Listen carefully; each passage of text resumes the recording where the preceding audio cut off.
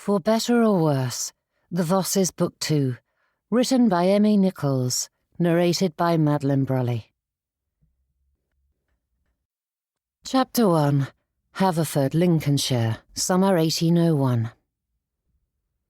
Flowers were happy things. There was nothing quite so wonderful as seeing them appear from behind a handsome gentleman's back and offered up for inspection. Granted, they were an odd symbol of affection, for they died quickly once cut. But then, the object itself held no significance.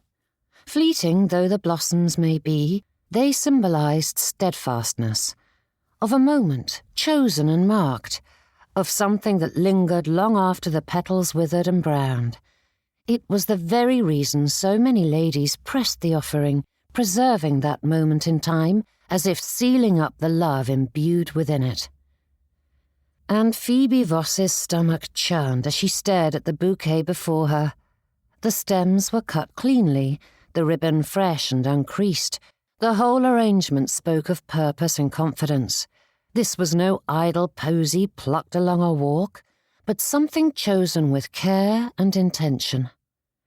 Mr. Winwood's eyes darted from her to Miss Mina Ashbrook, and Phoebe couldn't help mimicking the movement, her gaze flitting between him and his intended recipient.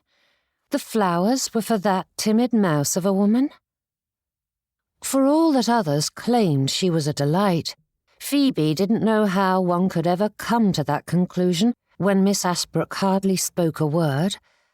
But then she boasted an obvious attraction certain to appeal to any gentleman, an enticement that was on full display in the costly gown adorning her person. Fists clenching, Phoebe swallowed against the tightness that squeezed her throat. With a lift of her chin, she stared at the bouquet that killed the last of her dreams as readily as a knife to the back, and standing there, with her smile fixed and her spine straight, Phoebe waited as the truth settled into her bones. Her future was now fixed.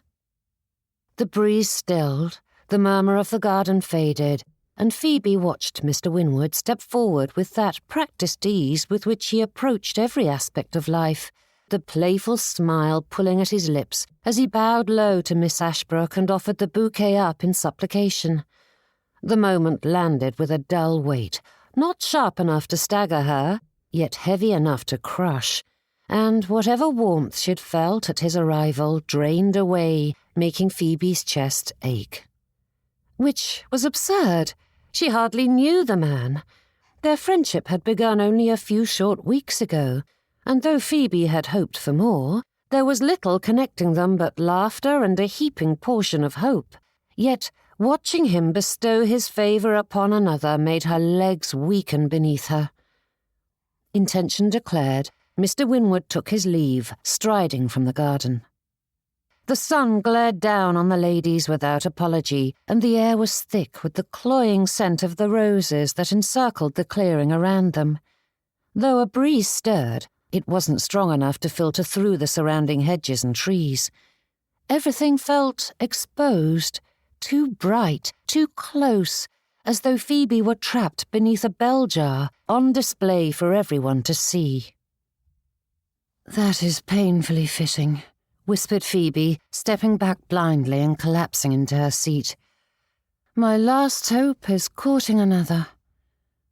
Resting her hand upon the table, she fiddled with the drawing pencil she had abandoned when Mr. Winwood had intruded, rolling it beneath her fingers. The paper before her bore the beginnings of a rose, petals sketched with careful intent, their lines firm yet unfinished. A form stalled mid-thought. She kept her gaze fixed there, tracing the shape without truly seeing it, aware only of the quiet scrape of her pencil against the wood as she pushed it back and forth. Around her, nothing stirred. The ladies' brushes lay where they'd been abandoned, their tips drying as the paint pooled on the palettes. A neglected teacup sat beside the remnants of the afternoon's entertainment. 'Twas meant to be a day to ease both the mind and the heart, yet trouble had invaded this sanctuary. Phoebe's fingers betrayed her with a faint tremor she could not still, no matter how firmly she pressed the pencil to the table. She tightened her grip, as though force might impose order where none could be found, but the effort only drew attention to the weakness she preferred to ignore. The lines on the page blurred, the rose losing its shape as her breath caught in her chest. Phoebe lowered her head, willing herself to hold fast, to maintain the composure that had never failed her before, but the strength drained from her shoulders, leaving them slumped and heavy, and she blinked hard against the sudden sting in her eyes, furious at her body's betrayal.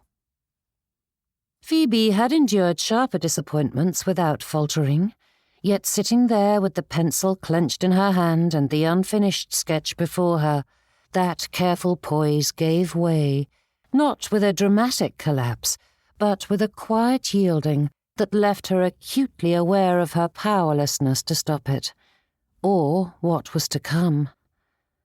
"I thought," whispered Phoebe, though she didn't know why she allowed the words to slip forth in the first place. What did it matter what she thought or hoped?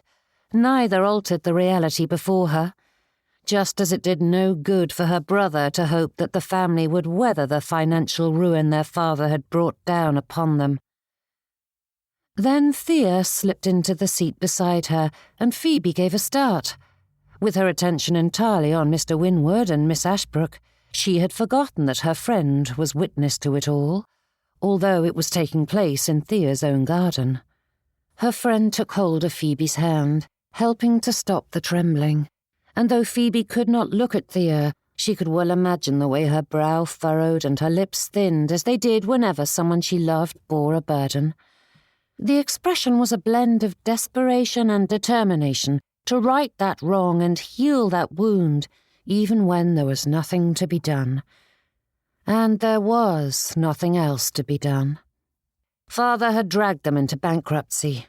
His death had compounded their troubles, and there was nothing that Phoebe or any of the Vosses could do about it, though a prayer lingered in her heart that her eldest brother would be guided to an answer. Surely if there was anyone who could manage such a thing, Frederick could. "I did not encourage him," whispered Miss Ashbrook, and Phoebe's muscles tightened, though she forced herself to nod. Nothing would make matters worse than ruffling the feathers of Thea's beloved cousin, no matter how vexing the lady was. Thea squeezed Phoebe's hand and rushed to add, "And the way in which he toyed with your affections makes it clear he is not a gentleman worth knowing.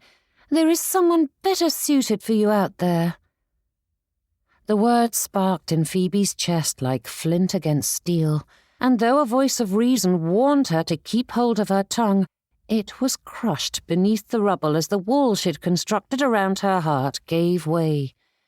Phoebe's chest tightened until each breath came sharp and shallow, and her hands braced against the table as though the solid wood were the only thing keeping her from being carried off by the force of emotion that came rushing in as it collapsed. Wrenching her hand free, Phoebe's voice trembled as she fought to keep control. "I do not have the luxury of waiting and hoping for someone better suited, Thea. You are not the only one whose life is unravelling around them.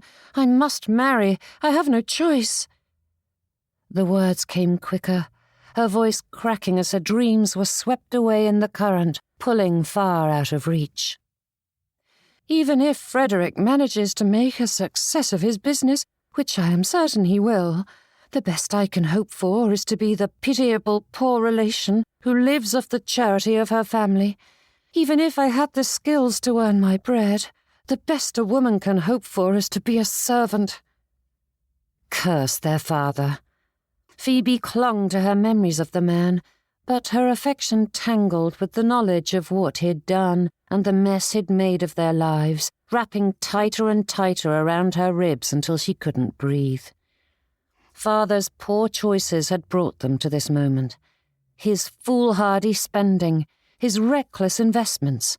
His children were not the authors of their destruction, but they would pay for his vanity all the same. Or rather, Phoebe and Frederick would. Their eldest sisters were married, comfortably situated, and living far enough from the scandal to avoid most of the gossip. Their youngest brother had a career and profession that could see him through if Timothy did not follow Papa's example. However, Frederick would be forced to sell his home and birthright, abandon his future with Thea, and make his own way in the world, whilst Phoebe would be left to the mercy of her siblings' charity. "My sisters are not unkind," said Phoebe in a hollow tone. "I am certain they will welcome me gladly into their homes. Heaven knows, Frederick shan't have the space or income to provide for me, but I would rather be mistress of my own home than a servant in another's, even if it means marrying a near stranger." Phoebe's voice wavered, a ragged sound escaping before she mastered it again. "And now, the one gentleman who appealed to me, who made me laugh and feel desired, is pursuing another." Speaking the words gave them weight, and they settled heavily upon her shoulders. Phoebe couldn't say she loved Mr. Winwood, but a love match was a luxury she could no longer afford. The best she could do was cling to the persistent hope and possibility that had clung to every interaction with that gentleman, whispering that she might still gain both security and affection, in time. And a marriage of convenience to a friend wouldn't be a misery, or feel like a prison sentence.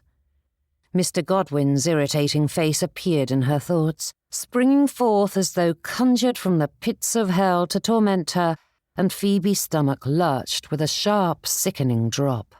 Her breaths grew ragged as though she were breathing through wool, and she kept her gaze fixed ahead, determined not to let her face betray the dread that chilled her veins.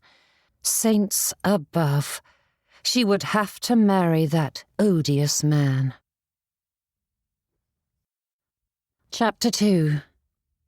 Phoebe's stomach churned, threatening to cast up the cakes and tea she'd eaten. Thoughts scattering to the farthest reaches of the world, she scoured for another possibility, another course, yet only 3 roads lay before her.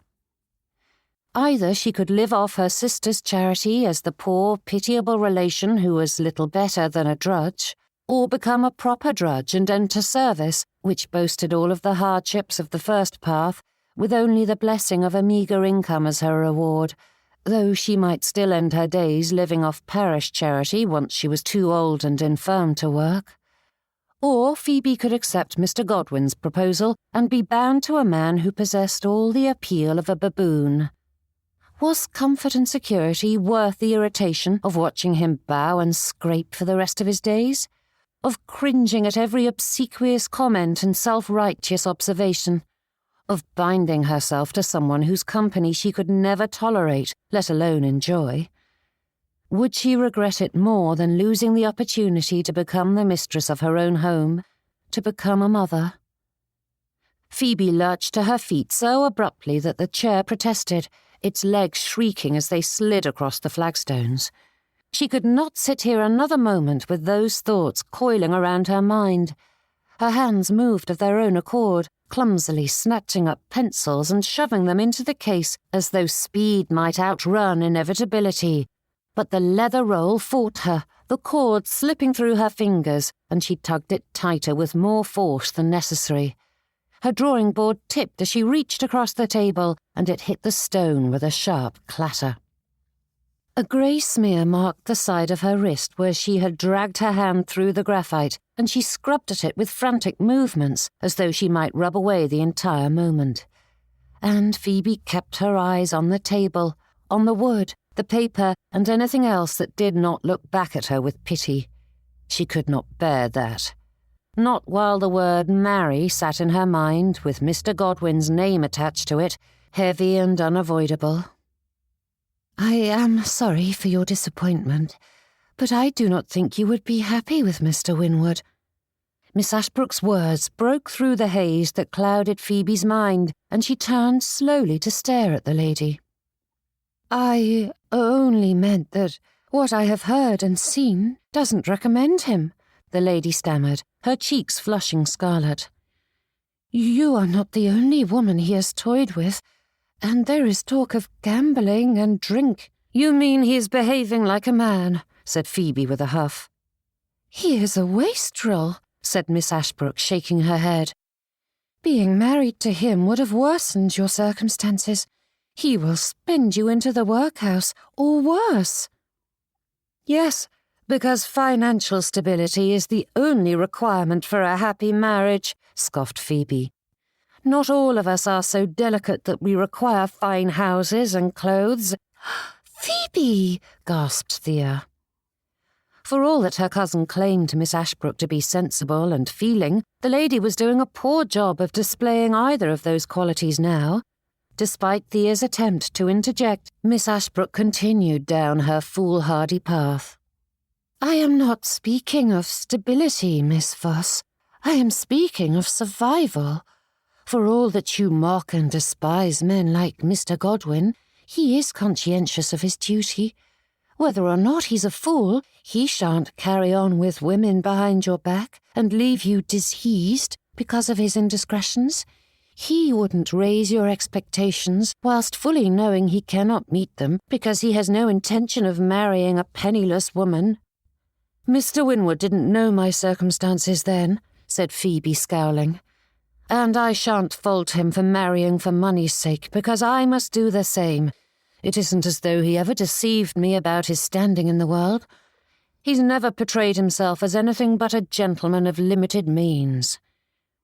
"And proved himself to be naught but a fortune hunter, pursuing your dowry and then mine," said Miss Ashbrook. "Better to have a husband who irritates and annoys than one who is selfish and immoral. Either way, you won't be content with the match, but at least an honest bore wouldn't leave you with the added burden of being penniless and abandoned when he decides he prefers some other pretty thing to your company. How can you not see it?" Phoebe opened her mouth, but Miss Ashbrook spoke over her, hurrying to add, "You may like Mr. Winwood now, but how long before the strain of all those troubles grew more tiresome than anything Mr. Godwin could say or do?" The retort died on Phoebe's lips. The tight, sharp energy that had carried her through the exchange ebbed so quickly it left her light-headed. Her fingers loosened on the cord of her pencil case, and the leather slipped through her hand without her noticing. Silence stretched. The scent of roses choked the air as the summer heat clawed at their skin, and their art supplies waited patiently to be taken up once more, yet the afternoon was broken beyond repair. "You have made your feelings very clear on the subject, Miss Ashbrook, and I did not ask your opinion to begin with," said Phoebe, her voice quiet and cold. "However, if you are so very insistent on inserting yourself into my life, then you should know you will have your way. I will marry the priggish parson." If there were any humour to be found in that moment, it would be the sight of Thea and Miss Ashbrook gaping like landed fish as they stared at her, and some dark, bitter part of her soul almost smiled at the sight, but that required more strength than Phoebe possessed at present. "You are going to marry Mr. Godwin?" asked Thea. Phoebe gave a short, mirthless laugh. "He proposed last week, and like a fool, I refused him. I thought—" Her throat worked, and she gave a small shake of her head. "I thought I wouldn't need to settle for a bore who only wishes for a wife to satisfy his employer, but it seems I was mistaken." Wrapping the leather cord around the pencil case, she tucked it into her satchel. "Apparently, Mr. Winwood requires security as much as I do, and practicality is guiding his choices as much as they are mine. He needs a wife with a dowry, and I no longer meet that requirement. So, yes, I will marry Mr. Godwin. At least he wants me on his arm." Phoebe straightened, drawing upon that knowledge to shore up the walls around her. Whatever his faults, Mr. Godwin wanted her as his wife. His proposal may have been insulting and full of the self-aggrandizement that defined the fool, but it had been clear. He needed to placate his beloved patroness, and any wife would do. She could no more comprehend the reasoning behind his choice than she could comprehend the mathematician's certainty that numbers dictated the movement of the heavens, but Phoebe Voss would not look a gift horse in the mouth. Not again. "You would marry someone you despise?" asked Miss Ashbrook, and Phoebe shoved the last of her things into her satchel. "Don't you dare judge me, Miss Ashbrook," replied Phoebe in frigid tones. "Your future is secure, mine is not, and no matter what path I choose, I will be little more than a servant or drudge, but at least I will have some semblance of freedom if I marry. Beyond my wifely duties, I will be my own mistress with a household to command, and a husband cannot turn me out like an employer or sibling." Drawing in a deep breath, Phoebe's posture straightened, and she clasped her hands before her. "Besides, Mr. Godwin knew my feelings and my financial situation, and was still willing to accept me. All in all, not the worst of my choices." Surely those assurances would help to ease the sharp pains in her heart. They did not. "You cannot bind yourself to a man you despise," whispered Thea. "At least give yourself time. You needn't rush into a decision. You may stay here if you like, for Papa would not object, and you know how Mamma adores you. It would give you time to consider what you truly want." A brittle laugh escaped her lips, filled with futility and the broken dreams she had fostered for too long. "And instead of leeching off my sisters, I would leech off you? What would that accomplish beyond letting Mr. Godwin slip from my fingers? A few weeks of borrowed comfort before I must face the same fate again. I have spent weeks waiting for my brother to fix matters, and I am done allowing others to decide my fate. This may be a wretched decision, but at least it is mine to make." For a moment, the ladies only stared at her. Miss Ashbrook looked as if she had swallowed something bitter, but Thea's expression slackened. Lips parted as though she had not expected Phoebe to say the words aloud, and the pity in Thea's gaze wrapped like a hand around Phoebe's throat, squeezing until she couldn't breathe. That silence carried more weight than any protest. It made Phoebe's legs quiver as the brittle certainty she had summoned thinned, ready to tear beneath the slightest breeze, and her eyes burned as she blinked back the weakness that threatened to undo her. How easy it was for them to judge when they had money and position. Let them look at her with dismay. Let them judge. They were not the ones who would be shuffled from one household to another, grateful for every scrap. Heat filled her cheeks, and Phoebe's hands tightened until the nails pressed deep into her palms. She drew in a breath through her teeth, slow and controlled, but the pressure did not ease. It only shifted, searching for a place to strike. Her gaze flicked to Thea, dear, earnest Thea, with that soft, stubborn hope still clinging to her like burrs, and something in Phoebe recoiled at it. Hope was a luxury. It always had been. Phoebe had simply learned that lesson too late. Thea could afford to believe that all would come out right in the end, and imagine that Frederick's troubles would be quickly resolved, as though Papa's fortune could be so easily restored. And even if they weren't, Thea could embrace life as the wealthy spinster, which was a far cry from the impoverished sort. The unfairness of it rose up and lodged in her throat, and before Phoebe could swallow it down, the words broke free before she could stop them. Leaning close, Phoebe said in a low voice, "And if you were wise, you would surrender this foolish hope for Frederick. Do not waste years pining. That future is gone. Life never resolves the way we wish it to, and there is peace in accepting that." For a long moment, Phoebe stood as if rooted to the flagstones, the words she had loosed hanging in the air between them, cold and heavy. She felt them settle in her chest, tearing at the ragged edges of her heart rather than mending them. Thea's silence pressed against her, and Phoebe kept her gaze fixed anywhere but her friend's face, unwilling to see whatever pain or judgment waited there. Jerking her chin up, Phoebe reached for her satchel as though the simple act of gathering her things might restore order. The strap slid over her shoulder, the drawing board tucked beneath her arm. Each movement was deliberate, a small scaffolding of control erected around something that threatened to buckle. Then she turned toward the path, because if she stayed one moment longer, if she allowed herself to look, to explain, to apologize, she would lose what little strength she had left. Phoebe's footsteps moved quickly across the flagstones as she fled from her friend, though she could not outpace the pain that sparked in her heart as those hard words rang in her thoughts. Her mouth tasted the cruelty on her tongue, sharp and metallic, and she tightened her grip on the drawing board until the edge bit into her palm, willing her hands to remain steady.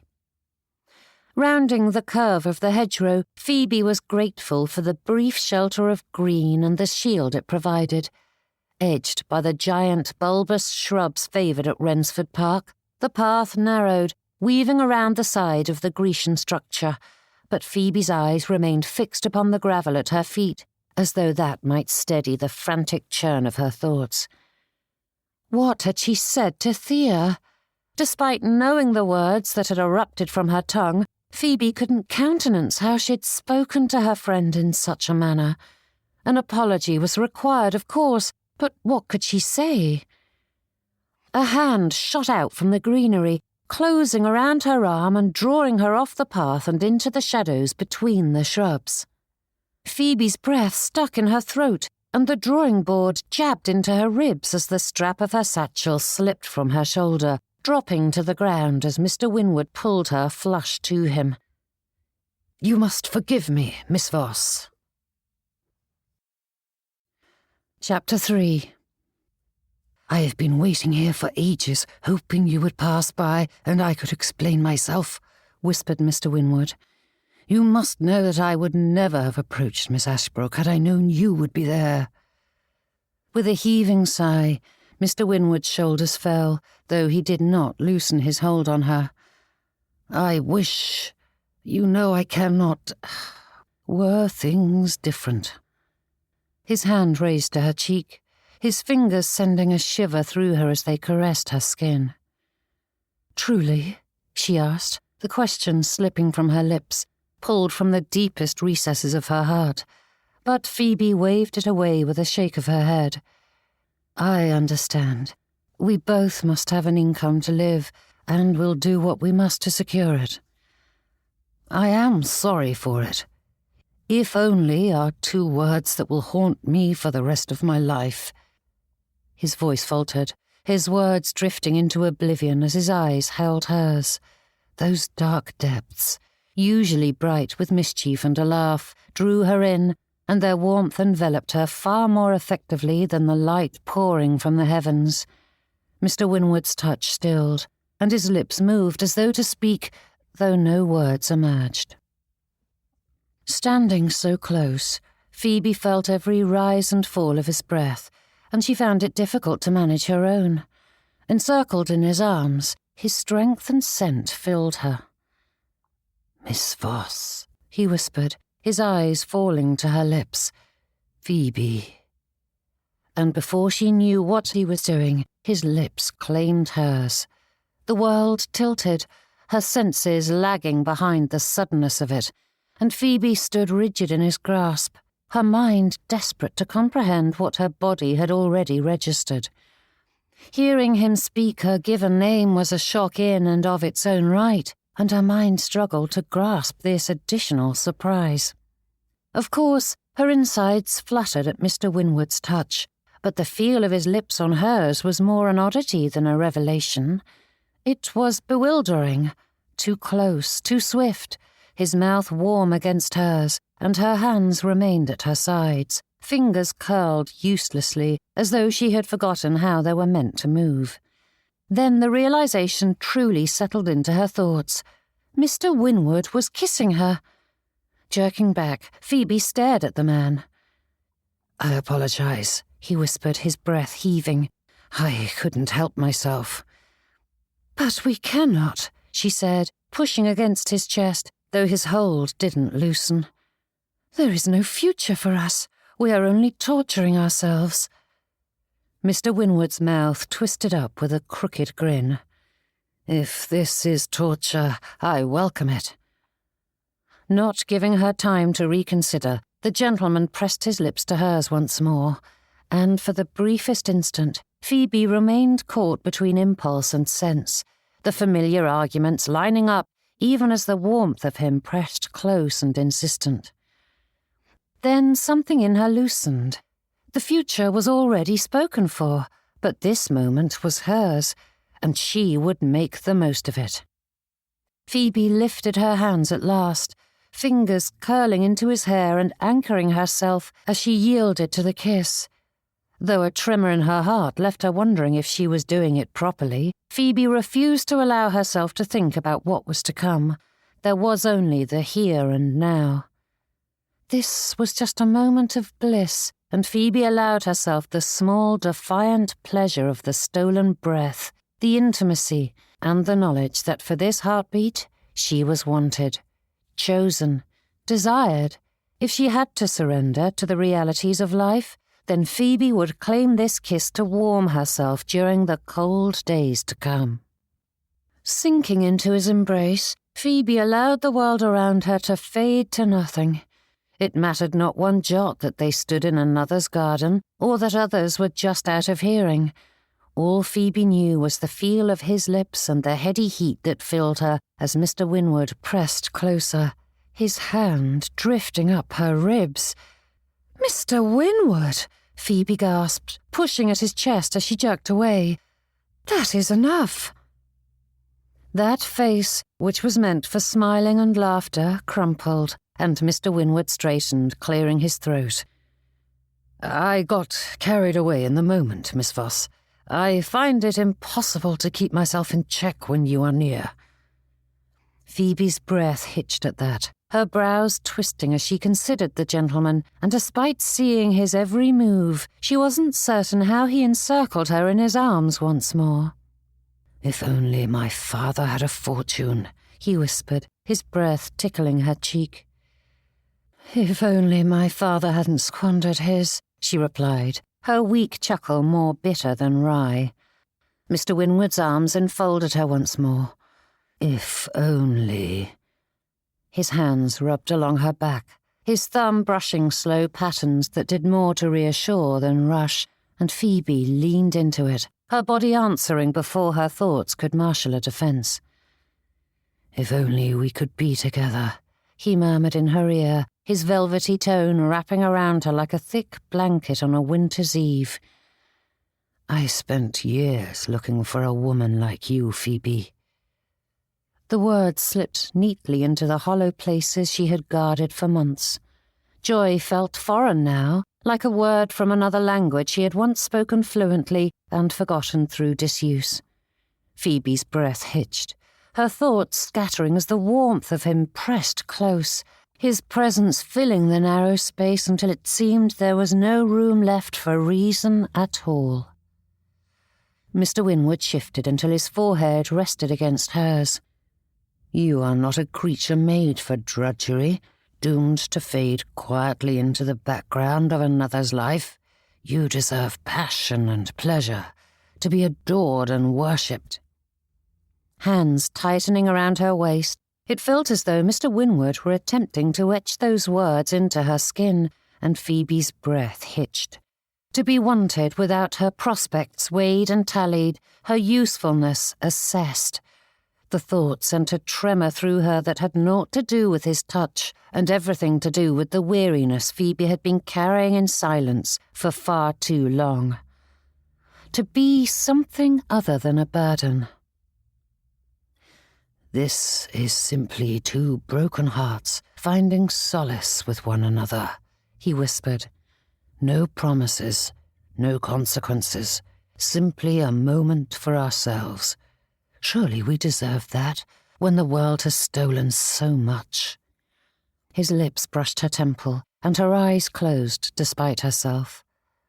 Let the rest of the world make its demands tomorrow, but let us enjoy this moment. Tomorrow. The word loomed heavy and inevitable, even as the present threatened to sweep her deeper into his embrace. Phoebe's fingers tightened around his lapels, clinging as much to the here and now as to the man himself. Heaven help her, his words wove their way into every bit of her fractured heart, finding those little sparks of hope and fanning them into proper flames. "Why must it be all or nothing, one or the other?" murmured Mr. Winwood. "Why must we marry for money and subject ourselves to loneliness when life is meant to be cherished? We may have our cake and eat it too." Phoebe's breath caught, her resolve wavering as his nearness crowded out everything else. "We are not doing anything wrong," he whispered into her ear as his thumb traced a slow line along her ribs, the touch deliberate, persuasive. "No one will know, and what does it matter if they do? Your family is struggling, and all they offer is gossip and judgment. Come with me to my rooms." Stiffening, Phoebe tried to step away, but his arms held her in place. "I think I may have misunderstood what you are proposing, Mr. Winwood." "Luther, please," he said with a hint of a smile. "Mr. Winwood," she insisted. "I cannot be enticed into your bed, sir." Heaving a heavy sigh, the gentleman's brows rose at that. "Do not tell me you are some silly prude who believes love has boundaries. You are more intelligent than that. Besides, we are commanded to love our neighbour. It says so in the Bible." "You are speaking of pleasure, not love." Mr. Winwood leaned close, the heavenly scent of his cologne filling her nose as his breath tickled her ear. "I am speaking of us, my dear Phoebe. Can we not seize this little happiness here and now?" His lips feathered her neck, and Phoebe's eyes closed of their own accord as her heart thumped hard against her chest. The traitor! Temptation shimmered before her, bright and intoxicating, and for one long moment Phoebe considered the possibility before her. Would it truly be so terrible? What harm would it do? But beneath the warmth, something pressed back, quiet, relentless, a feeling she could not name, though it grew insistent, pestering her as she turned her attention to it. This was not love, not even the hopeful imitation she allowed herself to imagine. This was an escape without shelter, fleeting gratification that would only add to her regrets and sorrows when the fervour faded into memory.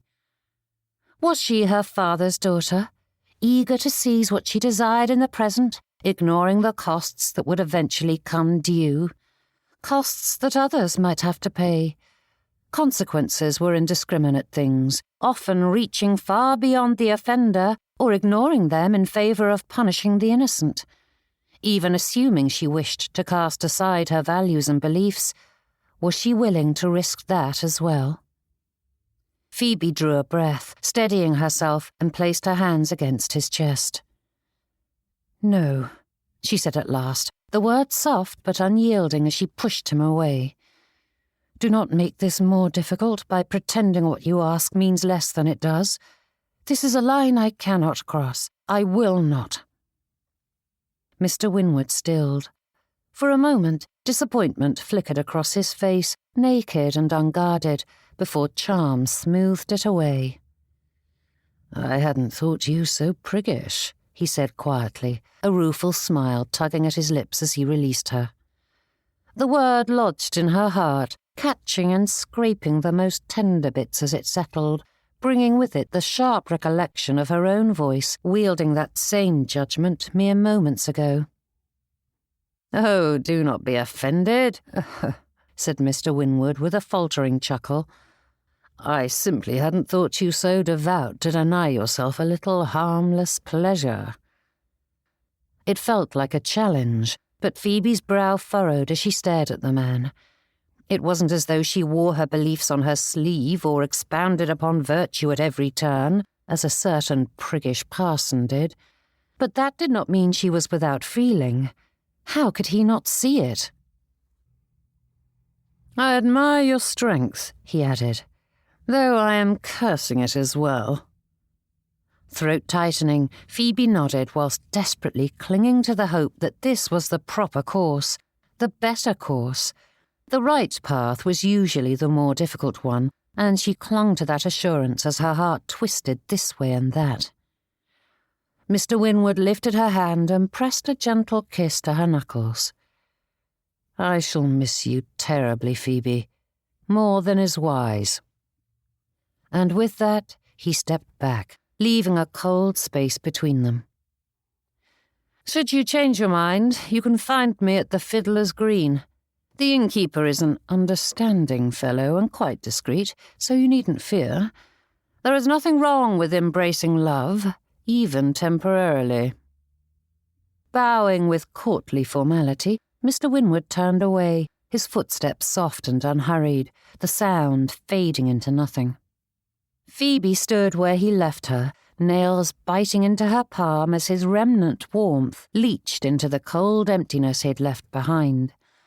Her heart thudded hard and uneven, caught between relief and loss, as though it could not decide which feeling deserved dominion. Closing her eyes, Phoebe steadied her breath before opening them again. Picking up her drawing board and satchel, she settled them into place before emerging from the bushes and returning to the world outside their sanctuary. Though bleak, the path ahead lay clear enough, and Phoebe forced her feet down it. Chapter 4. A stone wall stood as a barrier between the lane and Becket Place, but despite being finer than most homes in Haverford, the building seemed plain and poky compared to the grand edifices of Dunsby Hall and Wrensford Park. However, the masonry was clean and well kept, and sunlight glimmered along the many windows that decorated the front and sides, and a handsome garden surrounded it with neatly trimmed paths and shrubs, though the heat had dulled the greenery. In short, it was a perfectly adequate home. But, for all that the golden stone gleamed in the sunlight, a shadow hung over the building. Or perhaps it was simply over Phoebe's mind. Brushing at her skirts and straightening her bonnet, though neither required it, she gathered her strength and forged ahead, not allowing herself to reconsider her course. In a trice, she was ushered into the parlour, and Mrs. Godwin motioned for the young lady to sit. "We are delighted to see you," said the hostess, with a gracious smile that reminded Phoebe far too much of the lady's nephew. With practised ease, Mrs. Godwin leapt into the usual conversation, remarking upon the warmth of the day, the stubbornness of her needle, and the difficulty of keeping one's hands busy when the weather was more suited for lying about. Phoebe nodded where expected, and murmured agreement when there was a pause long enough to invite it, but all the while she was acutely aware of how little she belonged in this parlour. Gaze drifting to the doorway, Phoebe cursed her luck. At this time of day, one would expect her nephew to be about, yet there was no sign of the gentleman. It was fitting that fate would not allow her plans to unfold as intended. Perched on the edge of her chair, Phoebe smoothed her gloves again and again as the minutes stretched. Each word seemed to circle the matter at hand without touching it, and irritation pricked beneath her composure. Phoebe had braced herself for this meeting, rehearsed it in her mind until her resolve felt sharp and ready, and now she was stymied by small talk and social propriety. Her fingers tightened in her lap, then loosened, and she drew a measured breath, forcing herself to be patient. At last she lifted her eyes and spoke with what she hoped was an air of casual inquiry. "Is your nephew not at home?" A pause followed, brief but telling, but Mrs. Godwin nodded toward the door and the stairs just beyond. "He is speaking with my husband in the library at present. Some spiritual matter, no doubt." How fitting, for I had hoped to speak with him about a spiritual matter as well, said Phoebe with brittle cheer. He posed a question I was ill-equipped to answer when last we spoke, and I would greatly love to continue that discussion. There, that was an entirely unremarkable explanation. Mr. Godwin may not be her rector, but a man of the cloth was a man of the cloth. To pay a call on him was no different than speaking to any tradesman or man of business. Mrs. Godwin straightened, her eyes gleaming with far too much speculation for Phoebe's comfort, but the lady set aside her sewing and rose to her feet. "Ah, yes, that does sound very important. I shall fetch him at once." Clinging to the knowledge that the lady's opinion mattered not one jot, Phoebe tried to remain still as she waited, but receiving yet another speculative glance was too much to bear. Standing, she tucked her hands before her as she considered the room, and ignored the hasty footsteps that climbed the stairs just outside the doorway. Though much smaller than Dunsby Hall's parlour, it was a good size with well-appointed furnishings and decorations. Yet something niggled at her as she examined the details before her. There was something familiar about it, though Phoebe did not think she had ever set foot in Beckett Place before. Familiar, yet foreign. And then she realised why. 'Twas a copy of Lady Grenville's morning room. Certainly this was cosier, and the decorations weren't as fine as those which the baronet and his wife could afford, but once noticed, Phoebe couldn't ignore the eerie similarities. Would her marriage be like this poor replica, a cheap mimicry of something grander? Or was Miss Phoebe Voss simply another acquisition for the Godwin family? No matter how well appointed, a rector couldn't hope for an alliance to a family whose estate had existed centuries before the Godwins had pulled themselves free of the working class. And now they were snatching up a discounted bride to set on their mantelpiece as they grovelled at the feet of the upper class. The ridiculousness of it all made Phoebe want to huff and sweep out of the room. Posturing was a waste of time, for in her experience, the higher the climb, the less appealing the company. "Miss Voss?" The voice startled her, ripping Phoebe's attention away from the vase of roses atop the mantelpiece. Turning to face her future, she met Mr. Godwin's eyes. If he wished his name to be bound to her lineage, then so be it. Everything the Vosses owned was going for cheap at present. Faith, her tongue felt like a leaden weight, stiff and immovable, and the gentleman simply stared at her, those dark eyes watching her with more interest than was good for her nerves. Mr. Godwin was of middling height and build, the sort of man one's eye slid past without effort, his presence registering only because propriety demanded it. His brown hair was neatly arranged, with a care that suggested diligence rather than vanity, and his features were serviceable to the point of tedium. Only his nose, being a shade too prominent, gave his face any distinction.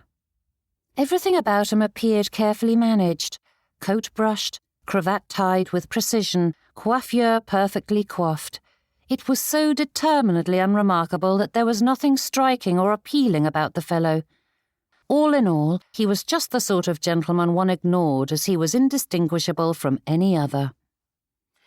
"How good of you to call on us this fine afternoon," he said, giving her a bow that was far deeper than warranted, and Phoebe couldn't help wondering if his nose scraped the ground. "You do us a great honour." Snivelling was a word that Phoebe had only ever thought belonged in novels.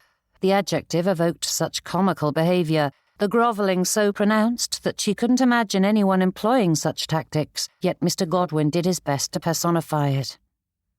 "I will give you two a moment," said Mrs. Godwin with far too much glee. "I wouldn't wish to intrude on such a delicate conversation." Phoebe's cheeks heated. She couldn't stop them. They were agents unto themselves, determined to make their feelings known no matter how hard she tried to keep them in check. For his part, Mr. Godwin gave no sign of emotion. The parlour door shut, and Phoebe allowed the words to burst forth. "Do you still wish to marry me, sir?" Mr. Godwin's brows shot upward, but he schooled them with far more efficiency than Phoebe was able to manage. "You made your feelings quite clear before, Miss Voss, so I am at a loss as to why you would ask such a question." Squaring her shoulders, Phoebe tried not to think about that previous conversation. In truth, she could not recall anything she had said, but there was no forgetting the emphatic nature of her rejection. "I understand your confusion, Mr. Godwin," she said, keeping a tight hold on her nerves, though they longed to fidget with her skirts. "But as you eagerly alluded to my reduced circumstances and outlined how much our marriage would benefit me—" "I do not believe I said those precise words," said Mr. Godwin with a frown. "Perhaps not, but it does no good to beat about the bush." Phoebe refused to blush. Why must she bear the discomfort of something that was not her doing? It was her father's reckless spending and speculation that had landed them in this difficulty to begin with, and her brother's actions since Papa's passing that had brought those failings to light. Though she could hardly blame Frederick for that. Perpetuating Papa's lies and concealing those losses made Phoebe's stomach sour. Accepting the Vosses' reduced circumstances was the only sensible way forward. She just wished she'd been granted more time to prepare for it. Forcing her thoughts from that avenue, Phoebe forged ahead. "You must marry to placate your patron and patroness, who insist their rector cannot be a perpetual bachelor, and you are the only gentleman of my acquaintance who cares not one jot that my family is near bankrupt, and I haven't a farthing for my dowry. Marriage would be mutually beneficial to us both." With each word, the tightness in Phoebe's chest loosened. This was not the marriage she desired, but this wasn't charity. "Ah," said Mr. Godwin, a brow rising at that. "So you spent the past fortnight scouring all of Haverford for a better offer, and having found none, you are here to reconsider." A self-satisfied smirk tugged at his lips, and Phoebe yearned to snatch it off and crush it beneath her heel. But it was not only impossible, but inadvisable. "I have spent the time in reflection," she corrected. Mr. Godwin's brows furrowed with confusion. "But you said nothing could entice you to accept me." "I do not believe I said those precise words, sir." Drawing in a breath through her nose, Phoebe said carefully, "Regardless, I spoke too hastily.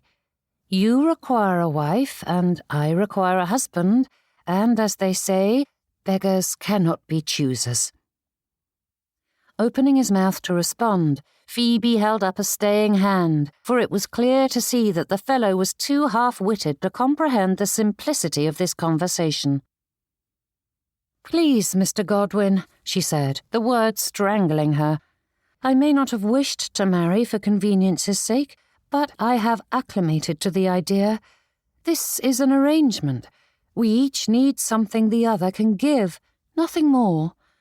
You will spend your day with your work amongst the parish, and I will spend my days overseeing the household.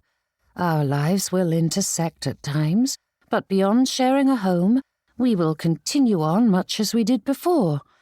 We needn't force this to be anything more than an arrangement." Phoebe paused to allow him to answer, but when silence followed that, she found more words tumbling forth. "I didn't want to live such a solitary life, but I have come to realize that I can manage loneliness or poverty, not both." The option stretched before her with bleak clarity.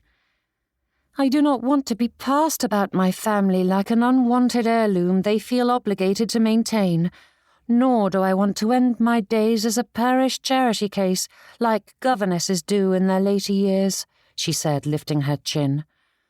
"Both of those courses offer nothing but solitude and poverty for the rest of my days. At least with you, I wouldn't endure the latter." Mr. Godwin opened his mouth, but Phoebe sensed it was another unnecessary observation, and she lifted a hand to silence him. "Please, sir, I will not stand here defending my change of heart," she said. "You've known from the first that I do not love you, just as you do not love me. I will not prostrate myself and beg for your forgiveness for having expressed my distaste for this arrangement, nor will I pretend we are choosing this path of our own volition. I will not begin this venture with a lie." The gentleman considered her for a long moment. "But—" Phoebe held up another staying hand. There was no need to revisit their previous conversation, as it had no bearing on the present. "It is a simple question, Mr. Godwin, and it requires only a simple answer. Does your proposal of marriage still stand?" "Yes, Miss Voss." Chains wrapped around her, binding her to this moment, to this man, and yet those muscles that had been strung as tight as piano wires loosened, allowing her to breathe fully. The sentiment was surprising, and yet Phoebe clung to it. Yes, she was accepting solitude within her marriage, but as Mrs. Phoebe Godwin, she would have standing in the village, friends and children, good things that would be denied an impoverished spinster or governess. This was a moment of celebration.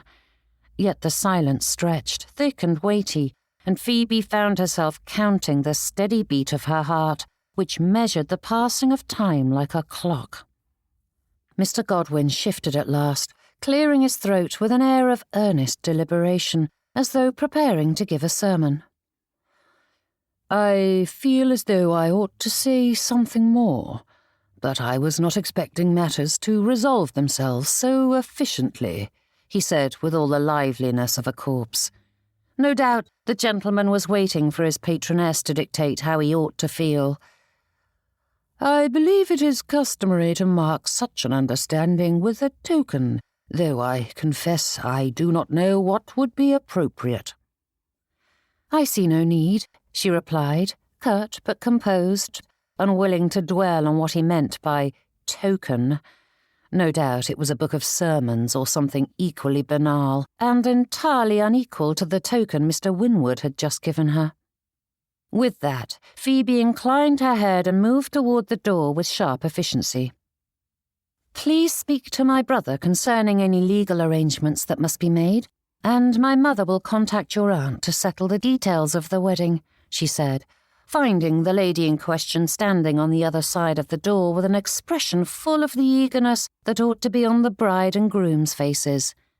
Stepping around Mrs. Godwin, Phoebe strode from the house, and the weight of the moment followed her, chains and relief alike, but she did not pause to examine it. Matters were settled now, and whatever came next would be managed in due course. Chapter 5. Nothing made a man feel more appealing than seeing his bride-to-be standing at the altar, her eyes dimmed and cheeks mottled from hours of weeping. Though the tears had been scrubbed away, there was no hiding the evidence they'd left behind, etched into every line of Miss Voss's face. Every man yearned to feel as though forcing his lady fair to exchange vows upon pain of death. Oh, happy day. Holding back the sigh that threatened to escape his lips, Samuel Godwin tried to focus on the words slipping from the curate's lips, but having performed quite a few weddings, he knew the ceremony well enough that his mind wandered far afield. This was her choice. The lady had been emphatic on that point, and, try as he might, Samuel couldn't begrudge Miss Voss's honesty. He hadn't hidden the fact that a metaphorical sabre was held to his back. If not for his patroness's insistence, he wouldn't have come to Haverford in the first place. As if a rector couldn't do the job on his own, Samuel knew his parish's needs and did his best to meet them. What good would a wife do? He wasn't barred from visiting the womenfolk on his own, and heaven knew Miss Voss couldn't perform any of his clerical duties. The only saving grace was the steel within Miss Voss's gaze. Her skin looked bruised beneath, but whatever tears she'd spilt the hours leading up to this moment had faded into determination. Her dark eyes dared him and everyone else in attendance to pity her and her choice. And if Samuel was forced to make this choice, he was glad that it would be a blessing to the lady. Poverty and loneliness, though everything he had seen of Miss Voss testified that she was quite capable of managing any trouble that crossed her path, the bleakness with which he had confessed those fears struck him to the core. At least it would save her from the former, and perhaps in time even the latter. That was a comfort. For pity's sake, the curate was doing his level best to draw out every aspect of the ceremony, and Samuel yearned to prod the fellow along. Granted, Mr. Tudor did not add a word to the rites, but the undue weight he gave each syllable made it feel as though he were. There was a balance between conveying the importance of the sacrament and brevity. Solemnity was paramount, of course, but it mattered not one jot if the audience's attention waned, leaving the windbag of a clergyman without a single listening ear. Perhaps the gentleman was allowing the couple to rethink their choice, but it was a fool's hope. Samuel had been from his flock for far too long, and both bride and groom were too desperate to abandon their course now. What was done was done. His fate had been sealed the moment Mrs. Whitcomb had levelled her dictate. Finally, Mr. Tudor gave the closing prayer and blessing, and Miss Voss turned to face him. For a long moment, they stood there, simply looking into one another's eyes, and Samuel wished he knew what was passing through the lady's thoughts. But perhaps there was nothing but a great gaping void where thoughts ought to be, just like Samuel's head felt at present. The curate herded them to the vestry to see the ceremony properly concluded.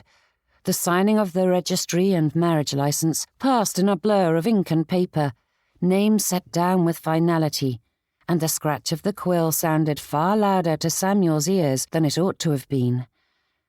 When at last they emerged once more, the air felt thinner, the business of the day sweeping them along, whether they were ready or not.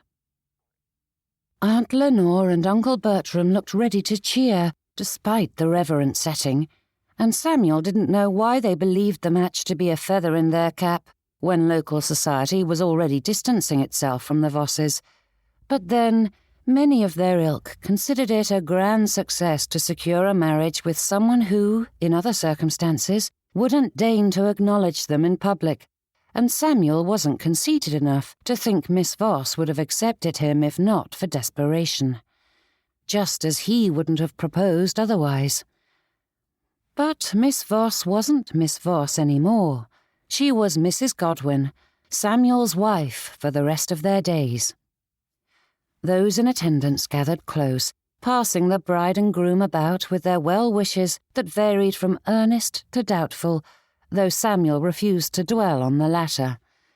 His attention drifted to the edge of the gathering, where Miss Voss, or Mrs. Godwin rather, stood with Miss Thea Keats, near enough to be seen but not overheard by the other guests.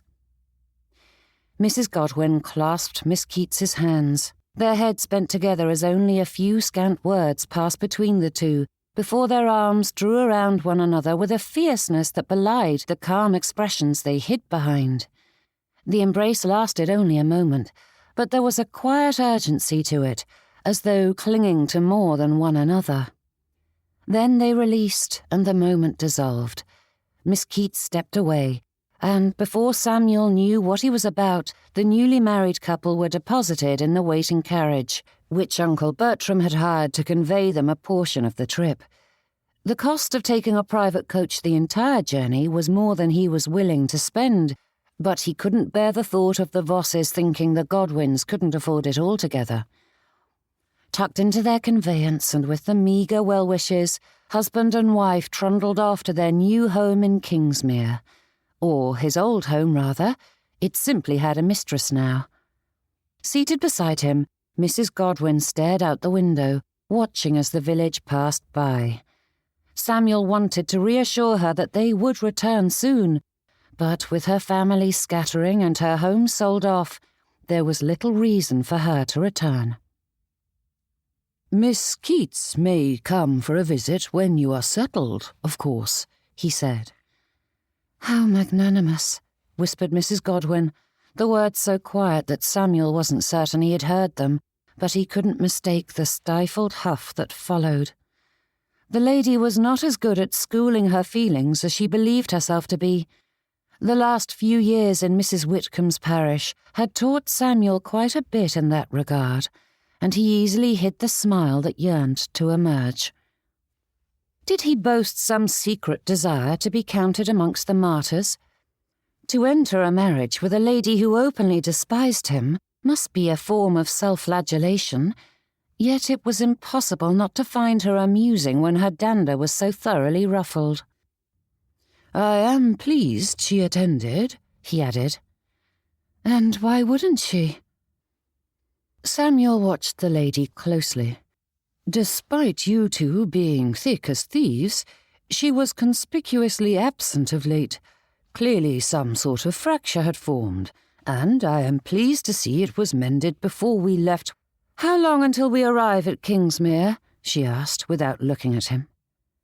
Drawing in a breath, Samuel explained the various plans for their journey home, including the changes to be made and the time it would take. "Then we will be spending the night in Nethercombe?" she asked. "I secured us a room in the coaching inn there," he replied.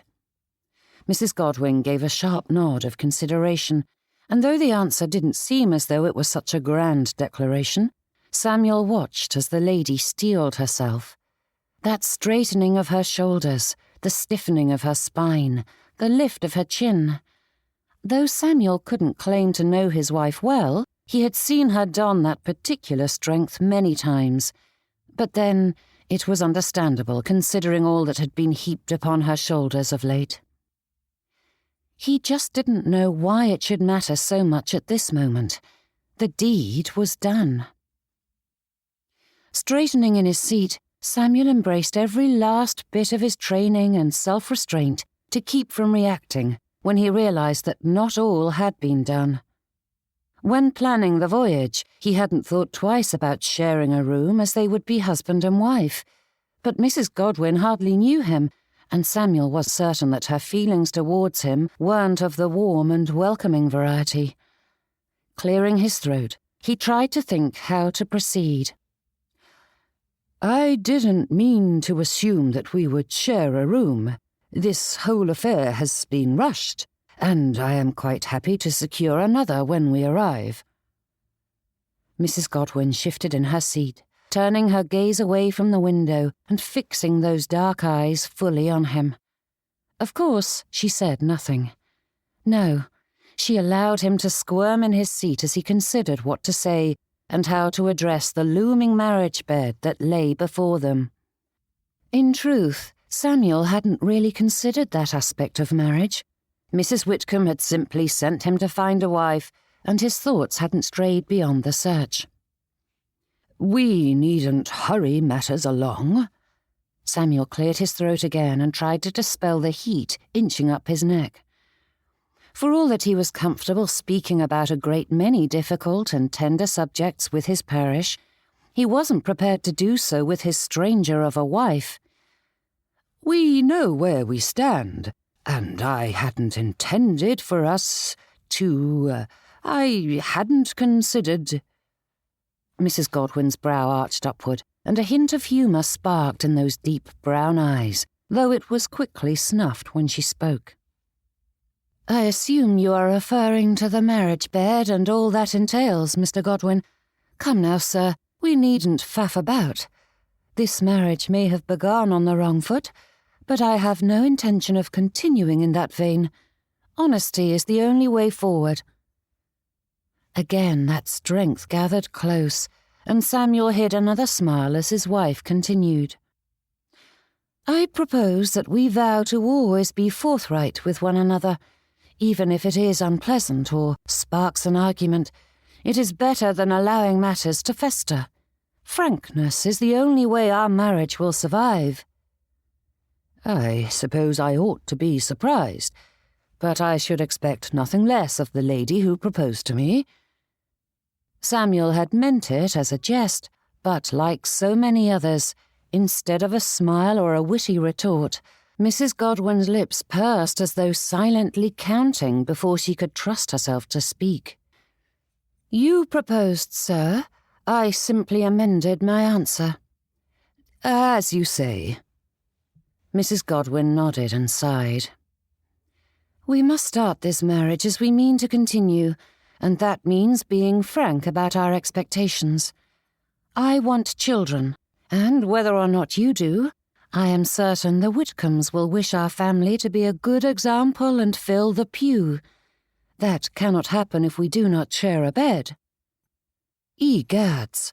Samuel reached for the window, cracking it open, though even that breeze could not cool the heat that enveloped the carriage, especially as her blunt words stoked a flickering flame within his heart. It was hard not to admire the forthright manner in which the lady spoke. For all that she had been dealt a rum hand, Mrs. Godwin was moving ahead with dogged determination. Yes, if Samuel Godwin had to marry, a lady like Miss Phoebe Voss was certainly the best choice.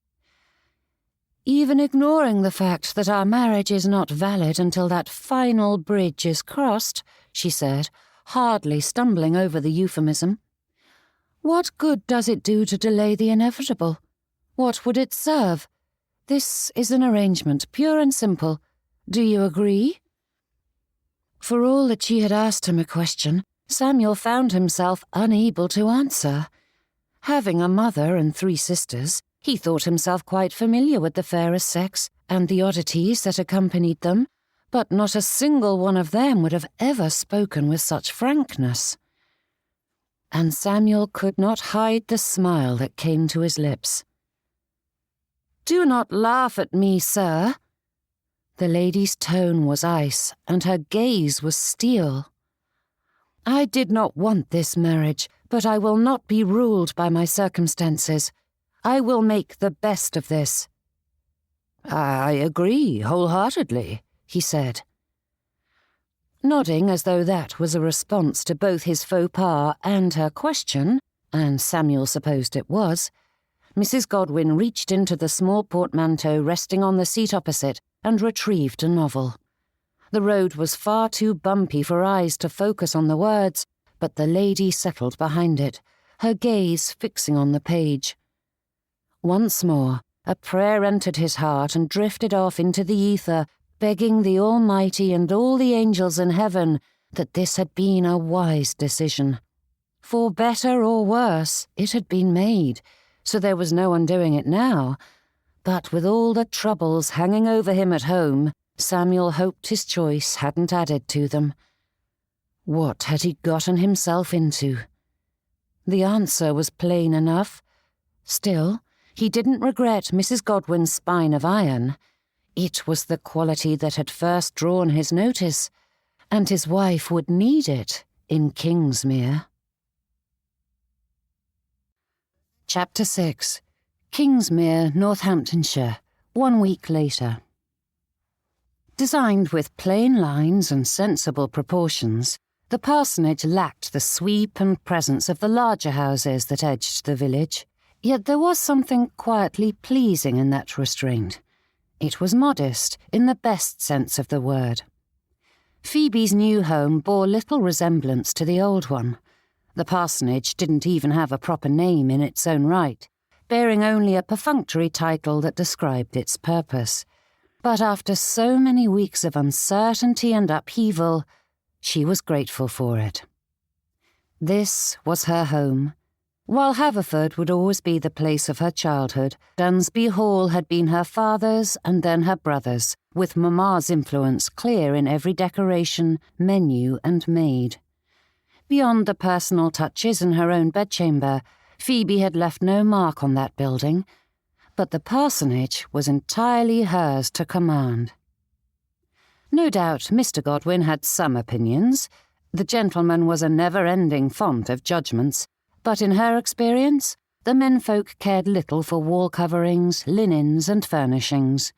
They simply wanted good meals at their appointed hours and a comfortable place to rest, and Phoebe could see to those needs nicely whilst leaving her mark upon everything else. Standing in the sitting room, she glanced out the window and took in the sight. Though Langley Court was well out of sight, Mrs. Whitcomb's extensive gardens reached the lane, bestowing their beauty upon anyone who glanced out the parsonage's front windows. And, of course, the house's own kitchen and ornamental gardens wrapped around the sides and back, giving every window far better views than such modest buildings usually boasted. All in all, the parsonage was magnificently situated. Walking through the rooms, Phoebe considered what needed to be done, making note of each idea. It was impossible to complete all the changes at once, but she could plan. Her painting of Dunsby Hall might look nice on the far wall. Perhaps it was foolish to hold on to that reminder, but it was her past as much as the parsonage was her future. Regardless, it would need to be properly framed before it was fit to be seen. The door opened and the maid-of-all-work popped in with a bob, her breath coming fast as if she had sprinted up the stairs. "Mrs. Whitcomb to see you, madam." "Very good, Molly." Phoebe made another mark on her list, scribbling down the last of her ideas before they faded away. But the maid remained in the doorway, wringing her hands. "You'd best come straight away," added Molly in a strangled voice, as though forcing out the words and expecting a reprimand for her boldness. Whatever awaited Phoebe in the parlour must be serious indeed for the girl to work herself into such a dither. "I do not intend to make her wait," said Phoebe, adding one final note before setting the notebook and pencil on the mantelpiece to await her return, and the girl heaved a sigh as her mistress strode from the room. No doubt Mrs. Whitcomb was quite a fearsome beast. Every village boasted one, and Phoebe had done battle with Haverfords many a time. They simply required a firm hand. "Please prepare some tea," said Phoebe, and Molly bobbed and scurried off to the kitchens, leaving her mistress to enter the parlour alone. Upon the sofa sat an imposing lady, her spine rigid and her eyes calculating, as she took in the rector's new wife. Beyond a few wrinkles at the most obvious places, Mrs. Whitcomb held herself with the air of one who had reached an age where regrets were ridiculous things that were best ignored, and if Phoebe were to hazard a guess, she would say the lady's children were grown, perhaps even a few of her grandchildren. However, the locks that peeked from beneath her bonnet were the sort of blonde that hid the encroaching greys, and they boasted a lustre not often found on a head more than 50 years of age. Stepping through the doorway, Phoebe bobbed at the lady, and though Mrs. Whitcomb acknowledged that with a slight nod of her head, there was a distinct pause between the two actions, leaving Phoebe a little bewildered. Had she offended the lady already? It wasn't as though she had kept Mrs. Whitcomb waiting for an inexcusable amount of time, especially as this was not an appointed time for formal visits. "Welcome, Mrs. Whitcomb. I'm pleased to say you are my first caller," said Phoebe, taking the seat nearest the lady. "I would have come earlier, but I didn't wish to inundate you with visitors during your first days in Kingsmere," said Mrs. Whitcomb, her hands tucked primly in her lap. "And I thank you for your consideration," replied Phoebe. "Though I have never settled in a new village, I've seen others come to Haverford, and it must be extremely taxing to explore your new home whilst managing the introductory visits. No doubt they are happy for the warm reception, but I suspect they would also like to get their bearings first." "Precisely," said Mrs. Whitcomb, giving that a sharp nod of approval. The clink of china announced Molly's arrival just before she appeared.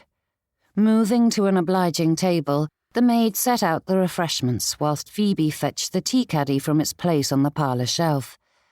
With a twist of the key, the lid opened easily to reveal the 2 compartments inside, and Phoebe couldn't help the shiver of delight that ran through her as she examined the black and green tea piled thick inside, ready for her to mix the proper blend for her guest.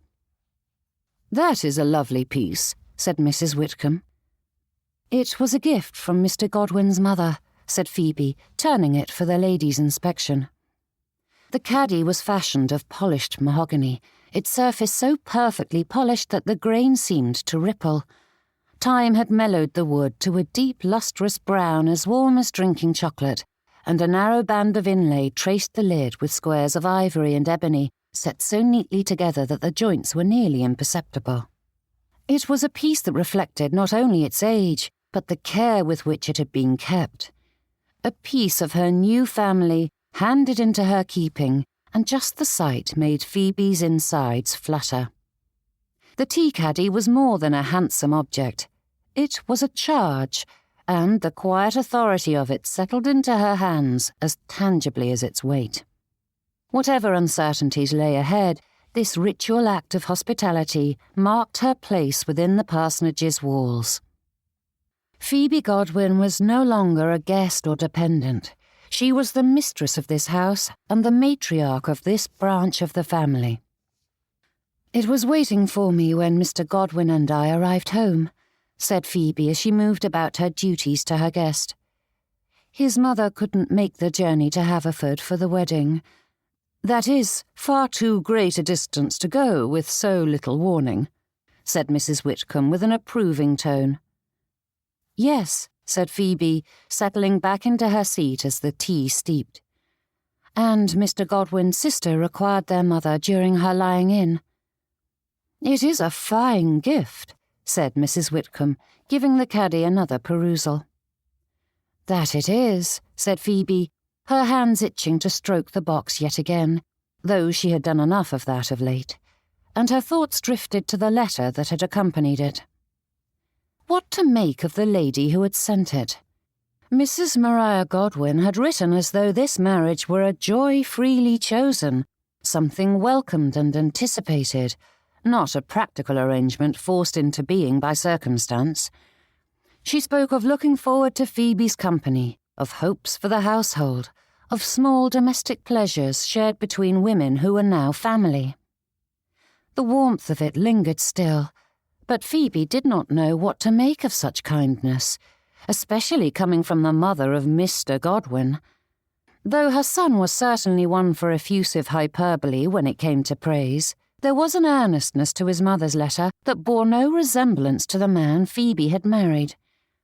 But she accepted the gift and the missive, setting both gently aside in her thoughts, uncertain whether to trust what they promised. "It wouldn't occur to a gentleman that such a thing is needed," added Mrs. Whitcomb. "It is a fine heirloom to pass down from mother to daughter." The words landed with an unexpected weight. Mother to daughter. Phoebe felt it like a sharp tap against the ribs. No doubt there were heirlooms Mamma had intended to entrust to her youngest daughter, once the marriage vows had been spoken, but they had been parcelled out and sold off to pay off the family's debts, dispersed into other households where their histories were forgotten. Phoebe drew a slow breath and brushed the thought away before it could settle. There was no purpose in dwelling on what was lost, or taking offence over an innocent remark. The caddy sat solid and real beneath her fingers, so she schooled her expression and allowed the moment to pass. And with that, they fell into a familiar dance. Questions concerning Phoebe's journey, the weather, and the state of the roads flowed freely, and as they spoke, Phoebe prepared the tea and offered up refreshments to her guest. "I do hope you will engage a proper cook," said Mrs. Whitcomb, waving aside the proffered sweets. "The rector is an integral aspect of village life and must host parties and gatherings. But Mr. Godwin cannot do so without proper food, and he has been slow to act." Phoebe's smile held, though her spine stiffened. "Molly is quite capable. She is a good girl and takes pride in her work." "She is skilled with plain fare, but that is not enough for proper entertaining," said Mrs. Whitcomb. As Phoebe couldn't help but agree with that assessment, she didn't argue the point, even if she did not care for the slight against her staff. Mr. Godwin wasn't in a position to host, and thus never felt the need for a cook, but I assure you that I have already made inquiries." Taking a sip from her tea, Mrs. Whitcomb nodded. "Just so. You'll find it makes all the difference." Phoebe reached for her own teacup and let the matter rest with a vague nod in acknowledgement. "And how are you settling in?" asked Mrs. Whitcomb, glancing about the parlour, which already bore the signs of its mistress's influence. "I have yet to explore Kingsmere in its entirety, but what I have seen is breathtaking," said Phoebe, offering up that sugar to sweeten the conversation. "Besides, it was true enough. And I'm quite pleased with the parsonage. I've spent every free moment exploring the nooks and crannies and coming up with grand plans for its improvement." "Nonsense," said Mrs. Whitcomb, setting down her teacup.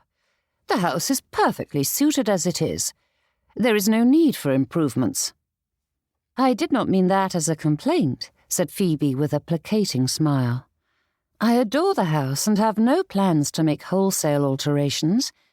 I was merely thinking of adding shelves here and there, painting a few walls, and installing some seating in the garden, perhaps erecting a wall along the edge. That is all." Mrs. Whitcomb's expression puckered tighter and tighter with each word, which was positively ridiculous, as it was not a slight against the property. What woman did not wish to alter such things in her new home? And what did it matter to anyone what the rector's wife did to her own abode? Grasping onto a change of subject, Phoebe asked, "I understand Mr. Whitcomb is from home at present, though I have not heard when he is to return." Mrs. Whitcomb's mouth thinned, the warmth in the room cooling at a rapid pace. "My husband's movements are his own concern," she said at last, her tone clipped, offering no further explanation as she lifted her teacup once more, and the silence that followed sat stiffly between them, weighted with something Phoebe could neither name nor dispel. Clearly that had been a misstep, though she could not see how, but there was no need to dwell upon it. Turning her attention to the tea service, Phoebe focused on all the little actions required to serve her guest. With a poke of the moat spoon, she unclogged the teapot spout, dislodging the loose tea, and poured herself another cup of that perfect blend, and forced herself to refrain from petting the tea-caddy like a beloved puppy. Whatever else this new life demanded of her, there was peace to be found in these rituals and her new role, mistress of the parsonage. Shaped by habit more than ambition, Kingsmere was the sort of village whose rhythms had been set long before its current residents were born. It was the sort of place where people were known by their work as much as their names, where news travelled swiftly with varying degrees of accuracy, and where change arrived slowly, if at all. The village green lay trimmed and orderly, bordered by shops and houses, with windows thrown open to invite what little breeze the day might offer. Carts moved along the lane at an unhurried pace, their wheels kicking up faint plumes of dust, while the drivers' voices carried on the air as they called out greetings when they passed. Roads stretched out from the village centre, passing by cottages with laundry strung out to dry and gardens carefully cultivated for both need and pleasure. Samuel walked the length of the village at an even pace, his thoughts tracking the calls already made and those awaiting him. Mrs. Turner's roof was leaking again. Mr. Hale's back was troubling him again. Mrs. Barnaby's larder was near empty. The curate from Barton had done well enough in Samuel's absence, but there was just too much work to be done for a clergyman to manage both his own curacy and the neighbouring parish. However capable Mr. Pike was, Kingsmere required its own shepherd, and Samuel felt the press of that truth settle more firmly with each house he passed. A quiet sense of rightness settled in him as he gazed out upon his parish. It had been too long, and the simple act of walking these lanes again eased the strain that had settled into his shoulders the moment he had climbed the stage to Haverford. Raised voices broke through the warm quiet of the afternoon, and Samuel perked, glancing about to see where the trouble lay. His feet pulled him along, moving past the last few cottages at the edge of the village to find Mr. May, red-faced and shouting, his finger jabbing at a stranger. "That is robbery!" The farmer looked positively apoplectic, and Samuel quickened his pace, determined to calm the fellow before he fell over dead. "This is the law," said the stranger, his expression as unchanging as his tone. "It is your responsibility to keep your animals under control." "May I be of service?" asked Samuel, inserting himself between the men and subtly moving them back a pace. Mr. May's ruddy face turned to him, his mouth opening and closing as though struggling to identify the newcomer, though that quickly passed as he bellowed again. "He stole my pig!" "That is a serious accusation," said Samuel, threading peace and calm through his voice, though a burning glare made it clear that his parishioner did not wish reason to prevail. Mr. May did as bidden and drew in a breath, seeming to get himself under a semblance of control. Once that was settled, Samuel turned to the newcomer. "I fear we have not met, Mr. "Norcroft," said the fellow, extending his hand. "I'm the Whitcombs' new steward, and this is estate business." Glancing at Mr. May, Samuel's stomach dropped to the ground, and for all his practice and self-control, he struggled to keep his expression impassive as he considered that revelation. The new steward. Saints above. Chapter 7. First impressions mattered, though not impossible to alter, and often second impressions were just as impactful as firsts. It set the tenor for their future exchanges, shaping how disputes were handled, how requests were received, how readily cooperation was offered, or withheld. To encounter the man for the first time amid raised voices and bristling tempers was a poor beginning. So many in the village relied upon the Whitcombs for income and charity, and this man was the intermediary, and establishing a firm relationship from the outset was paramount. Instead, this wretched marriage business set Samuel at a disadvantage, allowing Mr. Norcroft to run wild across the parish whilst he was absent. To say nothing of their first meeting occurring in the midst of such a heated debate, this required a very light step and delicate footwork to manage. Though he didn't know what any of this had to do with the aforementioned stolen pig, for he couldn't imagine the steward of Langley Court dealing with livestock in any fashion. "I am Mr. Godwin, the rector," said Mr. Norcroft with a nod. "I am sorry to have missed your arrival in Kingsmere," said Samuel, slipping on that abject frown that appealed to his patroness, being a blend of apology and subservience, as though begging forgiveness for one's very existence. It had an incredible power to mollify even the loftiest of one's betters, and boasted even more efficacy when the recipient was lower down the social hierarchy. Being only a mere steward, Mr. Norcroft was not Samuel's superior, but that only gave the expression more power, for it bestowed a level of deference they rarely received. And it worked beautifully. Mr. Norcroft's chest puffed ever so slightly as pleasure sparked in his gaze. Neither were grand steps towards peace, but Samuel knew this dance far better than any reel. "Mrs. Whitcomb speaks highly of you," said Mr. Norcroft. "In fact, the entire village seems to think you a saint." "I am deeply humbled to hear such praise," said Samuel with a low bow. "Serving Kingsmere is the greatest pleasure of my life, and I count myself so very fortunate to have such a magnanimous patroness as the great Mrs. Whitcomb. Never has a man been so blessed." That was a bit overdone, but Samuel found people were often quite ready to accept the ridiculous, as long as it was complimentary. "As a servant of the parish, might I inquire what has caused such great distress this fine afternoon?" asked Samuel, glancing between Mr. Norcroft and Mr. May. But it was the latter who spoke first. "This bounder." Samuel's eyes narrowed on the farmer, begging the man to stop, and for all his temper, Mr. May still had some semblance of sanity intact, and his words halted in place. Straightening, the farmer glanced between his rector and the steward. "I apologise, sir," said Mr. May, and Samuel's chest loosened. Mr. Norcroft straightened, his eyes gleaming with appreciation as though pleased that the rector had such a tight hold on the parish's reins, and the expression made Mr. May's own redden, though when he opened his mouth to speak, he spied Samuel's hand subtly gesturing for caution.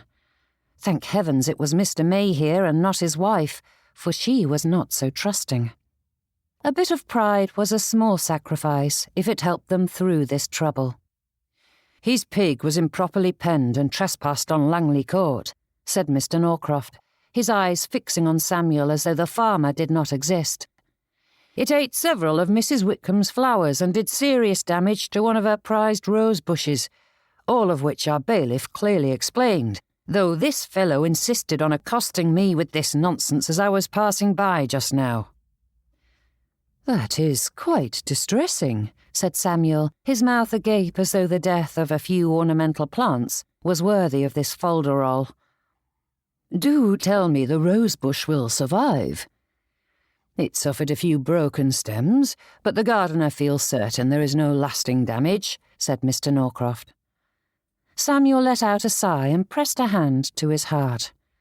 "Thank the heavens! I would hate for our dear mistress of Langley Court to be without her beloved roses for the season."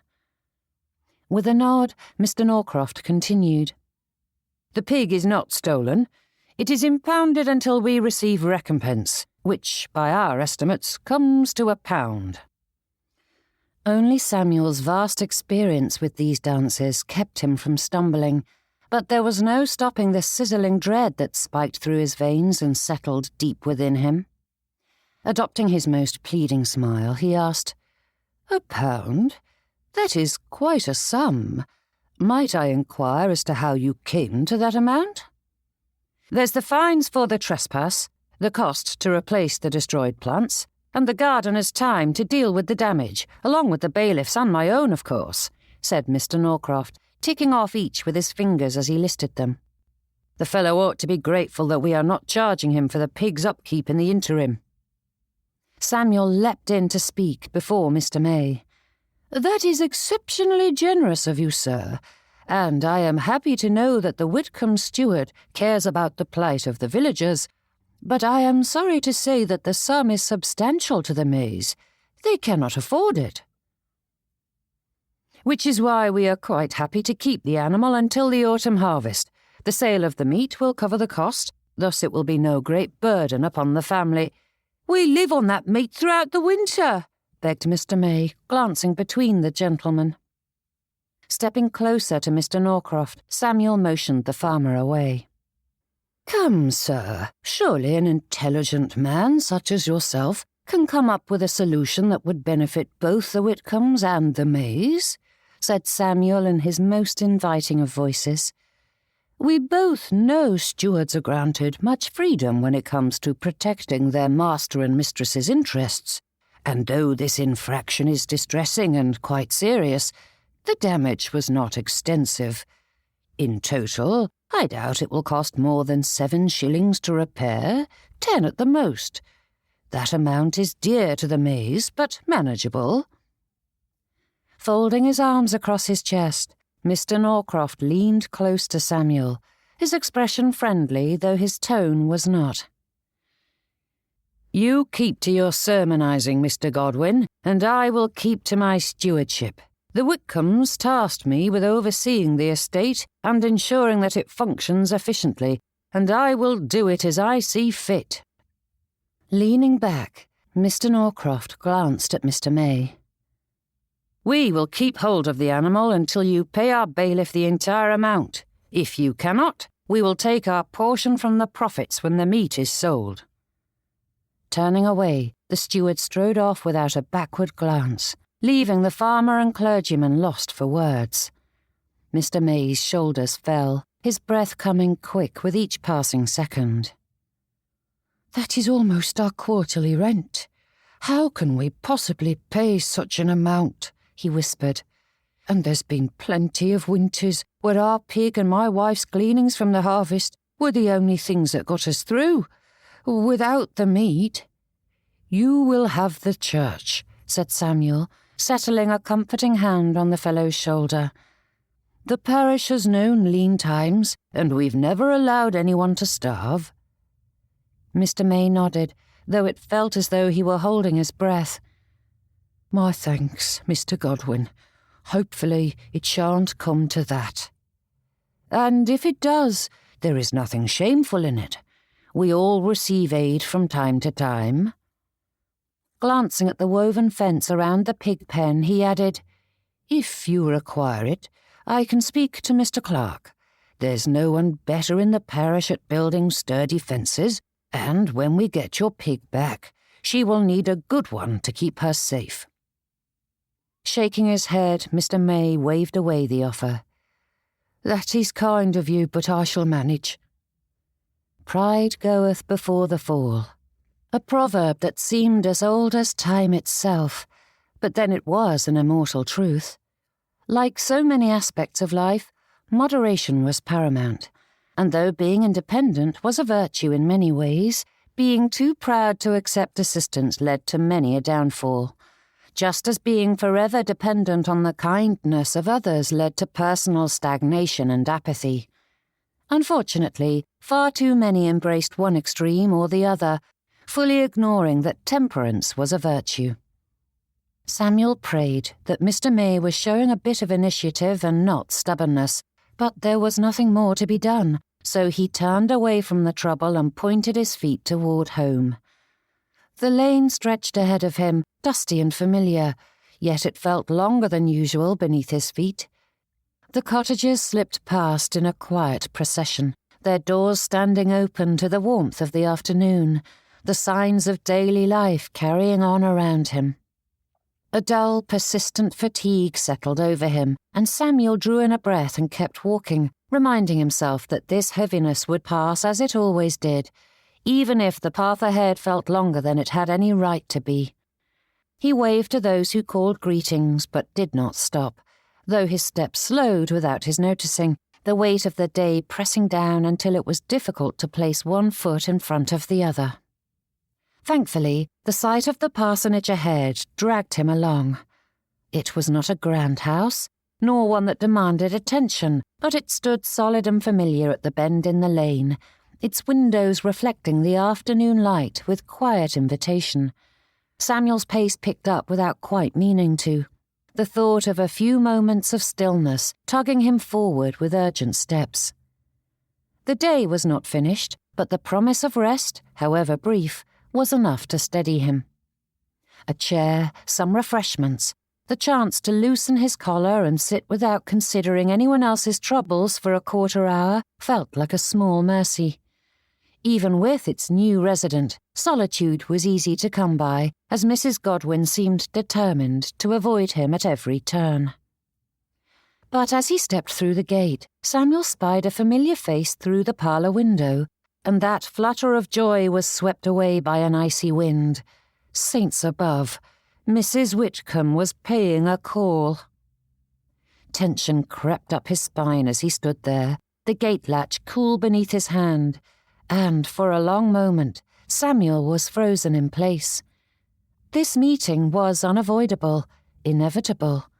Of course, as the most senior lady in the neighbourhood, it was Mrs. Whitcomb's duty to welcome the rector's new wife, but knowing a thing and seeing it unfold were two very different things. Would Mrs. Godwin become another supplicant, inserting herself into the games that kept him forever measuring his words and treading lightly? For one never knew when an innocent observation would make its way to the Queen of Kingsmere.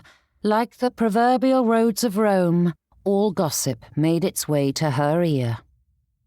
Of course, Mrs. Godwin hadn't shown any interest in social jockeying. It was one of the many reasons Samuel had proposed. But people could change, especially when thrust into new circumstances with new people. Samuel exhaled slowly, irritation and unease tangling in his chest. When he'd set off for Haverford, he'd known that adding a wife to his household might erase the last refuge he had in the world, forcing him to weigh every word he spoke, even within the safety of these four walls, and his heart poured out in prayer that he had not been mistaken in Miss Voss's character. He couldn't bear living with yet another person to placate and manage. Forcing his feet forward, Samuel embraced what was to come. Whatever it was. If his home was to be another battle line in the endless campaign of parish life, then he would meet it as he always did, politely and warily. Samuel swept into the house and entered the parlour to find the tea service laid out neatly, cups poised at the ready, the air scented with sugar and steeped leaves. Nothing was amiss, no raised voices, no brittle silences sharp enough to cut. Just two ladies seated comfortably as though this were the most ordinary of calls. Tea was harmless, tea was civilized. Tea suggested banal pleasantries like uninspired observations about the weather. Samuel felt a cautious flicker of relief. Yes, everything was fine. The unease permeating the room was naught but the newness of the situation. New marriage, new household, new rhythms still settling into place. That was natural enough. Schooling his expression into something suitably genial, Samuel stepped fully into the room. Chapter 8. "Ah, Mr. Godwin," said Mrs. Whitcomb with a regal wave of her hand, beckoning to him. "Your wife and I are just getting acquainted. It appears she intends to hire you a proper cook and host gatherings." Brows shooting upward, Samuel nearly beamed at the thought. Not that he cared one way or another, but the slight censure in her voice made it clear it mattered to the lady more than he had realized. Thankfully, she was now able to enjoy a bit of a gloat at having gotten her way. Motioning toward a seat, Mrs. Whitcomb invited him to sit down in his own parlour, and Mrs. Godwin stiffened at that high-handedness. But Samuel gave her a slight lift of his fingers for her to let it go. Overstepping the bounds of a guest was of little consequence after all. "I am so happy for you to finally meet," he quickly interjected, drawing their attention away from that faux pas.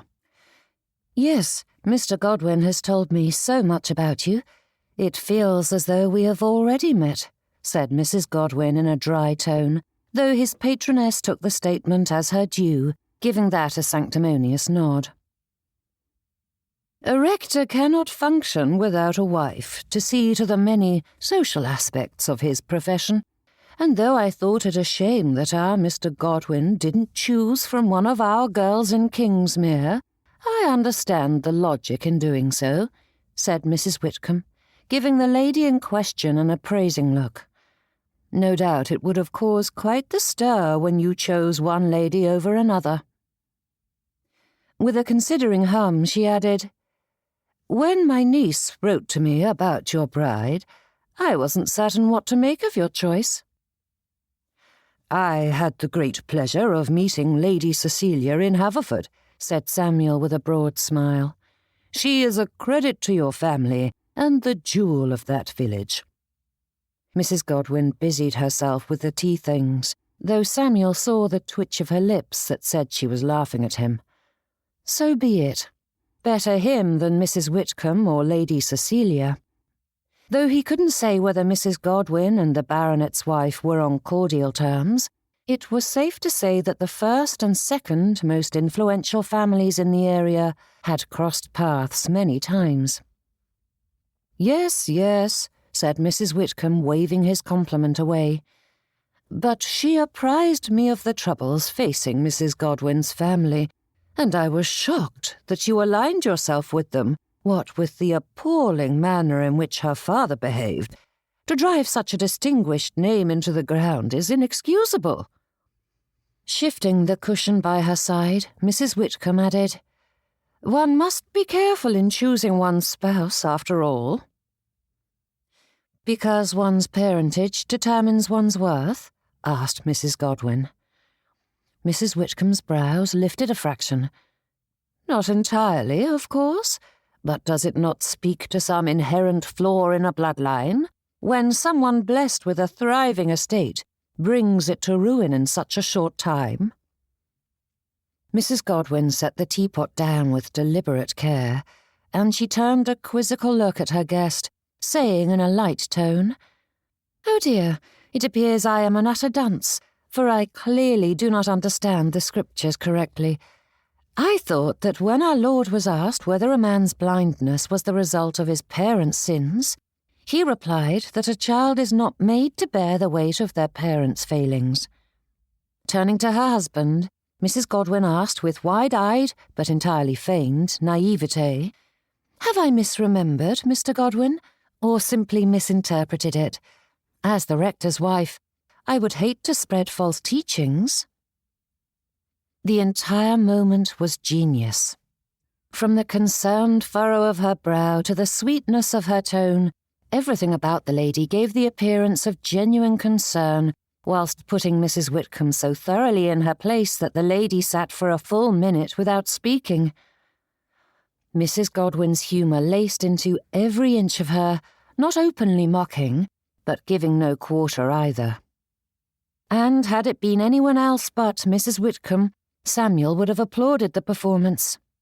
Mrs. Godwin's dry wit was yet another admirable quality, and seeing it in all its glory was a thing of beauty.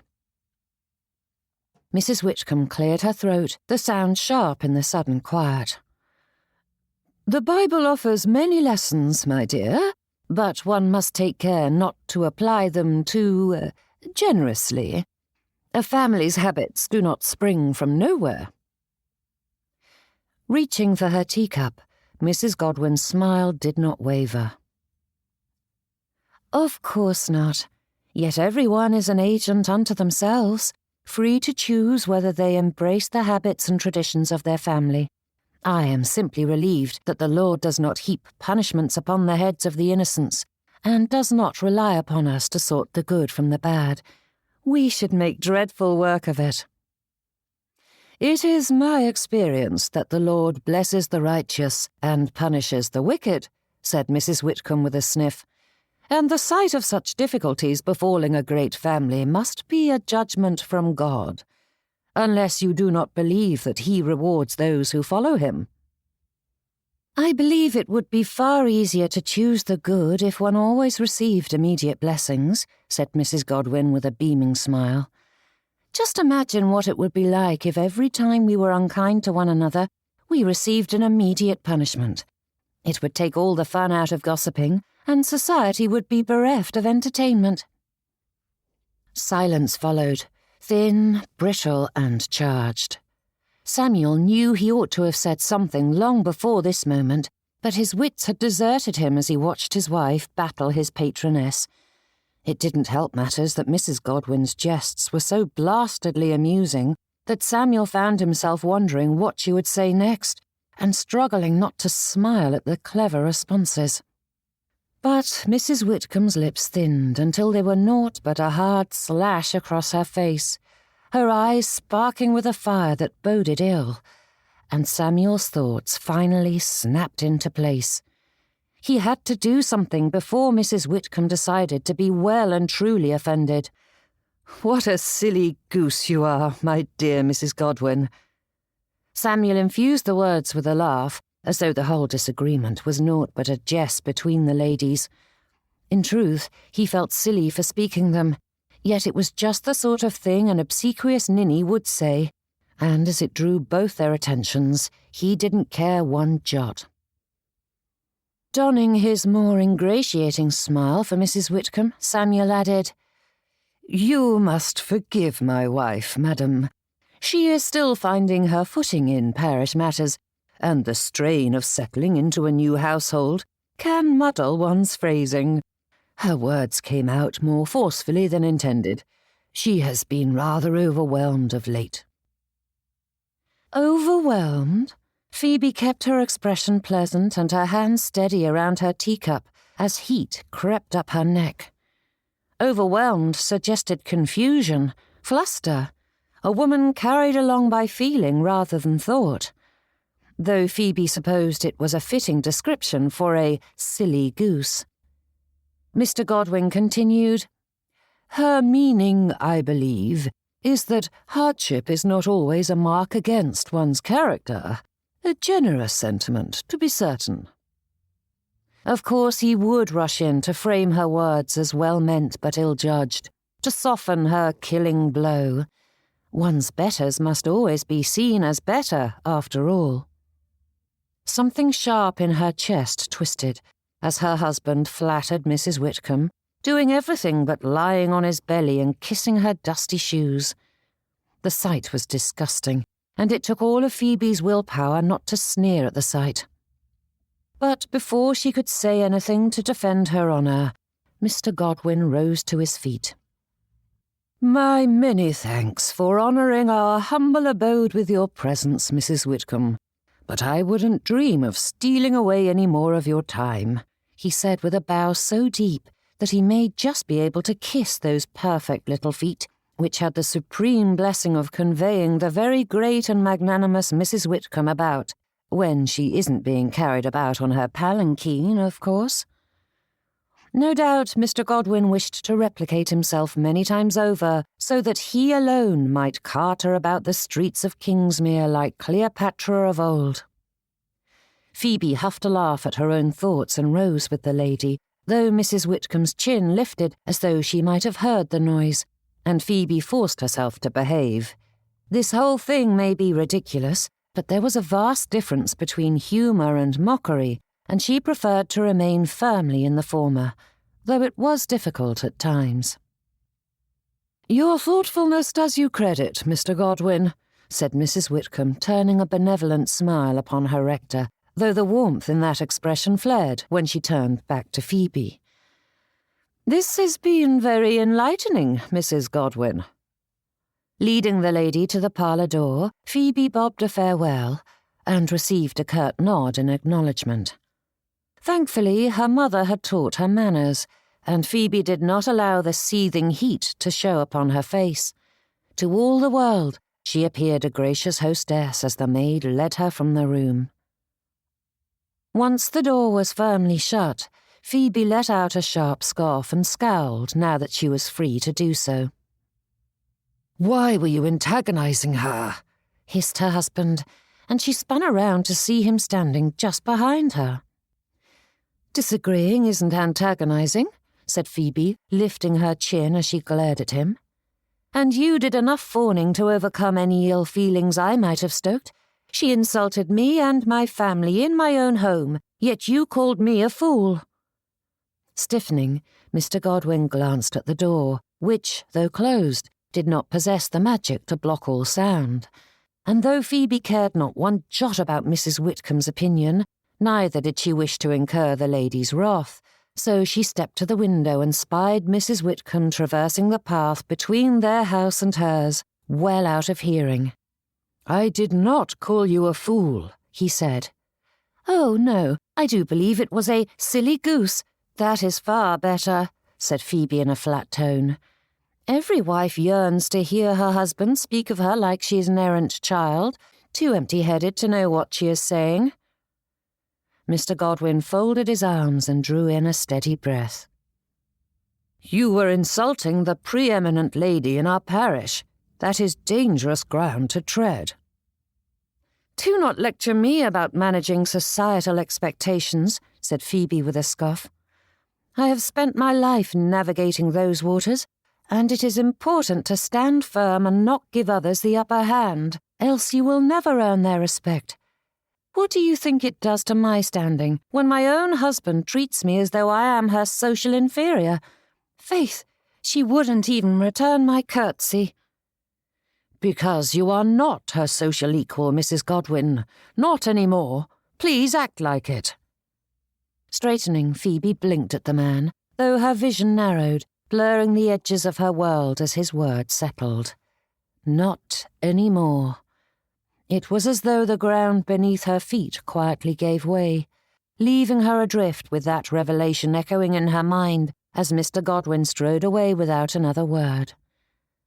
No matter what her husband said, Phoebe was no fool. Her understanding of social structures had pressed her to marry him rather than subject herself to being a poor spinster. Her only thought had been to escape her family's inevitable fall from grace. But what did it mean to live somewhere between the lowest of the low and the highest of the high? Mrs. Phoebe Godwin was the wife of a mere rector. A gentleman, yes, but hardly the pinnacle of society. Her breath caught, shallow and sharp, and Phoebe drew herself straighter, instinctively bracing against the knowledge that the ground beneath her had shifted at last, and neither pride, nor wit, nor will could restore what had been lost. With her thoughts so fully ensnared, the rest of the day passed in a blur. Phoebe couldn't say how she passed the hours, couldn't say what was served for dinner. She recalled sitting at the table, her husband silently eating beside her, recalled his rising and leaving to do whatever it was that he saw fit to do in the evening.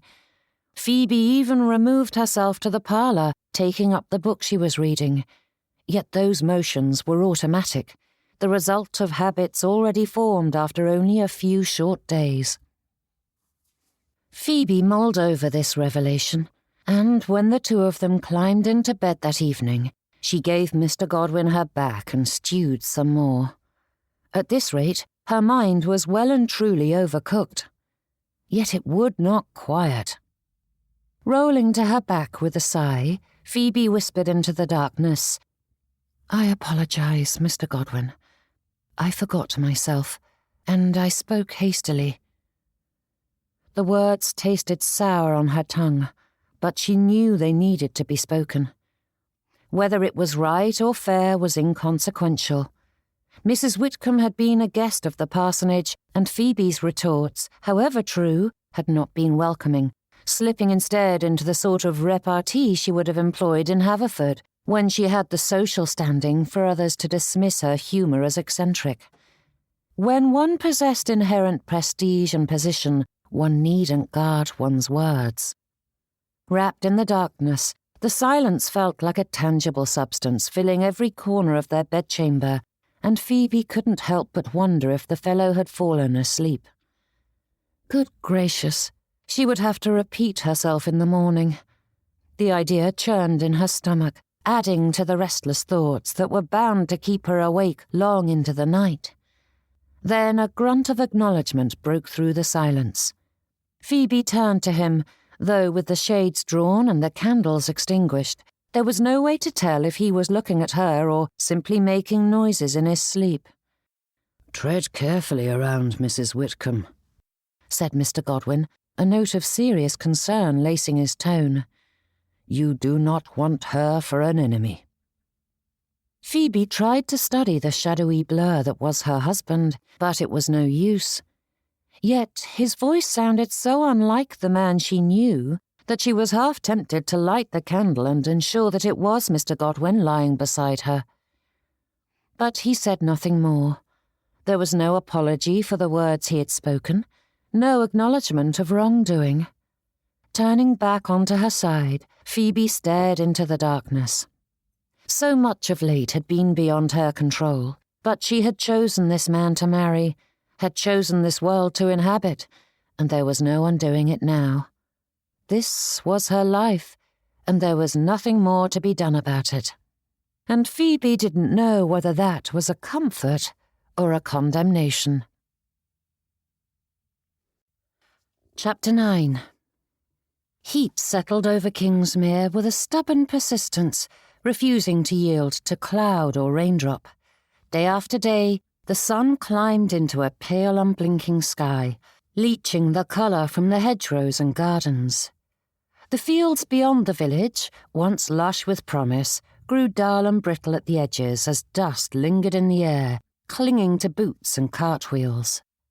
From a distance, the village still wore its familiar face with its tidy cottages and shops, but there was a tension beneath the calm that strengthened with each rainless day. Kingsmere would endure, it always did, and that knowledge granted a modicum of peace. Yet as the season pressed on with quiet insistence, the threat of a lean winter hung over the village. Samuel shifted in the saddle, his eyes tracing the horizon as his mount held true to her name. Creeping Jenny's hooves plodded slowly along the path, but his thoughts careened about with all that would need to be done during the coming months. Poor harvests meant starving villagers, and the vestry council needed to prepare. His mare knew the path home better than he did, so Samuel gave her her head as he considered just how different his life was from that which he had imagined when stepping onto the clerical path. Of course, there had never been a question as to what profession father would choose for him. While his eldest son was destined to follow in his sire's footsteps, Uncle Bertram's connections within the church had made it the logical choice for the second-born. Thankfully, it suited Samuel as much as it suited the limits of his family's finances and influence. Then again, when he'd begun this journey, his young mind had imagined hours of study and reflection, sermons and rites. One would assume that the foremost duty of a cleric would be seeing to the spiritual needs of his flock, and yet their worldly well-being occupied far more of his time. Whether bolstering low spirits or aiding them in times of financial trouble, more of his attention was fixed on this earthly plane rather than the spiritual.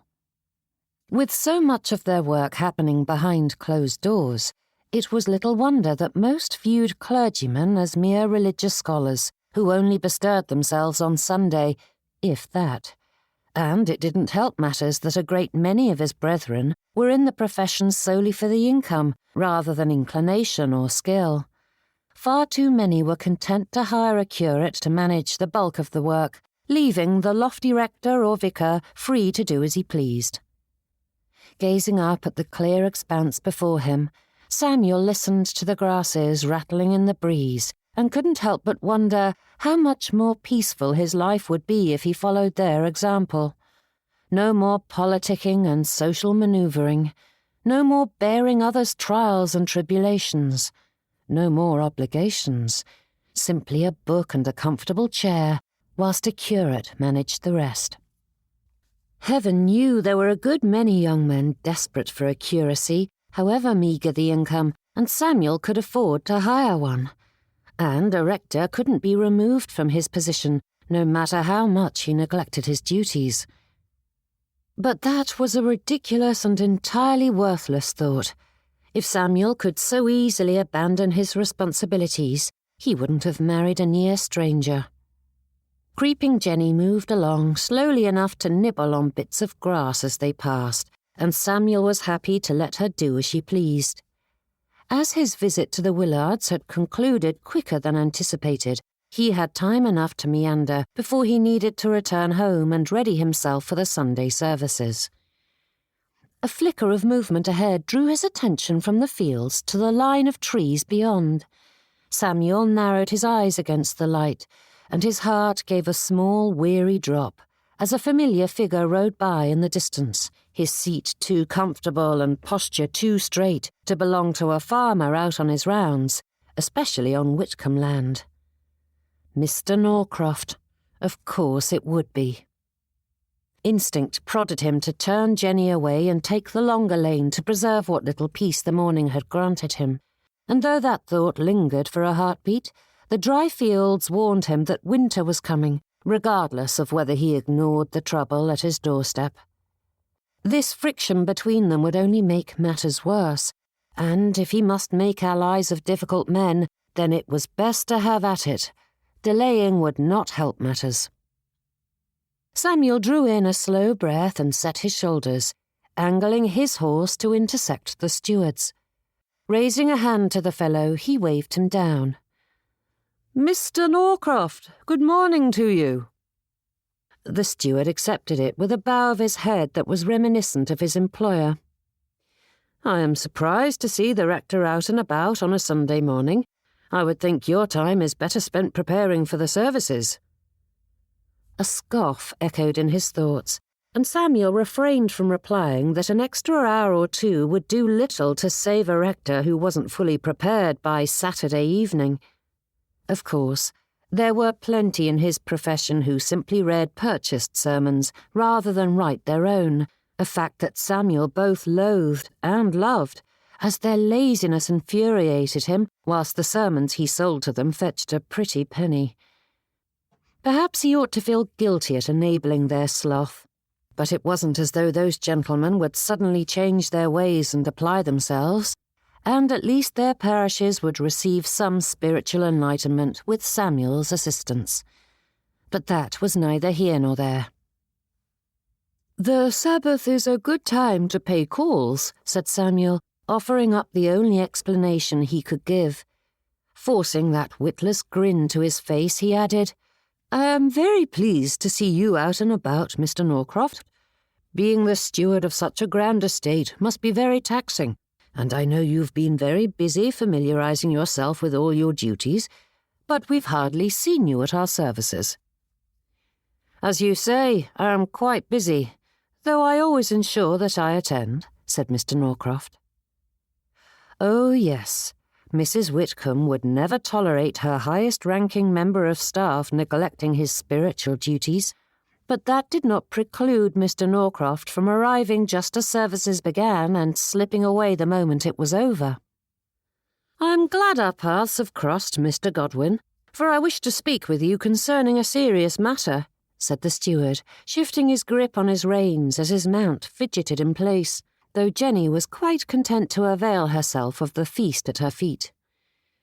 "It has come to my attention that you are assisting members of the parish with the fees they incurred with Langley Court." "It is the church's duty to assist those who are struggling financially," said Samuel. "The vestry council is following procedure and assisting when needed. Should you wish to see the workings of the council, you are quite welcome to attend the meeting, as your predecessor did before you." "I plan on doing so once I have a firmer grasp on the workings of the estate," said Mr. Norcroft. "However, I am certain Mr. and Mrs. Whitcomb would not look kindly upon the parish's funds, a majority of which come from Langley Court's coffers, being given to pay fees owed to the estate." Samuel's smile did not falter. "I'm certain you are correct, sir. Though we spoke only briefly before, I was struck by your intelligence and insight. I am most concerned that our funds be used appropriately, but with so many fees levied against the parish at present, it has been difficult for many to pay those and their rent." "The parish treats Langley Court as though it is public land, and though the previous steward was happy to turn a blind eye, I will not be derelict in my duty to my master and mistress," said Mr. Norcroft. "These fees are right and proper, and your interference is hindering the lesson that needs to be learned." Samuel felt the familiar tension coil in his chest, but kept his expression mild. "I assure you that not a single farthing of parish funds is being given to your bailiff. However, if people are unable to feed their families because of financial hardships, it is our duty to intervene." "And by doing so, they do not fear the fees," Mr. Norcroft replied, his tone hardening. "My duty is to the estate's solvency. Yours is the care of souls. When those lines blur, everyone suffers. I would advise you to remember where your authority ends, Mr. Godwin." Giving his mount a nudge, the steward took off at a quick pace, causing creeping Jenny to straighten, though she quickly returned to her morning repast. Samuel watched Mr. Norcroft ride off, the man's back straight and unyielding, and felt the tight coil in his chest snap.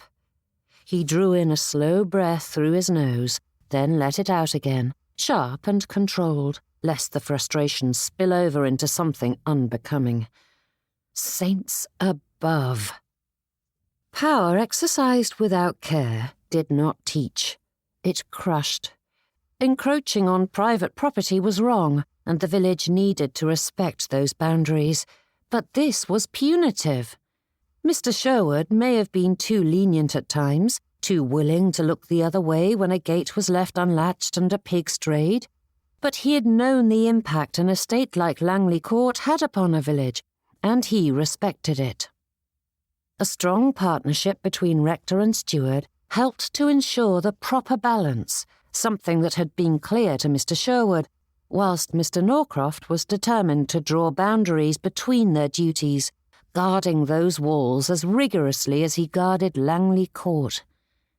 Jenny lowered her head again, tugging at a stubborn patch of green, and Samuel let her, his hands tightening on the reins as he stared down the lane Mr. Norcroft had taken. Winter loomed. The fields were already showing the strain of a poor summer, and now they had a steward who was more interested in proving his authority than preserving the fragile balance that kept Kingsmere whole. Samuel set his jaw and nudged his horse forward at last. Nothing would be solved at this precise moment, and matters would only grow worse if he were tardy to the Sunday services. The rhythm of Jenny's gait ought to have soothed him. It usually did. Hoofbeats on hard earth, the familiar bends of the lane, the hedges slipping past in their usual order. Yet the farther Samuel rode, the tighter his thoughts drew, circling around Mr. Norcroft's words, his tone, and the ease with which he had dismissed the hardships levied against the villagers. Samuel tried to set it aside. No amount of preparation would save a sermon given in anger, and that was far more important than simmering in righteous indignation. But the worry would not be quieted. Every consideration led to the same conclusion. This would not end with a single exchange on a country lane, and if he did not gain control of the situation, the very people Samuel was called to guide and uplift would be crushed beneath it. Though heaven knew what Mr. Samuel Godwin could do about it, his power was limited to his parishioners, and the Whitcombes were a force unto themselves. By the time the rooftops of Kingsmere came into view, Samuel's jaw ached. He drew in a breath and forced his teeth to unclench. The last stretch of his journey passed in a blur. Samuel dismounted at Langley Court without ceremony, passing his horse into the capable hands of a groom. The walk to the parsonage passed quickly enough, and soon the house came into view. He ought to have felt relief at the sight of it, but the tightness in his chest lingered, refusing to loosen its hold. Inside, the quiet enveloped him, and Samuel crossed into the parlour to find his wife seated near the window, her attention fixed upon a letter. Sunlight caught in her hair as she read, her attention so wholly claimed that she didn't notice his arrival. The sight stirred an unexpected prickle of irritation before he cleared his throat, and when the lady did not look up, Samuel said in an even tone, "We ought to dress for services. We need to leave shortly." Mrs. Godwin murmured something in reply, agreement perhaps or acknowledgement, but did not rise or set the letter aside. Samuel paused, waiting for her to do or say something, and turned away when the quiet pressed in close. So be it. Huffing, he turned away and took the stairs to their bedchamber. Samuel didn't have the strength or inclination to herd his wife about. Chapter 10. Morning light poured through the bedchamber window, warming everything it touched. Despite the casement being wide open, only the faintest breath of air swept in, carrying the scent of dust and the murmur of Kingsmere as it stirred to life. A small dressing table stood in the light, covered with the accoutrements Phoebe required to make herself presentable. Despite having little experience with dressing a lady's hair, Molly was taking to her new responsibilities with ease, doing as well as any maid Phoebe had used at Dunsby Hall, enjoying the shift in her duties now that the newly hired cook had removed "of all work" from the maid's title. Once she received a nod of approval, Molly bobbed and departed to ready herself for church. But Phoebe remained in place as her mother's words ran through her thoughts again and again. Any hopes that her letter would hold glad tidings had been dashed from the first sentence, and the words clung to her like damp wool. In truth, Mamma's complaints appeared small at first glance, but threaded through it all was something stronger and sharper. It mourned the loss of freedom, of being her own mistress, of presiding over a household. Even if Mamma hadn't taken much pleasure in overseeing the day-to-day of the household, it was a far cry from having no say at all. Now her days were ordered by Lucille, and no matter how kind her eldest sister may be, there was no compensating for that forfeiture. Staring at her reflection as though checking Molly's handiwork, Phoebe imagined that life so clearly. She had thought of nothing else before accepting Mr. Godwin's proposal. As a widow and her mother, Mamma held at least some prestige within Lucille's household. Phoebe would have held none. However kindly offered, dependence was still dependence, and though some may argue that a wife was dependent on her husband, there was a symbiosis to their relationship that belied that idea. Both man and wife bolstered the household in different manners, giving to one another, and that partnership granted a degree of freedom and power, to choose her own meals and social calendar at the very least. In the mirror's glass, Mr. Godwin adjusted his collar with practised ease, and an unexpected pang echoed in her heart. She had reduced him to a caricature who was useful, irritating, and easily dismissed. Yet here he stood, having protected her from the very fate that filled her mother's pen with bitterness. Whatever his faults, Mr. Godwin hadn't gloated over her need, nor cast her aside after she had rejected him so thoroughly during his first proposal. And the gentleman asked little in return. To be kind and patient with his patroness, was that so very demanding when everyone ought to treat their fellow man with dignity and care? A silent promise formed as Phoebe rose from the table and smoothed her skirts. She would meet this life with more generosity than she had granted him thus far. Refraining from open disdain was not the same as treating her husband with kindness, and she couldn't even say that she had done a good job at the former.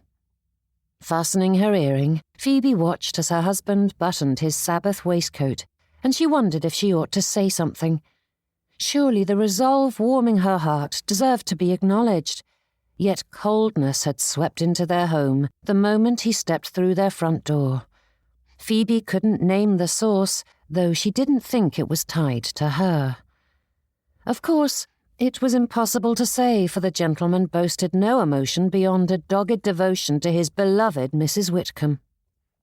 Phoebe dropped her hands and sent a silent chastisement inward. Hadn't she just committed to being more compassionate? The vow was hardly a minute old before she bludgeoned it with harsh judgments. That was badly done, even if it was warranted. Frowning at herself, Phoebe brushed that unkindness aside and committed, again, to keep a tighter rein on her emotions. Snatching her bonnet from atop the wardrobe, she set it on her head as they finished their preparations. Mr. Godwin crossed to where his boots awaited him, and she reached for her gloves and smoothed them once before slipping them on. At some point, he paused to hold out her shawl, and she took it, draping it over her shoulders as though they had done this 100 times before. The silence was not uncomfortable, merely settled, shaped by shared space and repetition over the past 3 weeks. Phoebe caught the reflection in the looking-glass as she adjusted her bonnet. Husband and wife, side by side, moving in quiet accord. Whatever else lay between them, they had found a way to exist together within these walls, their routine quickly settling into place without fanfare or effort. Of course, it helped that neither felt the need to speak. "Please do not contradict Mrs. Whitcomb today," said Mr. Godwin. Holding fast to her self-directed promise, Phoebe did not mention that the lady in question was far more eager to contradict, or that he'd known his wife was a woman of strong opinions before he'd proposed to her, and instead she considered how to answer that criticism wrapped in a request. She certainly did not wish to raise Mrs. Whitcomb's ire. Surely that was a decent foundation upon which to build. "At the very least, "Please avoid speaking of Mr. Whitcomb again," said Mr. Godwin. "I mentioned him only once." "And it left an impression, Mrs. Godwin. His prolonged absences are a tender subject, and she does not care to be reminded that he would prefer being anywhere but in her company." Phoebe forced herself to breathe, her fingers clinging tightly to her new resolve. That solitary mention had been naught but a pleasantry, and had Mr. Godwin bothered to mention how tender the topic was, she wouldn't have broached it. "I will endeavour to do better," she said, settling her shawl into place and standing at the ready. Mr. Godwin lifted his arm to her. Their corridors were far too small for them to walk arm in arm, but she accepted the token for what it was. Yet it left her once more at a loss. Her husband was an odd man. Throughout their acquaintance, short though it may be, Mr. Godwin had proven himself an empty-headed fool. It was a miracle that his back was strong and hale, with all the bowing and scraping he did. His expression was always vacantly eager, his words were always honeyed. Yet more and more, he seemed almost sensible, intelligent even. "As I said before, one must tread carefully with Mrs. Whitcomb," continued Mr. Godwin, lowering his voice as though the walls themselves might carry tales. "Take, for example, the improvements you wish to make to the house.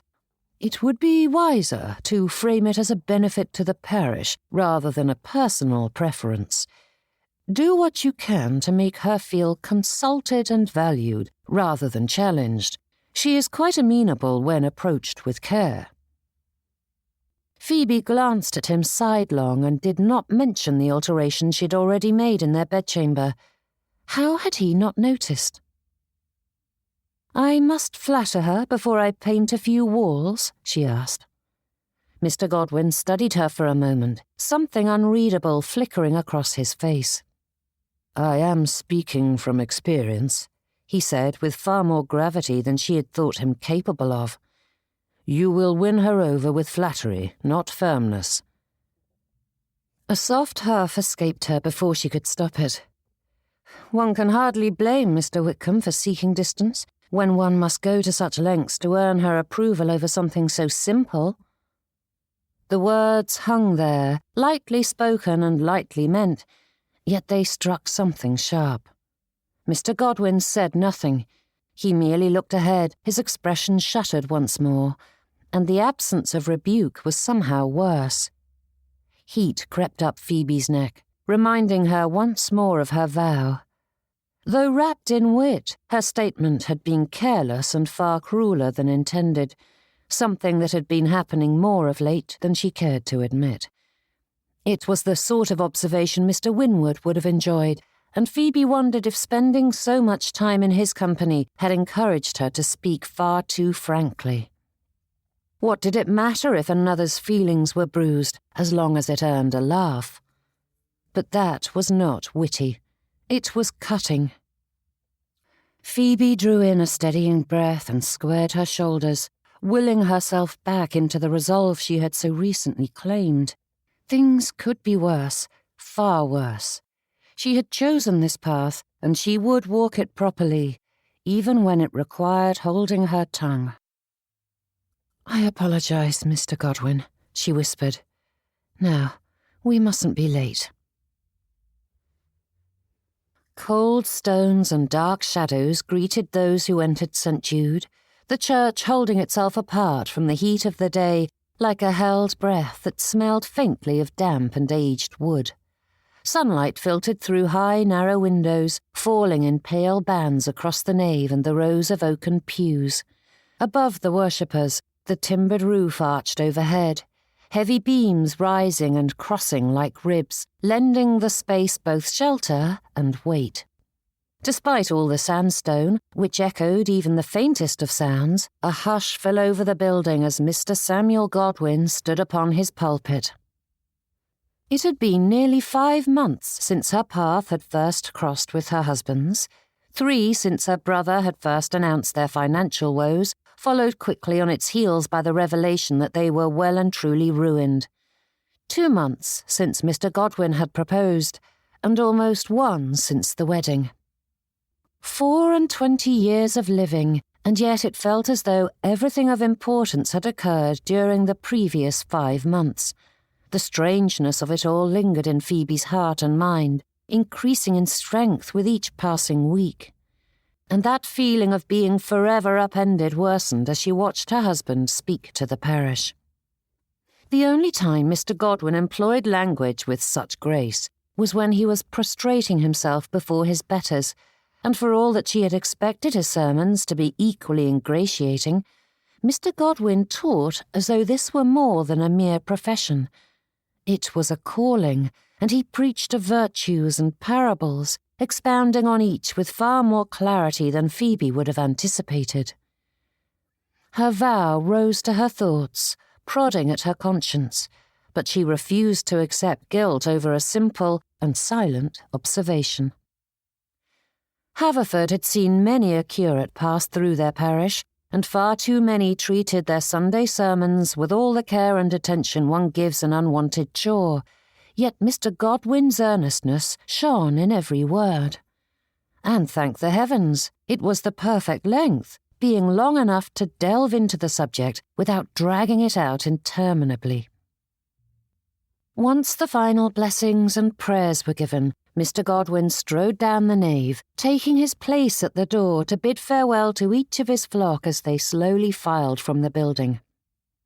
Of course, no one rose until Mrs. Whitcomb took her leave in all her glory, but once that was complete, the rest followed after, spilling out into the morning light.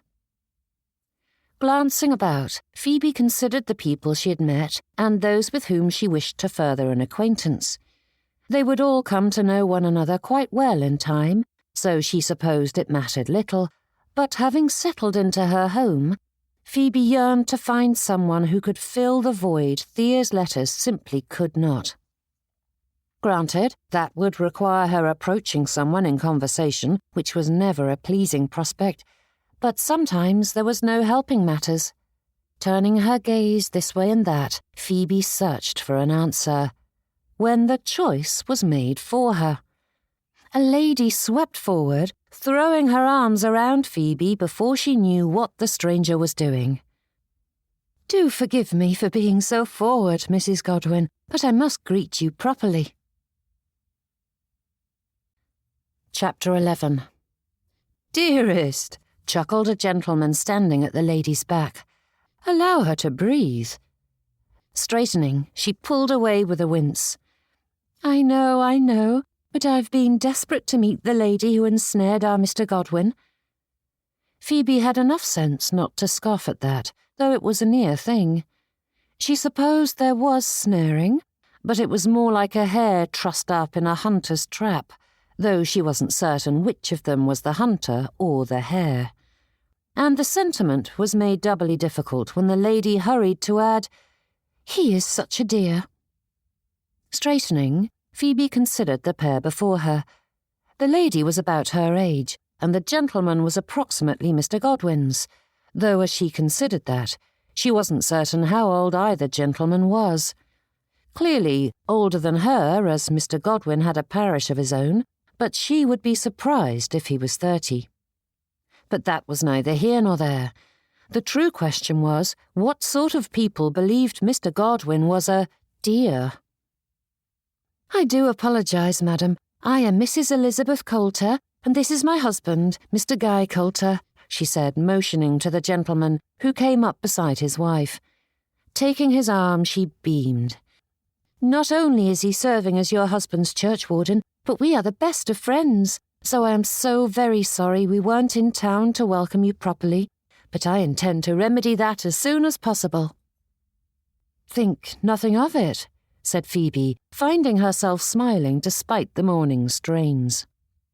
"Settling into my home has taken so much of my attention that I've hardly had time to meet my neighbours. I'm only just finding my footing." "Then we shall stumble together," declared Mrs. Coulter with cheerful certainty. "I refuse to believe any wife of Mr. Godwin's will feel at sea for long. He's too sensible to choose a fool for a bride, so I am certain we shall be the best of friends." "Yes, she is silly enough for the both of you," teased Mr. Coulter, which earned him a mock scowl from his wife. "You knew what I was when you married me, so who is more foolish, me or you?" she retorted, squeezing his arm. "I understand you are from Lincolnshire. I haven't seen much of it, but I have an aunt who lives in the West, and it is gorgeous country." Now, if there was ever a subject with which a person is guaranteed to expound at length, it is the beauty of their home, said Phoebe with a smile. "I beg your forgiveness, Mrs. Godwin," said Mrs. Coulter, "but I shall never claim that of my home.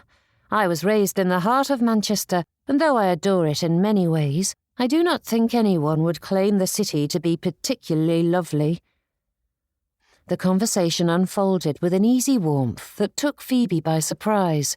There was no careful weighing of words, no sense of being measured or assessed, only a lively exchange that flowed from one subject to the next as naturally as breath. Mrs. Coulter sparkled with good humour and affectionate teasing, while her husband's dry observations kept pace with her energy, grounding that joy without ever dimming it. Phoebe found herself laughing more than she had in weeks, the tension she carried loosening bit by bit as their conversation drew her out. And, as one shouldn't look a gift horse in the mouth, she refused to question how her husband had gained such lively friends. "Mrs. Godwin!" called Mrs. Whitcomb, her tone all frost and ice, and Phoebe turned to see the lady swanning through the crowd, cutting a sharp line across the churchyard. "I just heard the most troubling rumour. I knew it could not be true as I made my feelings on the matter explicit." Drawing in a breath and holding fast, not only to her patience but to her newfound resolve, Phoebe bobbed a greeting as the lady came to a stop before her. "If you tell me the rumour, I can confirm whether or not it is true." And she applauded herself for saying it in an even tone. "You are making improvements to the parsonage," said Mrs. Whitcomb, with a level of horror reserved for the most dire of news, such as the deposing of a king or the fall of an empire. "You were clear on your feelings about the gardens and any significant alterations," began Phoebe. "I said the house requires no changes of any sort." The lady straightened as though she were an angry frog, all puffed up and ready to leap upon her opponent. Glancing about, Phoebe couldn't help but notice all the witnesses surrounding them, and heat flushed her cheeks as the weight of those watching eyes settled upon her all at once. Conversations nearby faltered, heads turning with barely disguised curiosity, and Phoebe had the mortifying sense of being put on display like a wayward child who had forgotten her place. The churchyard, which moments before had felt companionable and open, seemed to shrink around them, every stone and shrub suddenly too close for comfort. Phoebe forced her shoulders back, even as embarrassment prickled beneath her skin. This was not a private remonstrance offered in kindness or concern. It was a correction delivered for an audience, meant to remind her, plainly and publicly, where the balance of power lay. The promise she had made to herself pulsed within her, warring with the sharper, more defiant instinct to go to battle, and Phoebe schooled her expression while her pulse thudded loud enough she was certain others could hear it. "I have made no alterations to the building, madam, nor have I touched the public rooms," said Phoebe, "and I fail to understand why decorating our private quarters is of any significance, or how anyone knew what she had done. Phoebe certainly hadn't spoken of it, and she had specifically chosen those rooms because only the Godwin family would see it, and Mr. Godwin hadn't even noticed. The only ones who knew of the work were the servants and the labourer she had hired, and she doubted they had the ear of Mrs. Whitcomb.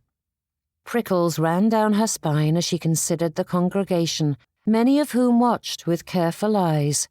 Had one of them seen the fellow arrive and jumped to the natural conclusions, then rushed off to tattle to Mrs. Whitcomb?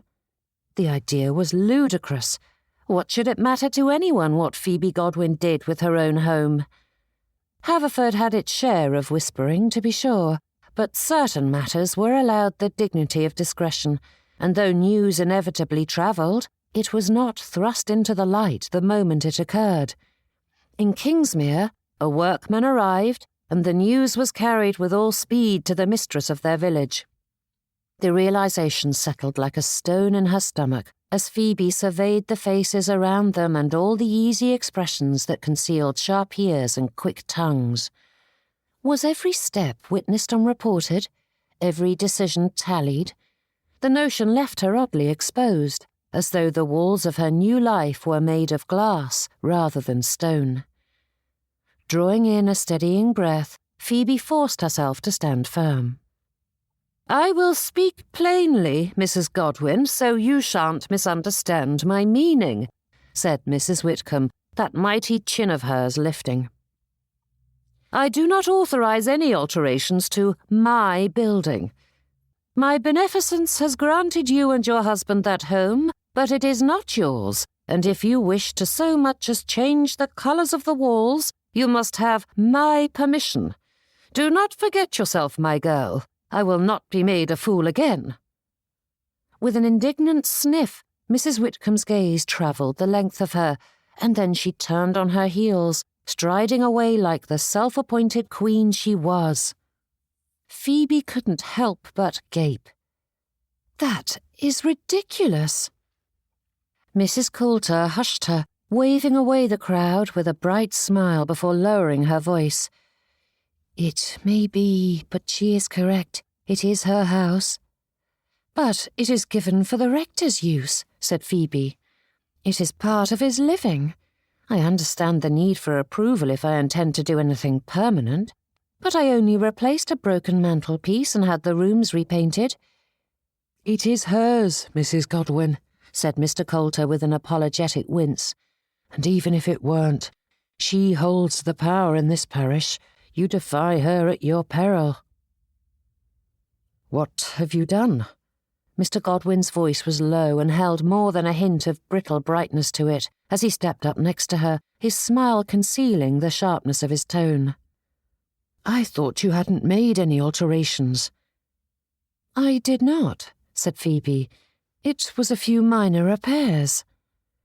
Mr. Godwin straightened and glanced about the churchyard, smiling beneficently at the others, waving to them as though all was as it should be, and, offering his arm up to his wife, he led her back into the church.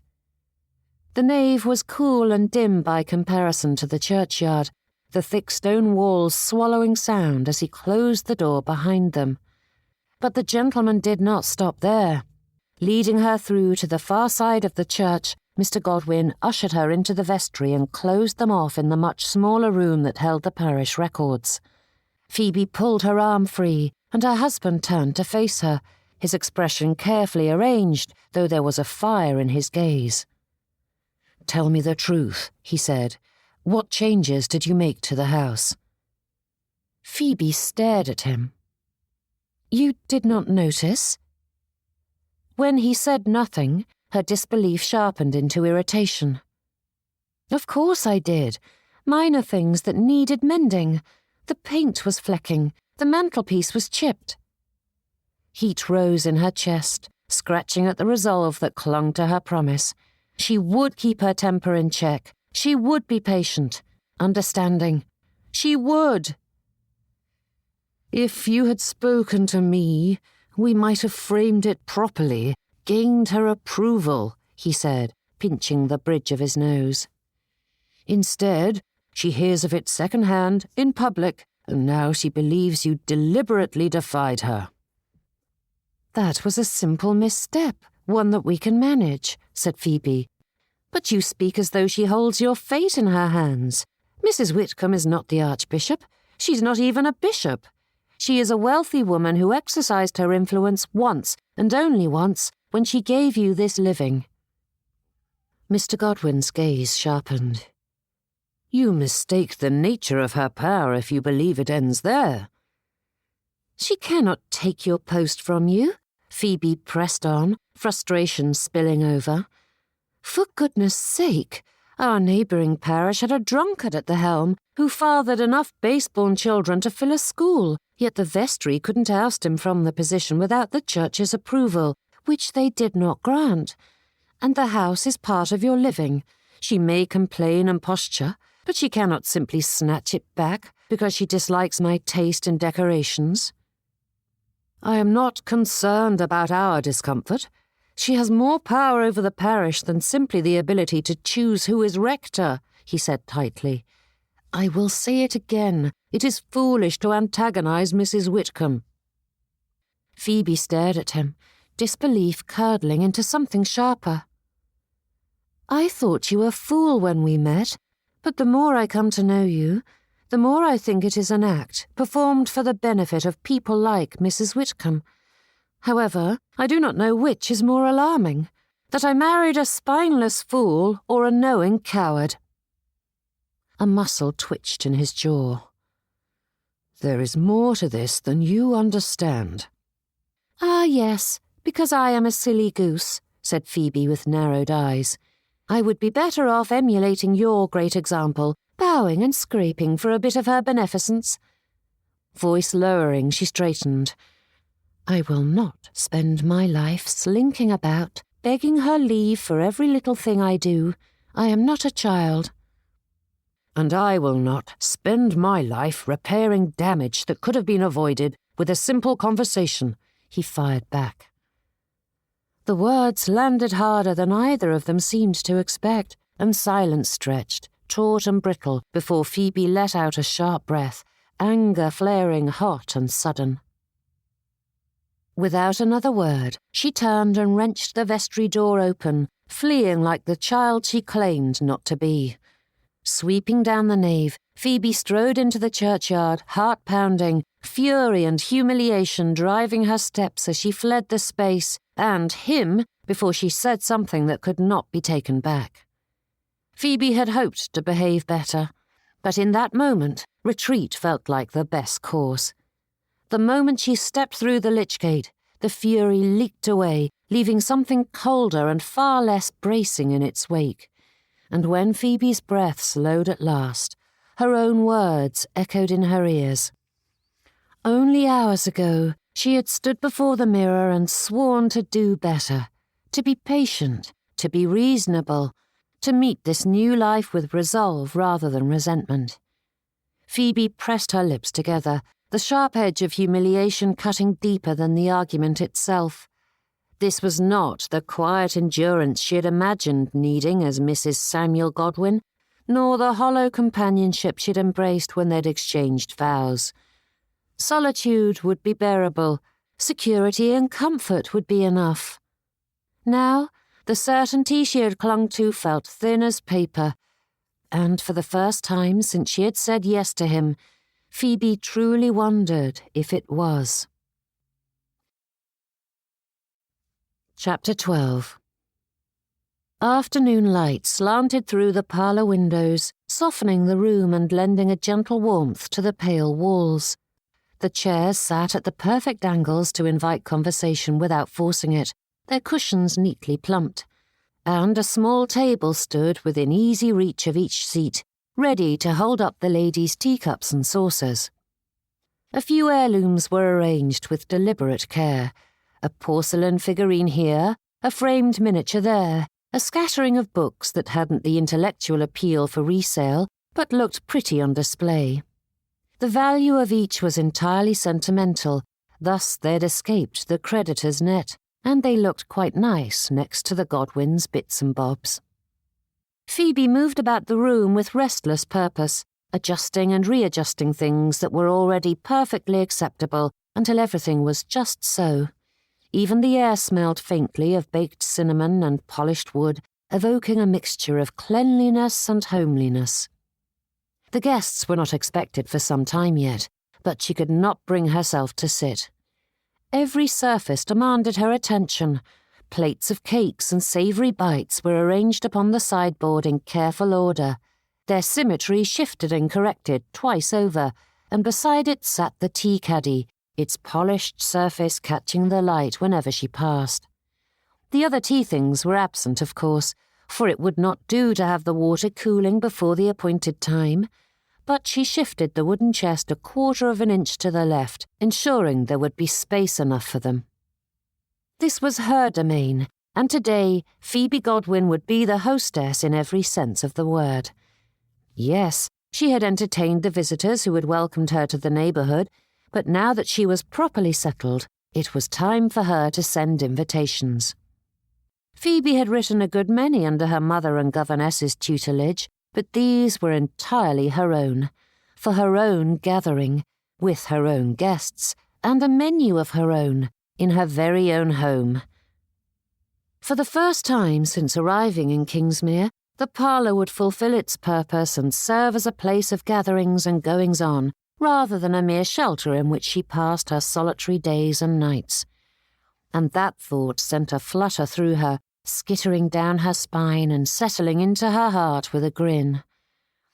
A knock on the front door sounded, and Phoebe gave a start. Surely they had not arrived so early.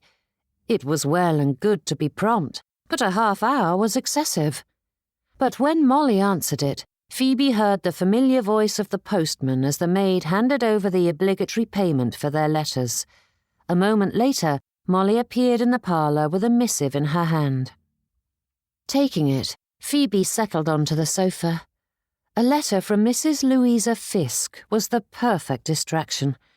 They say age grants wisdom and clarity, but for all her 25 years, the lady was just as delightfully silly as she'd been in their youth, and Phoebe unfolded the page, eager to read all about Mrs. Witt's battles with her gardener, Mr. Story's snores during Mr. Tudor's sermons, and all those little amusing nothings that risked no one's reputations and caused no ill when shared, simply a private chuckle shared between friends.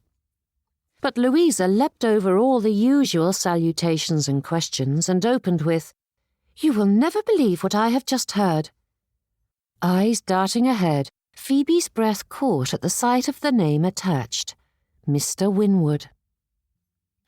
"I write with a most unsettled mind, for news has reached me that I wish had never found its way into my keeping, yet I cannot, in good conscience, withhold it from you.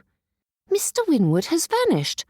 One day he was seen at the inn as usual, full of easy charm and unmatched confidence, and the next he was gone, leaving behind a trail of unpaid bills and unanswered questions. The innkeeper is beside himself, not only for the loss of the money owed, but for the far graver trouble that has since come to light. It appears his daughter is in a delicate condition, and she is not the only young woman in the village who has reason to curse his name. I will not repeat all that has been whispered, but suffice it to say Mr. Winwood's attentions were more freely bestowed than his intentions ever were. As to his whereabouts, accounts vary. Some insist he has fled to the continent to escape his debt collectors. Others claim he is on his way to Scotland with a young heiress. Whether he ran toward opportunity or away from consequence, I cannot say, only that his absence is sudden, his debts many, and his character is now laid bare in a manner that even the most kind-hearted of people cannot excuse away. I know this will trouble you, and I am so very sorry to be the bearer of it. I will not pretend that I did not notice the marked attention he bestowed upon you, or the favourable manner in which you accepted it, but I have sent a dozen grateful prayers heavenward that you were never caught in his web." The words blurred before her eyes, the neat lines of Louisa's handwriting wavering as though the paper itself were shifting. Phoebe read the letter once, then twice, scarcely breathing, a hollow pressure building beneath her ribs until it felt as though her stays were laced too tightly. Each detail landed with a dull, sick weight, pressing her deeper into the chair as if the very air had grown heavy. Memories rose with a cruel swiftness, those easy smiles, that practiced warmth, which had seemed so effortless, so personal. His attention had felt like a quenching rainfall after a hot summer, and Phoebe had drunk every last droplet. Her fingers tightened on the page until the paper creased, and Phoebe smoothed it with her thumb, but the wrinkles did not disappear, and neither did the weight lodged beneath her ribs. Heat followed quickly on its heels, burning its way from the pit of her stomach and settling into her chest, and Phoebe had to set the letter down for fear she might tear it in two. The last line pulsed upon the paper, mocking her with the knowledge of how close she had come to being yet another casualty of Mr. Winwood's arrogance. He had looked at her and seen only what she might provide, teasing and toying with her when it suited him, and the thought made her hands curl, nails pressing into her palms as if she might anchor herself against the roiling anger. Used, that was the word that rose unbidden, bitter and undeniable. Not admired, not cherished, simply assessed and weighed. All that warmth he'd offered, all those looks meant to make her feel singular, had been nothing more than a means to secure her dowry in the beginning and her submission in the end.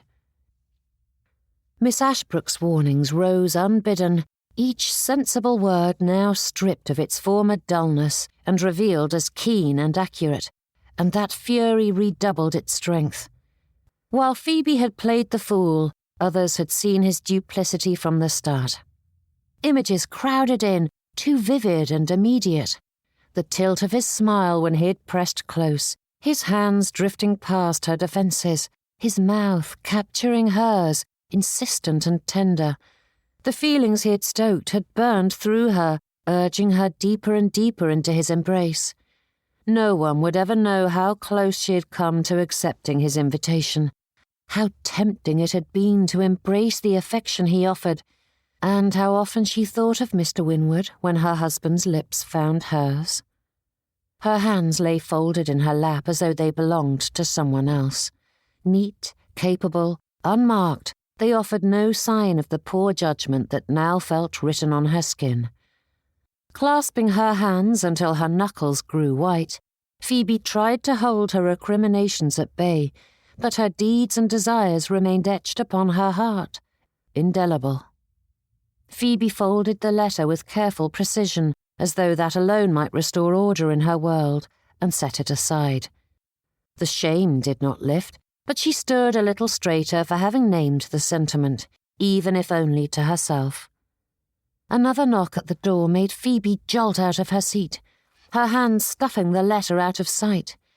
If only the thoughts were so easily dismissed, but Mr. Winwood lingered in the back of her mind, refusing to leave her be. With more instinct than thought, Phoebe crossed the room only to turn back again, smoothing an already neat cushion. Footsteps sounded in the passage, measured and unhurried, and the door opened before she could settle herself. Mrs. Kirk was announced and ushered in, making the room shrink as Phoebe felt all too aware of the air in her lungs. People might have seen her preference for Mr. Winwood, but no one knew the whole of it, and the lady before her knew none of it. Yet Phoebe found herself acutely aware of every word and action, as though her foolishness might suddenly be revealed. "Oh, my dear," said Mrs. Kirk with raised brows. "Is something amiss? You look positively faint." Taking a stranglehold on her feelings, Phoebe straightened, and with a forceful breath, she loosened her shoulders. "I fear I was lost in thought when you arrived." Glancing at the novel resting on the side table, the lady strode over and examined the title. "Ah, The Whispers of Willow Creek. I found myself quite flustered with that. Mr. Beaumont certainly knows how to weave a tale that captures one's whole attention, doesn't he?" Phoebe eagerly latched onto that excuse and nodded. "As eager as I am to have you and the other ladies join me this afternoon, I am nearly as eager to shoo you away and finish it." Mrs. Kirk laughed and took the seat Phoebe motioned her toward. "Reading is my second dearest love. Oh, before it slips my mind entirely, Mrs. Coulter asked me to pass along her apologies. Her little one has taken ill." "Is it serious?" asked Phoebe, her brows furrowing as she sat before the lady. But the concern was waved away.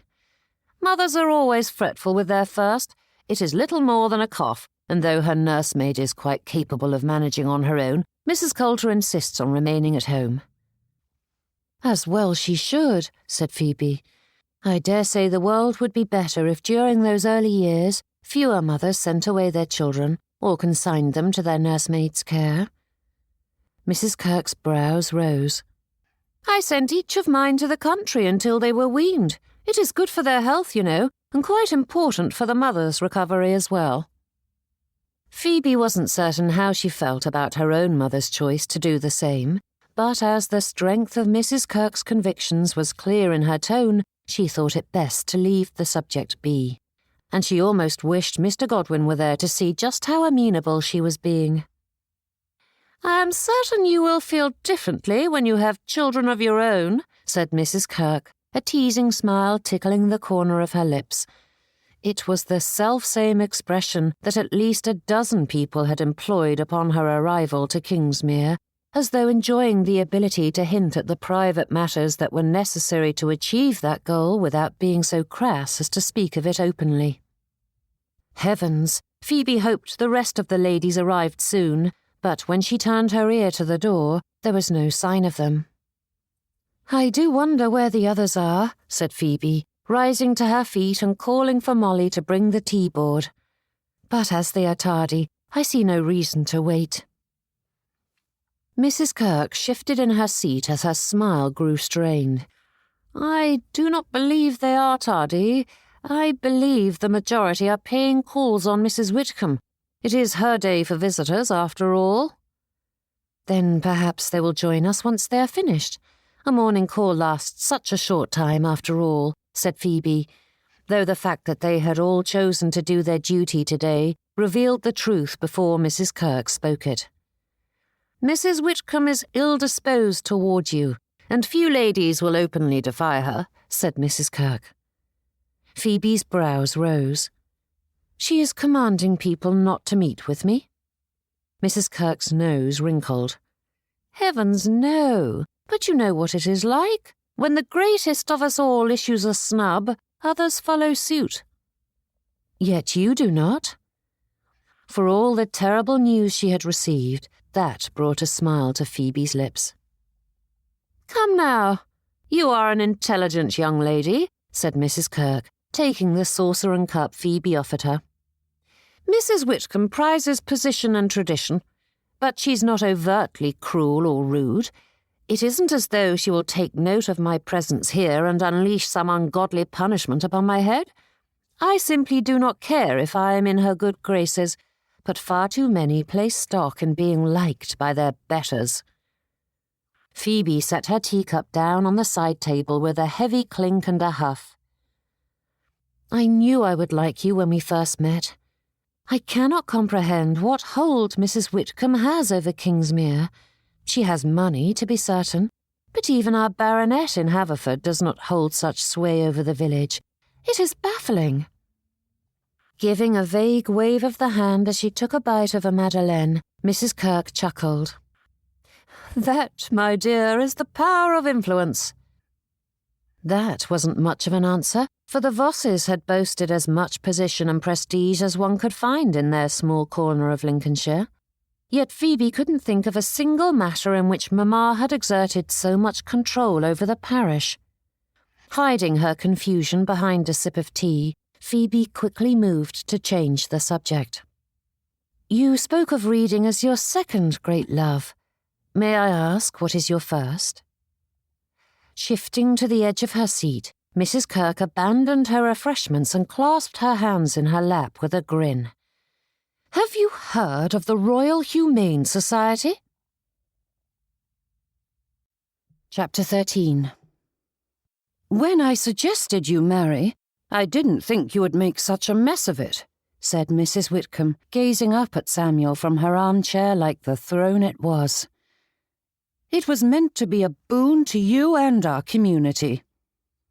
It wasn't difficult to imagine how Mrs. Godwin would scowl and scoff at the lady's choice of words, for the edict had not been couched as a suggestion by even the broadest of definitions. The moment was etched into his memory, and it bore an odd familiarity to this moment. Samuel Godwin summoned to her court to stand quietly as she levelled her judgments upon him. "Good heavens, man, what were you thinking with such a choice?" asked Mrs. Whitcomb. "Mrs. Godwin is entirely unsuited to this life." Just as she was unsuited for the life that had stood before her, but that was neither here nor there. Not in Mrs. Whitcomb's opinion, at any rate.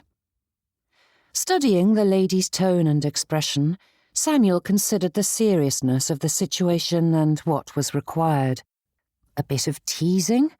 Though it might cajole her into a better mood, he feared the answer was the self-same one that threaded through so much of his life. Drawing his resolve close, he tried to ignore the other ladies gathered nearby. Langley Court's parlour was palatial, but not large enough for this conversation to remain private, and there was nothing to be done about it. "I wasn't overjoyed when you suggested I marry," said Samuel.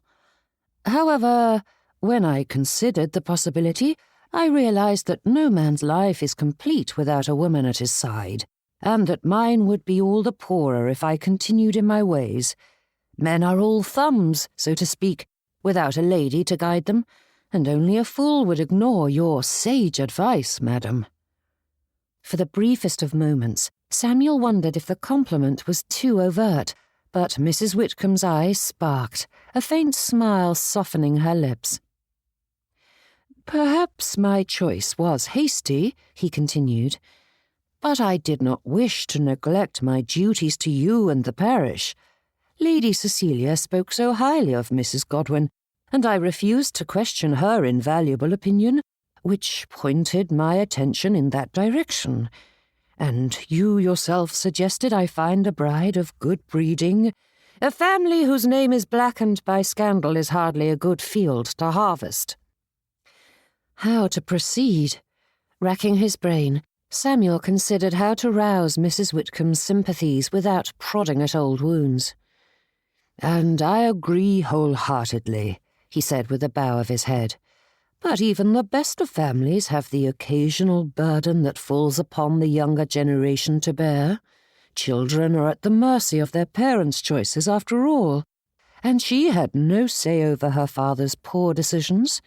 However, Mrs. Godwin had much to recommend herself, despite that unfortunate detail."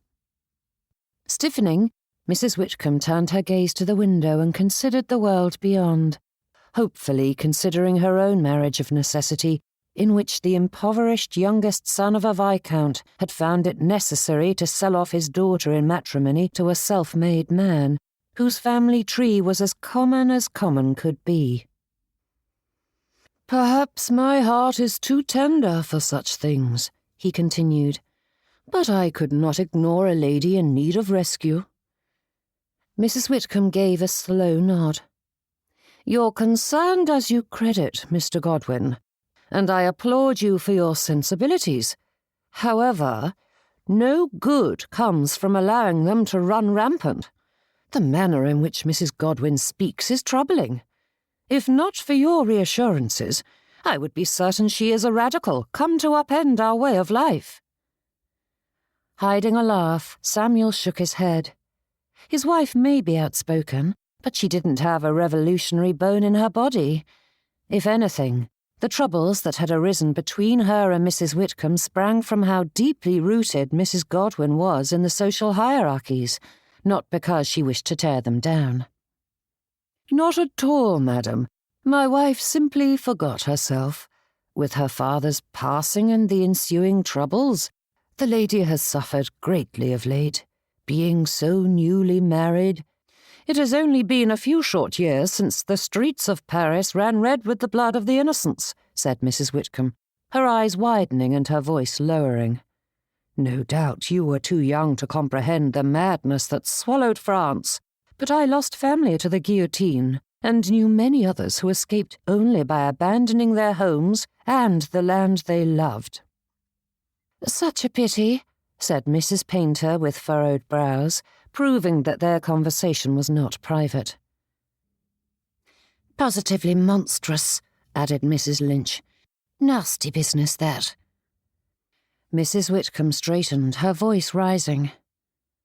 "And what has it given them? Chaos, bloodshed, and corruption. For all that rebels fight for the people, those who rise to power are often the quickest to turn on their own. They care only about their own interest, which you can see plain as day with that man snatching up power amidst all that upheaval." Scoffing, she wrinkled her nose. "France is no more a republic now than it was under King Louis, and that man will not content himself until he has the whole country under his boot. And now he threatens our shores." "I hardly think Napoleon will trifle with foreign wars when France has only just found peace," said Samuel, hoping it might keep her from growing truly agitated, and though Mrs. Whitcomb paused, the incredulous expression on her face was hardly comforting. It was that of a headmaster questioning the intelligence of his pupil. "Do not be a fool, Mr. Godwin," said Mrs. Whitcomb. "France and England cannot leave one another be, and I fear their revolution may finally make its way to our shores. When structure fails, anarchy ensues, and I shan't allow anyone to destroy Kingsmere's peace, not even the rector's wife." Bowing, Samuel said, "Your concern does you credit, madam. I understand the depth of your fears, and I wish to assure you that had not your niece recommended Mrs. Godwin so favourably, I would never have considered her. But my wife has suffered many difficulties of late, and is still sorting out her place in Kingsmere. I assure you she has no thoughts of sedition." Saying the words felt so ridiculous that Samuel yearned to laugh. The whole situation was ridiculous. Mrs. Godwin didn't suffer fools, but she was hardly a revolutionary. Yet the fear in Mrs. Whitcomb's eyes was genuine, and the strain in her features made it clear these weren't idle concerns. "Marriage is meant to be a boon to both husband and wife," said Mrs. Whitcomb, sloughing off the moment of weakness as she met his gaze with that steely strength once more. "You are such a skilled rector, and I wished this blessing upon you to help you reach your full potential." "It is far too early to say my marriage is a failure," said Samuel, though he hoped more than believed those words. "Regardless, the choice has been made, and there is no undoing it now." Mrs. Whitcomb's gaze turned to the window once more, and she whispered, "No, there is not." The room settled into stillness, the moment stretching thin between them. Samuel followed her gaze to the glass, where the light fell pale and indistinct, offering no comfort beyond its constancy. Fears and disappointments layered one atop the other, etching themselves into the lines of her face, and Samuel couldn't help the twinge in his heart at the sight. Flawed and foolish he may be at times, but Mrs. Whitcomb was human like all the rest, driven by the very sensibilities she warned against. Drawing in a breath, and drawing her attention once more, Samuel nodded.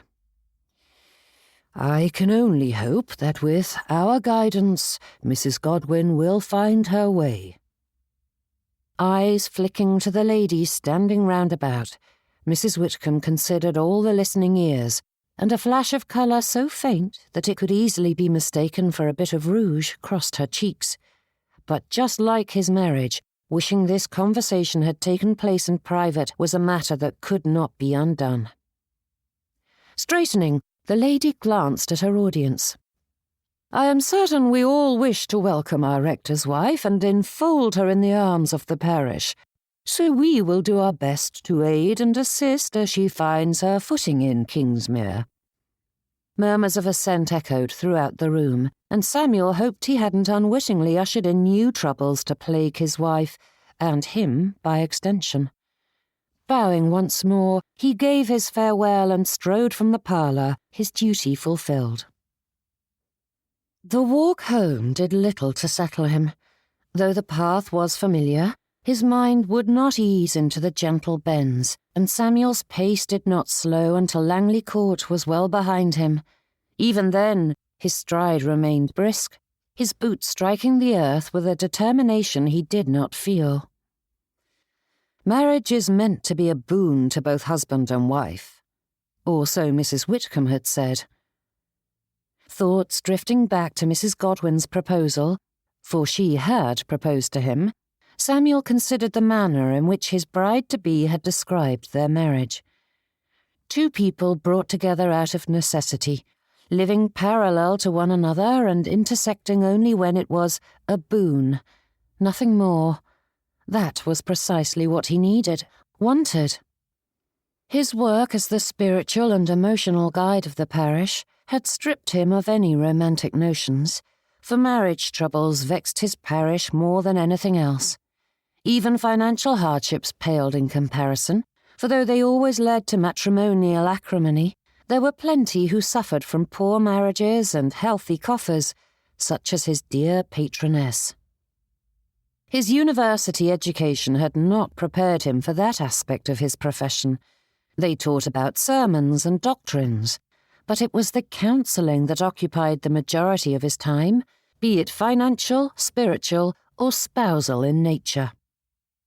Why would he wish to marry and bring those troubles into his home, to add yet another person to the list of those whom he tended and watched over? Samuel slowed as the path bent toward the parsonage, his steps finally losing their urgency. The house came into view, modest and unassuming against the clear blue sky.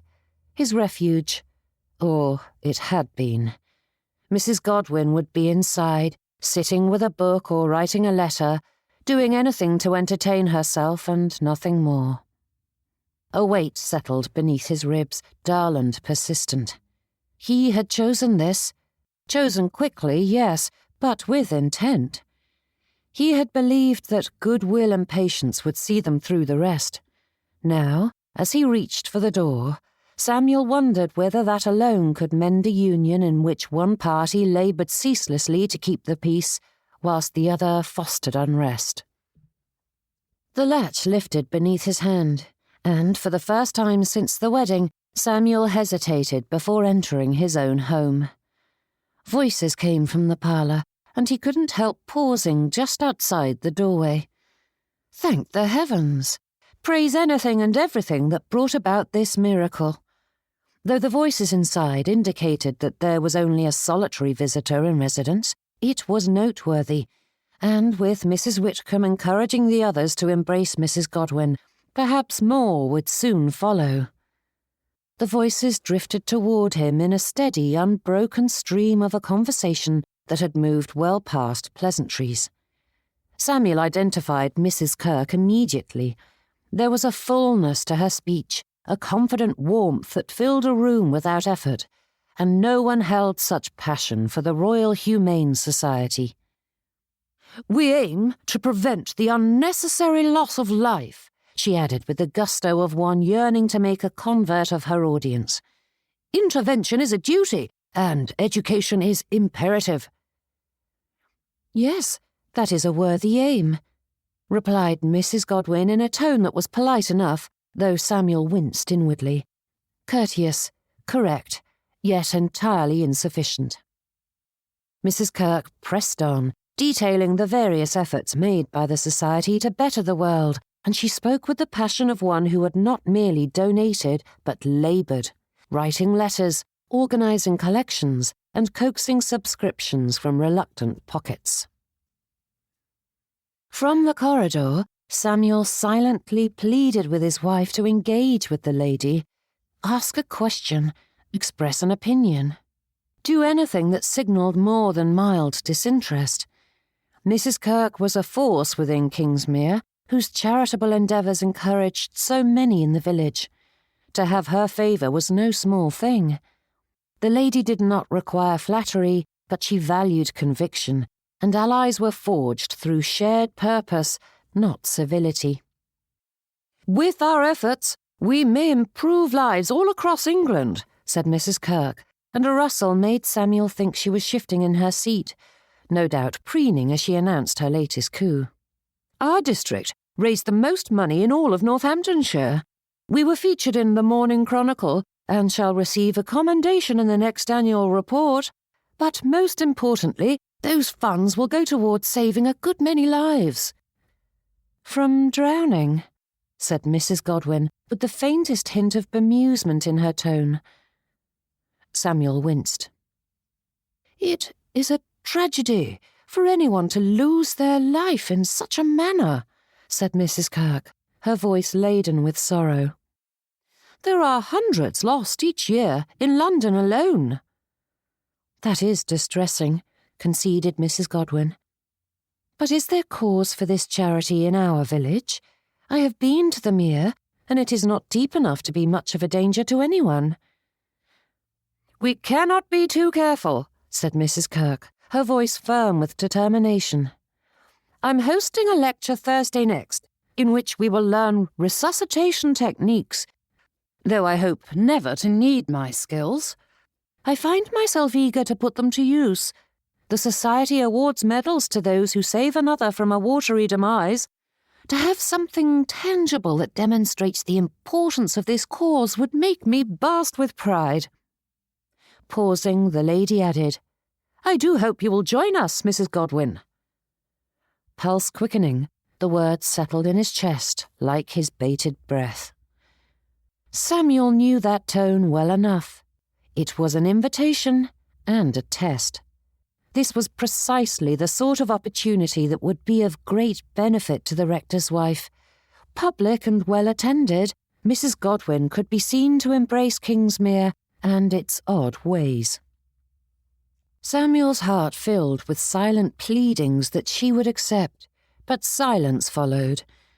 Surely it was nothing, a moment's consideration. Yet Mrs. Godwin did not speak. It was naught but a second, perhaps 2, but the time stretched thin as they waited. "That is very kind of you," said Mrs. Godwin, "but I fear I am otherwise occupied on that day." For all that the words were spoken politely, anyone with sense recognized the disinterest that fueled that excuse, which was naught but a euphemism to soften the truth of the matter, just as people claimed to not be at home when unwelcomed visitors paid a call. Mrs. Kirk let out a heavy sigh. "Yes, I'm certain you have a great many things to do, but if your diary alters, please send word. We would be delighted for you to join us." Russell announced that the lady had risen to her feet. "Do excuse me, but I have other business to see to." "Yes, of course," said Mrs. Godwin, accepting that euphemism for what it was. Ducking out of sight as the ladies emerged from the parlour, Samuel watched the pair give their farewells. Despite the faint tension thrumming beneath the sudden departure, the ladies parted amicably enough, but as soon as the door shut on their departing visitor, something tight and bright flared behind Samuel's eyes.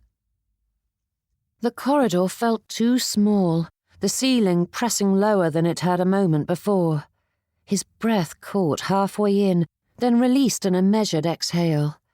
Mrs. Godwin's excuse lingered in his ears, smoothly spoken but devastating all the same, and Samuel stood rooted in place, tucked out of sight, as his wife returned to the parlour.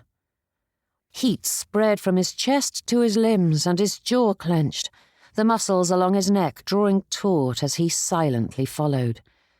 Mrs. Godwin was gathering cups and saucers with careful hands and moved about the parlour as though nothing had shifted beneath her feet, as though no door had quietly closed that might not open again. A creak of the floorboard had her glancing over her shoulder at him. "I hadn't realised you were home." Motioning toward the tea caddy, Mrs. Godwin lifted it for his inspection. "I have put your mother's gift to good use."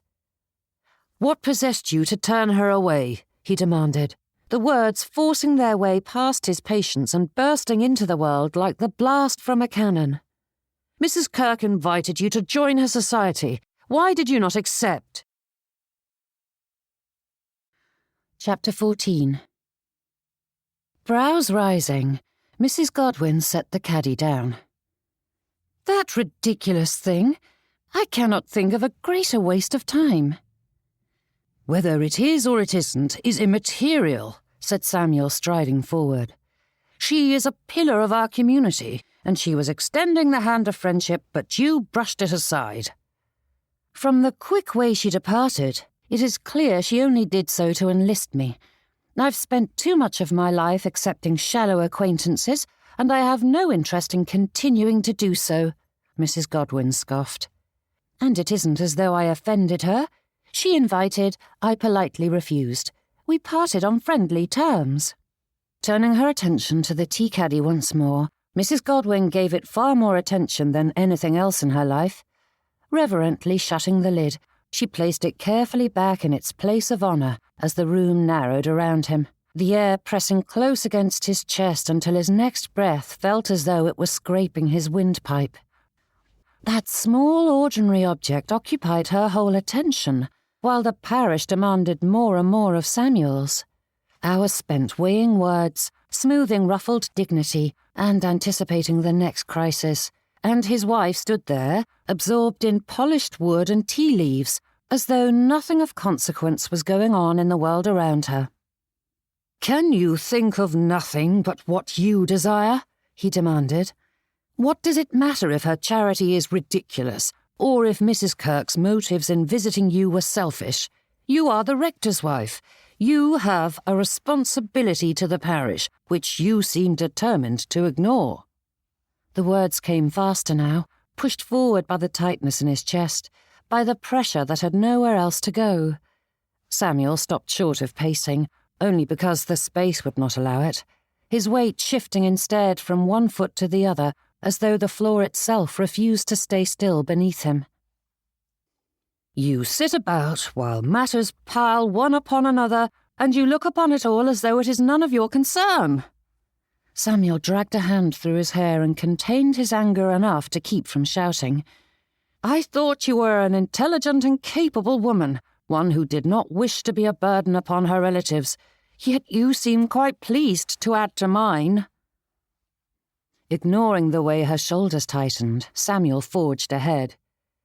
"You remain stubbornly blind to the weight upon my back, dismissing me as a fool, but every hour brings some new demand, some new expectation I must bear without faltering, and, foolish though it may sound, I had hoped that marrying you might, at the very least, allow me a respite. Instead, I find myself yoked to another person I must manage." His breath left him in a sharp exhale. "For goodness' sake, the only reason we married was to please the one woman you seem determined to antagonize at every turn." Mr. Godwin's voice reverberated through the room before it reached her, sharp enough that it left a faint ringing in her ears as his composure split at the seams. His movements were no longer precise, his posture no longer arranged for the comfort of others, and the space between them sizzled as his presence filled the room. This was not the man she had married. Phoebe's fingers rested against the edge of the table, the polished surface cool beneath her touch. Searching his face, she found the bright fury of one pushed beyond his limits, and the realization settled heavily in her chest. This was the true man she had married, one that kept his fire and light carefully tamped behind the fool's mask, and before she could gather her wits, Phoebe recognized that she had crossed some unseen boundary, one she hadn't known existed until she found herself standing squarely on the wrong side of it. The suddenness of this shift left her unmoored, as much as the words now cascading from his previously silent mouth. The words struck with a clean, ringing force, sharp enough that Phoebe felt it deep in her chest before she understood what he had said. For a moment, the room tipped. Not enough to send her reeling, but just enough that she had to shift her weight to keep steady. "The only reason we married." The phrase lodged itself in her heart, heavy and unmoving. "I beg you," he continued, holding his hands up in a mockery of supplication. "Please do something, anything, that does not add to my troubles." And with that, Mr. Godwin stormed out of the house, the door slamming behind him. His fingers loosened on the table without her noticing, and a faint chill crept along her arms. Something had shifted in their marriage, quiet but decisive, and the room seemed to recede, its edges softening as her thoughts turned inward. Phoebe Voss had carried her grievances like a private ledger, each slight carefully tallied, each disappointment weighed and measured until it seemed to outweigh anything Mr. Samuel Godwin could boast. In that reckoning, she had cast herself as the one wronged, the one who had conceded most and gained least. It was she who had lost everything after all, and was forced to marry someone so wholly beneath her. Despite having never spoken those words, the feelings lingered beneath every conversation and interaction with her husband. They had filled her eyes with tears on more than one occasion, and still weighed her down, despite her efforts to accept the choice she had made. Yes, it had been an arrangement, and it had been comforting to claim it as a mutually beneficial one, yet lurking beneath that was the stubborn belief that Miss Phoebe Voss was the more wronged of the two. Yet Mr. Samuel Godwin had subjected himself to marrying a woman who despised him. His marriage may have been compelled, but his choice of bride had been his own, and his profession and income ensured he'd had his pick of ladies, yet he had chosen the one who had accepted his proposal unwillingly, and festered in bitterness and self-importance. The one who had done her level best to make him regret his choice. The chill along her arms deepened, settling into her shoulders, her spine. It was not guilt, not yet, but something uncomfortably close. Phoebe had been so intent upon preserving her own sense of injury that she had scarcely paused to consider the weight he carried, or how her behaviour in Kingsmere added to it. Louisa Fisk's letter rose in Phoebe's thoughts, burning bright in her memory and regurgitating every wretched moment she'd spent with Mr. Winwood. Whatever his flaws, Samuel Godwin was not careless or selfish. He did not vanish when things grew difficult. He did not take warmth where it suited him and leave wreckage behind. He bore responsibility even when it weighed him down and gave little in return. And she met that constancy with resentment. Her husband lacked charm and wit, but he offered something far rarer: stability. It was not a romantic notion to many, but then they likely had not lived without it. Phoebe's heart warmed at the thought that neither she nor their children would ever worry about being left penniless because he lacked self-control. Mr. Godwin would provide for them with the same determination that he approached everything. He would honour their marriage vows to his dying day. The room remained quiet around her, unchanged, but Phoebe stood there with a new awareness settling into place, sharp and unavoidable. She had been guarding her injury so fiercely that she had neglected gratitude altogether, and the omission now felt impossible to ignore. Her gaze dropped, not in submission but reassessment. The ground beneath her felt less certain than it had moments before, as though she was seeing the shape of it clearly for the first time. Whatever Phoebe thought of his caution, his deference, his endless concern for propriety, she had granted herself the freedom to act without measuring the cost to anyone but herself. Very much like a certain blackguard she had so carelessly embraced, and the father who had left his family in ruins. In that narrowing space between pride and perception, Phoebe found herself standing very still, forced at last to reckon with a truth she had not expected to meet. Lowering to the sofa, she considered her behaviour of late and all the vows she had made and broken. Focused on his nightly rituals, Samuel moved about the bedchamber with measured care. Unfastening his coat, untying his cravat, aligning his shoes beside the fireplace, all took on an importance they did not deserve, if only because they gave his hands something to do. Mrs. Godwin moved about with deliberate composure. No glance in his direction, no sign that she was aware of him in the slightest. If there was any tension in her, it was neatly contained, folded away like linen placed out of sight. Each movement was careful, restrained, as though she were determined to prove nothing but her own desires existed in the world, and the sight tightened something low in his chest. The heat that had driven his words earlier had not abated, settling into something less volatile but no less consuming. The weight of it pressed at his temples, but there was nothing more to say. He had spoken his piece, and Mrs. Godwin had met it with silence. Sliding beneath the bedcovers, Samuel blew out his candle and turned onto his side, ignoring his wife as she finished readying herself. The mattress dipped with her weight, and the bedcovers rustled before settling as darkness closed around them, complete and unyielding, leaving him with nothing but the sound of her breathing and the slow, insistent thud of his own pulse. Samuel lay rigid, eyes open to the black, and he forced his attention away from the warmth at his back to the work to be done. That was a never-ending distraction. The church required repairs of varying importance, but with a difficult winter ahead, only the most dire of needs would be seen to. Then there was the matter of Mrs. Ellison's cough, which had lingered for far too long. Though she and the apothecary were managing well enough, he needed to see if she required anything else. And the Willards were struggling with yet another fine levied from Langley Court, not to mention the additional funds the dame school requested. And with this time of year, there was always an increased number of christenings to arrange, and the Carters' wedding to schedule. Thank the heavens that they had finally agreed to the rite, for after 30 years of living under the same roof, it was long overdue.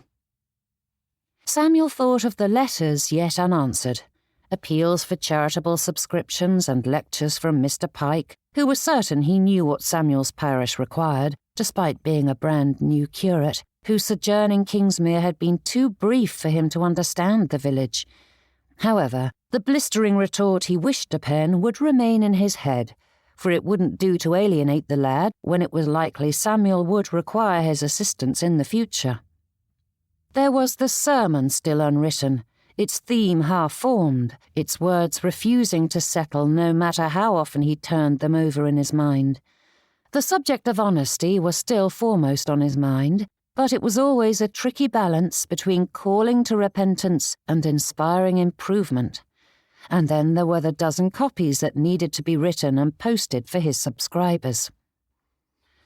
Beyond that lay the quieter burdens, the expectation that he be present at every gathering, every crisis, and every moment in the parish. And even here in the dark, the parsonage pressed itself upon his thoughts. Repairs that must be postponed, accounts that required careful keeping. "I apologize, Mr. Godwin." The words were so quiet that Samuel almost missed them. He shifted so that he could turn his head to peer at his wife, but the darkness swallowed her. "Since our discussion, I have given your words much thought," she added, her voice hesitant. "I have been difficult. I didn't mean to, but I have added to your troubles, and it fills me with shame." Sighing, Samuel settled into the pillow and considered the ceiling of black above him. "What can I do to help you?" she asked. "Do not antagonize Mrs. Whitcomb," came the quick reply. There was a heavy pause at that, and Samuel could well imagine the manner in which her lips tightened in begrudging agreement. "And do something for the parish," he added. "It doesn't matter what, as long as it is useful." Chapter 15. "You must not desist!" Mrs. Kirk's voice rang with conviction as she motioned to the woman playing the part of a drowning victim.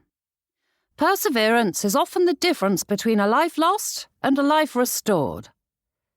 Phoebe sat with her hands folded in her lap, her features carefully arranged to express an attentiveness she did not feel, and tried not to count the minutes until she would be free to escape. Pews creaked as ladies shifted in their seats, the sounds echoing throughout the nave, but Mrs. Kirk paid it no mind, her speech continuing, steady and assured. In truth, The lady's passion made the lecture bearable, but Phoebe couldn't help wondering what good this would do. Supposing there was an accident on the mere where these skills were required, few could swim out to fetch the poor soul. In fact, would it not be more effective to teach prevention? A good many losses could be avoided by teaching that skill. With unflagging energy, Mrs. Kirk demonstrated again and again how to rub and stimulate the patient's limbs, whilst poor Mrs. Chaffin tried her best to feign insensibility despite the instructor's vigorous touches, though she was quite unable to keep herself from reacting when a feather was inserted into her mouth to tickle her throat. Which was how Mrs. Kirk found herself without a volunteer when it came time to demonstrate the proper technique for manually inflating the lungs with a bellows. But the lady's enthusiasm lagged not one bit, and the audience nodded at appropriate intervals. A murmur of approval followed each solemn reminder of lives saved and futures restored, and with a final word of thanks, Mrs. Kirk motioned them toward the refreshments. "Wasn't that so informative?" asked Mrs. Rowley, her eyes alight as she considered the pamphlet in her hand. "Quite," said Phoebe, summoning a note of excitement in her voice. "Though I do find myself wondering if there aren't more pressing concerns in the parish." "What is more pressing than saving a life?" asked Mrs. Rowley with raised brows. "From all accounts, the harvest will be poor this year, and I am certain a good many people will require assistance," said Phoebe, and though the lady nodded, she raised her hand as if greeting someone from across the way and took her leave.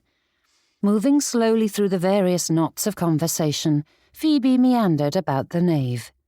The church no longer felt cavernous now that the lecture had ended. Conversation softened the space, drawing it inward, filling the aisles and side chapels with low voices and the rustle of skirts. Phoebe navigated it with deliberate ease, pausing when someone turned toward her, matching expressions as best she could, shaping herself into what the moment required without fully yielding to it. This was for her husband, and it was the proper thing to do.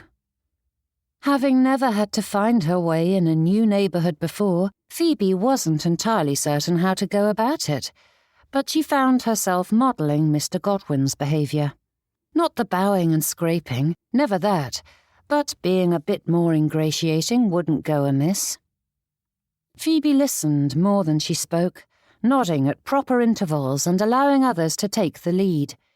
Where praise for Mrs. Kirk's efforts surfaced, she acknowledged it with quiet approval. The lady's efforts weren't meeting more pressing needs in Kingsmere, but they still deserved praise. Heaven knew Mrs. Kirk did more for her fellow man than most. The pleasant arrangement of her features grew fixed, the muscles at her jaw tightening as she lingered, but Phoebe kept moving, never settling, never allowing herself to be claimed for too long. Stopping invited scrutiny. Motion at least suggested purpose. "I do hope you will offer our greatest of thanks to your husband," said Mrs. Kirk once Phoebe felt free to take her leave. "We are so very grateful that he allowed us to host the event here." "Being of use to you is his greatest wish," said Phoebe without even a hint of falsehood. Whatever his faults, Mr. Godwin cared deeply about the people in his parish. "I do hope you will join us again in the future," added Mrs. Kirk. Phoebe's smile strained at the edges, but she forced herself to say, "Of course." It was a little thing after all. A few hours from time to please another was hardly a sacrifice. Boredom was not such a great price to pay when it pleased another so much. Another lady approached with a look of purpose, her cheeks flushed and her bonnet strings hanging loose as though she had forgotten to tie them. "I have taken down the names of those who wish to contribute," she said, addressing Mrs. Kirk, "and made certain to take note of all who attended today, and Mrs. Allen has agreed to distribute the remaining handbills before Sunday, and the candles have been counted." Mrs. Kirk's face brightened at once. "You are an angel. I know I can always depend on you." Then turning to Phoebe, she added, I don't believe you are acquainted, as illness has kept her from attending services of late. Mrs. Godwin, allow me to introduce Mrs. Jameson. She is the most stalwart member of the parish, an angel who can always be relied upon to lend a helping hand." Mrs. Jameson inclined her head, though a hint of weariness weakened her smile. "Your praise is too effusive, madam. I only do what is right." Then, turning to Phoebe, Mrs. Jameson added, "Again, I apologize for not doing my due diligence in paying a welcome call, but illness is never considerate enough to strike us in a timely fashion. It travels from child to child, each in their turn, before eventually coming for their parents. Unfortunately, I haven't been in a fit state to see anyone." "Think nothing of it," said Phoebe, her own smile settling carefully into place. "It seems the afternoon owes a great deal to your diligence, Mrs. Jameson." The lady acknowledged the remark with a brief nod, already half distracted by the next task that required her attention, but just as she moved to leave, Mrs. Jameson hesitated, her brows knitting as though some small but important matter had just come to mind. "Oh, Mrs. Godwin," she said, the words emerging slightly broken. "I had thought, that is, I expected, that you might pay a call once you were settled, and I know you have been in town for some weeks now." "A call?" Phoebe could not imagine why a new addition to the neighbourhood would be expected to do so, especially as a bride was granted a good month to settle into her home and marriage before she ventured into society. Mrs. Jameson's surprise was immediate and poorly concealed. Glancing at Mrs. Kirk and back again, she added, "You were not informed. Forgive me, I assumed, as you are the rector's wife." She drew a breath, collecting herself. "I thought you would want the christening boxes." The words were spoken as though their purpose was clear enough, and Phoebe supposed the name meant that they had something to do with the infants of the parish, though that was the limit of her understanding. "The boxes for the less fortunate of the parish," clarified Mrs. Jameson. "They contain the linens and clothes the little ones require for their first weeks of life, including a christening dress. I was asked by your husband's predecessor to maintain them after his wife passed." A pause followed, weighted but unintentional. "I do hope you will take over the responsibility. I fear that, between my own children and all the work I do within the village, I haven't the time to give them the proper attention they deserve." "As I said, Mrs. Jameson is an angel," said Mrs. Kirk. "If you require assistance, ask Mrs. Jameson. She eagerly accepts any assignment, no matter how big or small. Whenever the need for volunteers arises, hers is the first name on my list." The smile on the angel's face grew strained, and the expression brought to mind Mrs. Audley, who was Haverford's own angel of mercy, forever rushing about to do good. Though Phoebe thought it admirable in many ways, she couldn't help noticing the frenzied manner in which the lady lived her life, thrumming with the need to complete the next task, and always first on the list because she never said no, even as her sanity frayed. Was that what Mr. Godwin wished her to become? "I see," said Phoebe at last, the phrase shaped with care. Mrs. Jameson nodded, already retreating a step. "I do not mean to press the issue. I can manage the boxes if you wish, but there are quite a few births in the coming weeks, and I thought you might take up the mantle before then. One is currently at the Johnson house, though it needs to be fetched soon, and the other must be delivered to the Talley family. I had meant to bring it today, but the time got away from me." "I can fetch it on my way home and deliver it tomorrow, if that suits you," said Phoebe. "I live on the High Street, the third cottage on the right after the crossroads. You should pass by it directly on the way to the parsonage. I will be here for some time, but the maid knows where it is," said Mrs. Jameson, and with that the lady's attention drifted back to the details that needed seeing to. Mrs. Kirk watched her go with a look of approval, while Phoebe remained where she was, the sense of having missed something unspoken settling around her like a garment she had not known she was meant to wear. Mr. Godwin had spoken of the duties of a rector's wife, but what were they? Phoebe had considered them more vague in nature, but if Mrs. Jameson were correct, this was a tangible item that was required of her. Were there more? No doubt Mrs. Jameson would have mentioned others if they were left for her to manage, but for all that Mr. Godwin wished her to do something good for the parish, Phoebe wasn't certain what that was. Attending the Royal Humane Society lectures? Giving a few coins when pressed? Surely there was more. He had his sermons and rites, but what was left to her? Giving Mrs. Kirk a final word of farewell, Phoebe drifted from the church.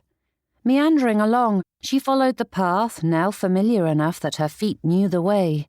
Shop fronts stood open to the light, their wares arranged with care, and the baker's door released a burst of heat as someone entered just ahead, the scent of yeast and baking bread swirling through the air. Life moved on around her, each person fulfilling their well-defined purposes. How could she be of use? The concept seemed odd, for Phoebe Voss had never needed to prove her worth, though she didn't care for that word. Existence alone imbued a person with value, yet Phoebe couldn't deny that she had been entirely useless since coming to Kingsmere, and the more she considered what she ought to do, the more she wondered if she had ever been anything more than a self-indulgent ornament. Kingsmere stretched ahead, ordinary and unassuming in the autumn light. The street bore no sign of her uncertainty or the questions crowding her thoughts.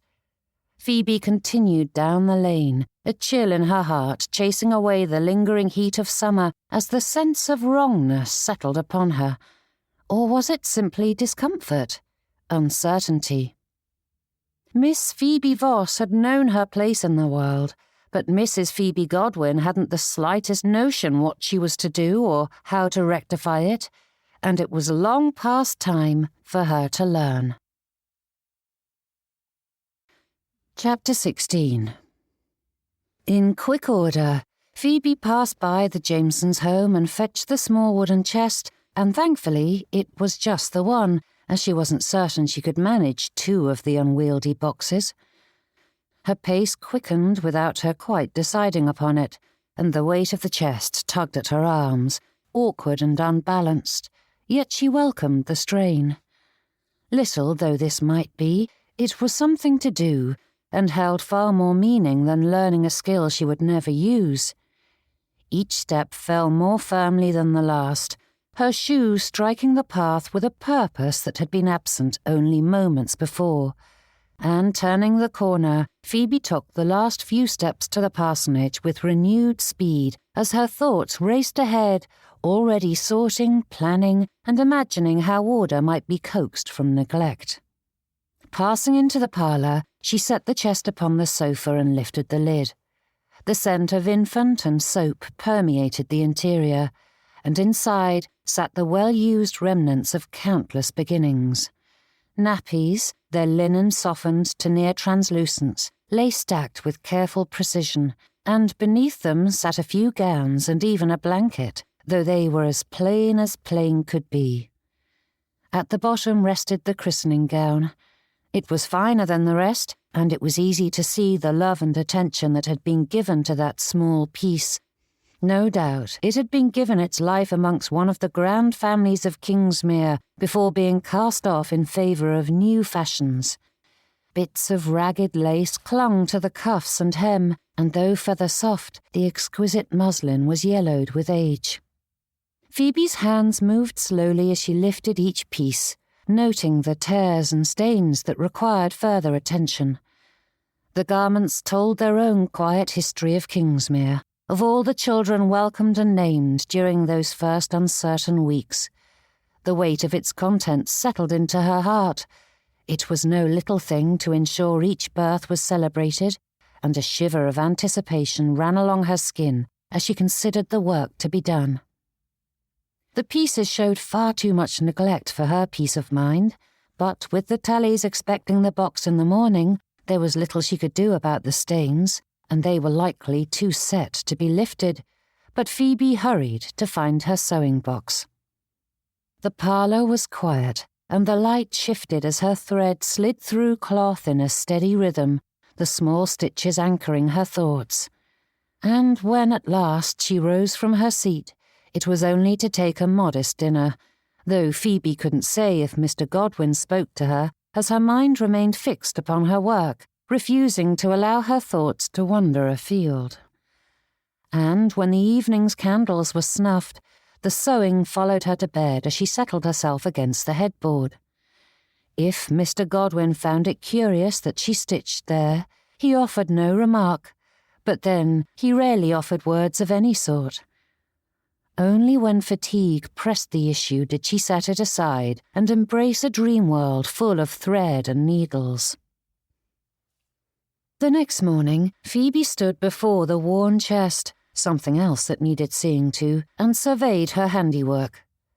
The contents were not renewed, not transformed, but neither were they shameful. She inspected each garment with care, smoothing, refolding, and arranging them with the christening gown placed gently atop, granting it the place of honour. There was far more to do, but for now this would suffice, and a smile graced her face as Phoebe shut the lid and lifted the chest. Morning had sharpened the air, the sunlight clear and pale, and the weight of the box pressed solidly against her arms as she made her way through the village. Phoebe kept her pace measured despite the excitement pressing against her ribs. This was simply a delivery to be made and a duty to be discharged, not some grand display meant to draw attention. This was not a moment for her to crow over her accomplishment. The Tally cottage came into view at last, smaller than she had imagined, and bearing the marks of long use, its walls dulled by years of weather and disrepair. The thatch sagged unevenly along the roofline, darker in places where rain had found its way through and lingered, and one shutter hung crooked on its hinge, banging softly with each breeze. Children darted around the kitchen garden as their mother bellowed orders and pinned the washing to the line, her swollen belly testifying that the box would be required quite soon. "Good morning," called Phoebe from the lane, and Mrs. Tally turned about, pressing a hand on the small of her back. "I have no need for prayers, nor a penny to spare, so you'd best be on your way," said Mrs. Tally with a laugh as she shooed Phoebe back the way she came. "I am Mrs. Godwin, here with the christening box," said Phoebe, lifting the chest, only to see Mrs. Tally's bright expression fade. "I asked Mrs. Jameson for t'other box. There's nothing in that one worth having." Phoebe refused to blush and nodded toward it. "Unfortunately, this is all I have." Setting her hands on her hips, Mrs. Tally sighed and nodded toward the cottage door. "Bring it on in, then. 'Tis better than letting my babe go about with his nethers hanging about for all to see." Though unable to hide her blush at that statement, Phoebe tried to cover the discomfort with a chuckle, strangled though it may be. "It seems the boxes are in high demand at present." "Harvest time is also the birthing season," said Mrs. Tally with a rasping laugh. "Too much time on our hands in the winter with not much else to do when the nights turn cold." Giving her a wink, the woman added, "You know all about that, being newly married and all." Yes, Phoebe was certain she was going to expire on the spot. Forcing herself not to respond to that innuendo, she cleared her throat. "Yes, well, the other box isn't available. It is already with the Johnsons." "But I asked for that one, and Mrs. Jameson promised me." "Jenny Tally, that is a lie, and you know it," said an older lady, pausing on her journey down the lane. Her face looked familiar, and Phoebe was certain she had met the lady at Sunday services, though there had been so many new names to learn that she couldn't guess what it was. "Mrs. Jameson would never say anything of the sort, and you are just trying to get your way. Now desist with this complaining and accept what Mrs. Godwin has to offer." Drawing close, the lady took the box from Phoebe's hands, called to one of the older children running mad through the garden, and handed it to him. "Now, Alf, you will be attending school tomorrow," said the lady with a gimlet eye, and when the boy nodded, a smile replaced the firm expression. "Good lad." "Oh, you can't help meddling," said Mrs. Tally, though a chuckle threaded through her words. "I was only teasing." "And you would have admitted as much to Mrs. Godwin had she felt compelled to fetch the other box?" asked the other with a spark of knowing in her gaze, as though Mrs. Tally was another child to scold. Mrs. Tally settled her hands on her stomach with an innocent grin, though she neither protested nor acknowledged the question. Motioning for her son to open the box, the woman immediately pulled out the christening gown, and Phoebe held back a wince as hands that were a shade too dirty examined the offerings. "The other's much nicer," said Mrs. Tally with a sigh, casting a reproachful look at the ladies, and Phoebe struggled to know what to do as the effort of all her work was found wanting. She had never thought sewing could cause muscle strain, but the hours of holding the little articles up had left an ache in her arms, and they twinged all the more for having carted the chest across the village. "I do apologize," said Phoebe. "I didn't know, and I had such a short amount of time to prepare it." But the stranger, who had yet to introduce herself, cleared her throat and gave Mrs. Tally a pointed look as Phoebe's shoulders fell, and not simply because her back and arms were tired. Shoving them back into the chest, the woman straightened and smiled. "Oh, I am grateful, Mrs. Godwin. Thank you kindly." "I am glad to be of service. Do send word if you require anything else," replied Phoebe, though her expression strained as her heart sank. And with that she strode away. The task had seemed simple, yet clearly she had done something wrong. If only she had spoken to Mrs. Jameson before yesterday, then she could have done more to improve upon the box. "Mrs. Godwin," called the older lady, and Phoebe turned to find her walking slowly towards her. "Do not make me come all the way to you, my dear." Jolting out of her thoughts, Phoebe hurried forward and offered an arm, which was accepted and used to steer Phoebe toward another house. "Come now, Mrs. Godwin, you are coming for a visit." Even if Phoebe ignored the steel woven into those words, there was no battling the lady's firm hold or determined gaze. "Only if you will remind me of your name," said Phoebe with a chagrined wince. "If I am to sit in your parlour, I must admit that it has slipped my mind." "Mrs. Broad, my dear," said the lady, leading her into a good-sized cottage. "And do not fret one bit about it. My husband was a vicar, and I well remember the struggle to recall all the new names when we settled into our first parish. I fear I was forever offending."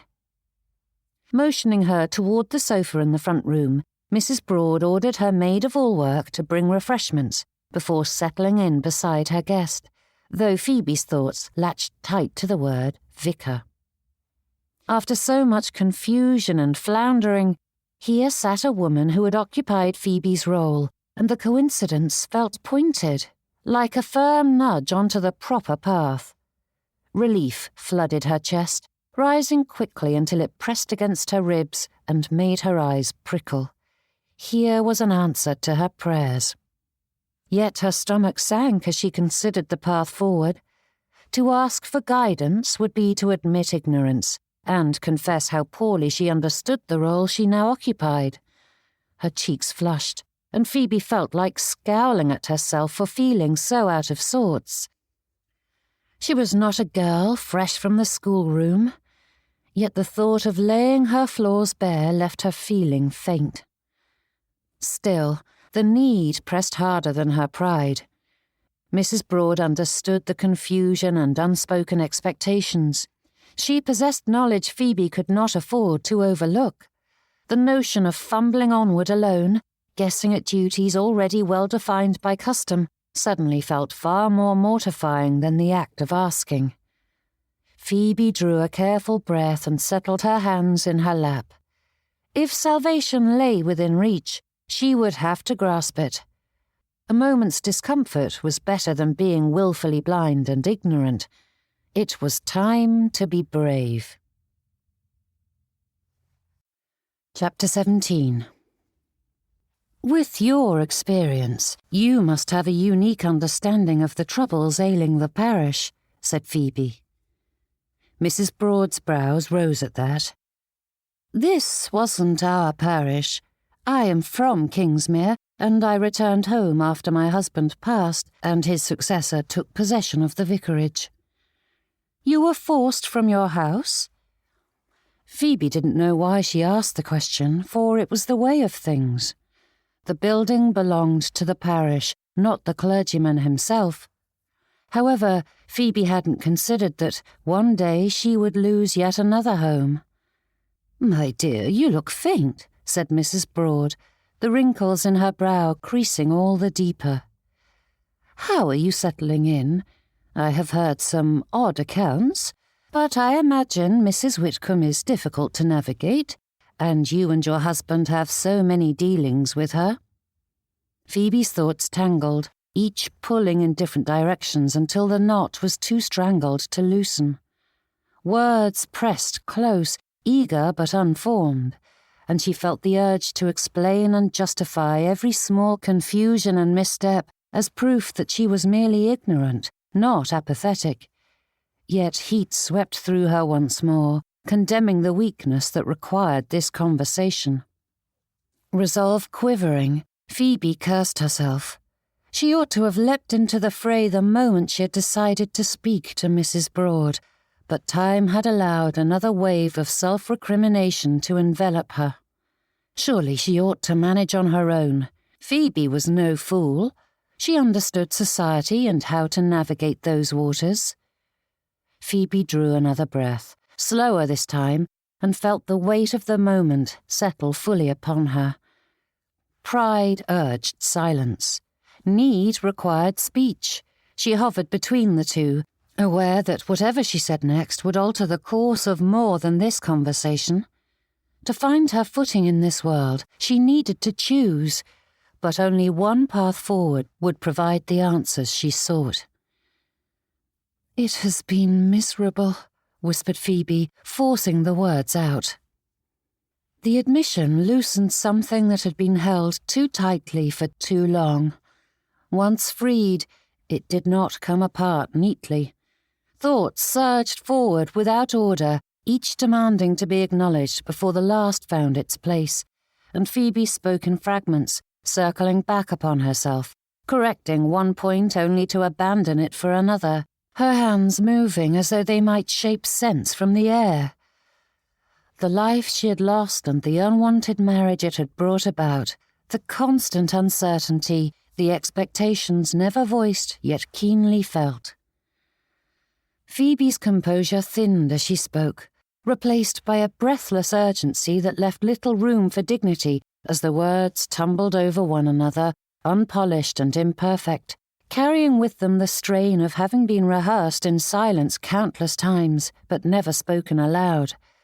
Whatever judgment might follow, she had already crossed the greater threshold, the one that required her to admit, if only to herself, that she could not navigate these waters alone.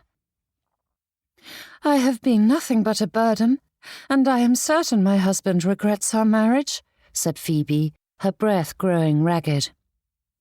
"I have managed to make some friends in the village, but they are so occupied with their children and managing their households that they haven't the time to guide me. I do what I can, but I manage to cause trouble even when I'm doing something so innocuous as delivering a christening box, which I didn't know I needed to do until it was too late to do it properly."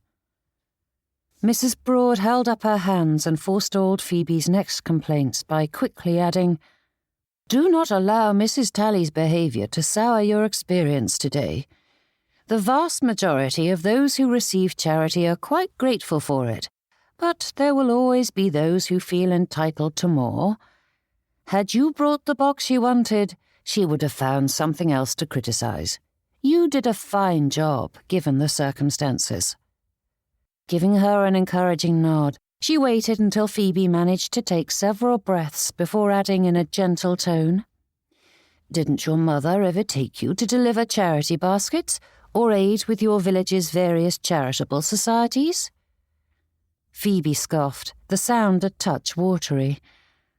"Mrs. Sarah Voss is a lady of leisure in every definition of the word. No doubt she gave funds, but she did not surrender her time, nor did she expect us to.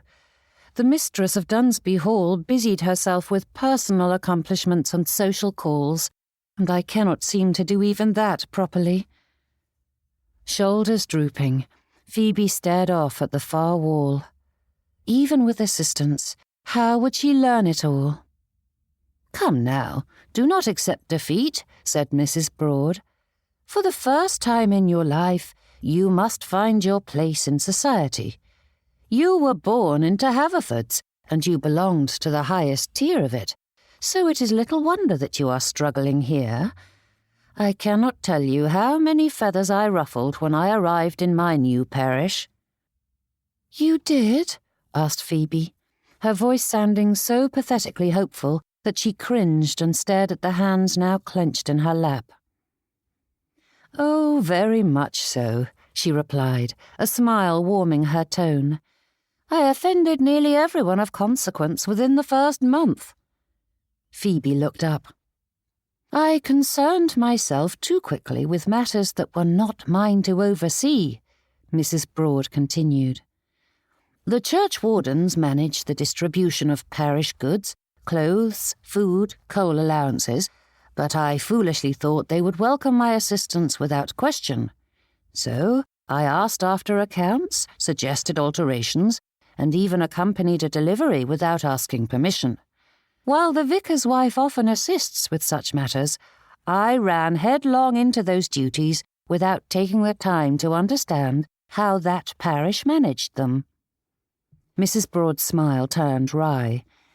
"And then I insisted on poking my pretty little nose into the parish school, doing what I could to improve upon the teacher's efforts.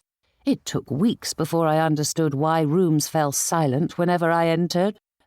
Chuckling softly to herself, Mrs. Broad added, "Though I was a genteel young lady, I did not understand that customs and expectations vary greatly from village to village. Nor was I mature enough to recognize the importance of patience. However, I learned quickly just how much damage newcomers do when they insert themselves into the heart of a community they do not yet comprehend."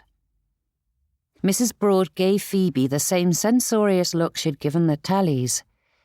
"These things feel disastrous when they happen, but our best lessons come from our greatest missteps, if we choose to learn from them. So you would best stop wringing your hands and get to work." "Then I have not ruined everything and deserve to be run out of the village?" asked Phoebe in a tone she had meant to be self-deprecating, but was simply self-pitying. "No, none of that, my girl," said Mrs. Broad. "I am quite willing to commiserate, but I will not wallow. You've had a hard time of it, to be certain, but it is only hopeless if you allow it to be." The door opened, and Phoebe stiffened, turning away from the intrusion and wiping at her face, though, thank the heavens, there were no tears to be found. "Now, what have we got here?" said a fellow, though his footsteps stopped short. "Am I intruding?" "Come now, Mr. Colby," said Mrs. Broad, motioning toward an empty armchair. "I'm just comforting our rector's new wife." "Oh, I pity the poor man who has to manage Mrs. Whitcomb day and night, and I imagine it wouldn't be easy for his wife either," said Mr. Colby, settling into the seat with more gravity than grace, for the rail-thin legs seemed to give out from beneath him. Dark, bushy brows hung over his eyes, which, though milky with age, still bore a hint of blue. Though she ought to have been irritated at being caught in such a vulnerable moment, the impulse vanished when Mr. Colby flashed her a rascally wink. "Mrs. Godwin, allow me to introduce my lodger, Mr. Colby," said Mrs. Broad, motioning toward the fellow. "He's a former lieutenant who decided to moor his boat in Kingsmere when it came time for him to give up his life at sea." "It was less of a choice and more of a necessity," corrected Mr. Colby. "My wife and children were gone, leaving me nowhere to go. Eventually, my funds ran out and age required me to stop, and Kingsmere just happened to be the place where those coincided." The fellow spoke so matter-of-factly, tossing his hardships about as though they were a passing comment about the weather, even lacing it with a bit of humour. Yet behind the smile there was a tinge of sorrow, showing her the truth beneath the affectation. It reminded her so much of her brother that Phoebe's heart ached for those men who hid their pain behind their smiles, which only made her raw heart hurt all the more.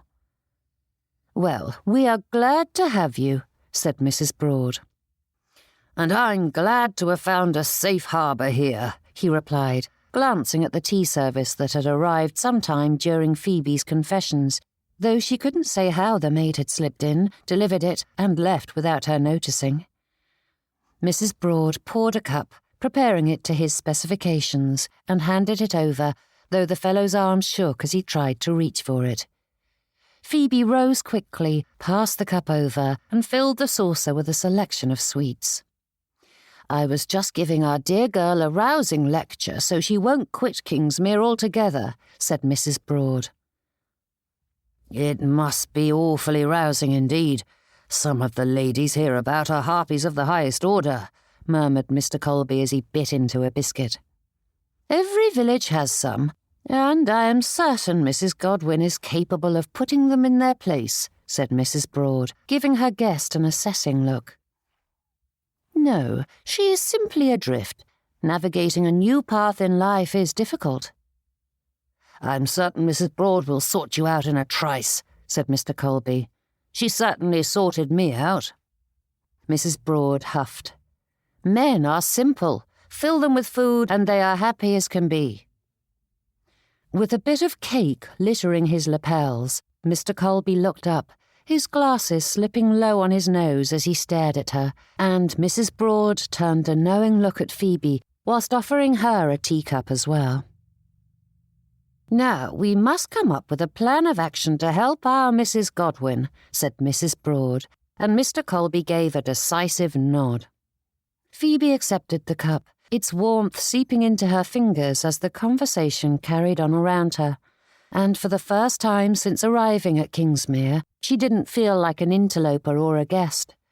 Though her troubles remained, she wouldn't have to sort them out alone. And when Phoebe smiled again, it came without effort. Chapter 18. The Hood's cottage was tiny, and the low ceiling compressed the room until the building felt like a cupboard.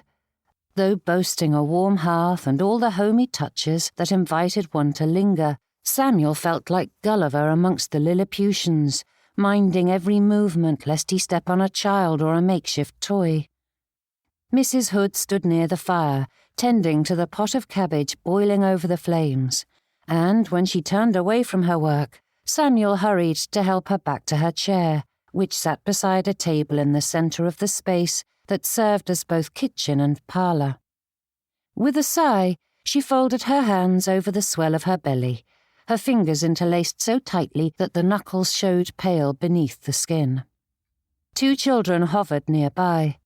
The elder lingered close to the table, playing with a wooden toy, though his attention strayed often to his mother.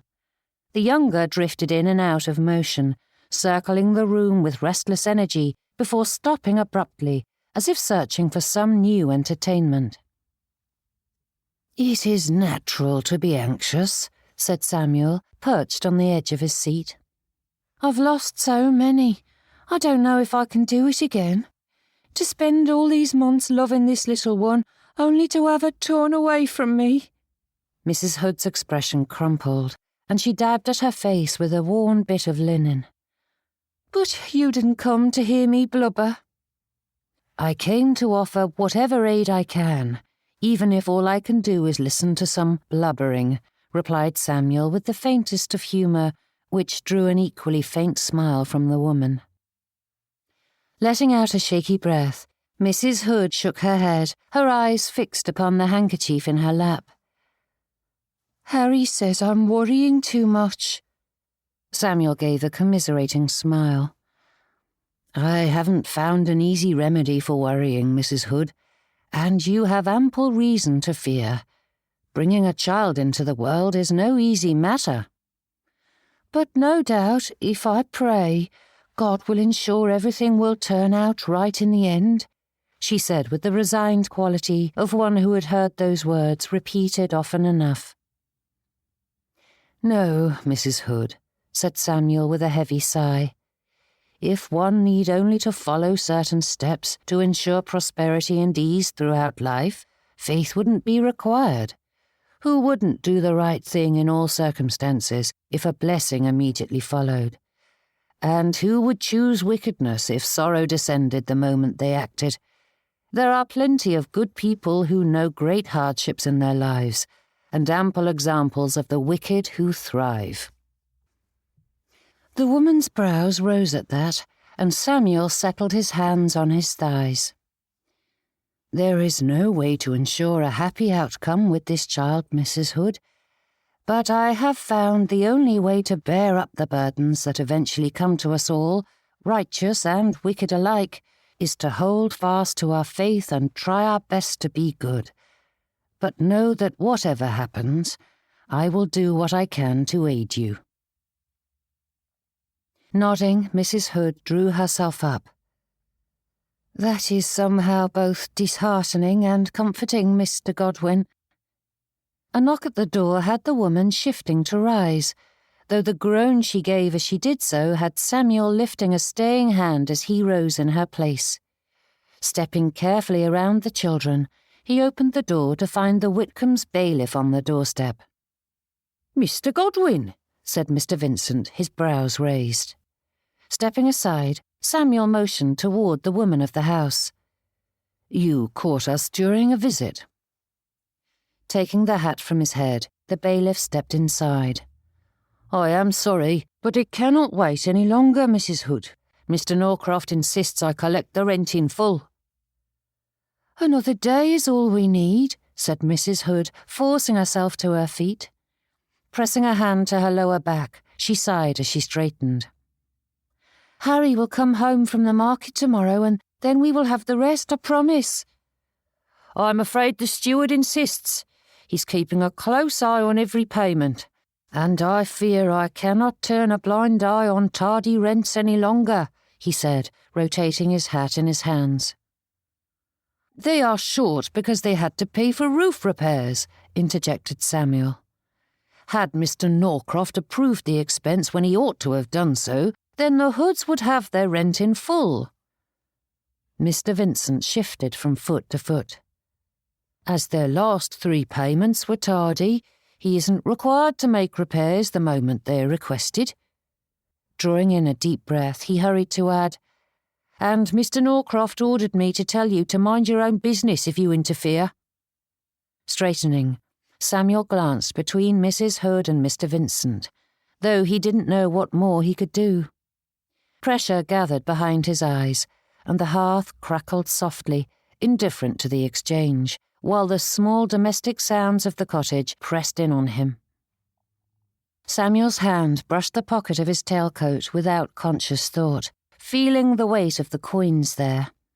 Not many, but perhaps enough to close the gap between Mrs. Hood's funds and her bills, enough to quiet the matter, at least for now.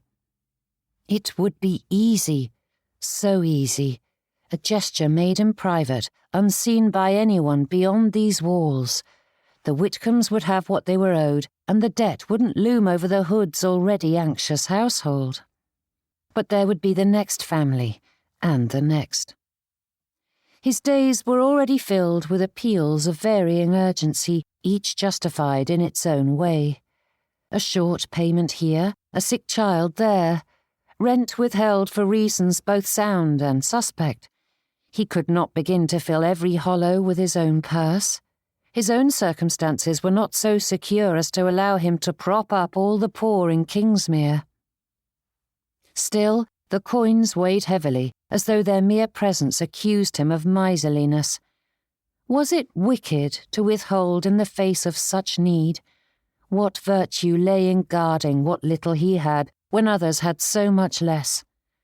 The answers he had long carried about boundaries and the proper channels of relief thinned in the face of Mrs. Hood's drawn expression and the damp creeping steadily along the cottage walls.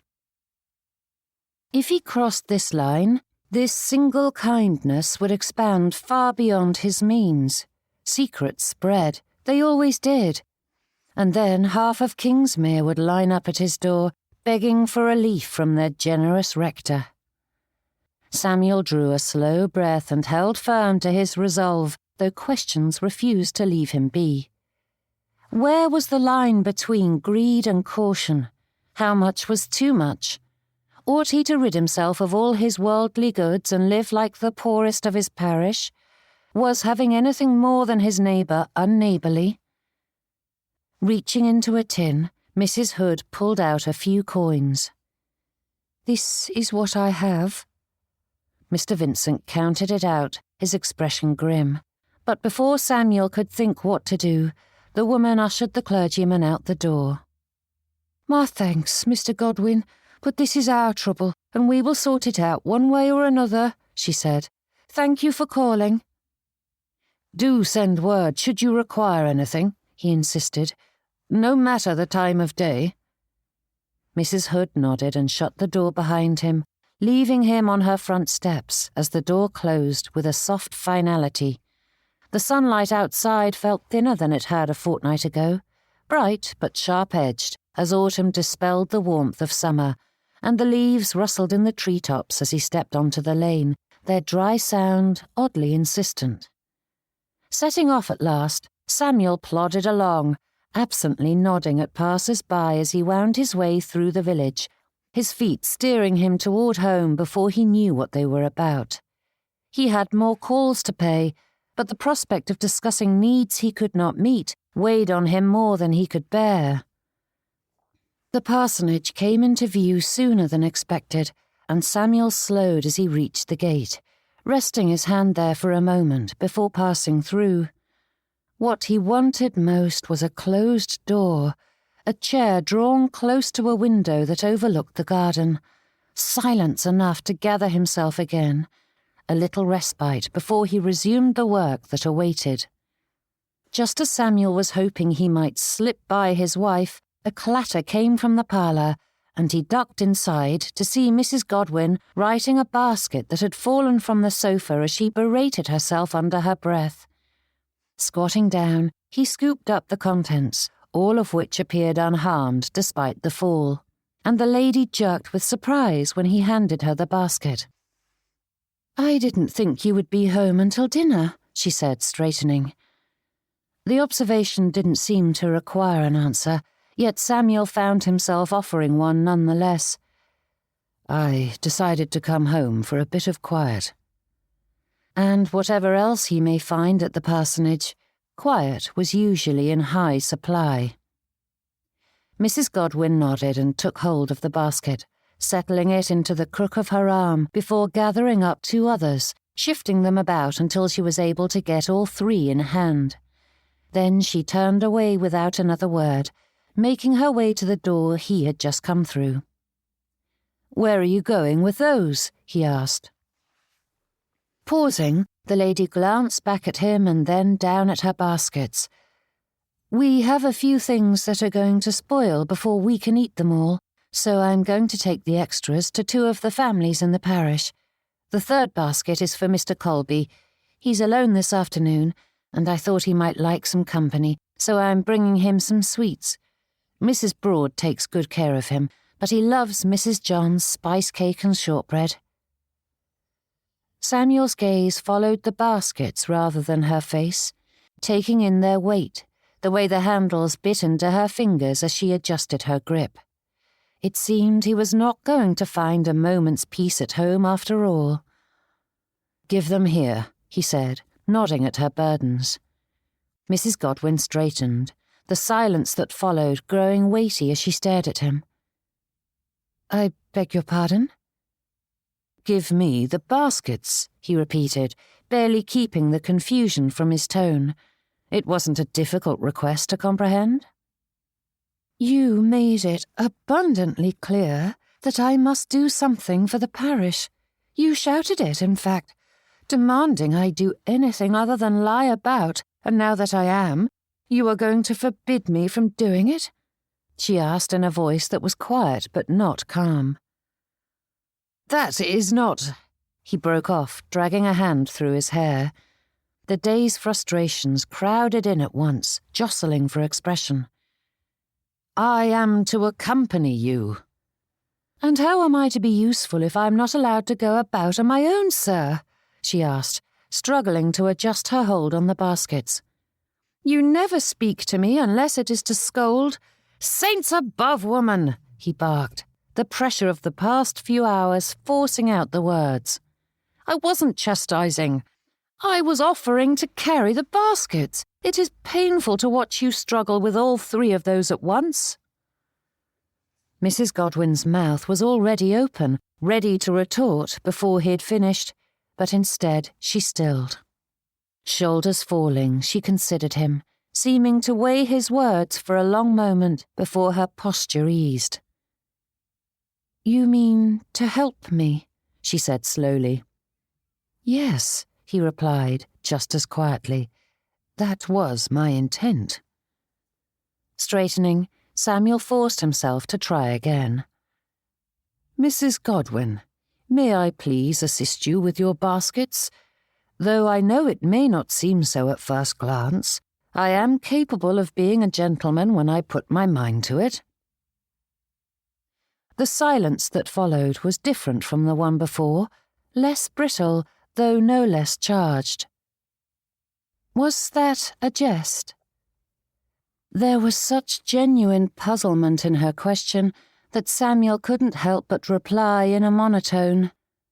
"I wouldn't dream of it, madam." Considering him, she replied, "I wasn't aware you had a sense of humour, Mr. Godwin." "Was that a jest?" he parroted. "Take it as you will." That retort held a note of the Phoebe Voss he'd met in Haverford before thoughts of bankruptcy had dimmed her smile, and he was happy to see it return, even if it was at his expense. Samuel reached out, lifting the 3 baskets from her without waiting for permission, and when she tried to keep one for herself, he levelled an unrelenting look at her, and Mrs. Godwin sighed, nodding to the front door. "My thanks, Mr. Godwin," she murmured. "They are heavy." Nodding in acceptance, Samuel followed her out of the house. Chapter 19. Drawing in a deep breath, Samuel considered the road ahead both figuratively and literally.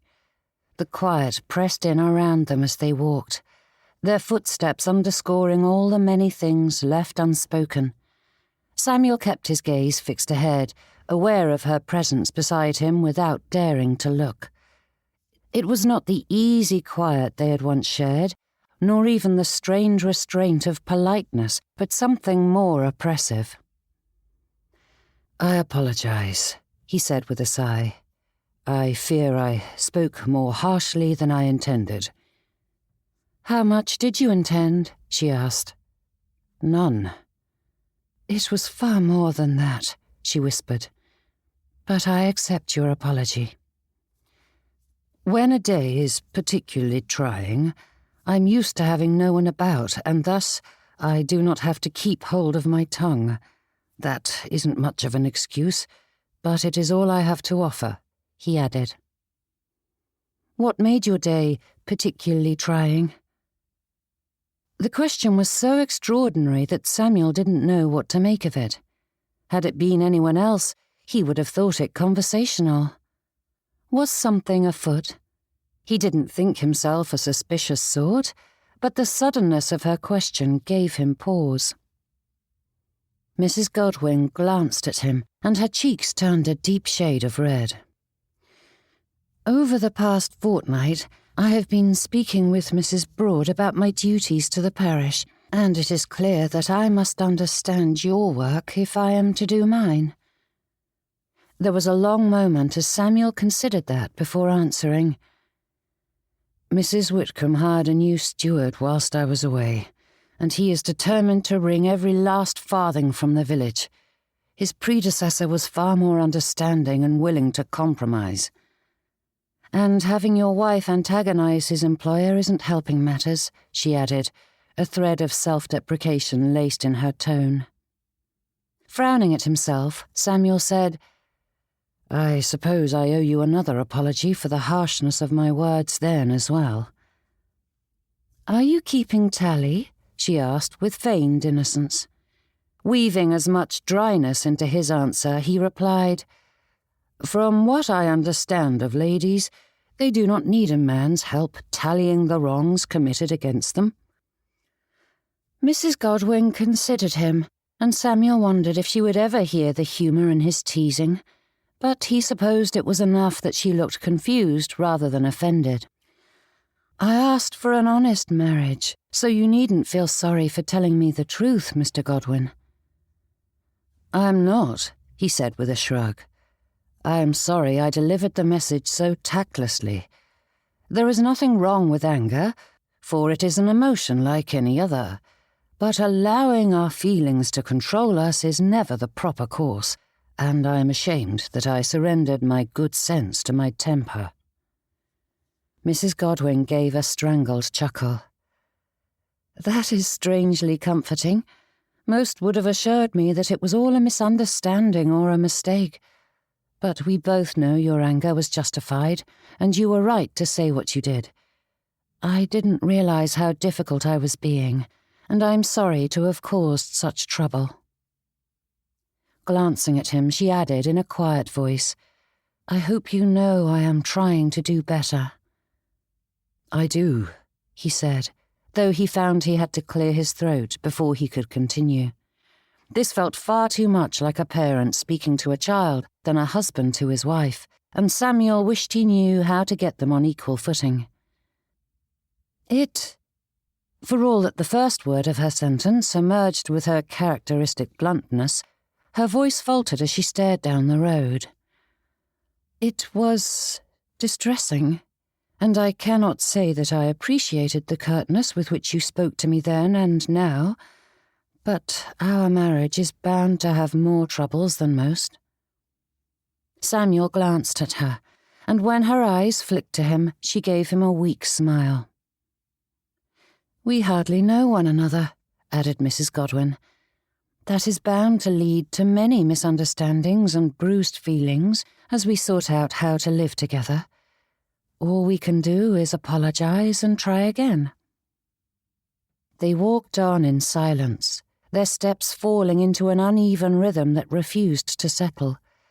The space between them was not wide, yet it felt carefully maintained, as though either might startle if the gulf were crossed too suddenly. Samuel kept his gaze fixed ahead, aware of that distance without quite knowing how to bridge it. The urge to say something pressed at him, then stalled. Here he was, measuring his words as though she were a parishioner and not the woman with whom he would share the rest of his days. The awareness sat like a lump in his throat. "All we can do is apologize and try again." Those words hung in his thoughts, their truth filling him like the air in his lungs. Was there anything that couldn't be mended with a dash of self-reflection, remorse, and determination?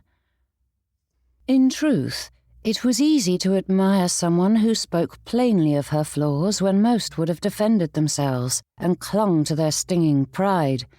Instead, Mrs. Godwin looked at the matter squarely, accepting fault and offering forgiveness. Samuel's gaze drifted to her profile and the determined manner in which she faced the world, neither shrinking nor breaking, simply striding forward, ready to meet each challenge. Mrs. Godwin's pace adjusted slightly to match his, the smallest of accommodations. Samuel noticed it and felt a corresponding shift within himself, an impulse to respond in kind, but with his arms full, he couldn't offer an arm or a hand of assistance. Or even words. Far too many fell short of his meaning when directed at her. Samuel Godwin may be capable of speaking when upon his pulpit or visiting his parishioners, but catch him alone with his wife, and he became a dunce of the highest order. Clearing his throat, Samuel added, "Mother asked after you in her last letter." Shoulders falling, Mrs. Godwin nodded. "I know I have been a terrible correspondent, but I will endeavour to do better." "I didn't mean that as a criticism," he said, giving that a sharp shake of his head. "It was my poor attempt to start a conversation. We agreed to be honest with one another, but we rarely speak at all." Mrs. Godwin glanced at him. "And I simply meant to acknowledge my guilty conscience. She has been so generous and kind, but I fear letter-writing is not a strength of mine, as I never have anything to say in return. The details of my life are hardly interesting, and I cannot fathom why anyone would wish to read them." He slowed a fraction and hazarded a look at her. The lane had opened around them, the greenery now sitting back a distance, so the sunlight could spill unfiltered across them, which allowed him to more clearly see the fatigue etched into her features, and the sight troubled him. "That surprises me," he said.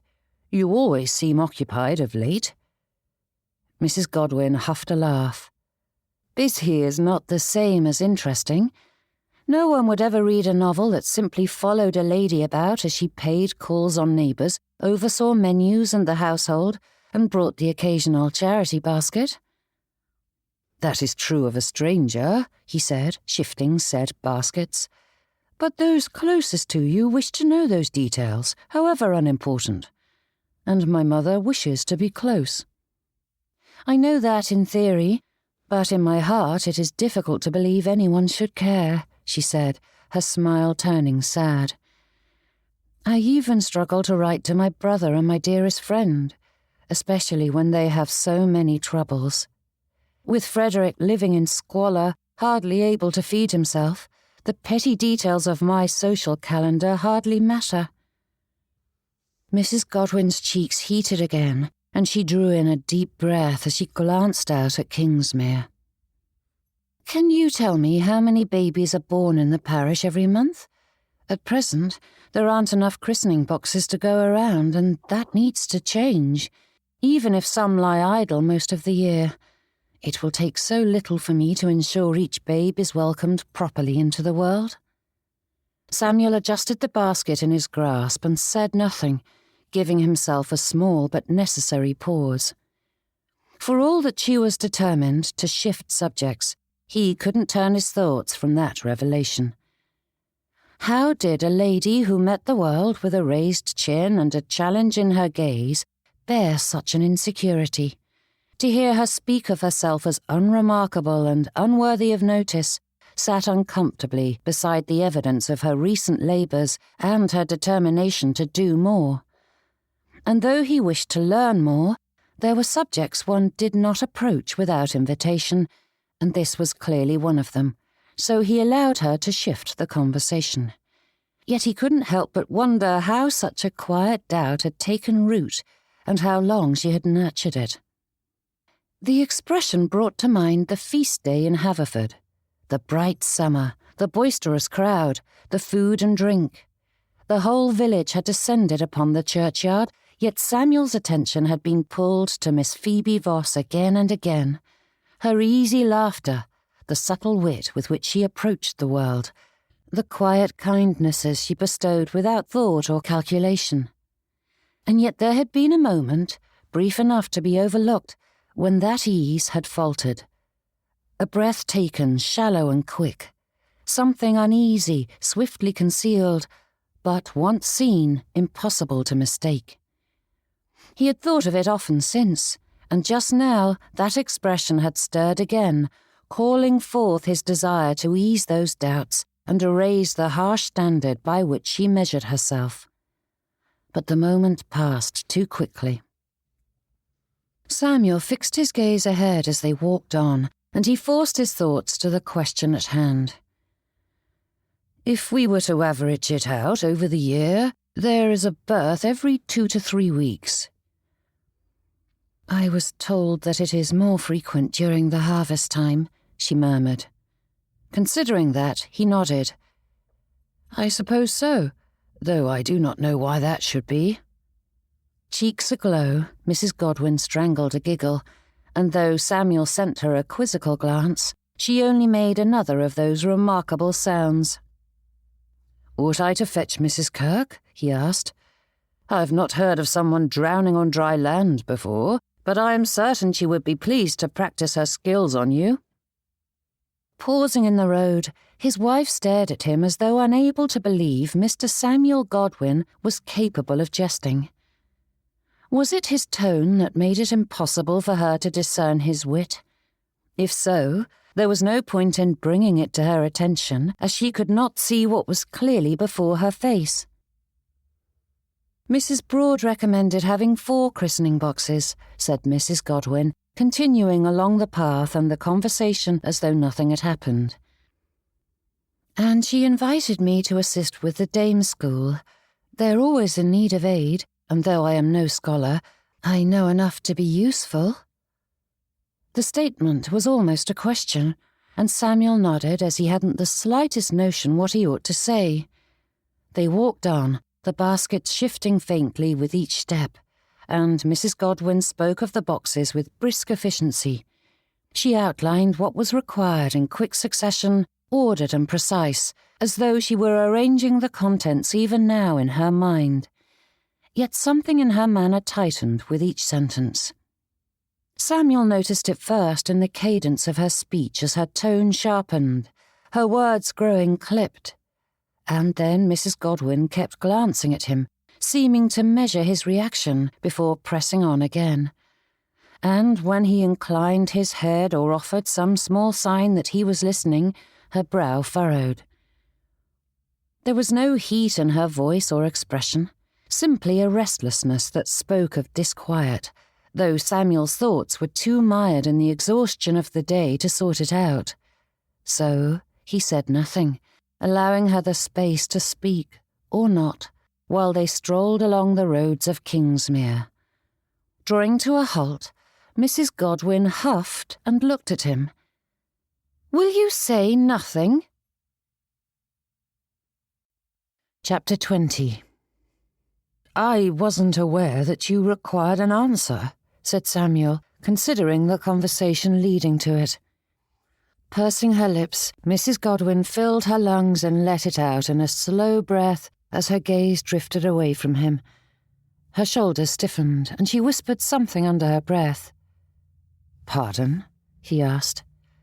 The lady straightened, and though she did not turn her eyes to meet his, she forced out the words, "You broached a conversation and then allowed it to wither and die. I am attempting to draw you out once more, and apparently I must be more blunt in my efforts." "That would be quite helpful," said Samuel, wondering if she would seize upon the jest. But for all that the lady had proven her own humour to be quite dry, Mrs. Godwin simply nodded and accepted that. "Very well.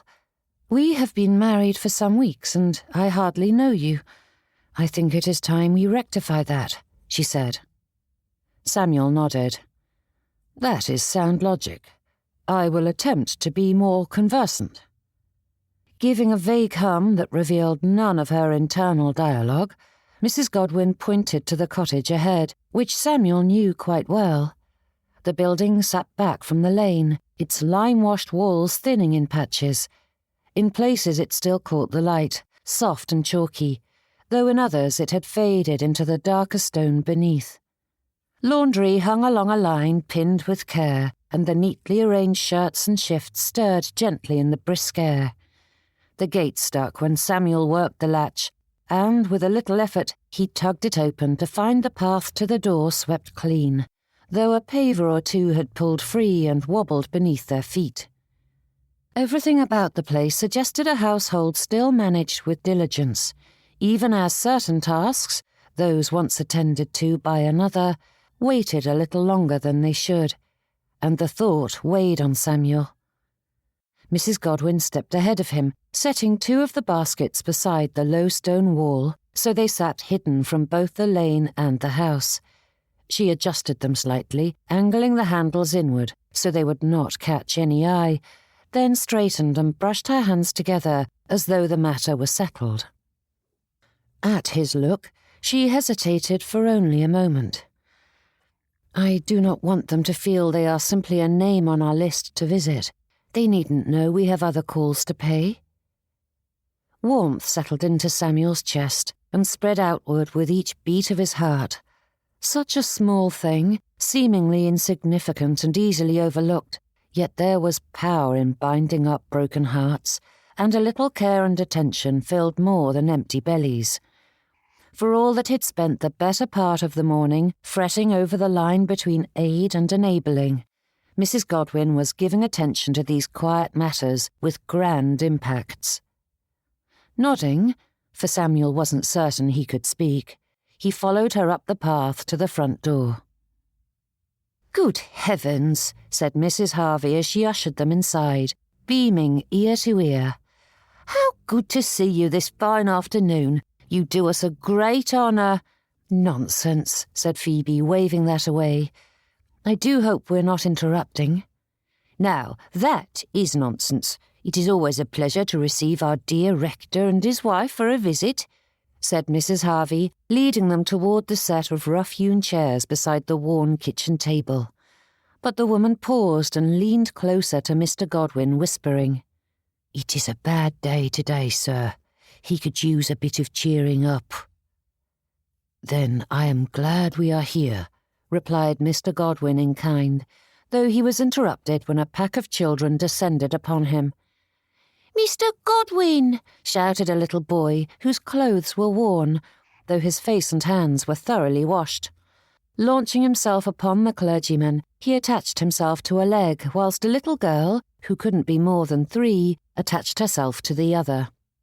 Phoebe was just about to shoo them away when Mr. Godwin began to tromp around the cottage, eliciting a great many peals of laughter from the little ones as he pretended to shake them off. Another attack came from behind, leaping upon his back when the gentleman bent down to scowl at his leeches. "Tally-ho!"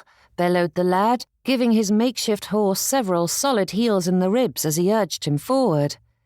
Hat knocked off, Mr. Godwin's face reddened as those little hands latched around his neck, but he adjusted the lad's hold and gave him an arched brow. "Even the best of steeds struggle to carry 3 passengers at once," he grumbled, though he moved about as best he could, teasing the little ones as they scampered about, and Phoebe could not believe her eyes. Nothing she'd witnessed from Mr. Godwin suggested this gentleman would welcome such undistinguished behaviour, yet he rampaged about the cottage as though he was an imp in short pants. "Away with you," he finally said as his lungs heaved. "I have come to see your rascal of a father." It took some doing to dislodge the little monkeys climbing about him, but soon Mr. Godwin was free and turned toward the steep stairs in the back corner of the room, which led to a loft. Taking hold of a rope that offered a modicum of support, Mr. Godwin climbed upward and ducked into the small room, disappearing from sight. Mrs. Harvey settled her guest at the table whilst pulling the basket away from the little hands that grabbed at it. "This is heaven sent, madam. My deepest thanks." "We are glad to be of service," replied Phoebe, tucking her hands in her lap and leaning forward. "How are you faring? Any news from the surgeon?" Mrs. Harvey's brows rose at that. "Surgeon?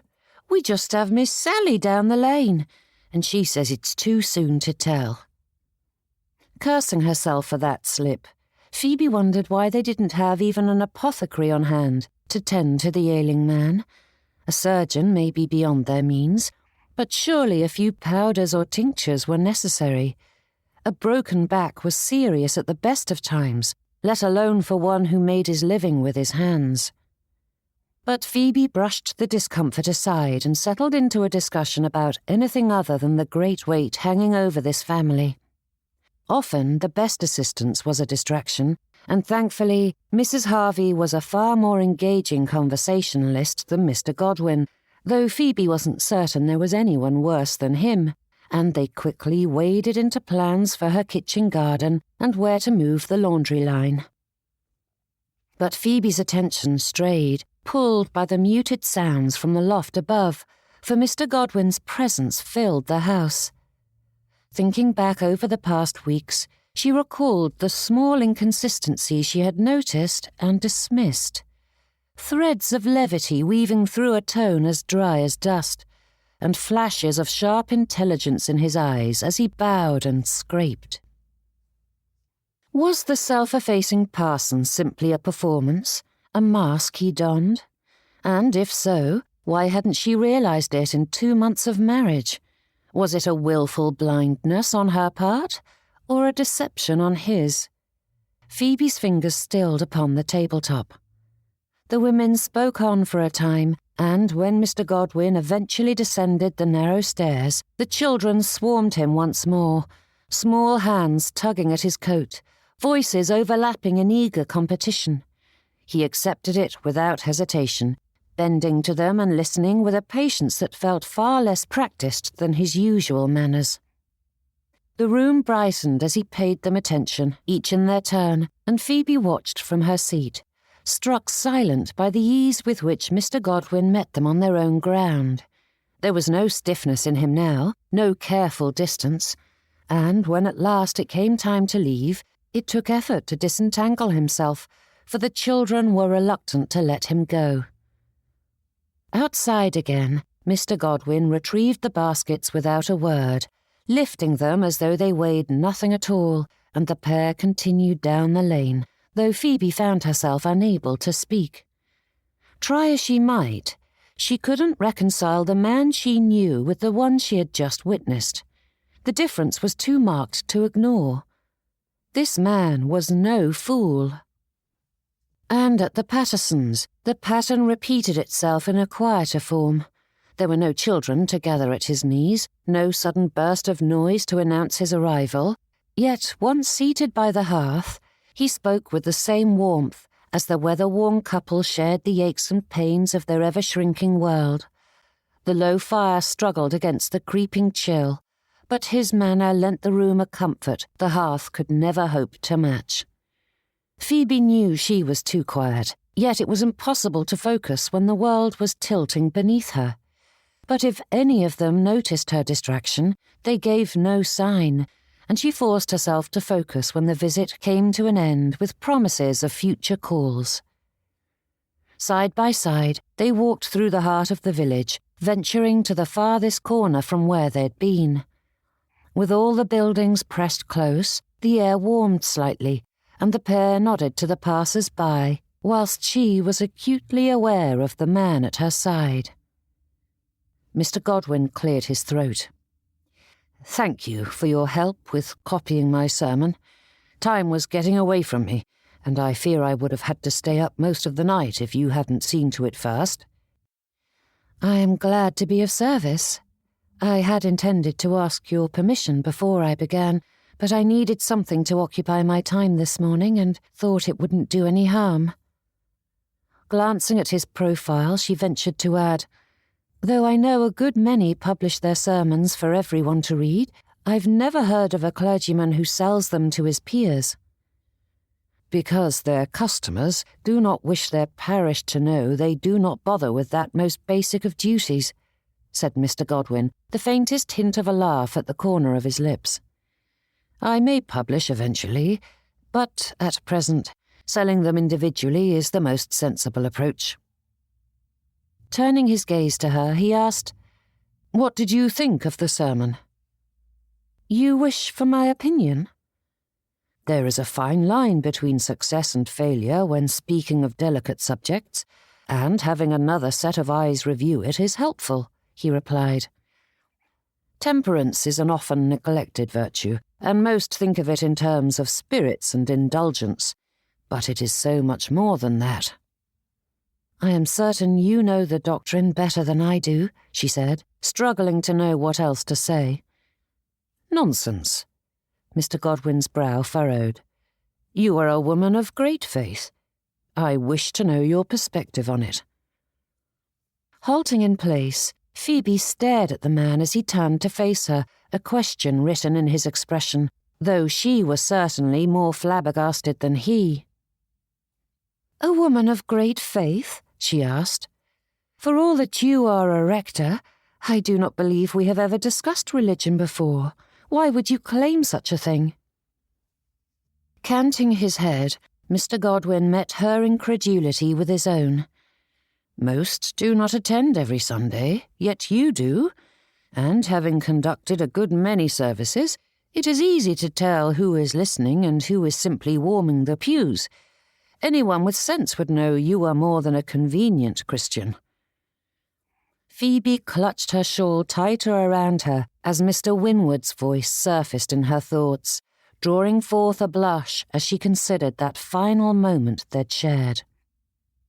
"I simply hadn't thought you so devout." Mr. Winwood had spoken that judgment with ease and confidence. All those hours they'd spent together, yet he had never truly seen her. That Mr. Winwood was so shallow was no great surprise now that she knew his true character, but the gentleman they'd derided and dismissed had noticed her, understood her. The realization settled deep, quiet but insistent, and cut deeper than she cared to admit.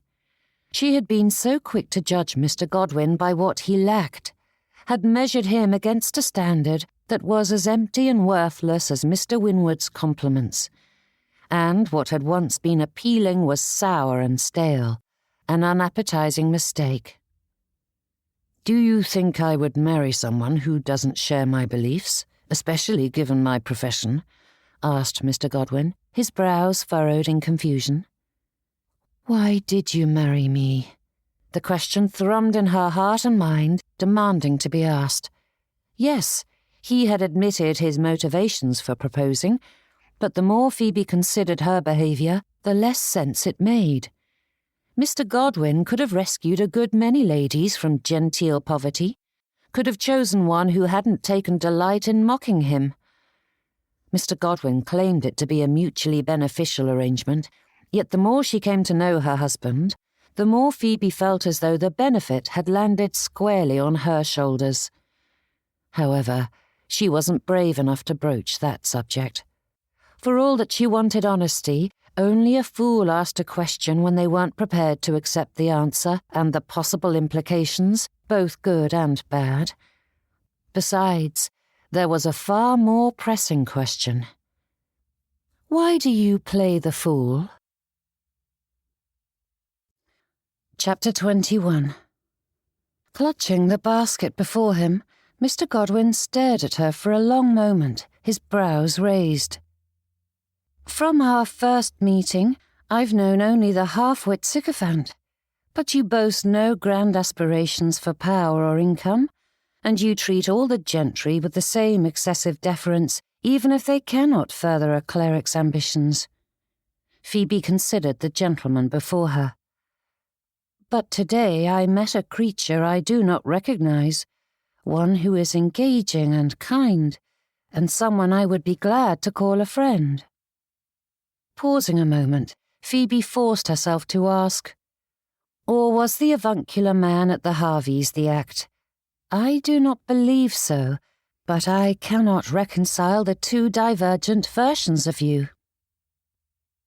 Silence settled between them, gathering weight with each heartbeat, yet Mr. Godwin did not answer. He stood motionless, the basket hanging from his arm, his expression giving nothing away as his gaze remained fixed upon her, intent and impenetrable. And the silence stretched. Phoebe felt it in the back of her throat, in the way her breath refused to find an easy rhythm. His stillness allowed too much room for interpretation, and her worries rushed to fill it. She became acutely aware of herself, of how abruptly she had stopped, and of the sharpness of her words. "I didn't hide who I was. You simply refused to see past the halfwit," he finally said. Phoebe scoffed. "Ha! Do not blame me for my impressions when you did your best in Haverford to play the part. You laid the ground so thoroughly that I could not see the trees for the forest." Drawing in a breath, Mr. Godwin nodded, his shoulders dropping. "With Lady Cecilia in the village, I had to be on my best behaviour, lest word get back to Kingsmere." One short but significant pause, and then he added, "And it can be difficult to recall myself when I'm around the gentry. Here I must always be on my guard." "But why?" Mr. Godwin levelled a disbelieving look at her. "You have met Mrs. Whitcomb. Can you truly stand there and tell me it isn't necessary? She may have granted you the living, but she cannot take it once it is given." "True, and she cannot even show her disapproval by curtailing my income, for it is out of her control," he conceded. "But she can withdraw the vast sums she donates to local charities. We are heading into a hard winter for the parish, and I will not risk a single farthing when it might mean the difference between life and death." Phoebe opened her mouth to interject, but Mr. Godwin continued, "No, Mrs. Whitcomb is not so petty that she would punish the poor, but she hasn't the slightest notion how much it costs to keep a family clothed and fed, nor the lengths people must go to earn it," he clarified. "At present, I have her favour, so she is generous, and the others follow suit. But if that changes, how generous do you think they will be the next time I ask for a donation?" Turning down the path, Phoebe urged her feet forward as she considered the choices before him. Even in Haverford, it would be easy for word to reach Mrs. Whitcomb through her niece or Mr. Godwin's uncle, as the gentleman had helped to secure him the position in Kingsmere, and Phoebe knew all too well how the gentry here were so eager to tattle to their beloved Mrs. Whitcomb. All in all, it was a difficult position in which to find oneself. Was it any wonder that Mr. Godwin resorted to play-acting? "How do you do it?" she asked in a quiet voice. "How do you debase yourself day after day?" "What do their opinions matter? The flattery and flummery have filled the church's coffers, and my pride is not worth more than another's well-being. I would gladly crawl on my belly if it did any good." Mr. Godwin spoke as though the matter were inconsequential. He had weighed the cost and paid it willingly, again and again, without expectation of credit, and that quiet strength caught her unprepared. Phoebe had thought herself resilient and self-possessed, yet here was a man who set aside his pride as easily as one might shrug off a coat, and not out of weakness, but out of choice.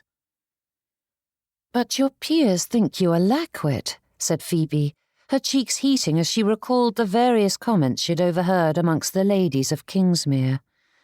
"They respect your office, but laugh at you." Stopping in place, Mr. Godwin faced her. "And I say again, what does that matter? I know who I am. My Maker knows who I am. My friends know who I am. Those who refuse to look past my surface do not. So why should it bother me if they misunderstand me? And for that matter, why does any of this bother you? I didn't think you cared about society's opinion." Gaze dropping, Phoebe's eyes traced the packed earth at their feet. In that small pause, her own conduct came into sharper relief. For all that she met the world with a lift of her chin, her pride commandeered far too many of her thoughts and actions.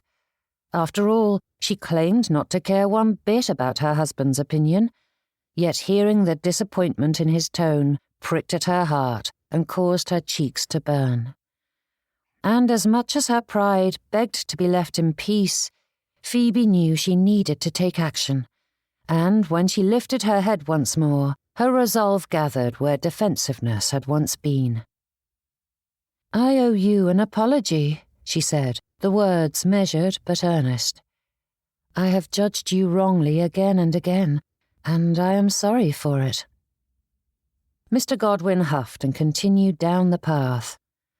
It isn't as though you haven't had good reason to do so, madam, to say nothing of the hardships you've suffered, which coloured your view of the world, and me."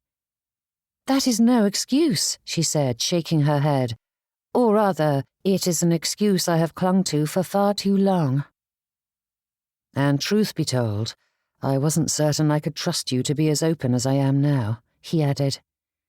Phoebe considered that, and her eyes widened. "Goodness, I cannot imagine what it would have been like had you married someone eager to play Mrs. Whitcomb's games. Instead, I married a lady eager to turn over the board and stomp all over the pieces." The gentleman spoke so evenly, so matter-of-fact.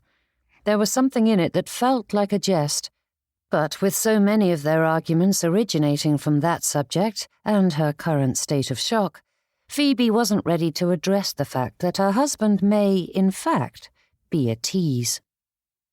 And so, Phoebe allowed the silence to linger, walking alongside Mr. Godwin as she considered what to do with the idea that she may not detest everything about the man she had married.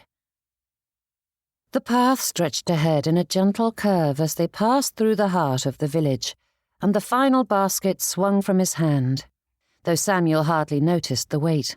His attention was on the woman at his side. Mrs. Godwin walked with her gaze fixed forward, her pace steady, her thoughts drawn inward. She did not speak, nor did she seem inclined to fill the silence as she had earlier. Whatever he had said had not glanced off her. It had settled. He could see it in the way her brow furrowed, as though turning his words over, examining them from all sides. And something cautious stirred within him. Samuel hadn't expected an apology, not so plainly offered, not so cleanly given. Nor had he expected the look in her eyes afterward, searching and thoughtful, as though seeing him anew and trying to decide what to make of him. The notion unsettled him more than her earlier accusations ever had. Did she truly wish to know him? Did he want her to? Their parallel lives were inching closer, and what would happen if they aligned entirely? Mrs. Broad's cottage came into view, snug against the lane, its windows catching the slanting light, and the sight anchored him again in the present. There was still work to be done. Whatever shifts had occurred between them would have to wait until the demands of the day were concluded. Samuel slowed as they reached the gate, adjusting his grip on the basket. He glanced at Mrs. Godwin once more, but whatever questions she struggled with vanished as she drew upon her own public facade. It may be less dramatic than his own, but it settled into place as they approached the door, and Mr. Colby ushered them in. With a bright smile, Mrs. Godwin greeted the old man with a kiss on the cheek. Slipping into the parlour, she settled him in his seat once more and adjusted the cushion at his back before setting to work. She fetched a kettle that had been warming by the fire and served him up some refreshments before tucking a blanket across his lap. Each action flowed naturally into the next, as though she had done these things 100 times before. And Mr. Colby accepted the attention, responding with dry remarks and fond looks that spoke of affection rather than obligation. Samuel watched from the doorway until she ushered him to a seat of his own. There was no stiffness here, no careful calculation. Mrs. Godwin listened when Mr. Colby spoke, laughed when he teased, and chided him gently when he protested her fussing. Finally, Mrs. Godwin found her own seat, and the pair fell into a conversation that had the feel of one that never ended. Each time they crossed paths, another subject was added and followed, as each tangent led them down other paths, before circling back to the beginning and continuing in a different vein. It had been a few short weeks since Samuel had spoken to her about embracing the parish, and here was the evidence of it. More than the baskets, it was clear Mrs. Godwin had made an effort to come to know the residents of Kingsmere. And Samuel felt no need to interrupt. He didn't even add to the conversation as he knew nothing about gardening, and it was clear they held it in high esteem. The gardeners from Langley Court managed the majority of the parsonage's grounds, but perhaps Mrs. Godwin preferred to take over some of its maintenance. That was something to consider. Pausing in their conversation, Mrs. Godwin glanced at Samuel and gestured toward a book on the table beside Mr. Colby. "Would you mind if we read a chapter aloud? We began the story last week, and I'm eager to learn of Desdemona's fate." "I dare say it's full of tears and heartache," replied Mr. Colby with a wheezing laugh. "I don't know why I tolerate this Gothic drivel." Mrs. Godwin snatched up the book and gave him a gimlet eye. "You enjoy it as much as I, for all that you complain when others are about." That she felt the need to ask permission unnerved him, but Samuel gave a sharp nod, and the pair settled quickly into the story as her voice found a steady rhythm. He watched with quiet interest as the tale unfolded, with a great deal of tears and heartache for poor Desdemona, but he found himself more entranced with the reader than the characters. Such a small service, so easily overlooked, and yet the comfort it offered was immediate and powerful. An unremarkable kindness that warmed the room more than the hearth ever could. Here was the lady Samuel had spied in Haverford, who had moved through company with ease, who had spoken readily and laughed without calculation before the cares of the world and Mr. Winwood's influence had soured her. And something inside him loosened at the sight. Was this what a marriage could be? So often of late, Samuel had simply prayed that his would not be a disaster. But perhaps a marriage need not be solely an endurance. The recognition settled slowly, without fanfare, though Samuel did not name that hope. He merely allowed it to remain, tentative but present, as the chapter came to a close.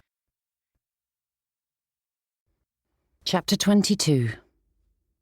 Mrs. Godwin's voice faded gently, rather than stopping outright, as she marked their place and set the book aside, and Mr. Colby let out a contented breath as though roused from a pleasant reverie. Pressing his palms on the arm of his chair, the gentleman moved to stand, and Samuel hurried to his feet, reaching over to help him. Mr. Colby's balance wavered, his feet uncertain upon the worn floorboards, but Samuel kept close, ready to steady him at the slightest sway. "Don't fuss, lad," Mr. Colby muttered, even as he accepted the offered arm. "I'm not made of glass." Mrs. Godwin smiled. "Of course not, but I shall come again tomorrow to see what happens next in that Gothic drivel."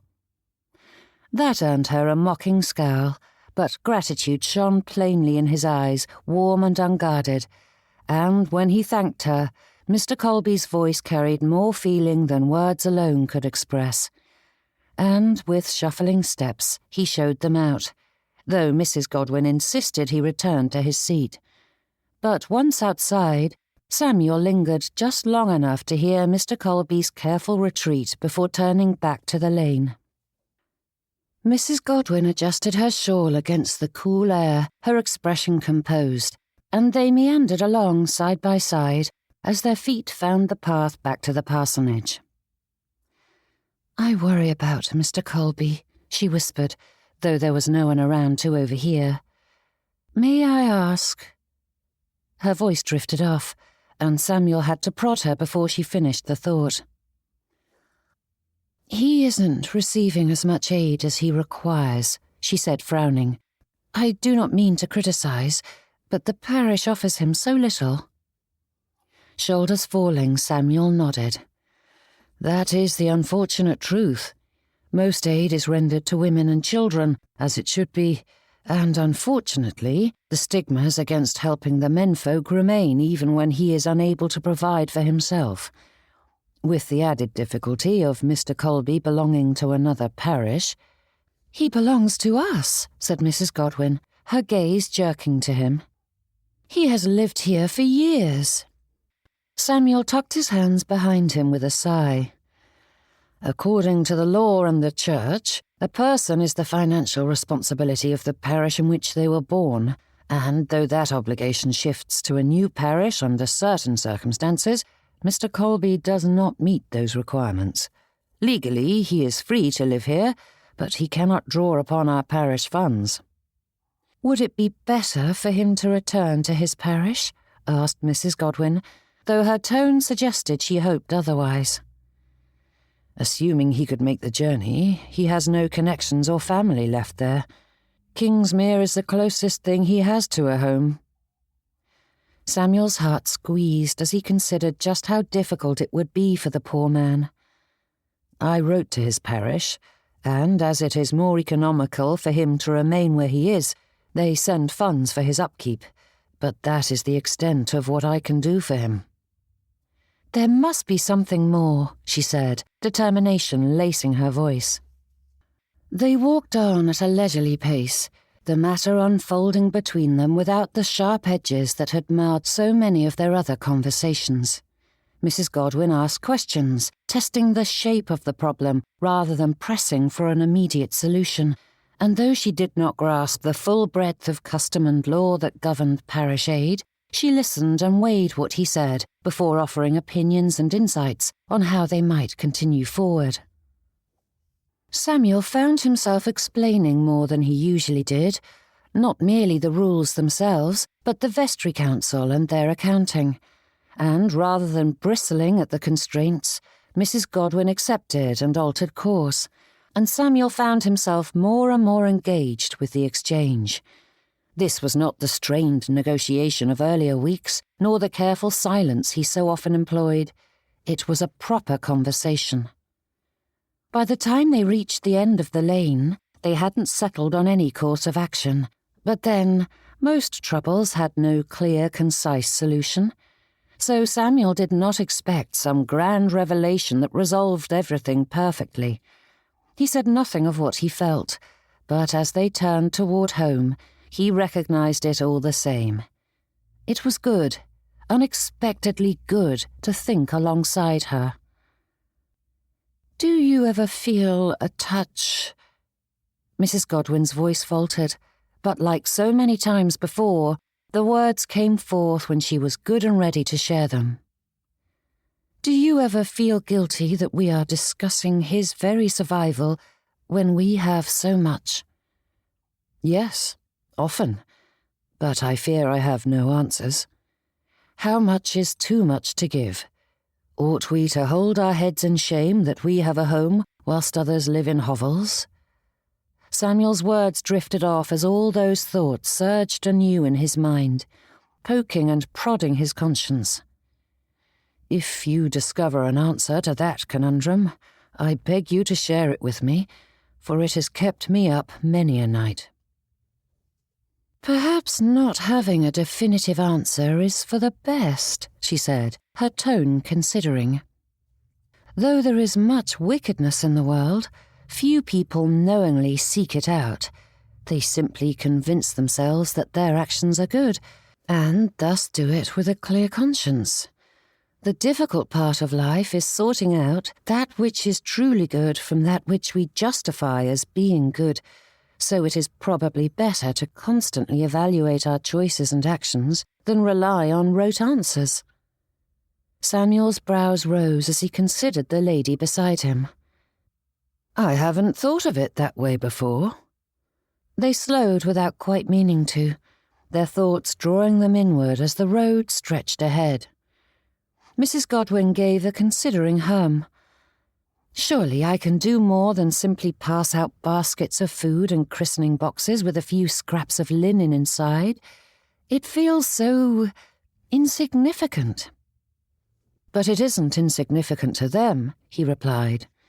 "Even a few days' worth of food is a boon, and the cloth in those boxes is worth more than they can afford. If they were required to supply their babes with the necessary napkins and gowns, they would be beggared in a trice." Brows raised, her gaze darted to his. "Most of it is the poorest quality linen I have ever seen. It's hardly worth making into rags." Samuel considered how to explain it to someone who'd never needed to ask the price of muslin, but before he grasped the words, Mrs. Godwin did so for him. "Clearly I haven't the foggiest notion of household costs," she sighed. "I must sound like an utter dunce." "You are learning, Mrs. Godwin, that is all," he said. "Until I began my profession, I never thought about the price of bread or linen, so it is little wonder that the sums mean nothing to you." Turning a puzzled look at him, she asked, "What of Mrs. Johns and Molly? Whatever we spend on the servants could be allocated to Mr. Colby. Thea is learning to cook and clean for herself. Surely I can as well." "And leave our cook and maid without an income?" asked Samuel.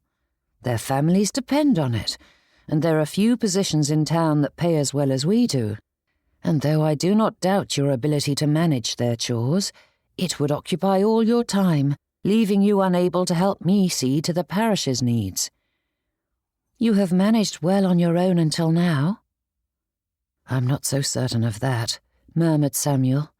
"You see things in a different light, and I believe we would all benefit from your insight." Mrs. Godwin glanced at him with a quizzical frown, as though uncertain if it were a jest or spoken in earnest. "Sacking our servants is not the solution," he emphasized, and she accepted that with a nod. "I could sell my tea and give Mr. Colby the funds," she offered. "It is selfish of me to be spending so much on luxuries when he is in need." Samuel reached out and took hold of her arm, pulling her to a stop. "I beg you not to." "It is a little thing." Holding up a staying hand, Samuel tried to gather his thoughts. Though he did not comprehend why, the tea caddy was dear to her, and giving it up was no small sacrifice for his wife. However, using that as an argument would not convince her to change course.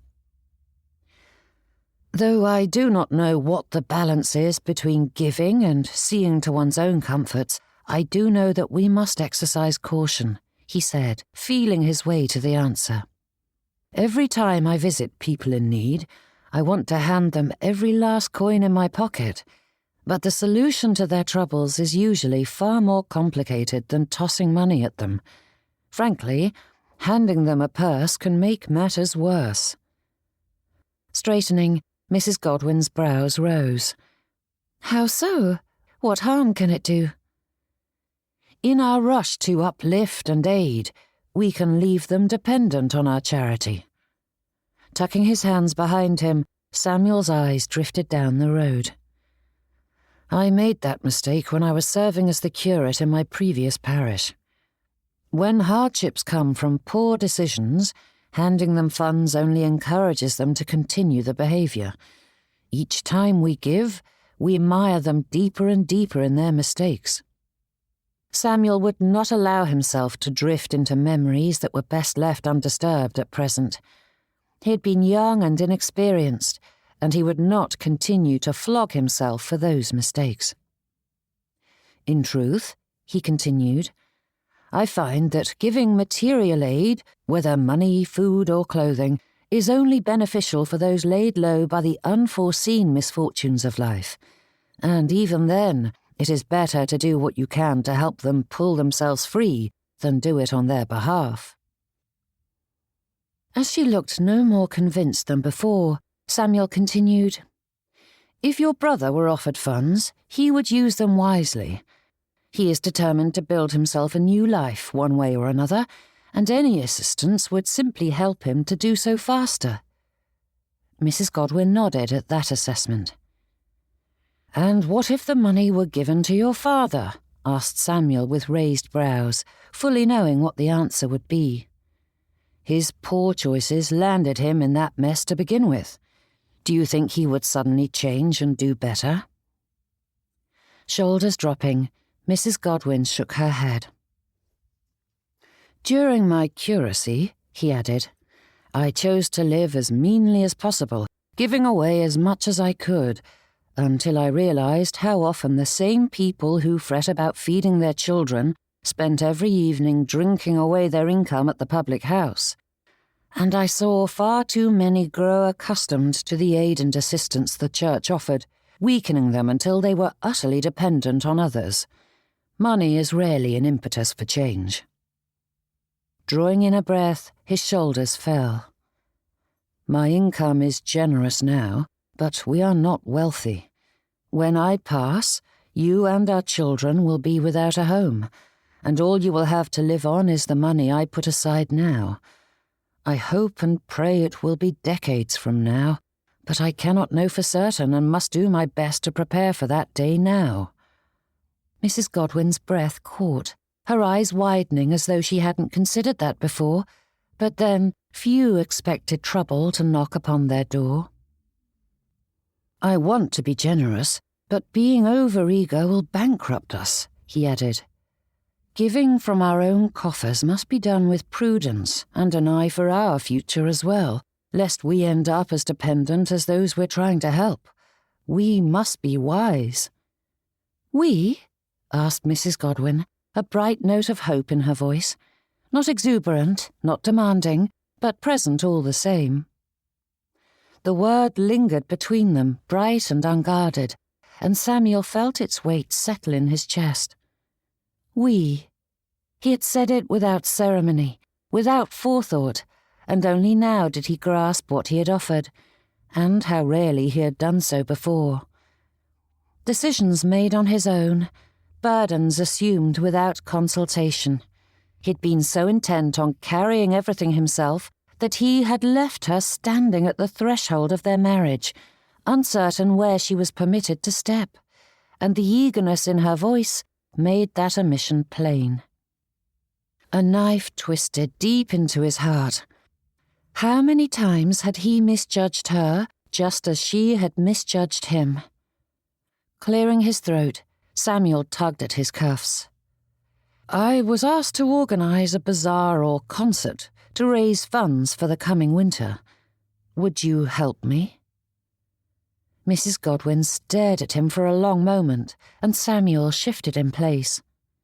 "I understand if that is an imposition, or if you do not wish to," he hurried to add. "I simply thought you might enjoy the opportunity." Samuel cleared his throat again. "And I do not believe I have told you how grateful I am, have I, for this afternoon and everything else. You have done so much in a small amount of time, and I am proud of you." Samuel frowned to himself. "I do not mean to sound condescending. I am not your father giving you a pat on the head." "It would be condescending if you were to say that in your usual tone of voice," she said with a half-smile. Then, mimicking it, she added, "Mr. Godwin." Though it didn't quite catch the simpering quality, she did a fair job, and Samuel held on to a blank expression and asked in all his Mr. Godwin glory, "What say you, Mrs. Godwin?" Canting her head to the side, she studied him as though searching for deeper meaning. Or perhaps the lady still struggled to see the humour slathered on his words. "I would be honoured, Mr. Godwin," though she paused before adding, "As we seem to be on the verge of striking up a proper friendship, I think it is time you call me Phoebe." Offering up his arm with a nod, Samuel pointed them toward home, and feeling that they ought to start this new venture on the proper footing, he repeated his previous invitation with that suggested revision. "Then will you assist me with my event, Phoebe?" The lady settled in beside him with a smile, her pace matching his. "I would be honoured, Samuel." Chapter 23. Autumn sunlight had a quality all its own. Like Midas of old, everything it touched turned to gold. It was more than merely the changing foliage, those greens and greys shifting to yellows and oranges. It was as if the very air felt brighter as Kingsmere slipped on its finery for one last moment of glory before shrugging on its thick winter coat. Of course, that beauty was entirely lost on Samuel, whose attention was fixed inward as his horse plodded along in her usual unhurried manner. The day had left its mark on him in the strain of his muscles and the pressure in his temples.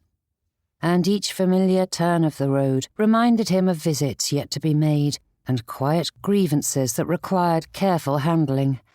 Names and faces crowded his mind, each attached to a need that could not be ignored simply because he was weary.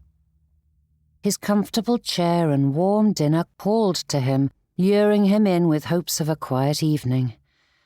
Perhaps he could convince Phoebe to read aloud. She gave the words new life, fleshing out the world with an added dash of excitement and mystery. Samuel had never thought himself a fan of romances, but he understood why Mr. Colby begrudgingly embraced them when she served as narrator. But that dream dissolved into the ether as he recalled what awaited him tonight. The dinner party. It would be loud, it would be taxing. It would require more of him than he was inclined to give at present. Worse still, he could not lay the blame anywhere but at his own feet, as he had encouraged Phoebe to engage with local society, so he could not complain when it invaded his home. Try as he might, Samuel could see no way out of it, though his thoughts sifted through impossible escapes, searching for his salvation, however futile the efforts. And just as he was about to nudge his mount homeward, a name leapt into his mind.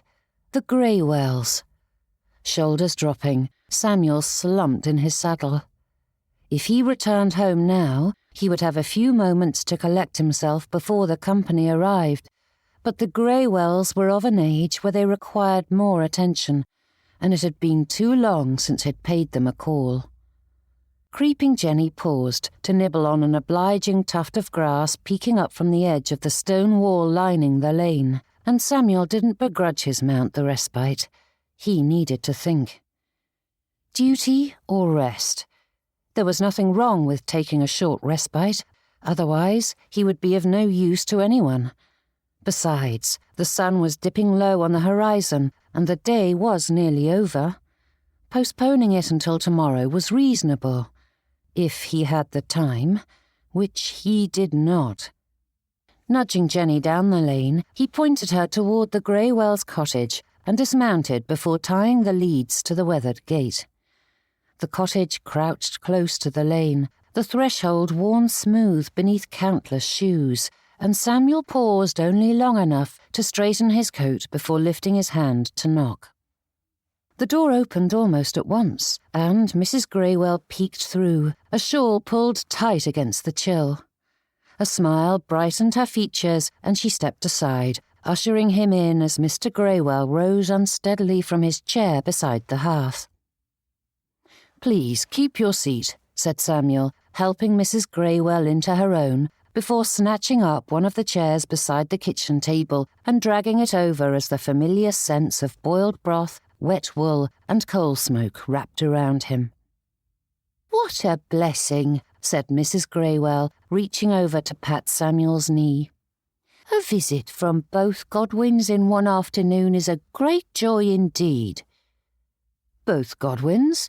asked Samuel, glancing between the pair. "Your good wife sat here for hours, helping Mrs. Greywell with her knitting," explained Mr. Greywell. "She asked me to teach her, though I can hardly work the needles any more. She is such a sweet young lady," added his wife as she pulled her shawl tighter about her shoulders, her expression brightening even more as she spoke of their lessons, of stitches that had gone awry more than once, of how Phoebe had laughed at herself and tried again, of how the time had slipped past without notice. And Samuel listened, his heart heating as thoroughly as their pot over the fire. Mr. Greywell reached for his wife's hand, gently rubbing the swollen knuckles as a matching smile filled his face, his joy magnified by seeing hers. "I swear your missus is determined to knit blankets and shawls for the entire parish," said the fellow. "Aye, you chose wisely for yourself, Mr. Godwin." But at that, Mrs. Greywell straightened, her eyes widening as she gaped at their visitor. "Good heavens! What am I doing gabbing on like that? Why are you whiling away your time here when you ought to be home?" Samuel blinked. "I beg your pardon?" "Your wife was all nerves when she left us," Mrs. Greywell continued briskly. "Though she was doing her best to remain calm, she was wound as tight as a fiddle string. Hosting her first dinner party is a momentous occasion, and you ought to be home, calming Mrs. Godwin, not listening to us blather on." Mr. Greywell nodded in firm agreement. "Aye, we are well enough for the evening, and she needs you underfoot, even if she pretends otherwise." Giving her visitor's knee another fond pat, Mrs. Greywell motioned toward the door. "Go on with you. See to your wife. We have been blessed enough for one day." There was no refusing the dismissal, so Samuel rose, accepting their insistence with a mixture of reluctance and gratitude. In a trice, he settled into his saddle once more, and as creeping Jenny guided them home, Samuel's thoughts were already there, fixed upon the lady who awaited him. By the time the parsonage came into view, with its windows glowing faintly in the encroaching dusk, the day's weariness faded into a calm contentment as the issues plaguing him receded, not vanishing, but relenting. Whatever chaos the evening would bring, he would manage it with Phoebe at his side. Smiling to himself, Samuel left his mount with the grooms and crossed the final distance to his home, striding through the front door and taking the stairs to their bedchamber. His wife sat at her dressing table, whilst Molly made the final touches to her coiffure. Though Phoebe's attention did not stray from the task at hand, he felt her awareness, and Samuel leaned against the door jamb as she turned her head this way and that, examining the maid's handiwork. "Very good, Molly," she said with a warm smile before sending the girl off to her other duties.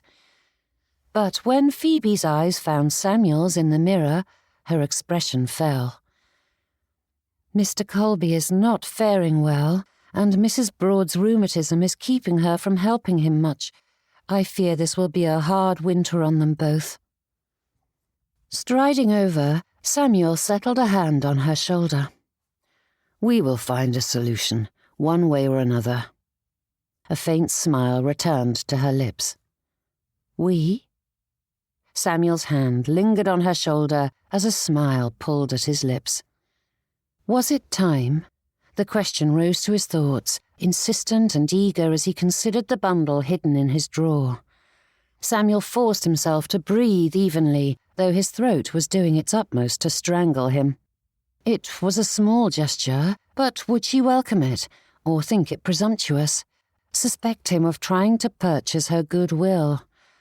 Samuel kept his expression composed, though his mind was anything but. The dinner party pressed at the edges of his thoughts. It would be so fitting, and would likely please her. Yet the silence stretched as he wondered if it was too bold. Still, the occasion warranted such an offering. It was sensible and needn't signify anything more. Drawing in a steadying breath, Samuel crossed to the chest of drawers and retrieved the small linen bundle, bringing it back to where Phoebe sat, and paused before offering it to her. Uncertainty flickered across her features as she examined it. Tugging the ribbon free, Phoebe pulled away the linen to find a scuffed leather box, and her breath caught. With wide eyes, she looked at Samuel and back at the gift before she opened it. The velvet within was dulled with age, its once rich colour softened by time, but the pendant cradled in the hollow was as bright as ever. The rich gold of the scrollwork caught the fading light and lent a richness to the cluster of pearls embedded between the leaves of gold. Phoebe's hand hovered a moment before she touched it, as though afraid the thing might vanish, and when her fingers finally closed around the delicate chain, the movement was careful, reverent. "How?" she whispered. Samuel cleared his throat. "I attended the auction and spied it among your family's things." "It is such an inconsequential piece that Frederick wanted me to keep it," she said, a tender smile gracing her lips as she examined the pendant. "But I couldn't bring myself to keep it when he had given up everything. We needed every penny." Her dark eyes rose to his, and Samuel could hardly think with that confession burning its way through him. His wife was a generous soul in so many quiet ways. "But how did you know this one, that I—" Blinking, Phoebe swallowed as her words failed her. "You wore it most evenings," he said, tucking his hands behind him. "The rest of your things were too dear, but I knew this belonged with you. And with the dinner tonight, I thought you would wish to have it, but I do not mean to presume—" Faith, he was babbling like a fool, but with her selfless confession warming his heart, Samuel found himself unable to keep a hold on his tongue. Rubbing his palms against his thighs, he turned to the wardrobe. "I must dress." But Phoebe rose and caught him by the arm. "Would you?" Handing over the necklace, she turned as his gigantic fingers fumbled with the delicate clasp. Once free, Samuel lifted the chain over her head and settled it around her neck, though he nearly dropped it when his fingers brushed her skin. Despite knowing the warmth of her and the curve of that neck, his pulse quickened. Forcing himself to move, though his hands felt like foreign agents determined to do as they please, he battled with the clasp, the fine mechanism ill-suited to his clumsy attempts, and he became acutely aware of how ill-suited he was for this task. Phoebe did not move, but that stillness sharpened the moment. This lady was his wife, someone with whom he had shared far greater intimacies, yet the faint rise and fall of her breath was hypnotic, and he found himself leaning closer, his thumb caressing the nape of her neck. Samuel withdrew his hand as though from a flame, his breath unsteady, the room suddenly pressing close around them. The necklace lay properly in place, but the awareness it had stirred remained, taut and unmistakable. Turning in place, Phoebe's skirts enveloped his legs, her glimmering eyes rising to meet his. "Thank you." The whispered words landed with more force than they ought, but then there was far more weight in those two syllables than their simple letters conveyed. Samuel nodded, completely unable to form a response, and Phoebe leaned in before he had time to retreat or recover, her movement unhurried and sure. Her lips brushed his cheek, lingering long enough to leave warmth in their wake, and the contact sent a jolt through him, sharp and disorienting. Reaching up, Phoebe smoothed his lapel. Her fingers adjusted the fabric just like any other morning, and then she stepped back, leaving behind only the faint scent of her soap and the unmistakable imprint of her nearness. And he remained fixed in place as she swept from the room, utterly unaware of the world tilting around him. Lowering himself onto the edge of the bed with more haste than dignity, Samuel braced a hand on the mattress, though it did little to steady his thoughts. Chapter 24. The clink of cutlery and the low hum of conversation pressed in around Phoebe, familiar and insistent. She nodded when expected, smiled when the pause demanded it, and guided the discussion with practiced ease. All the outward signs of a capable hostess were there, attentive, present. Thank the heavens so many of these actions were mere habits, easy to do without prompting or thought, for Phoebe's mind slipped back again and again to their quiet bedchamber, to Samuel's hands at her neck, to the strange weight of a moment so unremarkable at first glance, yet unlike any that had come before. A prickle ran along her skin, raising goose flesh, just as it had when he fastened the necklace there, and Phoebe caught herself mid-thought, forcing her attention firmly back to the table. Someone was speaking, and she ought to be listening. Thankfully, The others laughed, and it was easy to follow their lead. Loosening her grip on her glass, Phoebe schooled her expression. Yet still, the warmth lingered beneath that composed veneer. Why had she kissed him? She hadn't intended to do so, but words of gratitude had felt too weak, insipid, insufficient. That touch had felt proper in a way her words could not. Though it was useless to pretend that gratitude alone had been her motivation, appreciation had inspired the idea, but desire had driven her to act. Regardless, she needn't linger on the moment like some silly young girl fawning over her beau. Husbands and wives kissed. It was hardly remarkable. One could not share a household, a bed, a life, without occasionally doing so, no matter how practical their arrangement. Phoebe's hand drifted to her pendant of its own accord, and she felt the familiar bumps of the pearls beneath her fingertips.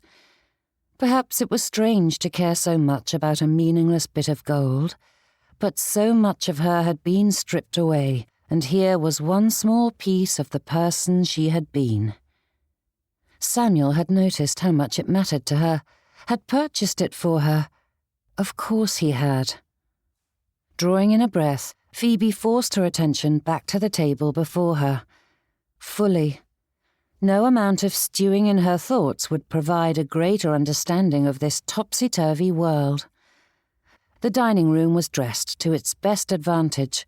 Candles stood in polished brass holders along the centre of the table, their flames steady, casting a warm, even glow across the neatly arranged place settings. The room was a good deal smaller than Dunsby Hall's, where she had learned the proper way to arrange a table, but Mamma's efforts hadn't been wasted, and Phoebe had done her utmost to adapt to a simpler display, and she was quite pleased with the result. Though she didn't count the Kirks or Norcrofts as friends at present, the Coulters were doing their utmost to infuse the gathering with merriment, though the steward was doing his best to drown himself beneath a steady stream of wine, and the party unfolded with growing familiarity. And when it came time for the ladies to withdraw, Phoebe rose and led them to the front room, which was to play the dual role of parlour and drawing-room tonight. But before she and the others settled in, Mrs. Coulter swept in beside her, taking her arm. "Is something troubling you?" she whispered, the question not carrying to the other pair, who were deep in conversation as the group settled into the new room. Phoebe's pulse stuttered, but the lady hurried to add, "The others did not notice, but I could tell you and your husband were a touch distracted all dinner long." Phoebe's hand rose to her necklace again, and the action drew Mrs. Coulter's attention. "That is a pretty piece," she said in a speculative tone that did nothing to calm Phoebe's nerves. For a long moment, the pair stood there while Mrs. Coulter studied her like a specimen in a display, a gleam of pleasure in her gaze. Phoebe blushed, and the lady's smile turned triumphant before she allowed the subject to drop. "And how are you settling into Kingsmere, Mrs. Norcroft?" asked Mrs. Coulter, settling in beside the pair. "Your husband claimed all is well, but we all know that such changes impact the women far more than the men." "It has been a tad trying at times, but the village is so lovely. I'm certain we will be quite happy here," said Mrs. Norcroft, though Phoebe sensed a touch of strain beneath the compliment. Turning to her hostess, the lady added, "I have heard such incredible reports of your efforts in Kingsmere, Mrs. Godwin. I'm quite in awe. I'm still finding my way in my new home, and we arrived before you." "But you relocated your entire household and did so with children underfoot," said Phoebe with a shake of her head. "I settled into an already established home, alone. I have little to fill my days, and I am ashamed that it took me so long to engage with my new parish." "I heard you're helping out at one of the dame schools," said Mrs. Coulter, her brows raised as though expecting Phoebe to refute it. "How wonderful!" said Mrs. Norcroft, her eyes darting between the pair. "I imagine that must be quite rewarding." "Far more than I ever expected. though I fear I am no teacher," she replied with a wince. "But should you wish to join us, I know Mrs. Broad is always eager for more assistance, of any sort. Her health is such that it is difficult for her to maintain class in the winter months."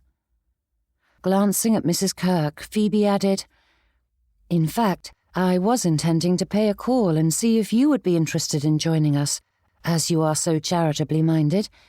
We focus so much on immediate needs, but shouldn't we also look to more lasting solutions?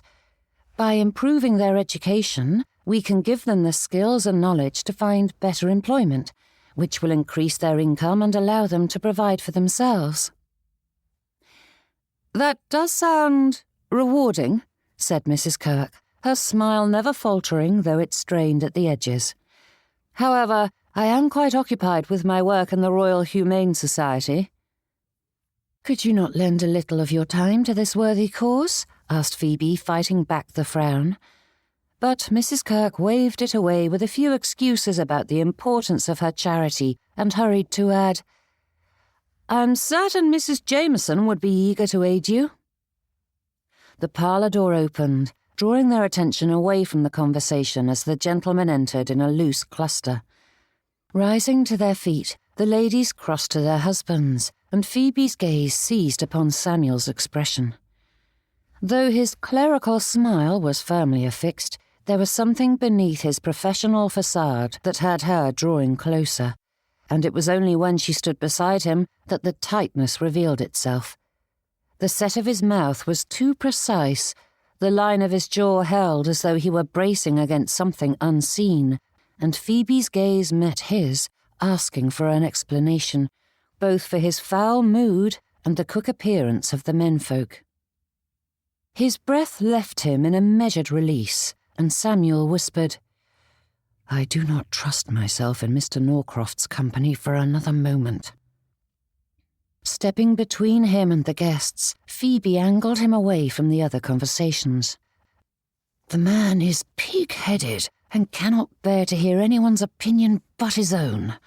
Samuel's fist clenched at his side before he released it. "I made no headway with the obstinate fool. I might as well have been speaking to a post." "Come now, we knew nothing would be settled in a single evening," she said, patting his arm. "We are laying the foundation for the peace to come. The Kirks are their closest friends, and the Coulters can set anyone at ease. Between them, this evening will be a success, as long as we do not expect too much from it." Drawing in a breath, Samuel nodded and donned his Mr. Godwin smile once more as the pair turned to face their guests. "As we have the venerable Mr. and Mrs. Whitcomb Stewart in attendance, I thought a bit of speculation might be in order," Samuel said in a tone bright with admiration. "It requires sound judgment and insight into the minds of others, and I know of no one whose judgment and insight are so clear or so regarded. It would be an honor to see his skill put to the test." Samuel's words landed smoothly, each one placed with careful regard, but Phoebe felt them like a weight on her back. She knew the purpose behind them, had known it the moment that ingratiating tone seized hold of his voice, but understanding did little to blunt the discomfort of seeing her husband play the snivelling, obsequious fool. A warmth crept up her neck, settling just beneath her skin. She kept her expression composed, her attention fixed on the table and chairs set up in the far side of the parlour. This was necessary. But Mr. and Mrs. Kirk exchanged a glance. Though swift and subtle, Phoebe spied it nonetheless. The slight tilt of the mouth, the flicker of shared amusement. They looked away almost at once, their expressions composed again, but the moment struck her like a slap to her cheek. Fire flared there, not sharp, but persistent, and she felt suddenly too aware of her place at his side. "You are a coward, Phoebe Godwin." The thought appeared in her mind without preamble or bidding, sinking into her heart with utter clarity. Phoebe may claim to be confident, but it was Samuel who truly embodied it.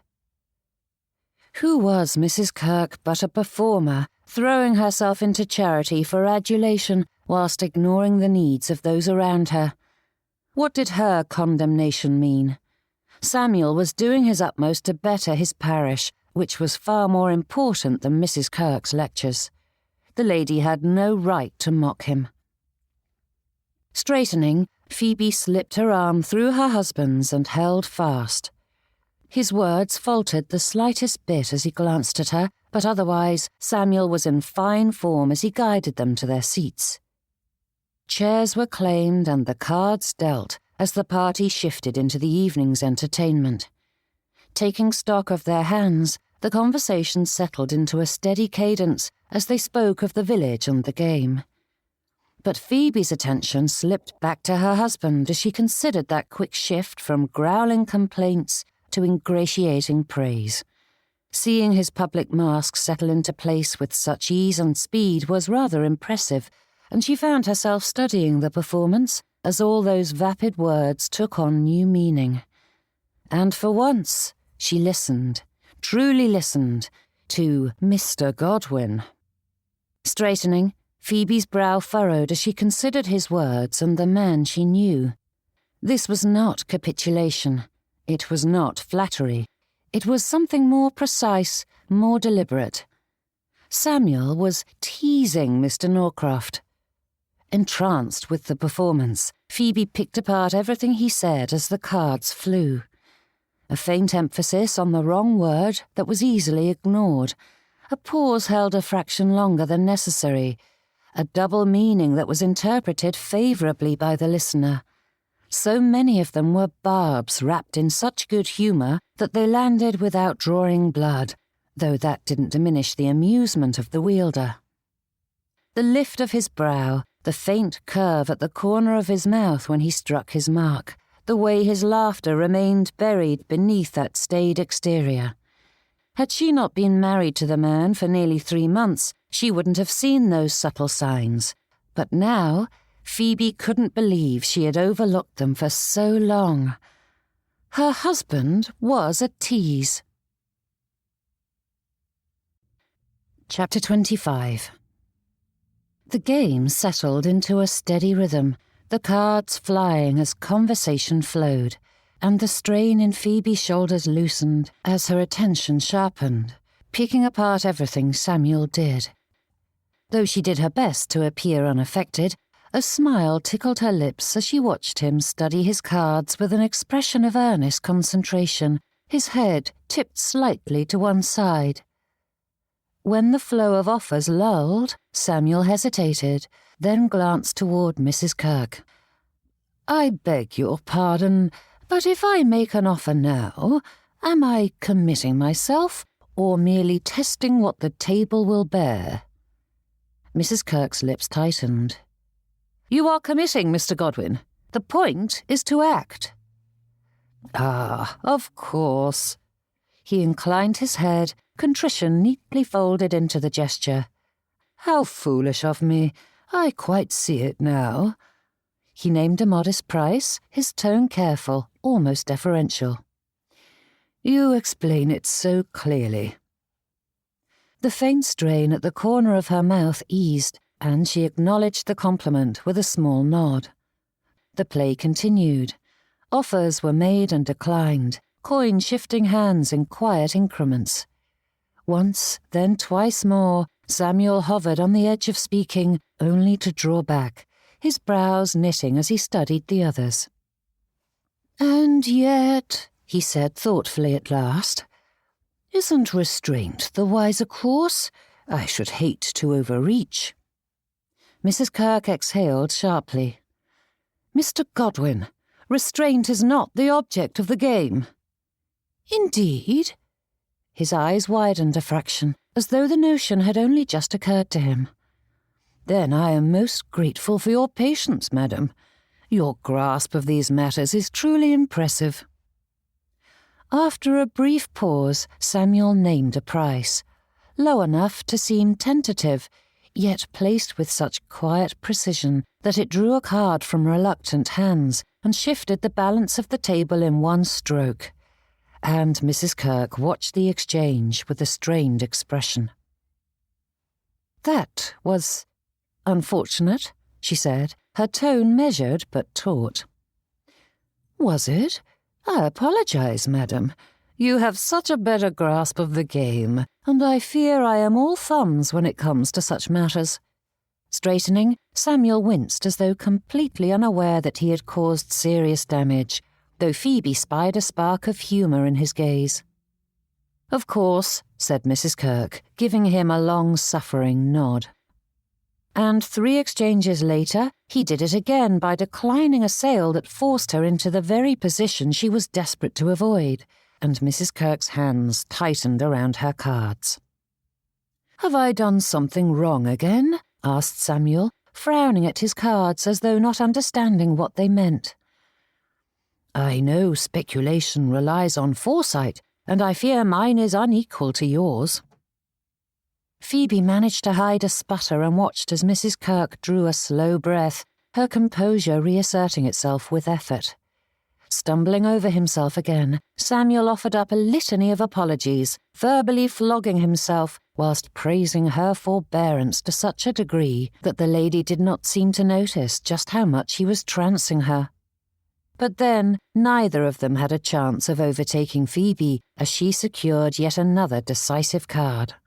Mr. Norcroft grumbled into his glass before motioning for Molly to refill it, though his wife tugged at his sleeve. "Well then," he said, the legs of his chair scraping softly against the floorboards as he shifted. "I hadn't expected you to be so skilled at a game called speculation, Mrs. Godwin." The slightest shift of his tone, yet Phoebe felt his meaning. No doubt as Mrs. Whitcomb's man, he knew far more about her family than he ought. Lowering her eyes to her hand, she fought against the heat filling her cheeks as she shrank beneath his gaze.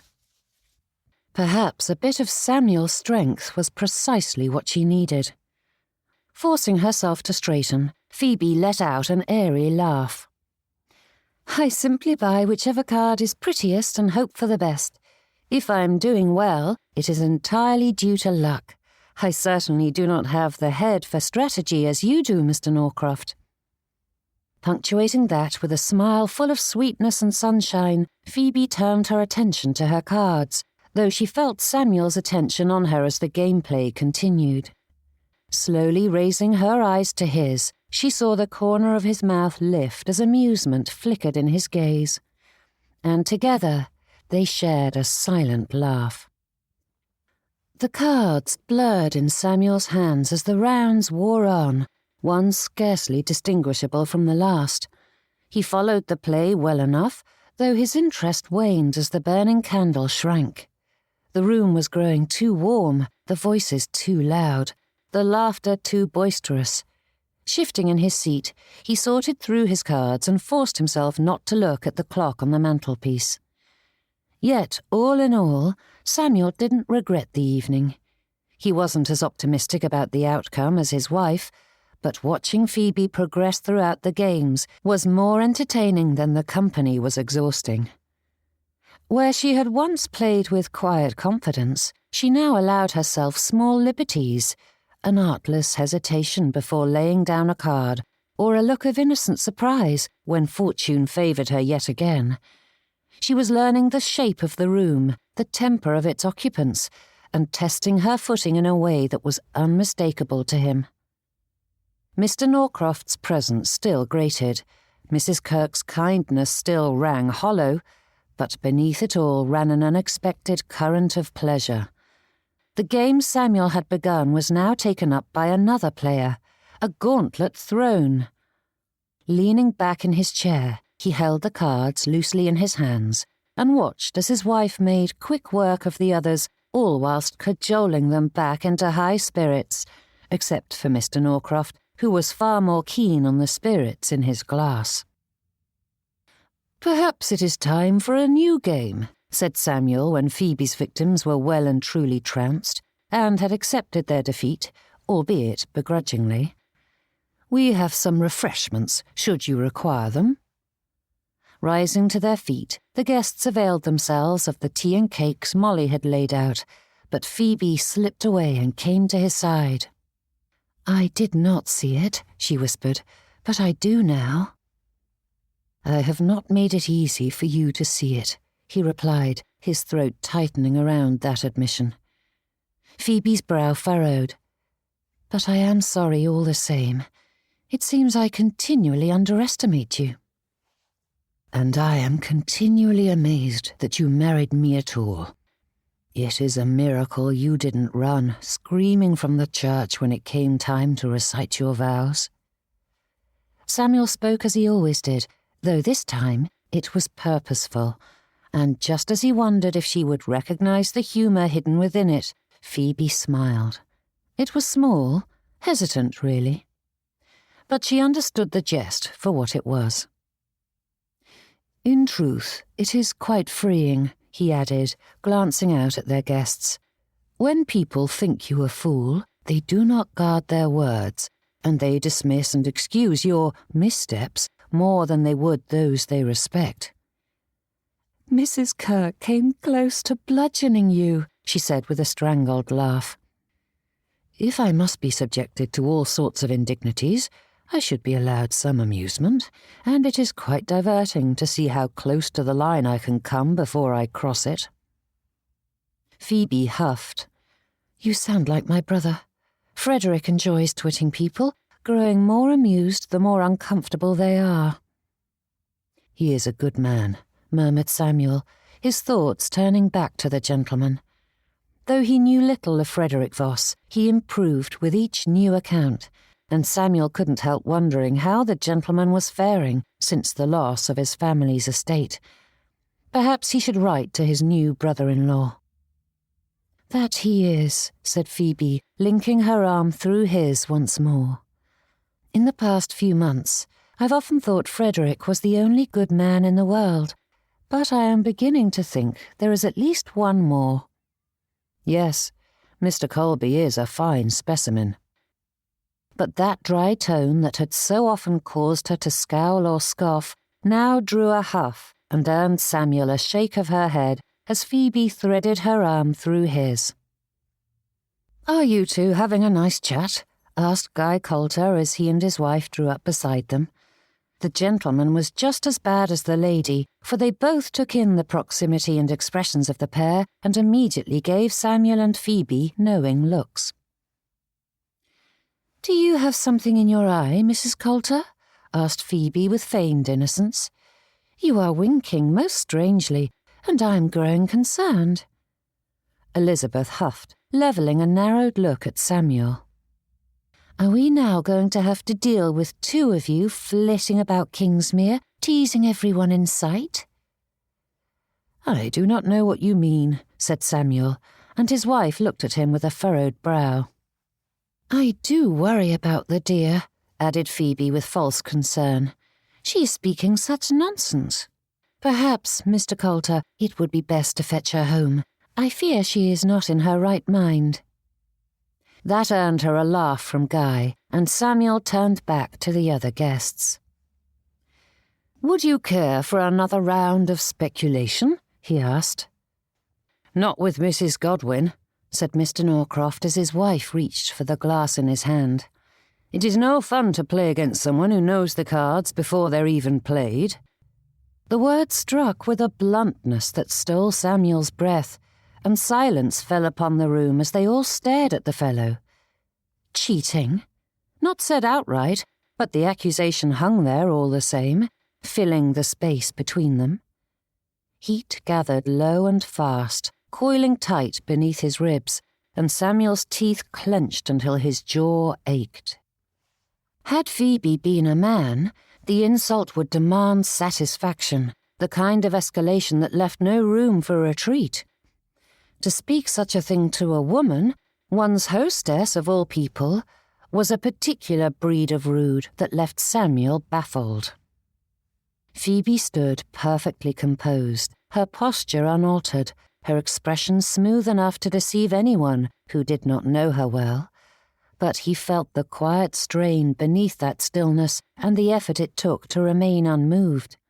Samuel had seen it too many times as she walked through Haverford, her chin lifted while whispered judgments followed in her wake.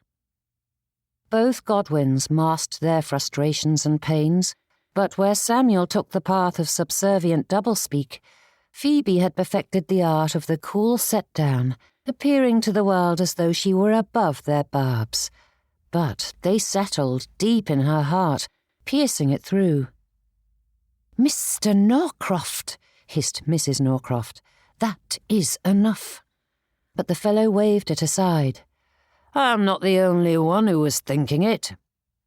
Phoebe's hold on Samuel's arm tightened, but before he could say a thing, she laughed. "I am flattered, sir, that you think me so capable of manipulating the game, but I assure you it was honestly played. Fortune was on my side, but I am certain it will favour you next." That answer, so calmly given, stoked the pressure building within him. Phoebe had played cleanly, and yet she apologised to Mr. Norcroft for his presumption and inadequacies. Samuel drew a measured breath, forcing it deep, as his temper bucked and fought against the reins. Turning away, Mr. Norcroft's steps were unsteady. "I should have known better than to play against a lady whose family are liars and thieves." "Hold your tongue, sir," barked Samuel.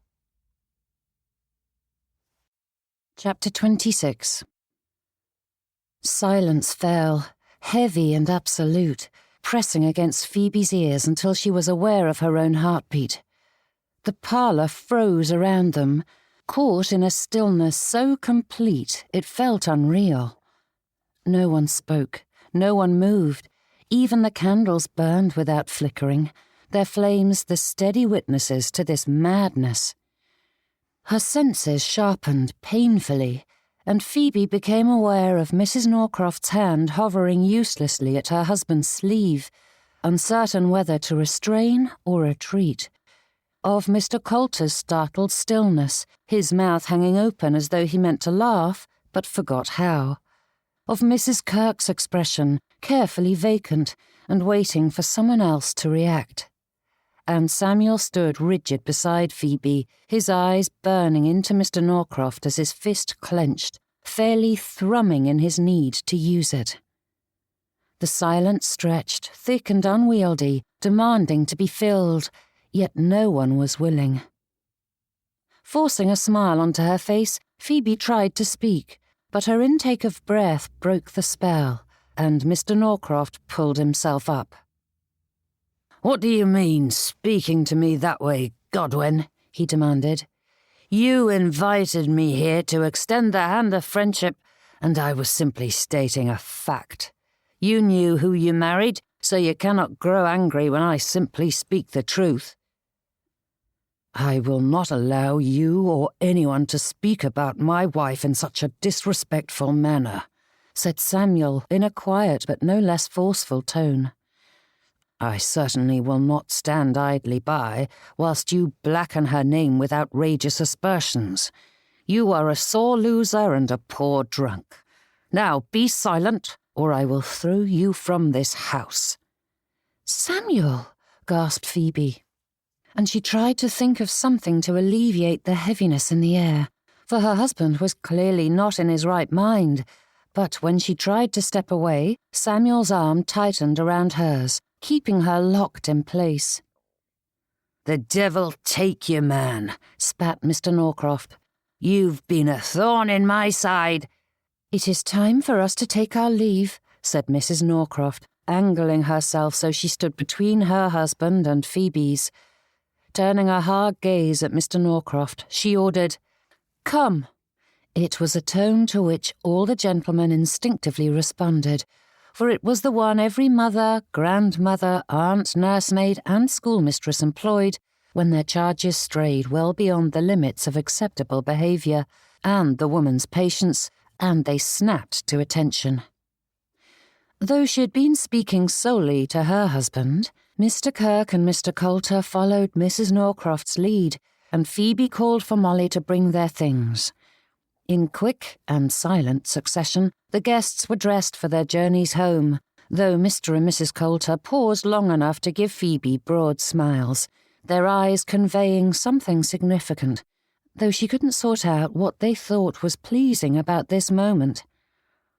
Once the door was closed behind them, Phoebe whirled on her husband. "What were you thinking? What does it matter what he says about my family or my card-playing?" Straightening, Samuel crossed his arms, but he did not meet her eyes. "Mr. Norcroft was no more disposed to think well of us after my outburst than he was before he arrived. The man is determined to despise me." "But your outburst hardly helped matters," she said, huffing as she strode back into the parlour. The cards remained abandoned on the table, and Phoebe scooped them up. "I will not allow anyone to speak to you in that manner," he said. "Not now, not ever." Smacking the stack on the tabletop, Phoebe whirled to face him. "You are happy to set aside your pride and allow others to treat you poorly, so what does it matter? Did you not think of the consequences?" "Hang the consequences," he said, striding across the parlour to her. "And my pride doesn't matter one bit, but yours does, and I will not allow another to attack you.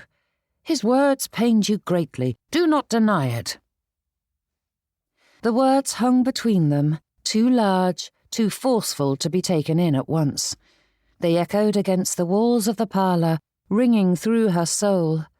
Phoebe knew she ought to speak, yet her thoughts scattered the instant she reached for them, leaving her with nothing but the steady, inescapable awareness of what he'd said. Samuel had seen it and acted, not with haste, but heat, ready to accept whatever followed. For her. Without conscious thought, Phoebe's hand drifted to the pendant at her throat, her fingers brushing the familiar shape there. He had seen that, too. Not merely the object itself, but the meaning behind it, the importance of it, the quiet comfort it provided. Samuel had noticed and acted without expectation of thanks or recognition. And now this fierce, uncompromising refusal to see her diminished. Phoebe's breath caught, tightening in her chest as awareness wove through her like the blood in her veins. Cheeks flushing, her pulse quickened until it crowded out every other sensation, thrumming through her in a manner that was unfamiliar, yet undeniably right. And before she knew what she intended to do, Phoebe stepped into him, her arms wrapping around his neck as she brought her lips to his. Jerking her head back at almost the same moment, Phoebe's eyes widened as warmth swept through her, and not the pleasant sort. What had she done? Her action had certainly been motivated both by heat and haste, and now she was pressed up against her husband as he stared back at her. Samuel remained utterly still, his arms hanging limply as his eyes searched for her face, and the quiet stretched, fragile and uncertain. Inching forward, he leaned in and brushed her lips with a tentative touch. There was no urgency or demand. The kiss deepened by degrees, exploring the feel of the other as though this was their first embrace. And though it wasn't some desperate, burning moment, it consumed her all the same. "I didn't mean to do that," she whispered, her fingers running through the hair at his nape. Samuel's eyes drifted across her face as though seeing her features anew. "Neither did I." Whether he meant the outburst or the kiss, Phoebe didn't know. She suspected he didn't either, and she didn't know if it mattered.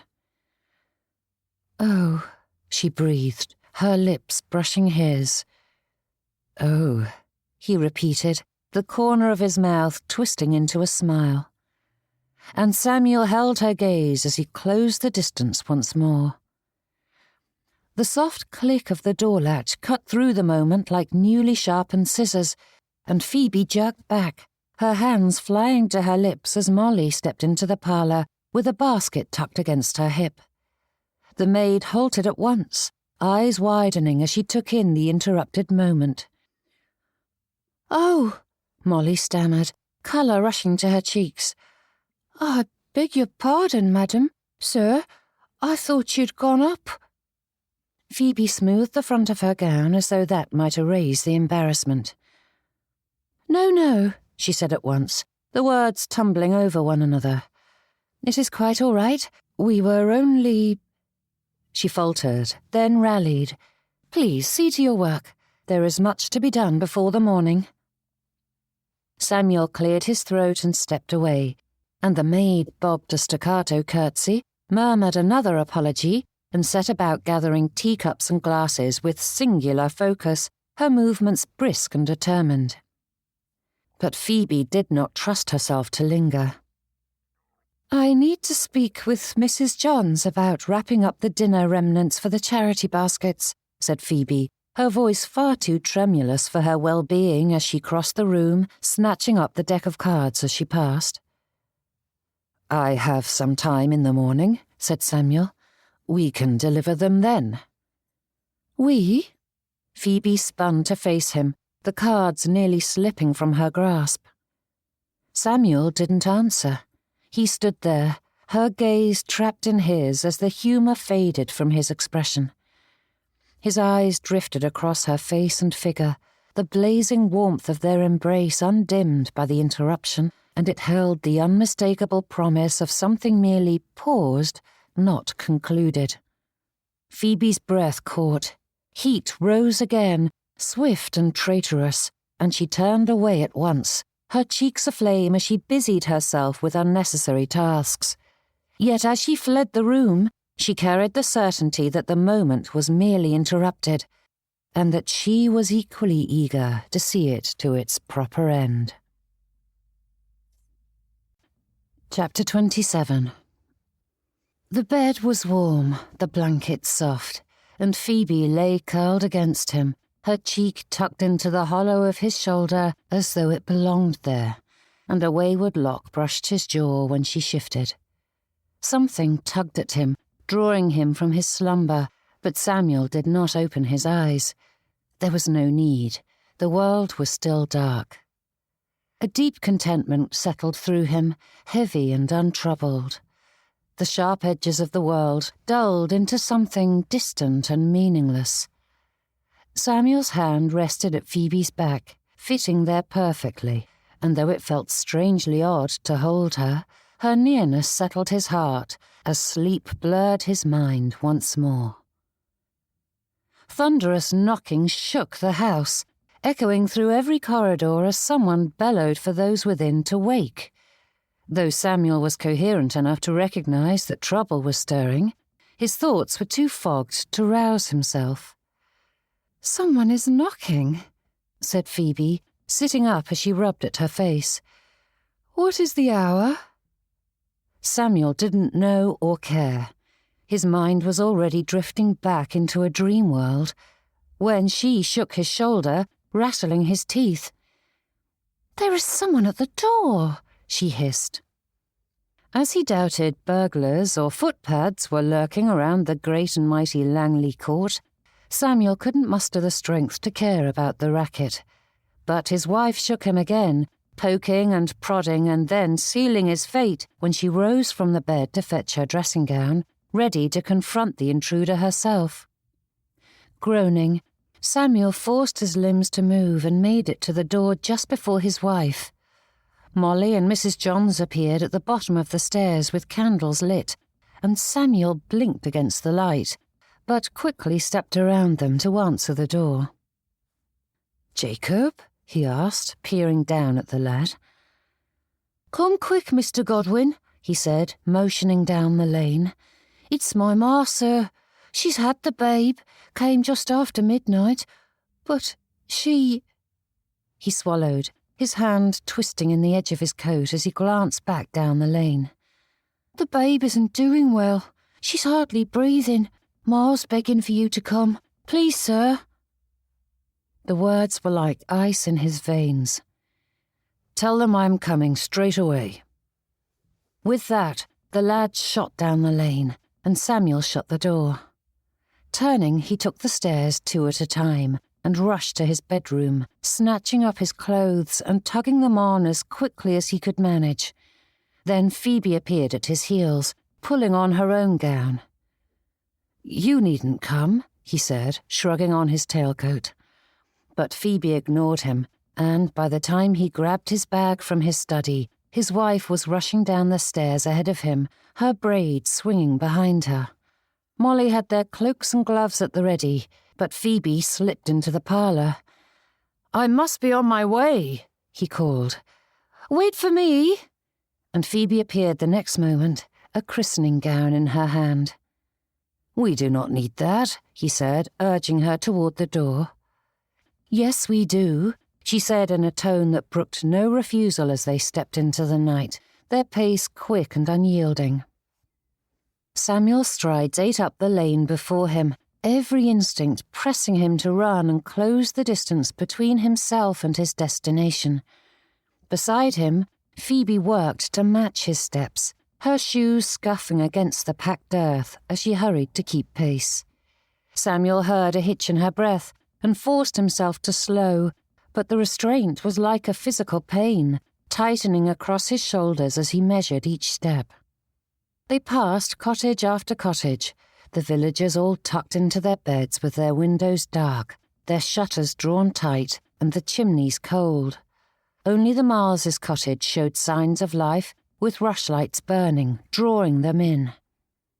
The door opened before Samuel knocked, the dim light spilling across the front step as Mr. Miles ushered them in, his shoulders bowed as though folding in upon himself. Silently, Samuel and Phoebe followed the fellow as he guided them past the children lying on the pallet beside the hearth and up the narrow stairs that were tucked into the corner.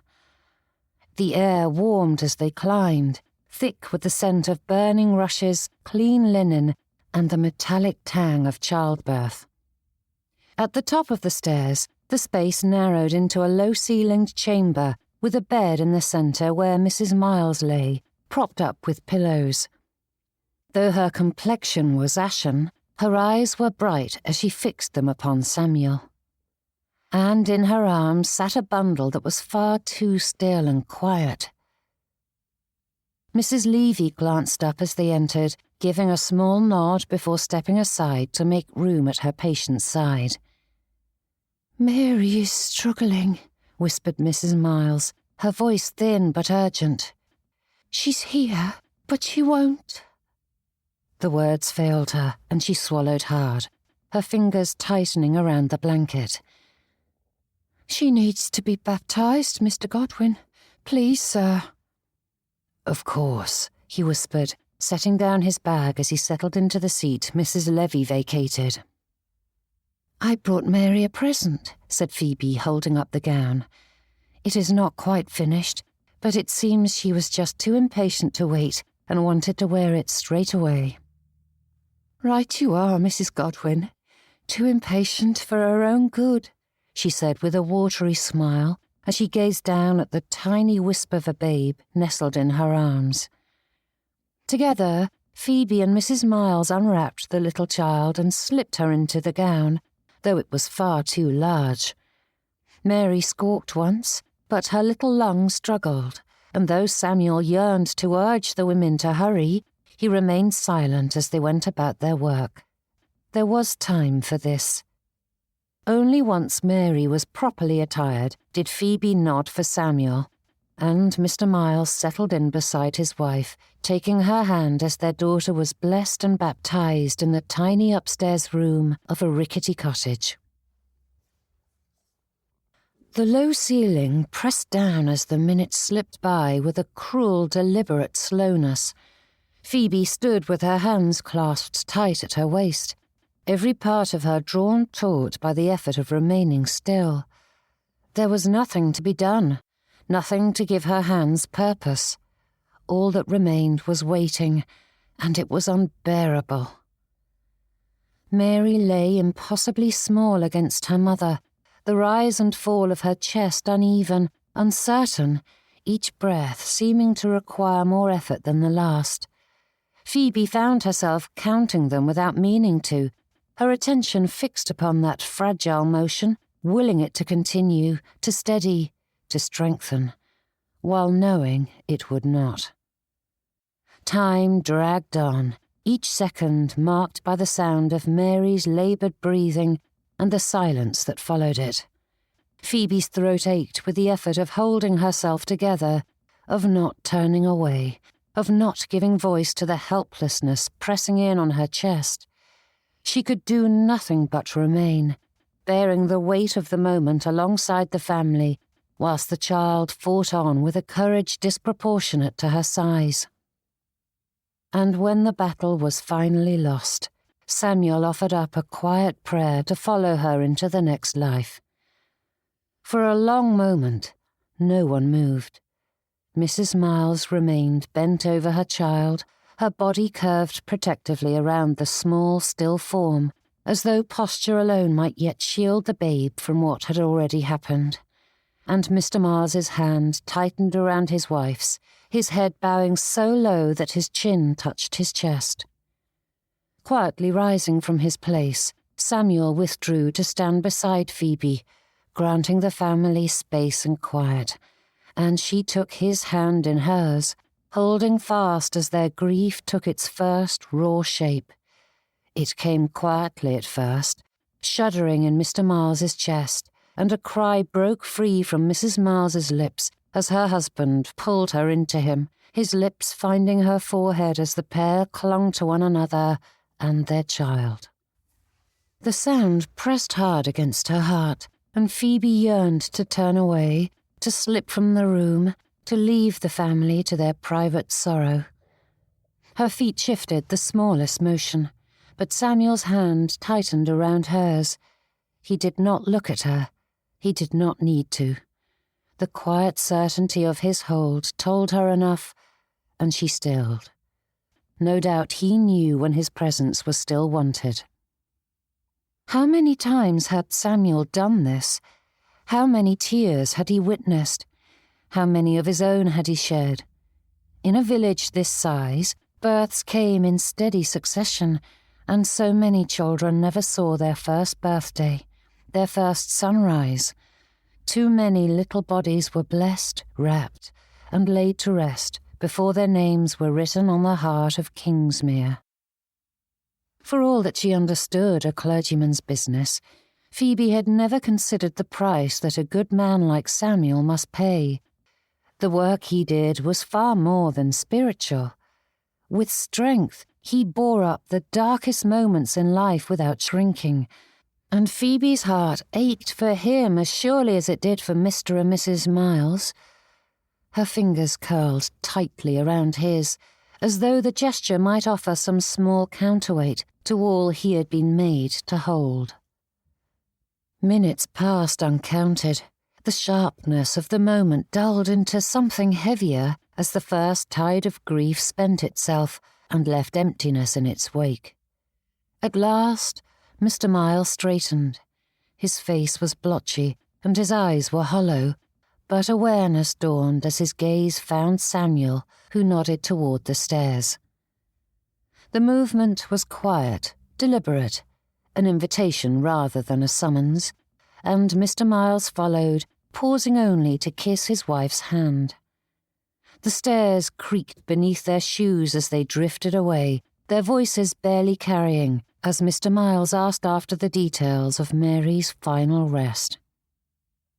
Coming forward, Phoebe took the abandoned seat at Mrs. Miles's bed.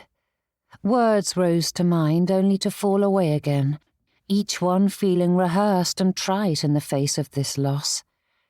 Mrs. Miles stared at her child, rocking her as though little Mary were bound to wake at any moment, and the silence between them stretched, heavy with all that could not be said. Phoebe didn't know if it was presumptuous, but she took hold of Mrs. Miles's free hand. It was a simple action, unadorned and unexplained. Yet Mrs. Miles's fingers tightened around hers at once, clinging with a quiet desperation. Her shoulders shook, and she bent forward, her grief rising once more in waves too large to be contained. Vision blurring, Phoebe leaned close and rested her hand instinctively on the woman's back and allowed their tears to fall together and share in that sorrow. There was nothing else to be done, no wisdom to offer, no solace to be conjured whilst the pain of their loss was still so fresh. All she could offer was another shoulder upon which to lay the burden of this dark day. Chapter 28. It was several moments before Mrs. Miles calmed again, her breath shuddering as she pulled her hand free to wipe at her cheeks. "Thank you for the gown," she whispered, her words jagged and broken. Phoebe couldn't say what instinct had driven her to bring it in the first place. Such a frivolous thing for such an important moment, but she offered the only explanation she had to give. "No matter the circumstances, the christening is a special event, and it deserves to be marked." Mrs. Miles turned reddened eyes to her, gratitude shimmering in them. "It does, doesn't it?" Wiping at her cheeks again, the woman drew in a deep and shuddering breath. "I will make sure to return it. I made it with Mary in mind, and it belongs to no one else," said Phoebe, the rightness of those words settling into her bones. Yes, she had intended it to be for the village as a whole, but it did not alter the fact that Mary Miles had been on her mind so often during its creation. Turning a tremulous smile on the child, Phoebe added, "And Mary still has need of it. This beautiful little girl deserves a beautiful gown." Mrs. Miles's lips quivered again, her gaze falling to her daughter, and she whispered, "Thank you, Mrs. Godwin." Footsteps sounded on the stairs, slow and measured, and Phoebe lifted her head as Samuel and Mr. Miles reappeared, and though the latter paused at the threshold, his expression softened as his gaze settled on his wife and child. Samuel caught Phoebe's eye and beckoned, and she squeezed Mrs. Miles's hand one final time before relinquishing her place. There was no more for her to do but leave the husband and wife to their grief. The stairs creaked beneath their steps as she and Samuel descended, leaving without another word.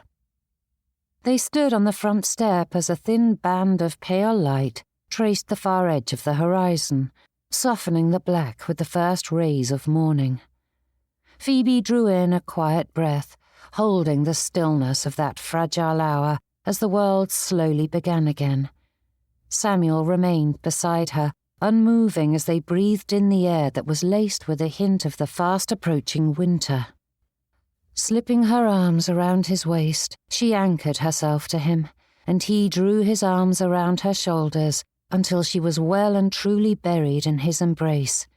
Phoebe felt the hitch of Samuel's breath, and her own tears came freely then as the pale light grew on the horizon. "Thank you," he said at last, his voice low, "for being there, for helping."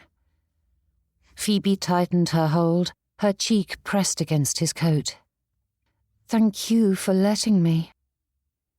They stood that way for a long moment as the chill seeped through wool and linen.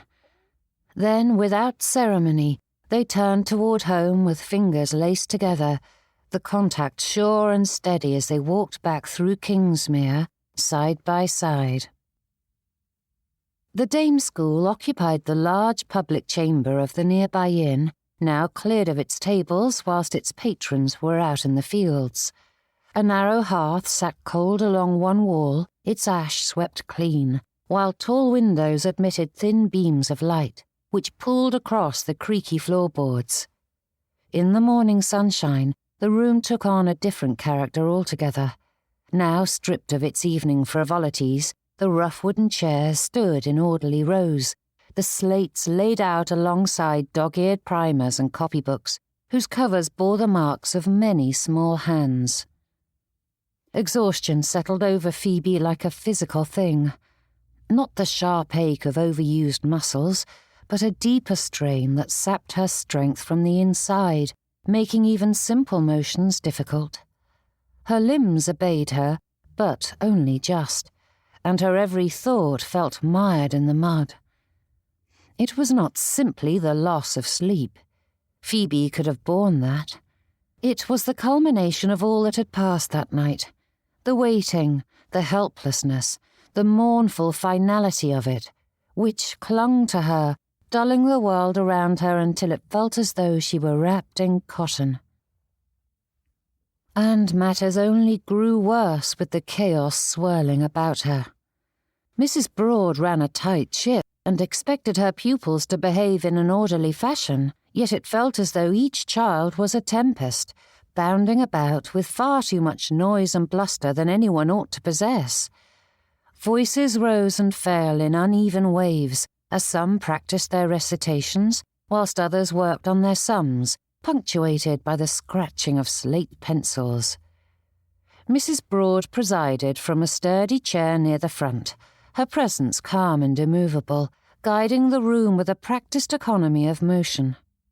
Phoebe took her place among the children, bending when needed and straightening with care, which taxed her more than it ought for a lady of 24.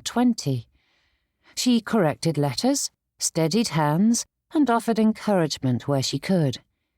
Each small task anchored her to the moment, though the weight of the night lingered still, pressing softly but insistently as she struggled to be useful when her nerves were already strained.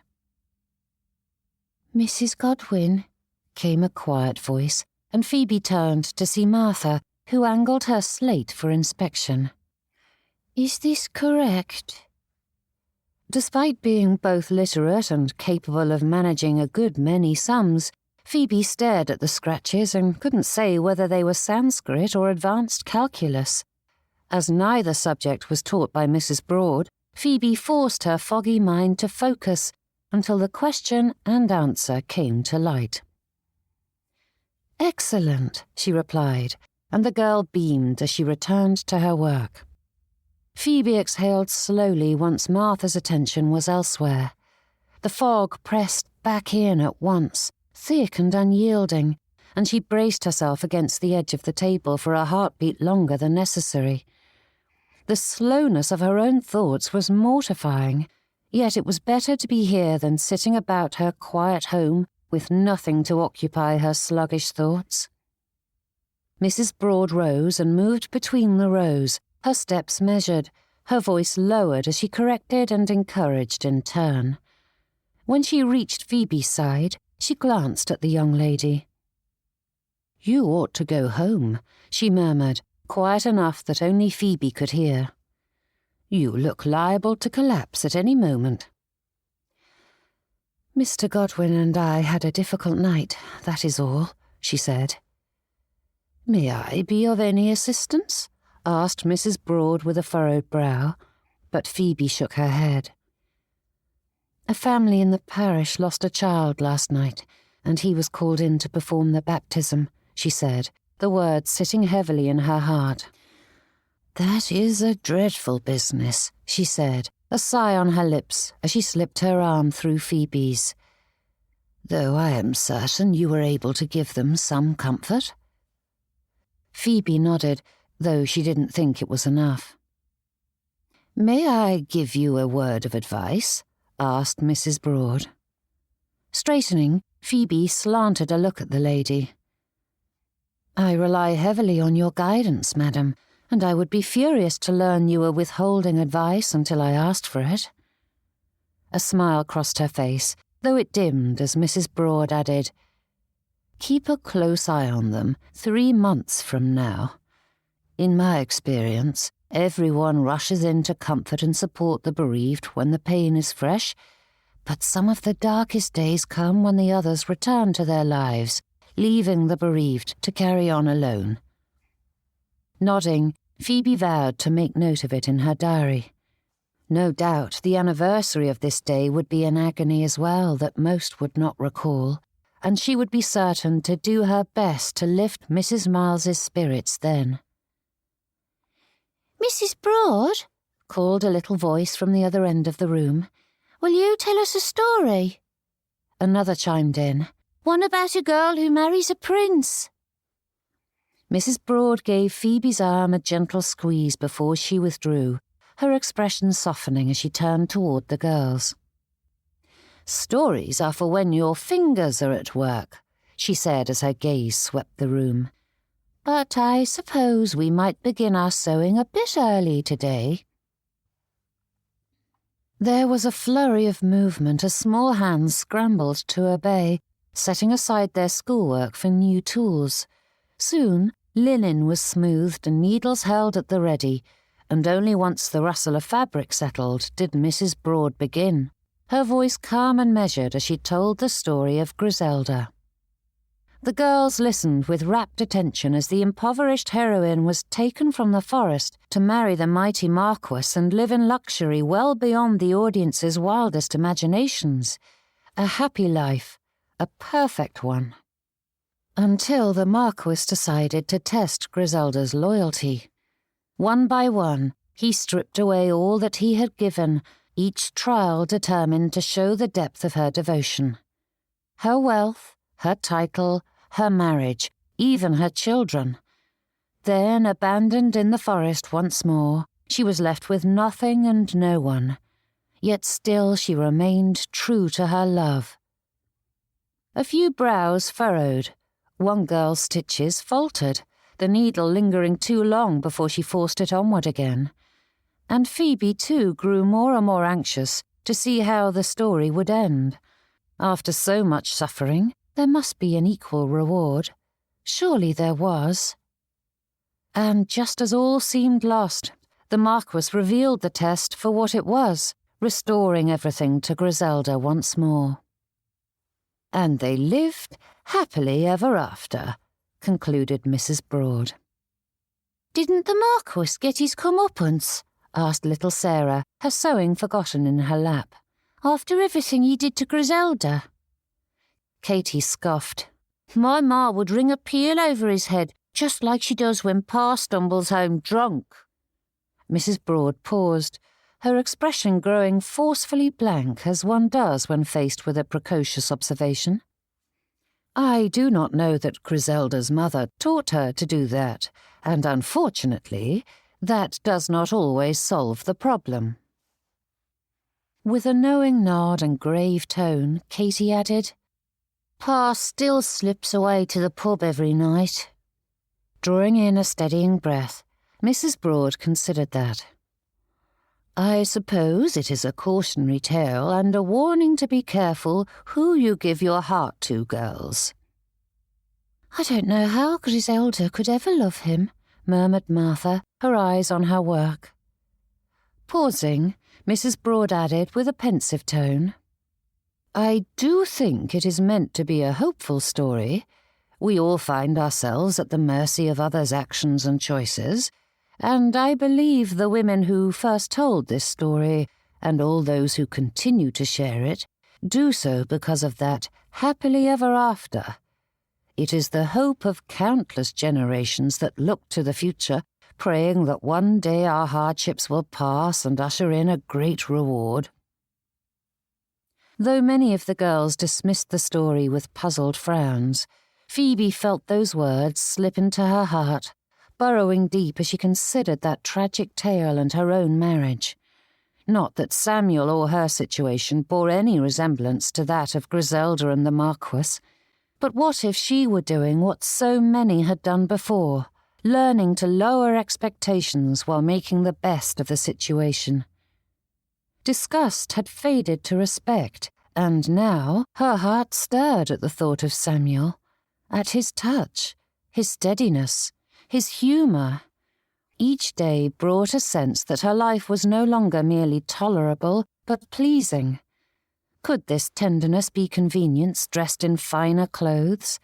She had always believed herself clear-eyed, resistant to comforting falsehoods, yet she knew how persuasive hope could be.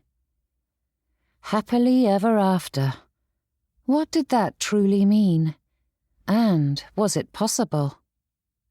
Each kindness, each shared laugh, each quiet moment of understanding rose to her thoughts, forcing the doubt back into the dark depths from which it had sprung.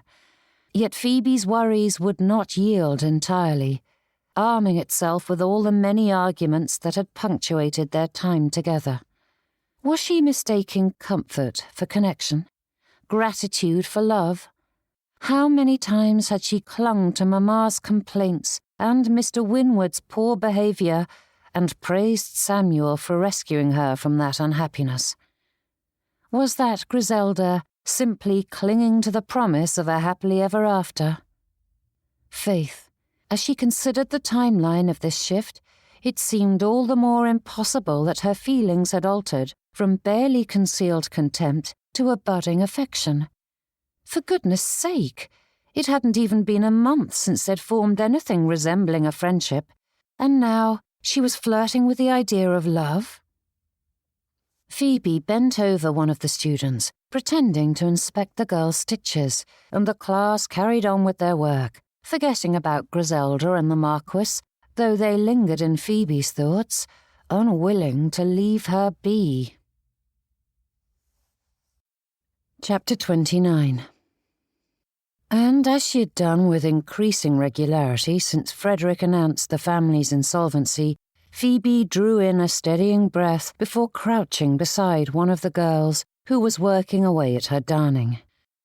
"Beautiful, Anna. Those stitches are perfect." But the child looked up at her with a furrowed brow. "I ain't, Anna." Phoebe straightened. "I do apologize. I fear I am not always good at recalling names." "I'm Bitsy Hollis," she said. "Bitsy," Phoebe repeated, the name settling belatedly into place. "That is a lovely name. And where do you live?" The girl paused mid-stitch and looked up at her with mounting confusion. "On your land, of course, Mrs. Godwin." Straightening, Phoebe stared at the girl. Though she'd never given it much thought, and he had never mentioned land, she seemed to recall there'd been a parcel in Haverford set aside for the clergy as part of their living. It must be commonplace, or even an expectation. As Phoebe had never dealt with such matters before, she couldn't say for certain, but with the girl claiming tenancy on the Godwins' lands, there must be something of the kind here in Kingsmere. "I see," replied Phoebe. "And how far out is it?" "Not far," Bitsy replied, satisfied now that the matter had been cleared up. "Past the Giant's Rest. Pa says it's good land, even if the soil's stubborn at times." Phoebe nodded and tried not to castigate herself. In the past 2 months, she'd striven to meet every member of the parish, but there were so many that she couldn't expect herself to have visited them all. Yet, however, this child was living on the Godwins' land, their lives bound together in a very real way. "Well, I should very much like to visit your family. May I accompany you home?" asked Phoebe. Bitsy's mouth curved into a small, pleased smile. "Ma would like that."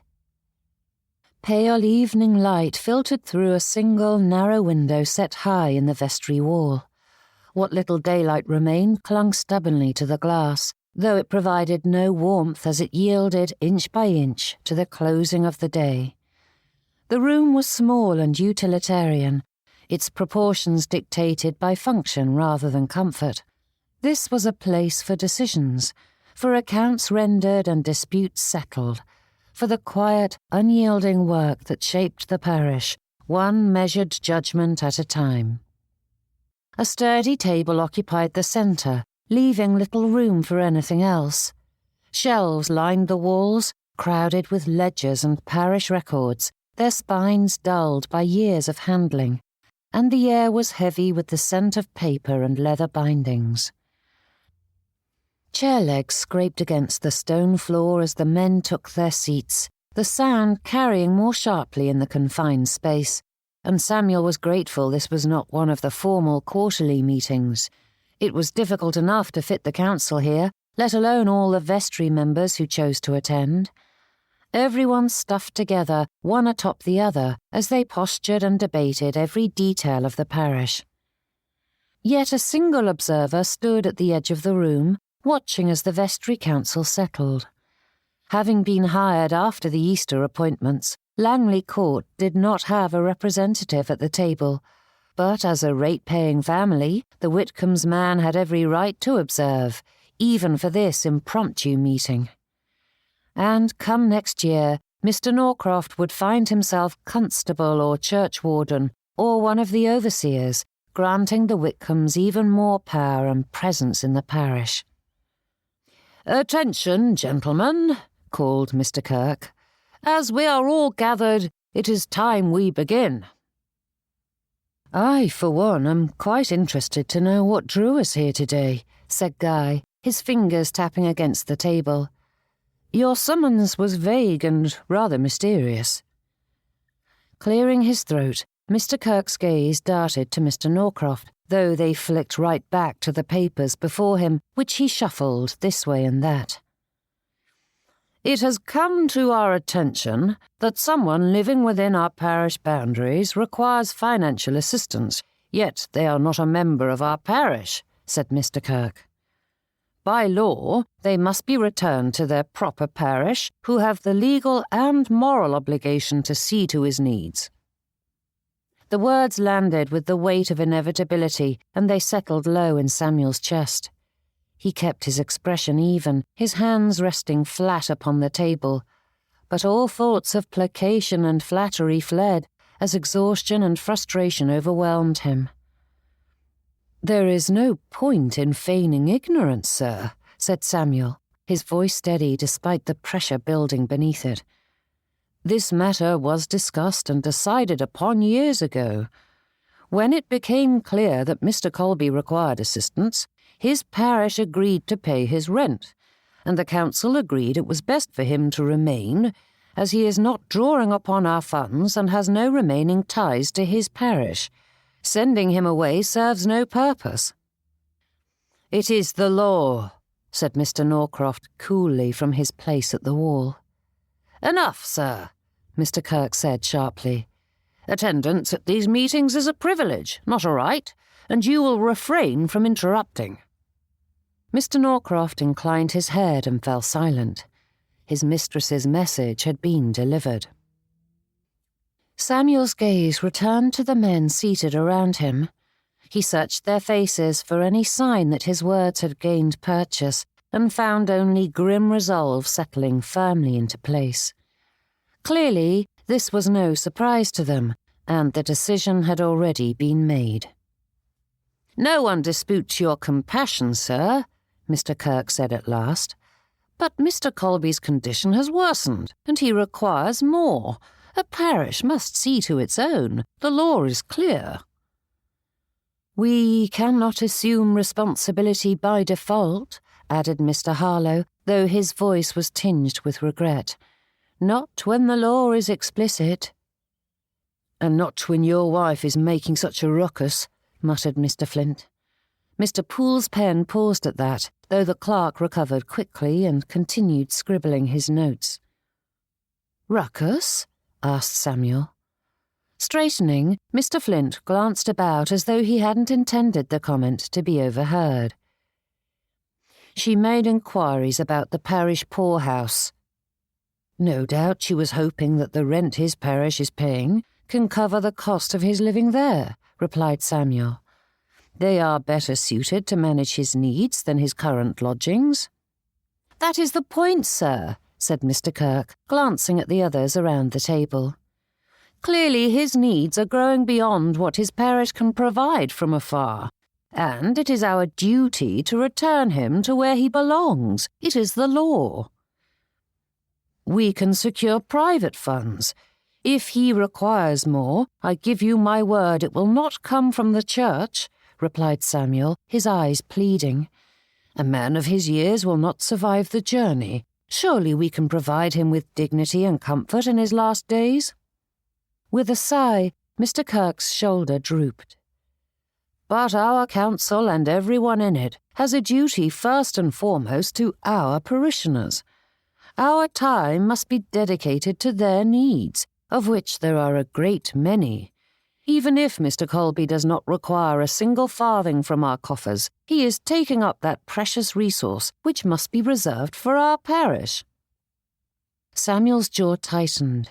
He opened his mouth, then closed it again. With so little sleep the night before, his thoughts were too sluggish to be of use. "The removal order was issued this afternoon, and transportation to Kettering is arranged for tomorrow morning," said Mr. Kirk, reading off the paper as he detailed the circuitous route Mr. Colby was to take. Transport. Tomorrow morning. Samuel's attention fixed on the edge of the table, the wood grain blurring before his eyes. Mr. Colby's cough was already troubling. A man of his years could not endure the long, cold hours whilst being shaken about in rickety conveyances. Surely there was something more to do, some argument not yet offered, some appeal not already dismissed. But this was not a question to be resolved. It was a decision already made. They had skirted the law before, but now Mr. Colby was firmly outside the reach of their mercy. Mr. Kirk folded the paper and laid it atop the stack, the finality of the gesture unmistakable. Chairs scraped back, coats were gathered, low murmurs rose and fell as the men dispersed, their business concluded, and they skirted Samuel's seat as they left, their gazes avoiding him entirely, which was for the best. With his composure worn so thin, Samuel didn't trust himself to speak. Death and agony dogged his every step. He buried children and wept alongside their families, sat at bedsides as the hands he held grew cold, watched as families starved whilst others turned a blind eye. Some were simply beaten down by the hardships of life, but so many chose the wrong paths again and then expected him to save them from themselves. Sitting there long after the room had emptied, Samuel's gaze fixed on the far wall. He loved his work, but did it do any good? No matter how much he laboured, suffering always outpaced him, arriving first and lingering long after he was gone. For every mercy wrestled into being, 3 new calamities rose to overtake it. Samuel stood forever on the threshold between hope and loss, and at only 29 years of age, he felt as old and weathered as Mr. Colby. At last, Samuel gathered his coat and shuffled toward the door, carrying with him the weighty knowledge that tomorrow would bring no reprieve. The nave echoed as he passed through it, his footsteps sounding too loud against the stone, and cold air wrapped around him as he stepped out into the churchyard, and found Mr. Norcroft waiting at the lich gate. "No doubt you enjoyed seeing me put in my place at the expense of a frail old man," said Samuel, his heart and soul too weary for civility. "Why are you determined to think me a monster?" snapped Mr. Norcroft. The man's hands curled and uncurled at his sides, the agitation poorly concealed now that it had found a voice. But as quickly as that temper flared, the gentleman drew in a sharp breath, his tone lowering as though the graves themselves might be listening.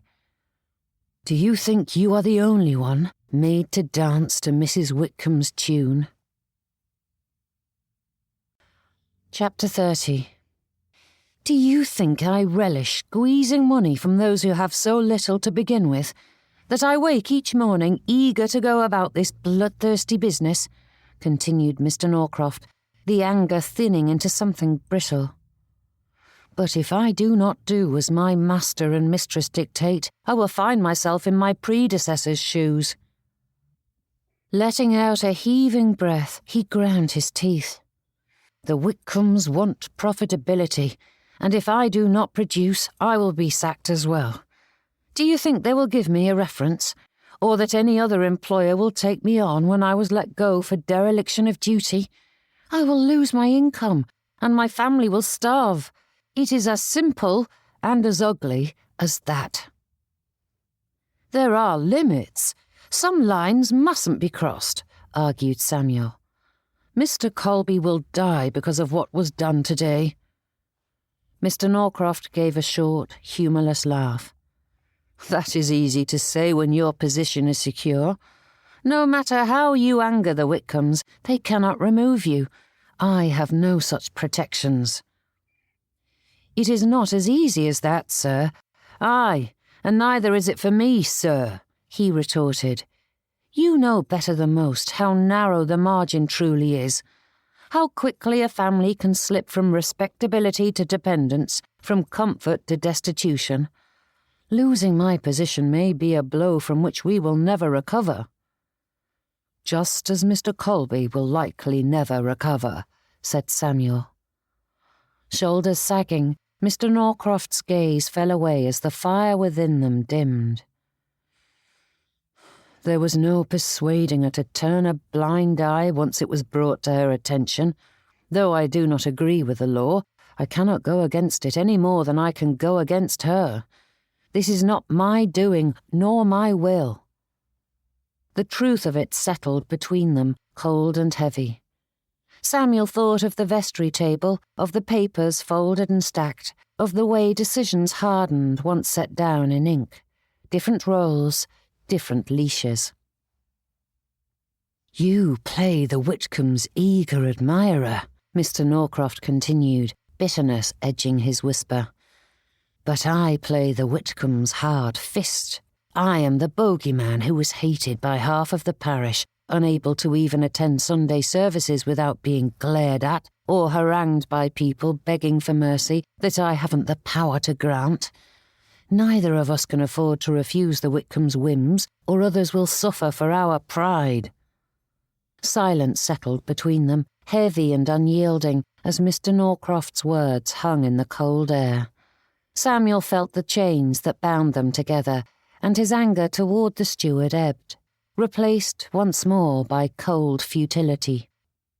"I do not envy your position," said Samuel at last, "and I apologize if I have made it more difficult than needs be." Mr. Norcroft let out a sharp breath that sounded more like a surrender than relief, and scrubbed a hand over his face, erasing the last of the heat in his eyes. "And I apologize for my behavior at your dinner party. What I said was shameful and born from a frustration that was not of your making." And though he did not meet Samuel's eyes, a faint smile crossed the steward's lips. "You should know that Mrs. Norcroft hasn't given me a moment's peace about it since." Samuel drew a slow breath, the cold air biting his nose, and he inclined his head, accepting the apology without ceremony. It was not peace, it was not an alliance, but it was an understanding, fragile and incomplete, forged from shared pains. They stood there a moment longer, the church looming behind them, the yard hushed and indifferent. At last, Mr. Norcroft stepped back, drawing his coat closer about him as he turned away. "I will keep you and your family in my prayers," said Samuel. The gentleman paused, glancing back to acknowledge the words before continuing, and Samuel remained where he was, a silent petition pouring from his heart as Mr. Norcroft disappeared into the streets of Kingsmere.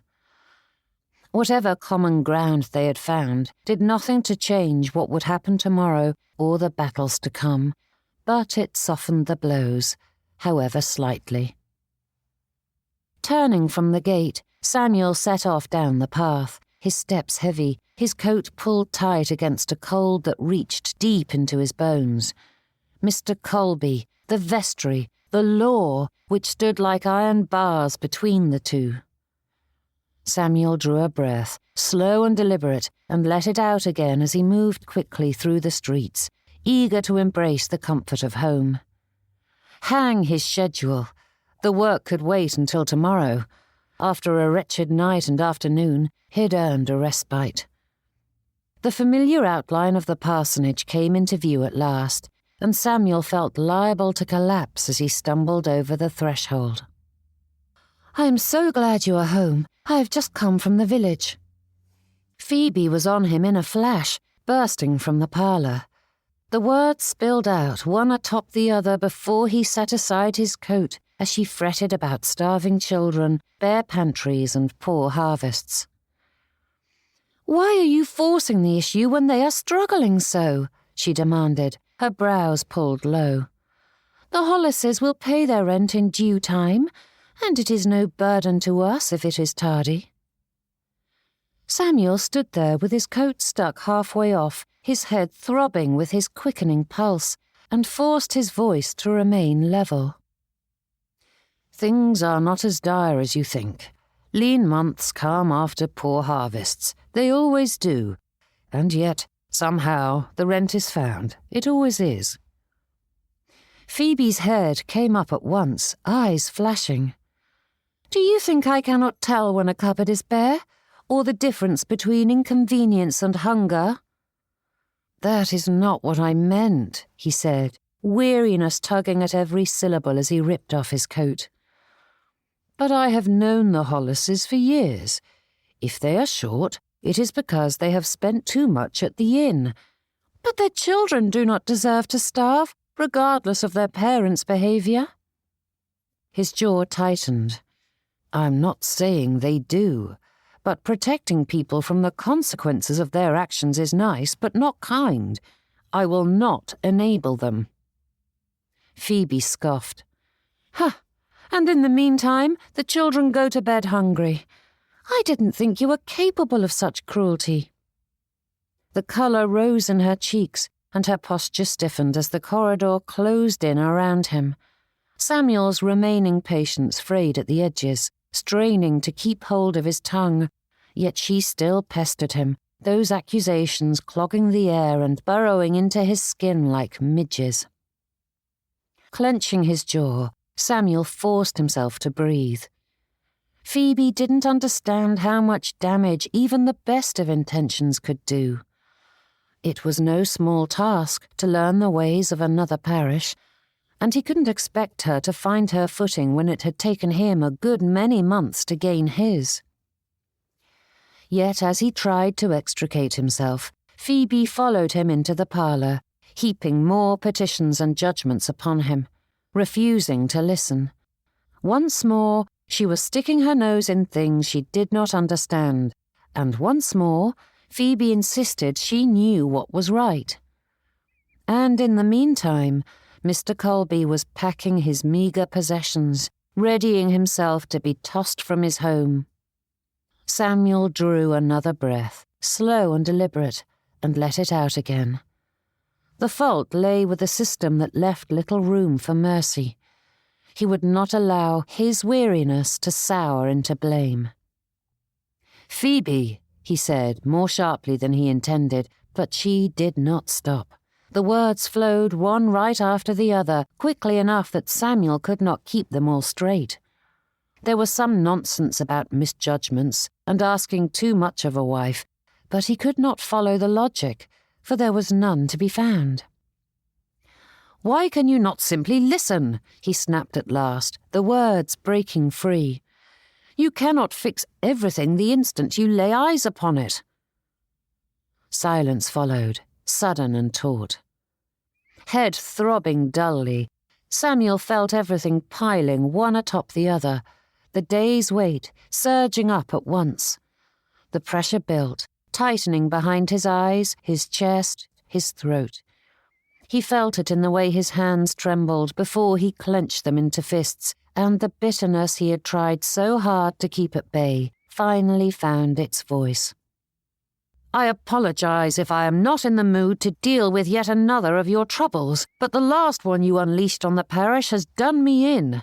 Because of your interference, Mr. Colby is to be removed from our parish. He is leaving us tomorrow morning." The words slipped past her as though spoken in a foreign tongue. Familiar sounds, though their meanings were lost. Phoebe's thoughts skidded about uselessly, reaching for something solid and finding nothing to hold as he detailed the council meeting. "The journey will be his death," she whispered. "His lungs have grown worse of late, and his knees pain him something terrible. Do you think I don't know that?" demanded Samuel. But surely if we explained it to them, she insisted, though Phoebe did her best to keep her voice even. The council must not understand how frail he is. And you think I did not attempt to convince them? He scoffed, his arm flinging wide as he jabbed a finger toward the church. I did what I could.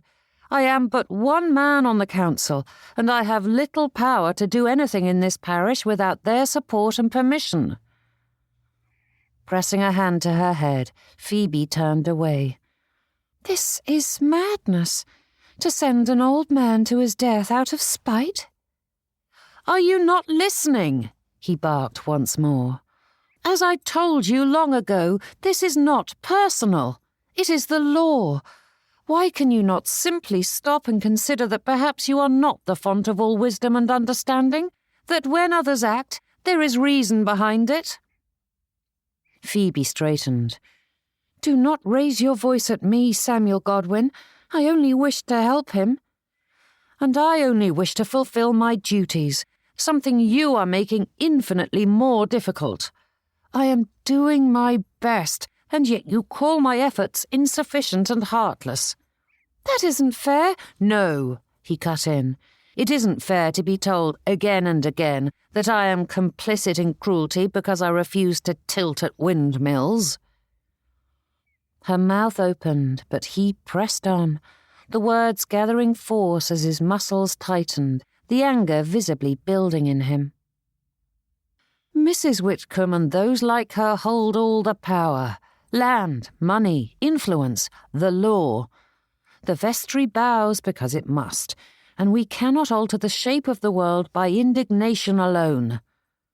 Samuel shook his head once, a sharp, frustrated motion. The only thing I can do is learn how to play the game well enough that the people I serve do not lose everything. I didn't know I was upsetting the rules, she said. Precisely. The word was sharp, forced through gritted teeth as Samuel scowled.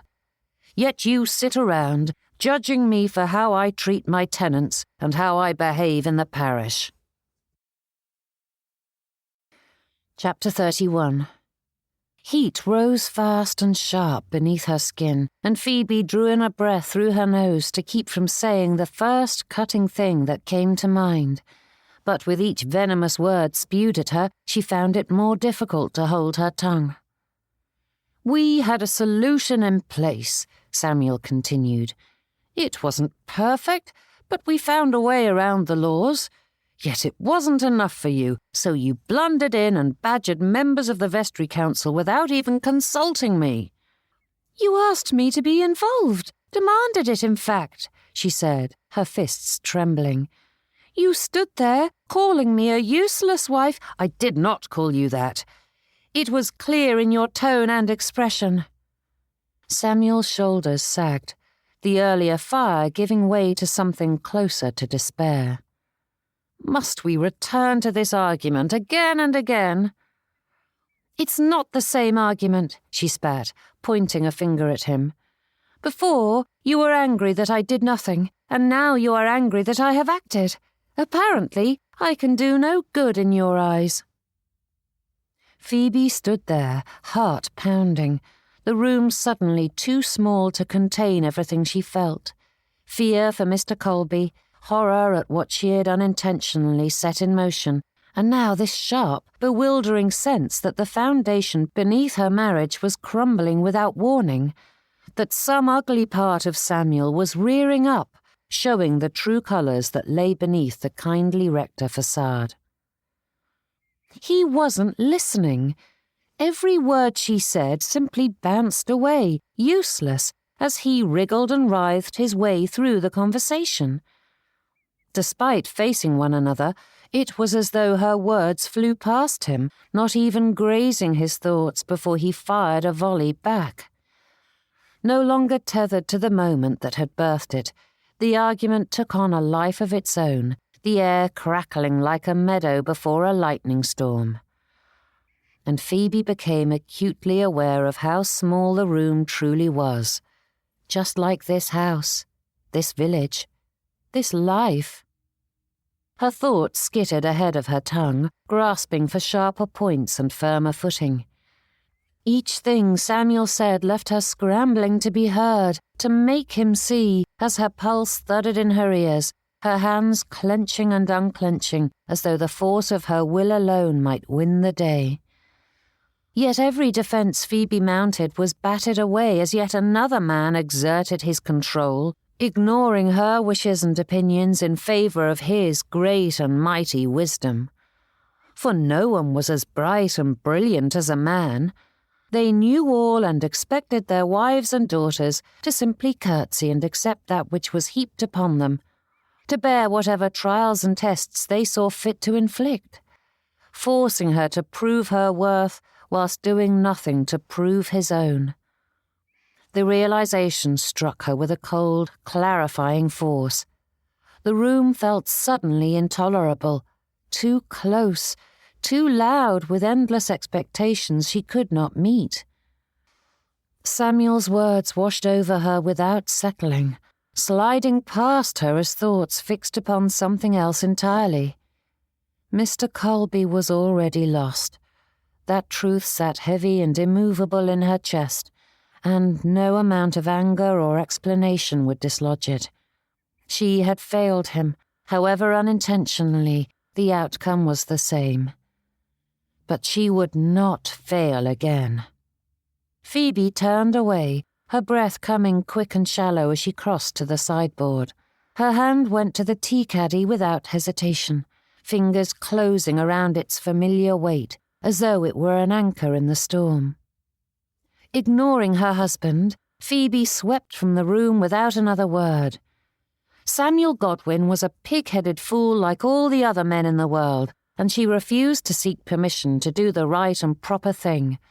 That conviction settled into her bones as she abandoned the wreckage in the parlour and fetched her cloak. She wouldn't allow another person to suffer when she had the power to save them. Morning light crept up the horizon, and the village itself remained hushed, doors closed and windows dark, as though holding its breath at the edge of day. Mrs. Broad stood close to Mr. Colby, her movements careful and deliberate as she fastened his coat, though her fingers were stiff with cold and age alike, and she murmured to him as she worked, her voice low and steady, as though calm alone might keep the morning at bay. Phoebe stepped forward without thinking, her throat tight as she reached to help, and they used a scarf to fasten the hat upon his head, tucking the ends around his neck. For all that she had insisted on being here, Phoebe could not look him in the eye. Tears clawed at her self-control, and her hands shook as she smoothed his coat, drawing it tight against the chill, each careful movement an effort to prolong the moment. Mrs. Broad's cottage sat low and narrow against the lane, its thatch darkened by recent rain as smoke drifted from the chimney in a steady line.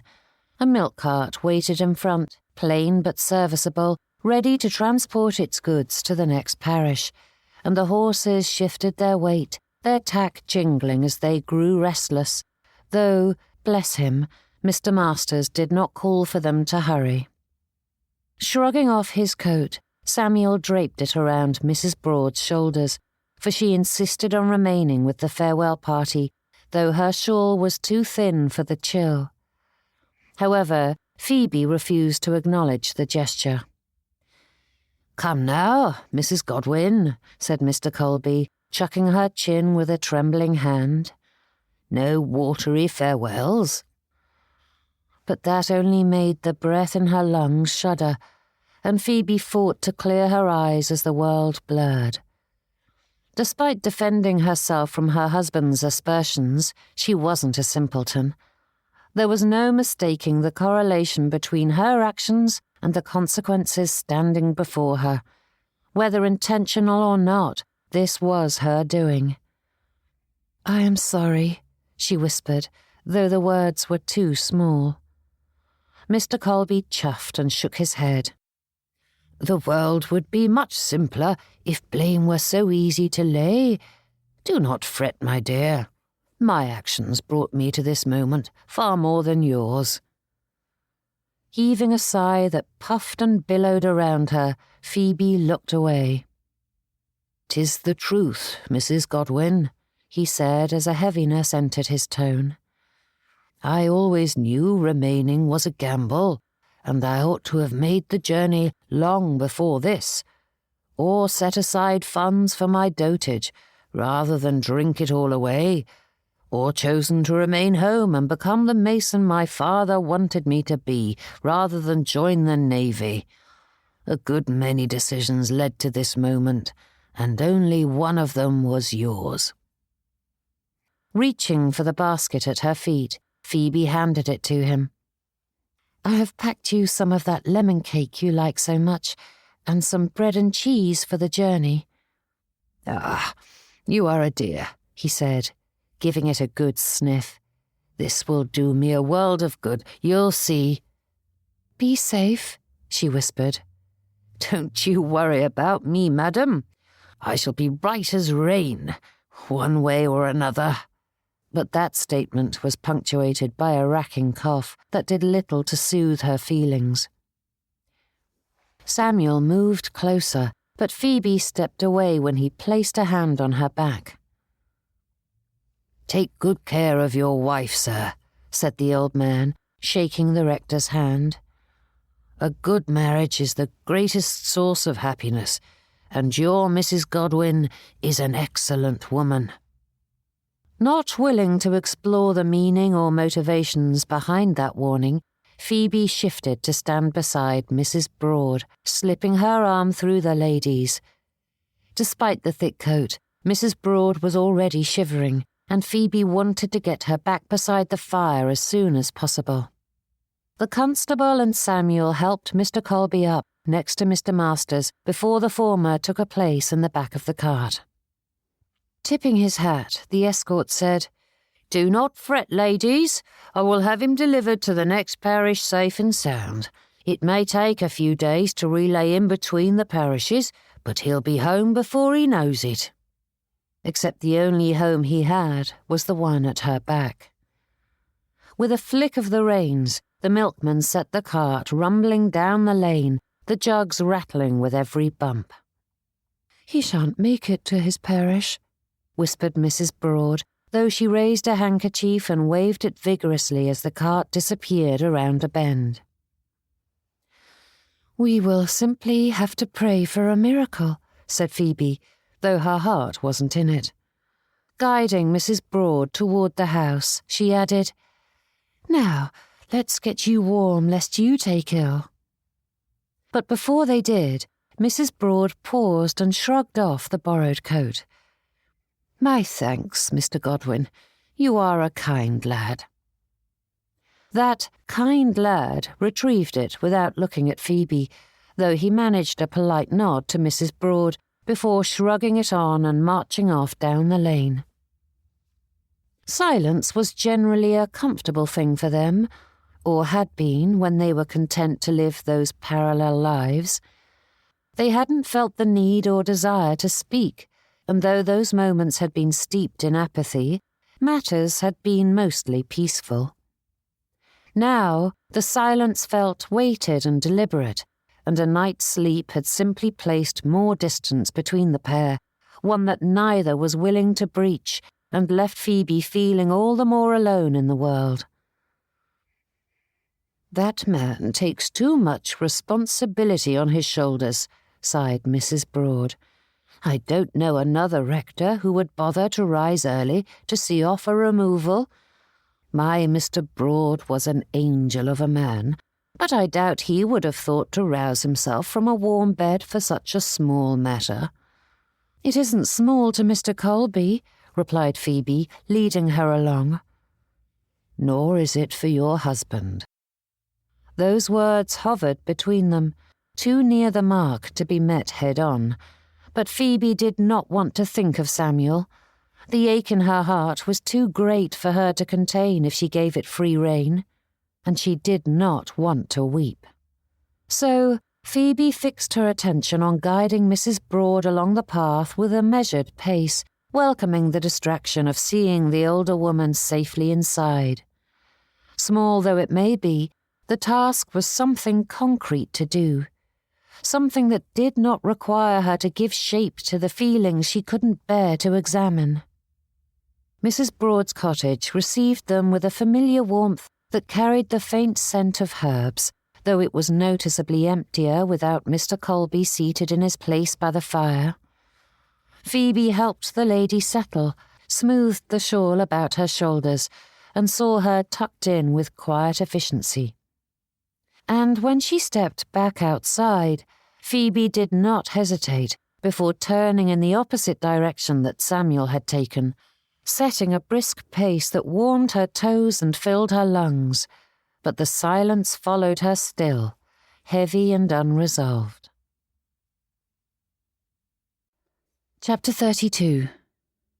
The afternoon pressed in on all sides, grey and unrelenting. The light was thin, already fading, though the day was not yet spent, and the air lay heavy with damp like the exhaustion that clung to Phoebe.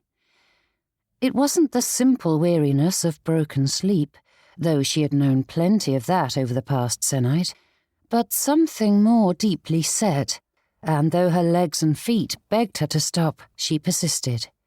Each step along the lane demanded more than the last, her boots striking the earth with a dull, hollow sound that echoed the ache in her limbs, but stopping would allow the shadows to catch her. Sorrow crowded her chest until each breath required effort. Even the worst of nights must eventually surrender to the warming light of dawn, yet Phoebe felt the darkness nipping at her heels, relentless in its pursuit. For now, she walked on, head bowed against the grey, with no thought of where the lane might lead. In the early weeks of their marriage, the silence had been a relief, a clean delineation between the two lives that did not wish to intersect more than necessary. Now it felt like an overeager child, forever pestering its parents for attention, never allowing them to forget its existence. Drawing her cloak tighter about her, Phoebe tried not to yearn for the conversations that had slipped from one subject to another with ease, and the small observations that had punctuated their dinner, or the low murmur of his voice in the dark when the day's concerns were set aside, or the chill that now wrapped around her at night instead of her husband's arms. How had she become so dependent on Samuel Godwin, and when had she grown to expect anything from her marriage beyond a roof over her head? The lane curved and widened, opening onto a cluster of figures moving slowly in the opposite direction. Voices reached her, high and bright, tumbling over one another, before the shapes resolved into the Hollis children with their muddy coats and ruddy cheeks. "Mrs. Godwin!" cried Bitsy, breaking from the knot before she could be checked, her hair slipping loose of its ribbon as she bounded forward. "Why, Bitsy," replied Phoebe, letting warmth steady her voice. "I wondered where you were this afternoon. We missed you at lessons." Bitsy puffed with importance. "Today was a lark day, no work or school, and we had a feast. Look what Papa gave me." She thrust forward a little wooden horse with a dark, glossy coat. "And licorice, and ribbons, and oranges," her brother cut in, waving a sticky hand. "Ma said we ought to have a feast to celebrate Pa's harvest." Another child, whose name slipped Phoebe's mind, held up a tin whistle and blew a shrill, unmusical note. Laughter broke out, unchecked, until Mr. and Mrs. Hollis appeared behind them. "Hush now," said their ma, slipping her arm through her husband's. "You'll deafen the poor lady." Phoebe smiled and crouched to admire the horse and all the rest of their treasures. Their words spilled freely, tumbling one over another as they described their great feast. But Phoebe's gaze drifted down to the children's shoes, their leather split and gaping, their socks poking out. "I can't wait to tell the other girls," added Bitsy. "They will be so jealous of our lark day." The parents exchanged a look, and then Mrs. Hollis stepped forward with a forced cheer. "All right, that's enough. Run on now. Stop pestering Mrs. Godwin." But, Bitsy protested, clutching her horse. Go, Mr. Hollis said, sharper than before, and the children scattered down the lane. We meant no harm by it, ma'am, just helping ourselves to a little fun. We thought a day's pleasure might do them good, his wife hurried to add, though Mrs. Hollis did not meet her eye. Though uncertain what to say to that, Phoebe nodded. I'm certain they will remember this day for years to come. With a murmured farewell, they hurried after their children, leaving Phoebe alone in the lane. The whistle shrieked once more before it was snatched away as the children argued over whose toys were the very best of the bunch. And Phoebe watched those bright spots of sunlight disappear into the grey. But the shoes lingered in her mind. She did not begrudge the children their laughter. It rang faintly in the air, bright as church bells. Charity spoke often of bread and coal, of careful allotments and sober improvement, but it left little room for a stolen holiday and a spark of joy. There was nothing wrong with a lark and a few sweeties. Yet those shoes... Phoebe's hands tightened at her sides. The rent remained unpaid, and with Mr. Hollis taking lark days, she couldn't see how the balance would be met. If not for Bitsy's innocent admission, would they have kept it from their benefactress? Gone to Samuel, cap in hand, to beg another week's forbearance and pray she did not find out? Her husband's voice rose unbidden, calling to mind every warning he had offered, every chastisement he had levelled, and a familiar heat stirred low in her chest, sharp and unwelcome. Samuel had been right. The thought lingered, leaving a sour taste as she drew a slow breath and forced the tension from her jaw. Months of missteps, and here was yet another. Did it matter if her actions were born of malice or incompetence, when the result was the same? How many troubles were of her making, and how long was she going to bumble about? The cold nipped at her cheeks and worked its way through her shoes, but with it came a steadier thought. The account had come due. The bailiff was knocking at her door, and she could not ignore it any longer. Phoebe lifted her head and set herself along the lane once more. The grey pressed in as before, but the shiver that ran down her spine was not due to the chill, but the cool sense of purpose. She knew precisely what needed to be done, for someone savvy in the ways of Kingsmere had begged her to do it. The road rose gently ahead, its packed earth darkening where the damp had gathered, and Samuel's stride cut along it with uncharacteristic force. He had gone over the words twice already, shaping them in his mind, discarding them, beginning again. Not the particulars, those would come when they must, but tone mattered as much as substance. So he shaped his thoughts with care, arranging them as one might lay fragile things in a box, each cushioned against the next. Beneath that careful ordering lay the other matter. It sat like a stone behind his breastbone, forever reminding him of the discomfort that was slowly eating away at his marriage. Samuel felt it in the narrow passages of the house, in the weighty silence that rested between them. It was not coldness, it was not mere distance, it was an active avoidance. And Samuel didn't know how to resolve it, or if it was undeserved. Lengthening his stride, Samuel arrived at Langley Court's front door, and the footman ushered him in, directing him to where Mrs. Whitcomb welcomed her guests. But just as Samuel was about to cross the threshold, he heard a familiar voice. Phoebe. For a breathless instant, his thoughts scattered. What business had brought her here? He pictured Phoebe standing too straight, speaking too plainly, and his ribs squeezed tight until his heart felt ready to burst. The day had already taken its pound of flesh. He could not afford another wound. The footman announced Samuel, and Mrs. Whitcomb motioned him over. "Ah, Mr. Godwin," she said, nodding for him to sit. "What odd timing! Your wife just appeared with some urgent business to discuss." "What a happy coincidence," said Samuel, glancing at Phoebe from the corner of his eye. She sat stiffly beside him, her eyes averted.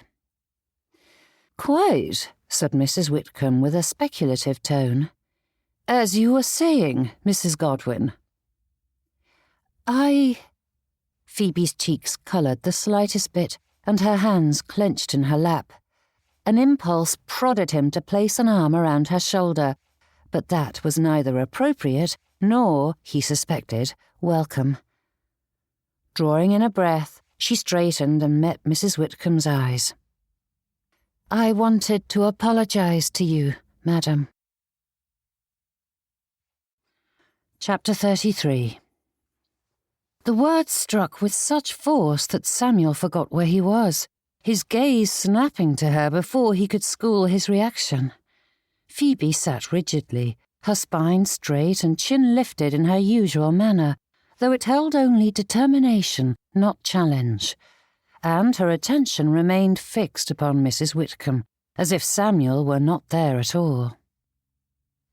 "I fear I began our acquaintance on poor footing," she said, her voice steady, though Samuel knew it cost her dearly.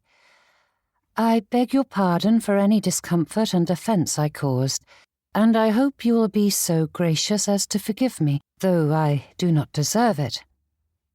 Mrs. Whitcomb's gaze sharpened with interest. "Indeed?" "Yes, madam." Phoebe drew a breath, deeper this time. "The past months have been difficult.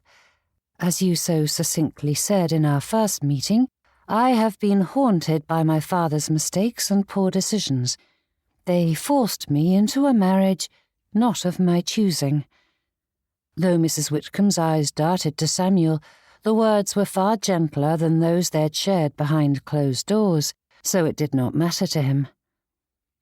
"As you are such a kind-hearted lady," continued Phoebe, "I am certain you can sympathise with the pain of one whose life is forced down paths that are not of their choosing." And that drew Mrs. Whitcomb's attention back to the speaker, though Phoebe was wise enough not to speak of Mr. Whitcomb. Those careful words hit their mark and drew to mind the selfsame circumstances that had drawn that lady into an unwanted marriage of her own. Phoebe's eyes flicked briefly toward Mrs. Whitcomb's hands, which rested motionless in her lap, before lifting again. "It is a strange thing to be forced into a role for which one is ill-prepared," added Phoebe. "I never anticipated a life as a rector's wife, and I am sorry to say that I have fallen short of expectations. But I do wish to be useful to you, my husband, and the parish." Something shifted in Mrs. Whitcomb's expression, subtle but unmistakable. It was speculative and almost tender. "I never spent any time around the wives of clergymen, so I did not know what I was meant to be." Letting out a sigh, Phoebe shook her head. "And rather than asking for your guidance, I blundered ahead, forging my own path. I did not understand the intricacies of parish life, and I erred in assuming that goodwill alone would make up for my ignorance." Samuel could not look away. He saw the cost of each sentence, the restraint required to keep her composure intact. Phoebe did not go so far as to prostrate herself before Mrs. Whitcomb, but she draped herself in servility, feeding into every vanity the lady possessed. Heart pressing hard against his ribs, Samuel struggled to breathe, struck by the quiet magnitude of her sacrifice. Mrs. Whitcomb regarded her for a long moment, and when she spoke again, her tone was warmer than before, but only just. "You are very frank, Mrs. Godwin." Phoebe inclined her head. "To a fault, I fear. I shocked my husband on our wedding day by bluntly demanding frankness in our marriage. No doubt he was dismayed to discover the demure lady he'd courted was actually domineering. But I am trying to improve, madam." Mrs. Whitcomb sat very still, her expression unreadable as her gaze fixed upon his wife with a scrutiny that did not invite interruption. Beside him, Phoebe's shoulders tightened as her careful composure strained at the edges, her clasped hands tightening. He sensed her subtle intake of breath as the urge to fill the silence grew, and without turning his head, Samuel raised his fingers from his knee. The motion was small, almost nothing at all, not a command, but a caution.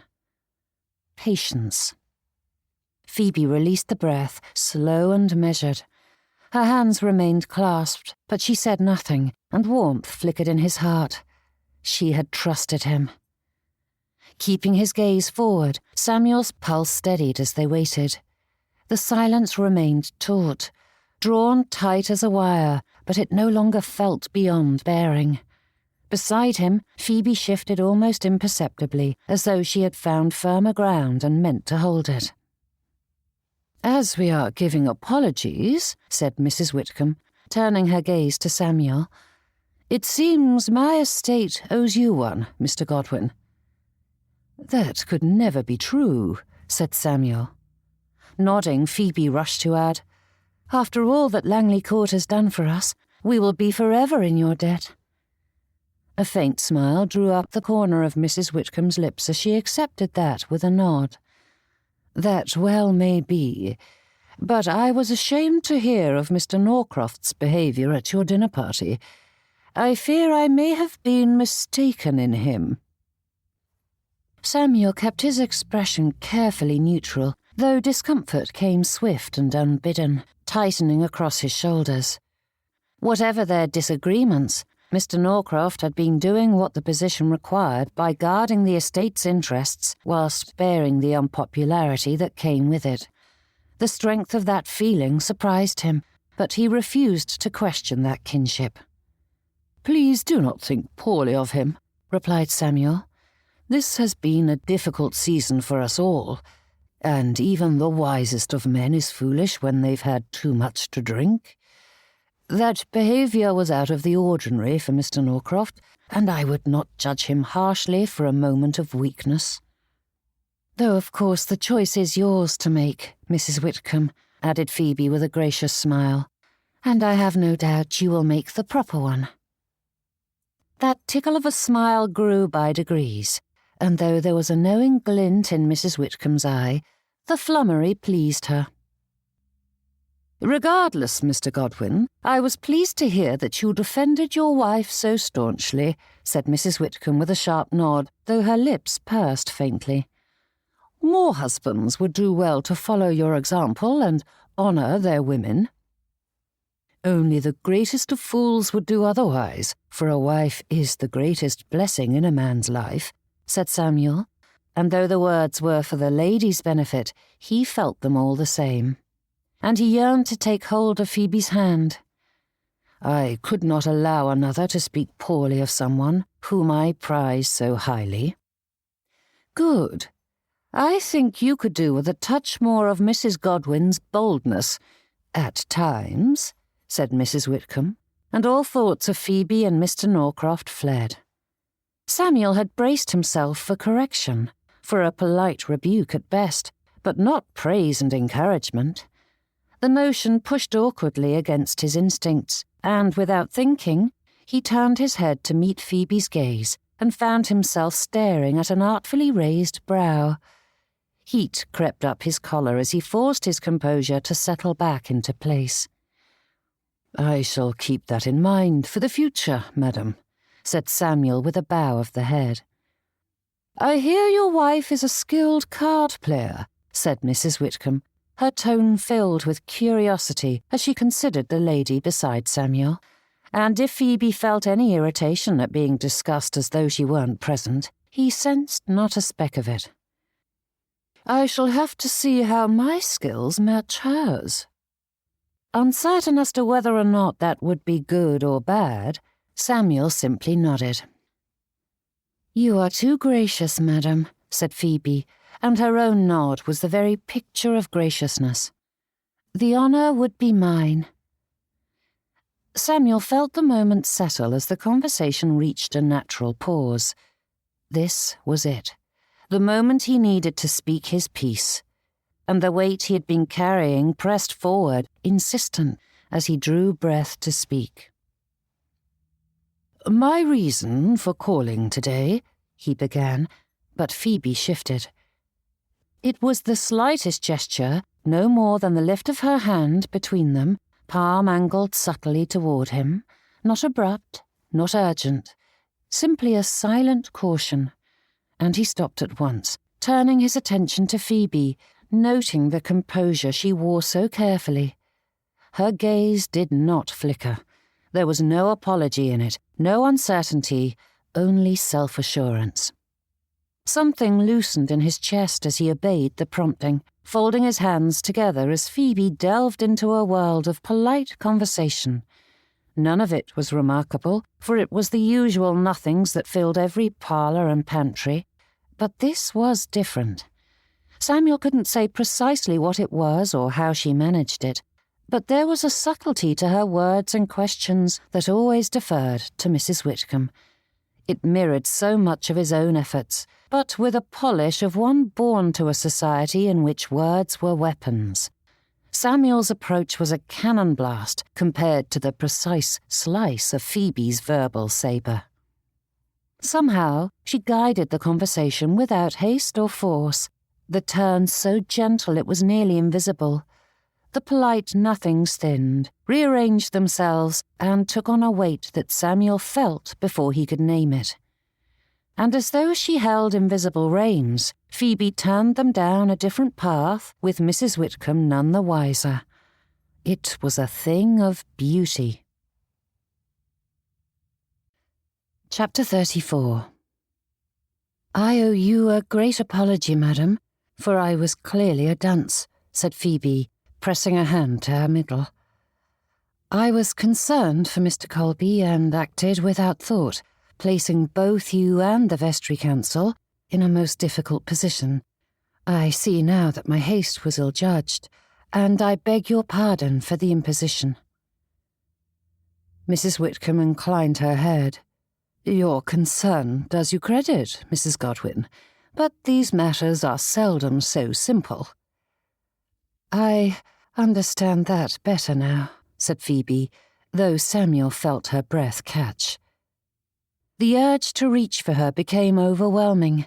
He yearned to offer some small comfort, some contact, such a narrow space between them. But this may be the proper time, but not the proper place. "We received word that Mr. Colby fell ill just 2 days into his journey," she continued. "And despite that parish's best efforts, he passed away yesterday." Mouth opening slightly, Mrs. Whitcomb's brows drew together with genuine concern. "I am very sorry to hear that. Very sorry indeed." "As are we," said Phoebe, managing an even voice. "May I please beg your indulgence? We would like to bury him here, with private funds, of course. The parish where he passed will deliver him as soon as we send word." "My dear, you do not need my permission," said Mrs. Whitcomb, shaking her head. "As it does not require ongoing involvement from Mr. Godwin or the vestry council, and no parish funds are to be used, then there is no reason you cannot, though it is a tad unusual." Phoebe nodded.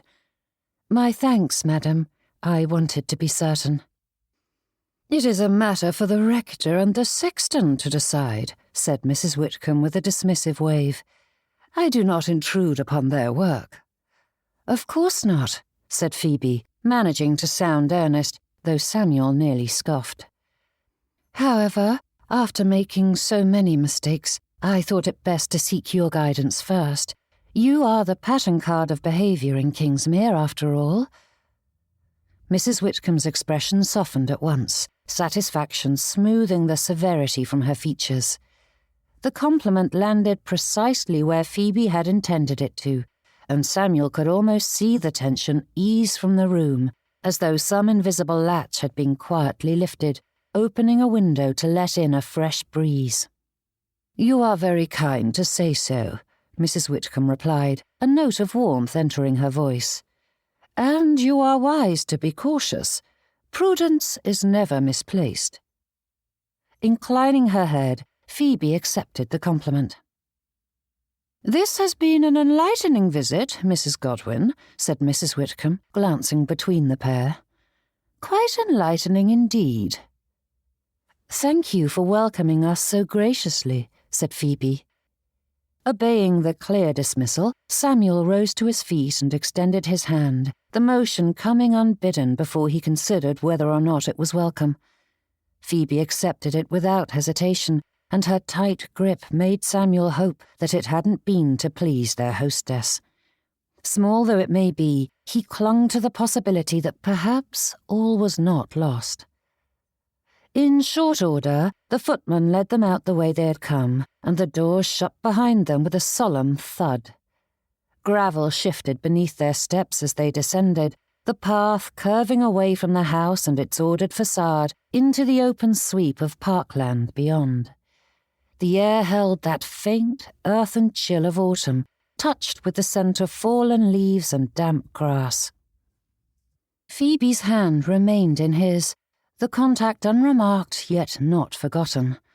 Her grip had eased, settling into something less insistent but no less deliberate, and Samuel revelled in the feel of her and the comfortable quiet that had returned. Yet he knew better than to expect his wife to remain silent for long. "I do not know how we are meant to pay for it all," she whispered. "The conveyance, the coffin, all of it." Samuel did not answer at once. He kept his eyes on the path ahead, on the familiar rise and fall of the hills that sat between them and home. He felt the truth of her words settle, felt the accounting begin in his mind, and then felt it give way to something steadier. "We will find a way," he said. "We?" Phoebe stopped abruptly, their joined hands pulling him to a stop, and when he turned to face her, he found her watching him with wide eyes, her chin trembling. Her breath faltered, then broke altogether, her quiet control snapping like a piano wire. Bending forward as though the weight she had been carrying could no longer be borne upright, she pressed a hand to her mouth to keep the sound contained, but it did not work. The breath that left her broke apart, then another, sharper this time, her shoulders shuddering as her restraint gave way. Samuel froze. Phoebe shook her head faintly, though she did not meet his gaze. Tears streaked unchecked down her cheeks, her careful dignity lost to the moment. It struck him like a physical blow, and Samuel searched for some comfort to offer, but found nothing. Reassurance felt presumptuous, consolation felt inadequate, even an apology felt wrong, but he supposed it was as good as anything. "I apologize." Shaking her head with jerky movements, Phoebe forced her feet ahead, though her lungs still shuddered. I do not know." Pausing, she drew in a breath and pushed out. "I do not need hollow reassurances, Samuel." Her lungs heaved as tears coursed down her cheek. "My blundering caused this mess." There was that word again. She had used it with Mrs. Whitcomb, and Samuel wondered why she clung to it so tightly, though some niggling memory warned that it may have come from his lips during that fateful argument. Phoebe tried to march past him again, but Samuel reached out and grabbed her hand, tugging her close until he could wrap his arms around her. Though she remained stiff for a long moment, her shuddering breaths muted by his shoulder, Phoebe soon reached for him, clinging fast. They stood there on the grassy knolls of Langley Court, her face pressed into the roughness of his coat, as Phoebe's sobs came unevenly, each one shuddering through her frame as though her body wasn't certain how to vent what she had held inside for so long. And he suspected it was more than merely this moment. All rigidity gone, her weight leaned fully into him now, and Samuel felt the tremor of her breath against his neck and the damp warmth where her tears soaked through the cloth. There was nothing orderly about it, no dignity to be preserved, only her grief given voice at last, and it made something in his chest crack open. Bowing his head, Samuel's own breath hitched as his sorrow broke free. Tightening his arms around her as much as he dared, he held as fast to her as she did to him, and they remained like that, bound together in the grey chill, her sorrow loud and his silent. The sharpness of the past days faded as they braced against this new heartache. Samuel found he had no appetite to nurse grudges or lay blame, or to preserve the brittle satisfaction of grievance. Neither of them stood blameless. For now, there was only this shared grief, and the quiet relief of not carrying it alone. Phoebe's tears quieted, and she took in a shuddering breath. "I didn't listen to you. About the Hollises." Not loosening his hold on her, Samuel thought he ought to be surprised, but he was more surprised that he wasn't. "I sold my tea," she whispered, "and they used it to buy sweets and toys instead of shoes or pay the rent." "I'll replace it." Phoebe gave a weak chuckle. "I do not need tea. It is a luxury I can easily do without." That admission settled somewhere low and steady in Samuel's chest, warming places that had been sore and chilled for days. Without reservation or a trace of self-pity, she had sacrificed something that had mattered so dearly. Not the cost of the tea or the status of having an entire caddy of the stuff, but something about the ceremony meant a good deal to his wife. Samuel tightened his hold by a fraction, not in comfort this time, but in acknowledgement, of what she had chosen, of what she had relinquished without complaint. The quiet practicality of it undid him more thoroughly than any grand declaration might have done. His mind returned, unbidden, to the sight of her seated in Mrs. Whitcomb's drawing room, spine straight, chin lifted, pride set carefully aside. The way she had laid herself bare, not out of weakness, but out of resolve. How she had fed every vanity, bowed to every hierarchy, all for the sake of a lonely old man who could no longer speak for himself. There had been nothing small in it, nothing timid. It had been magnificent.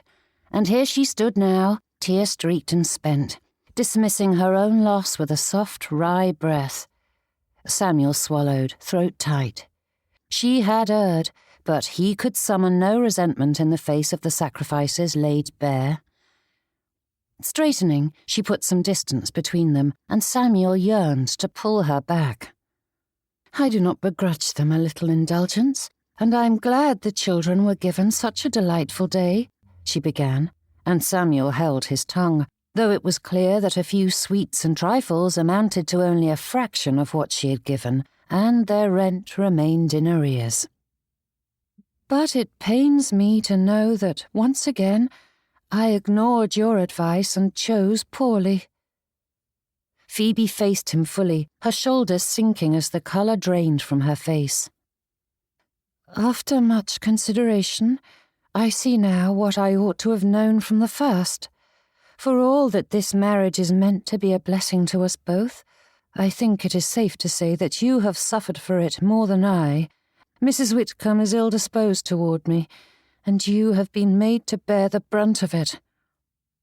Samuel frowned, for he wouldn't say that was true, especially after their audience with her just moments ago, but he waited to hear what Phoebe was driving toward, though nothing could have prepared him for the words that followed.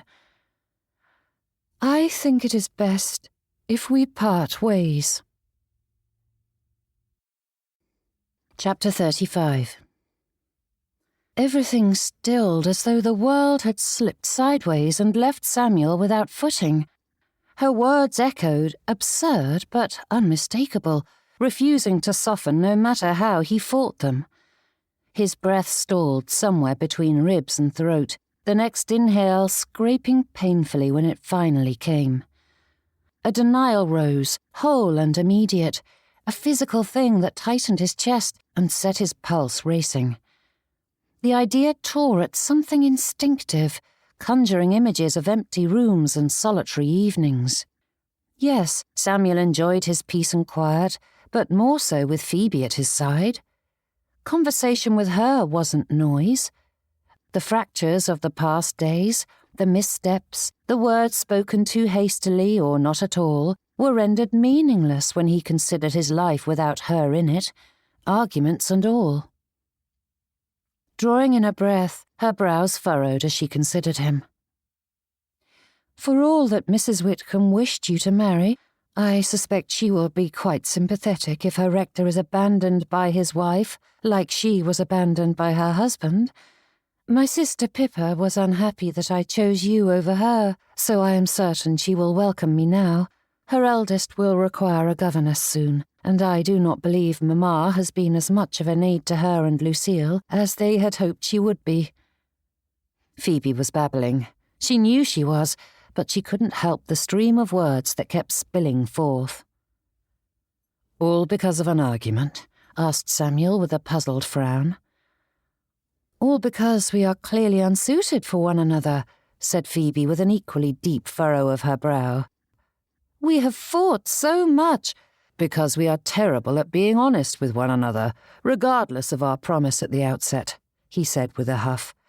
"Though it is understandable, as nothing about our marriage has followed the usual patterns. We weren't even friends until just recently, so it is little wonder that we do not understand the nuances of our relationship. It is a trial by fire, so to speak." Pausing, Samuel canted his head as he studied her. "Or did you think we would never argue?" Straightening, Phoebe considered it. "In all honesty, my parents never did, but then they rarely spoke at all." With a shake of her head, she turned away with a sigh. "This is for the best. Mrs. Whitcomb has been placated. You will be painted as the victim of my cruel desertion, and I wouldn't plague your parish any longer. Only the Coulters and Mrs. Broad will mourn my absence, so it shan't cause you much trouble amongst the neighbourhood." Samuel stood there, silent and firm, and Phoebe couldn't bear to look at him and see the relief in his gaze, to be free of the bungling wife who had caused him naught but megrims. "On our wedding day, you demanded frankness," he finally said. The comment caught Phoebe unawares, her gaze lifting to his as her breath faltered at the heat in his eyes. Something in her shifted, swift and disquieting, and for a moment she could do nothing but stand where she was, trapped between recognition and uncertainty. She reached for the words to identify the feeling, but her pulse quickened, leaving her light-headed and unsteady. Samuel seemed to be waiting for something, but her tongue was stuck fast, leaving her mute. So she nodded. "Then I demand frankness now," he said, his voice as hard as the ground at their feet. "Do you wish to leave?" The answer came quick to her lips, and halted. Did she? It was the best course forward. After suffering this travesty of a marriage for so long, Samuel had earned a bit of peace. But could she shake the dust from her feet and leave Kingsmere in her past? The thought made her stomach sour. The place was infuriating, full of frustrating people who made her work in the parish all the more difficult. And Mrs. Broad, and her students, and the Coulters, and the Mileses, the Harveys, the Pattersons, and so many more who made all those efforts rewarding. Life in Kingsmere would not be simple or easy, but it presented a challenge she was only now just learning to navigate. "Do you wish to leave?" he repeated. "No." Samuel nodded at that. "Do you wish to leave me?" "No." The answer came far quicker than Phoebe would have imagined a few months prior, but then the man was like the village, complicated, infuriating, and wonderful all at once. "But it is not a matter of what I wish. What do you desire?" A silent scoff pulled at his lips, his brow furrowing as though certain her wits had failed her. I want you. I have from the beginning." Pausing, Samuel considered that. "Or almost the very beginning." "No, you have not," she said, setting her fists on her hips. Crossing his arms, Samuel frowned. "Marriage wasn't my choice, but of all the brides I considered, you were the only one I wanted." Scoffing, Phoebe stepped around him, but her attempt to storm away was stopped when he grabbed her hand. "I am not going to stand here in the cold and listen to you spout nonsense," she said, though he refused to release her. "You demanded honesty between us, and I will admit that my experience has taught me to hide rather than confront, but I have always been honest." "And condemning and cold." Samuel gave that a considering nod. "As have you, and I accept that I haven't been a perfect example of husbandly kindness, but I have never lied to you. I will admit that pity played a part in my choice, and it pleased me to know you would benefit from the arrangement. But that was not all. When I met you in Haverford, I admired your confidence and humour, and I believed we could be friends. Once you set aside your blatant disgust, that is." Searching his face, Phoebe was certain she'd misheard him or misunderstood his meaning. Heaven knows she'd done plenty of both. But there was no laughter in his expression, no indulgent placation. What she found instead was something plain and unvarnished, displayed without apology. The steadiness of it unsettled her far more than his anger. "I was terrible to you in Haverford," she said, gaping. "I mocked you relentlessly." "But you did so with great spirit and wit." Tucking his hands behind him, Samuel gave her a half-smile. "And yes, your blunt manners have caused me trouble, but I was right. You have become my dearest friend. Problems may follow in your wake, but you've also done so much to improve my life and that of my parish. Why would I wish you gone, simply because you are imperfect, especially as I insist on flaunting my own flaws?" Stepping closer, Samuel's voice lowered. "Now, Mrs. Phoebe Godwin, I will admit that you frustrate me more than I thought any woman could, but you make me happier than I ever thought possible. You are stubborn and far too slow to abandon your opinions once formed, but your humility and thoughtfulness are staggering. You stir up problems, but your strength steadies me, allowing me to overcome anything that comes our way." A heavy sigh escaped his lips. "I cannot decide if this is love or simply the possibility of it, but the thought of you leaving me makes me so unhappy that I am ready to lock you away so you cannot follow through with this foolhardy plan of yours to save me from yourself. I want you in my life." But before Phoebe knew what she was about, she kissed him. One moment she stood before him as his declaration reverberated through her, tangling her thoughts and heart into a hopeless mess. The next, she leapt into his arms, and the cold air vanished, replaced by the solid and unmistakable warmth of him. Samuel stiffened in surprise, but it was followed by a low sound that she felt more than heard as his hands came around her. Phoebe had no sense of time, only the closeness of him, the firmness of his hold, and the way the world narrowed until there was nothing but their shared breath and the quiet thrill of being wanted. Tangled together, they fought off the chill, and whatever questions still awaited them were held at bay, eclipsed by this wordless understanding. For now, it was enough to stay exactly where they were, and neither of them was inclined to let go. Was this love, or was it convenience? "You infuriate me as well," whispered Phoebe. "As long as we're both afflicted," he said in that tone that had often befuddled her, but the laughter was so clear that she couldn't comprehend how she'd overlooked it before, or how anyone believed the Mr. Godwin he pretended to be. "But," Phoebe's throat tightened as she considered all that she felt for the man, the good, the bad, the lovely, the unpleasant. "But you make me feel less alone. I don't know if that is love, but it is true." Flashing back to their engagement, Samuel heard Phoebe's heart pulsing in her words. He wondered if she understood the breadth of that revelation, but he hadn't forgotten the pain that had laced her confession. Phoebe Voss couldn't bear being poor and lonely, and had accepted the latter to avoid the former. But then, he didn't know if she realized just how much she had blossomed of late. Miss Voss had been an impressive lady, but Mrs. Godwin was infinitely more. "Just do not leave. That is enough," said Samuel, his hands rubbing the small of her back. "We make a good pair, you and I. The problems arise when we go it alone." "So leaving would not make matters simpler for you?" asked Phoebe, a tremulous thread woven through her tone.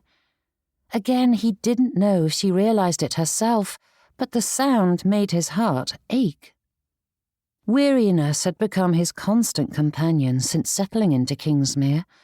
It threaded through his days and prayers alike, a dull ache he had accepted as the price of his calling. And in his ignorance, Samuel had believed a wife would add to it.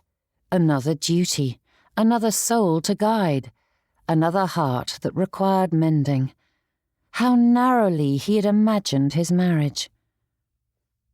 The burdens of the parish had not lessened. If anything, they pressed harder with each passing week, and Phoebe did add to them in her own way. Yet, as much as it clearly pleased her each time he said "we," it eased that strain in his heart as well. This was no longer a solitary endeavour. Samuel drew a slow breath, aware of how easily it came as long as his arms were around her.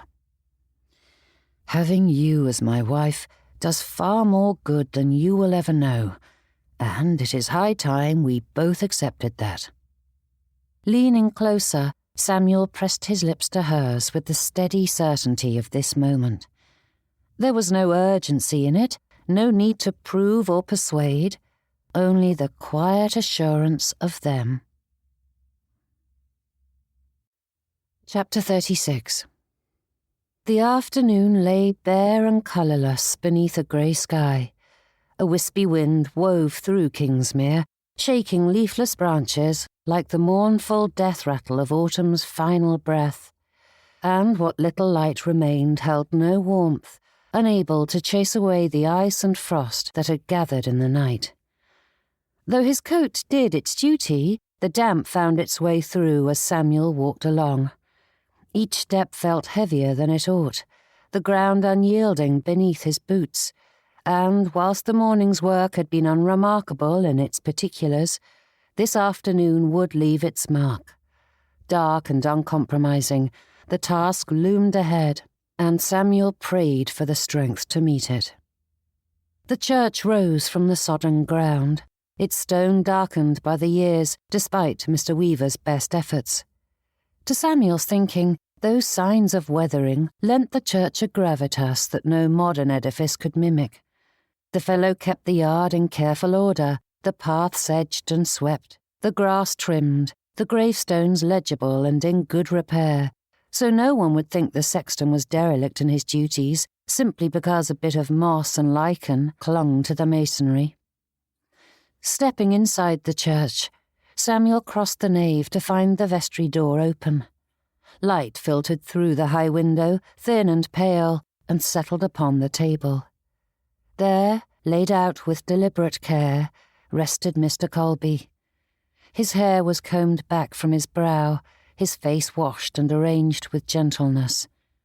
Despite its simplicity, the linen shroud wrapped around him was clean and smooth, and near the folds at his breast was a monogram fashioned in white thread.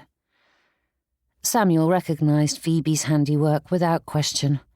Like Mary's christening and burial gown, Those seemingly insignificant yet thoughtful gestures bore great weight because they were so easily overlooked, a modest effort that demonstrated great care and consideration. A shift of skirts pulled Samuel's attention, and he turned to see the lady seated against the wall. Phoebe gave him a wan smile, her eyes dull and reddened, and he slipped into the seat beside her, taking her hand in his. "You didn't need to sit here all day," he said. "Mrs. Broad is feeling poorly and cannot come until the services, and I did not wish for him to be left alone," she whispered, leaning into Samuel's side as he settled his arm around her shoulder. They sat without speaking, the quiet settling gently around them as Phoebe's head rested against him, the weight of it slight but certain. "I remind myself again and again that I needn't cry for him," she said, her voice hitching. "He is reunited with his wife and children, free of the pains and worries of this world. He is happier where he is, yet I cannot help my tears." "You miss him and yearn for his company," replied Samuel. "There is nothing wrong with mourning that loss." "Or weeping over a heartless world intent on ignoring his passing," she murmured. Samuel's thumb brushed along her arm. "I would remind you that the generosity of our parish allowed him to return home. Surely the world isn't wholly heartless." Leaning up to look at him with a huff, Phoebe narrowed her eyes. "Only because you needled Mr. Norcroft, Mr. Kirk, and the rest of the vestry council, Mr. Godwin?" "As you did with their wives, Mrs. Godwin, but none of them were forced to donate. In my opinion, that is a clear sign that they are not wholly heartless." Phoebe hummed and lowered her head once more as the quiet closed in again. Samuel's gaze fixed on the shrouded form before them, the pale linen catching what little light the vestry allowed. Mr. Colby may be at rest, but the path that had brought him here had been anything but peaceful. So many choices had led to this moment, so many steps that linked one to the other until the final destination was reached at last. Beside him, Phoebe's presence was a quiet constant, her shoulder warm against his side, her breathing slow and even, and he couldn't help considering how circuitous their own path had been. They had both stumbled, hurt one another, spoken too sharply or not at all. The marriage they had entered with such resignation had shifted and grown into something neither of them had anticipated, and it had nearly been undone by those small missteps. Yet now they sat together, holding fast to one another. Mr. Colby was not alone, and neither were they. With gentle swipes, Phoebe smoothed the front of Samuel's cassock and tugged at a crease near the fastening before lifting the surplice to settle it over his shoulders. The white linen brushed her knuckles as she straightened and aligned the seams so they lay true, fussing for longer than was strictly necessary. Neither spoke as they stood there together. There was no need. Samuel watched her as she worked, not bothering to hurry her along. The world beyond the door could wait a little longer. When she finally stepped aside, Samuel held up his arm for her, though Phoebe hesitated just a moment before accepting. With only Mrs. Broad in attendance, there was no one around to raise a brow at the familiar display as the rector and his wife made their way to the graveside. At the far edge of the churchyard sat a mound of freshly turned earth. Mrs. Broad waited nearby, wrapped tightly in her shawl, her face pale and her hands clasped as though in prayer. She looked up when they approached, relief softening her features at the sight of them. Releasing her husband, Phoebe took Mrs. Broad's arm as Samuel found his place at the head of the grave. The wind stirred the hem of his surplice as he spoke the familiar words. There was no posturing, no affectations of sorrow, only the earnest remembrance of a life that had mattered to the three gathered round. and for all that this moment passed unnoticed by Kingsmere, peace filled Phoebe's heart. Mr. Colby was seen, he was named, he was laid to rest by those who knew him and cared for him in life. And in the bleakness of the afternoon, this simple moment felt like the proper farewell to this gentle man. Walking arm in arm, Mrs. Broad and Phoebe made their way back to the church as Samuel drifted off to manage the various tasks that only he could see to. Away from the shelter of the churchyard walls, the air grew cold as the wind pressed in around them. The path was familiar, worn smooth by years of careful steps, and Phoebe adjusted her pace to align with Mrs. Broad's as the lady leaned more heavily on her companion. "You and Mr. Godwin seem more at ease," said Mrs. Broad, glancing at Phoebe from the corner of her eye with a faint smile. "I hardly think this is the time or place for such a conversation," said Phoebe, barely managing to hide her surprise. "I disagree. Mr. Colby wanted nothing more than to see you two happily settled." Mrs. Broad paused, her voice growing thin as she added, "He told me to meddle if matters dragged on for much longer." Holding fast to the lady's arm, Phoebe allowed herself the faintest of smiles. "Set your mind at ease, Mrs. Broad. Matters are quite happily settled." "I sense a silent 'for now' at the end of that statement, young lady," replied Mrs. Broad with a knowing look. Phoebe let out a sigh that billowed and swirled in the frosty air. "We are both passionate and stubborn people. We are bound to have many upsets in the future." "Yet I do not think that is the reason behind your caution," said Mrs. Broad as they arrived at her door. Though she allowed the subject to drop as Phoebe removed her cloak and bonnet and settled her into her chair, the lady returned to it with dogged determination. "Out with it! What has you so uncertain?" Faltering just a moment before Phoebe settled into Mr. Colby's chair, she rested a hand on the arm. "I do not know if what I feel is real or simply making the best of my circumstances." And with quick words, she explained the moment of dawning that had struck her during Griselda's tale and the ensuing discussion, and Mrs. Broad listened without interrupting, waiting until Phoebe finished before she spoke. "Their questions surprised me, and I fear I did not respond properly, or not thoroughly, at any rate," said Mrs. Broad with a sigh and shake of her head.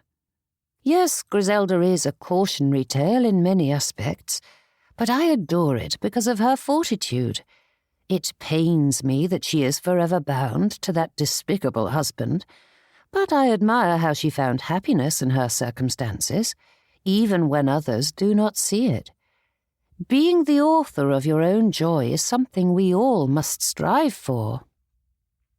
Straightening, Phoebe wondered at that interpretation, but Mrs. Broad gave her no time before she concluded, "Does it matter if Griselda loves a horrible husband, if she is happy, or if you are simply convincing yourself to love yours? The deed is done. You cannot go back to the life you had, and making the best of that situation isn't pitiable or terrible. What does it matter if your feelings are the result of choice or happenstance? It matters if I throw myself into loving someone who will not love me back." Mrs. Broad's brows rose in challenge. "He said he doesn't love you." Samuel had said a great many lovely things, and though he had admitted to feeling the possibility of love, Phoebe did not wish to admit as much to Mrs. Broad. No doubt the lady would simply laugh and wave aside her fears. But a possibility was only a possibility. "No, he didn't say that," replied Phoebe, voicing the answer she was comfortable giving. "But he hasn't said the words, and it's just as likely that he never will." "My dear, your husband is a cautious man and has learned to guard everything he says and does. I doubt he will ever favour grand displays. said Mrs. Broad with a frown. But I ask again, even if he hasn't and never does, what does it matter if you are happy? But, Mrs. Broad held up a staying hand, we are not talking about Griselda's poor excuse of a husband. You are not mistreated. Mr. Godwin may speak harshly at times, but I wager you have done a fair bit of that yourself. Phoebe refused to blush, though the lady smiled as though she had. Leaning forward, Mrs. Broad reached for her hand, though she was too far, so Phoebe leaned forward to bridge the distance. Whether our affection is returned is of less consequence than we tell ourselves. Mrs. Broad squeezed Phoebe's hand, the pressure light but sure. Receiving it is wondrous and gratifying, to be certain, but it cannot sustain happiness on its own. If you doubt me, simply look at the world around you, for everyone has love in their life, whether from sweethearts, friends, or kin. Yet so many are forlorn and lonely. The most miserable souls often have great wells of affection flowing into their lives. Taking a deep breath, Mrs. Broad shook her head. Love's transformative power comes from what we feel for others, for it is the giving that brings us joy. So if you sit about waiting until he proves himself, you are holding your own happiness hostage, and you are too intelligent to do that. Like flakes of snow, the words drifted through her thoughts, gathering slowly as they fell. There was satisfaction in the doing and the small, steady efforts that filled her days. Having her efforts ignored or unappreciated was frustrating, to be certain, but it didn't diminish the joy Phoebe felt in the moment, or the pride she felt, regardless of the reactions she received. For all the tears and uncertainty that had marked her time in Kingsmere, there was something here she had never found in Haverford. Her days no longer stretched before her, long and empty, filled only with idle pursuits. They were fuller now, and so was she. Yet she wasn't as beloved here as she was there. Kingsmere did not despise her, not entirely, but Haverford was her birthplace with friendships forged over the years. Countless experiences bound them together in a manner that could not be mimicked in a few short months. But that barrier did not diminish the joy Phoebe felt when she served her new home. So did it matter if he loved her? Her heart had already rushed ahead without her permission, and denying it would not alter that fact. Samuel Godwin had woven himself into every facet of her life. A knock at the door broke through Phoebe's musings, and Mrs. Broad didn't bother to rise. "Come in, Mr. Godwin," called Mrs. Broad, and Samuel was there a moment later, his winter coat settled on his shoulders, the same shoulder that had supported her in the vestry moments ago when she had felt like falling to pieces. Rising to her feet, Phoebe readied herself, and when they stepped out into the frosty world, she didn't question the impulse that had her threading her arm through his as she leaned into his side. Samuel's brows rose as he glanced at her, but he accepted the closeness without comment as they wandered down the lane. "What do you think about organising a lending library?" asked Phoebe, glancing at Samuel. "Something modest that would allow all those who cannot afford books to practice their reading." "And invite insurrection when the lower orders decide they are equal to their betters?" asked Samuel, his dry wit lacing every word. "Mrs. Whitcomb would have us arrested for sedition." For the first time in far too many days, Phoebe chuckled. It was quiet and short, but it was there nonetheless, and Samuel gave her a pleased smile. "Then perhaps a proper parish school," suggested Phoebe. "Our dearest patroness does not object to dame schools, as they teach practical skills alongside basic education." Samuel's brows rose as he considered that. "There is a need, and if we give it some thought, I am certain we can find a way to present it to Mrs. Whitcomb that won't have her fearing for her life." "We," whispered Phoebe. There were plenty of people in her life who cared deeply for her, but Frederick had fretted over his duties to the estate. Mother had fussed over her future. Despite that tragedy befalling all of the Vosses, they had spoken in the singular, and Phoebe couldn't think of another person who considered her in that joint fashion, as if they were a single unit, a pair indelibly bound. Samuel used that word so freely, and when he looked at her, those ties strengthened, knitting their hearts together in a way that vows and licenses couldn't. This was love, not the bright burning inferno she had imagined, but the slow and steady warmth of a properly tended hearth, something that fed the soul and sustained throughout the cold nights. Wandering on, their conversation drifted from one notion to the next. The village lay just beyond the parkland gates, unchanged and yet full of new possibilities. And as their voices softened and the path carried them homeward, everything else faded from thought, leaving just her and Samuel, together. Chapter 37. "Good game, Mrs. Godwin," cried Mrs. Whitcomb as they rose from the card table. "You almost had me then." "You have a talent for cards, madam," said Phoebe. "I do hope we may play again, so that I may hone my meagre skills, for I fear Mr. Godwin has no head for cards." The gentleman in question nodded beside her. "None at all. I am an utter dunce." "Yes, but we shall keep him nonetheless, shan't we, Mrs. Whitcomb?" asked Phoebe, turning a conspiratorial grin to their hostess, who fairly preened. "That we shall, my dear." Samuel offered her his arm, and Phoebe took it without hesitation as the players dispersed to find refreshments. Langley Court hummed around them. The drawing-room was alive with motion and sound, the chairs scraping softly against polished floors, the low flutter of cards being shuffled and dealt, the rise and fall of conversation.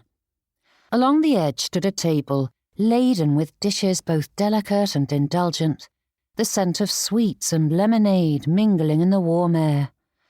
Silks brushed past one another, jewels caught the light, and laughter rang out at intervals, bright and assured. Kingsmere's finest had gathered in force, filling every corner with colour and confidence, each guest playing their part in the evening's vibrant display. "That was well done," whispered Samuel as they wandered the room. Phoebe stifled a chuckle and lifted her open fan to hide them from view. In truth, it was an extremely thrilling game, but only because it took all my skill to ensure she won without making it clear I was doing so. "You minx," he murmured whilst leaning so close that Phoebe couldn't help stealing a kiss. Samuel's eyes drifted down her cheek, brushing a path along the curve before settling on her lips. "Do not begin something you cannot finish, Mrs. Godwin." A flutter flitted through her as her pulse did a rather good impression of a butterfly, and the world around them dimmed at the edges, the noise blurring into something distant and indistinct. She did not answer him. She didn't trust herself to. A throat cleared, loud and pointed. Phoebe snapped her fan shut, straightening with a blush. "Mrs. Lane," she said, her voice a touch higher than intended. Forcing herself to swallow and to keep a stoic expression whilst Samuel's eyes blazed with laughter, Phoebe smiled. "I do apologise.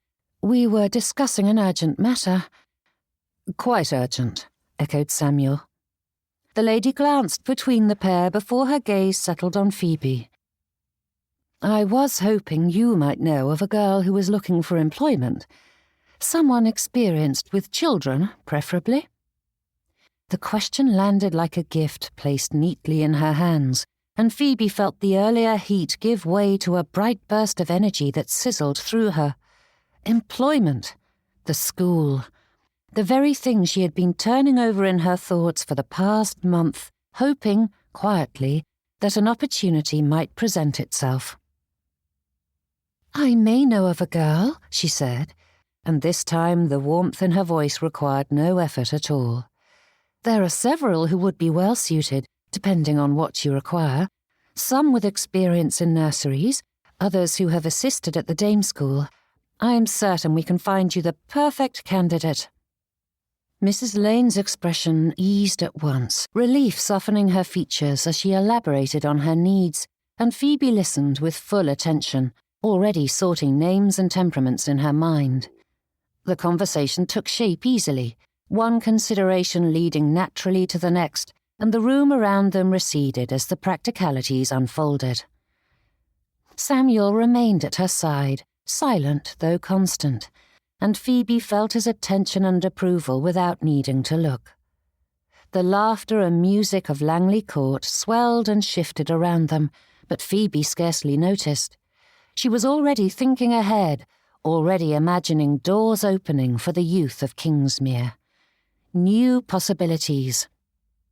As the evening carried on, the rest faded gently from her awareness, leaving only the satisfaction of being useful, and the quiet certainty that she was exactly where she ought to be.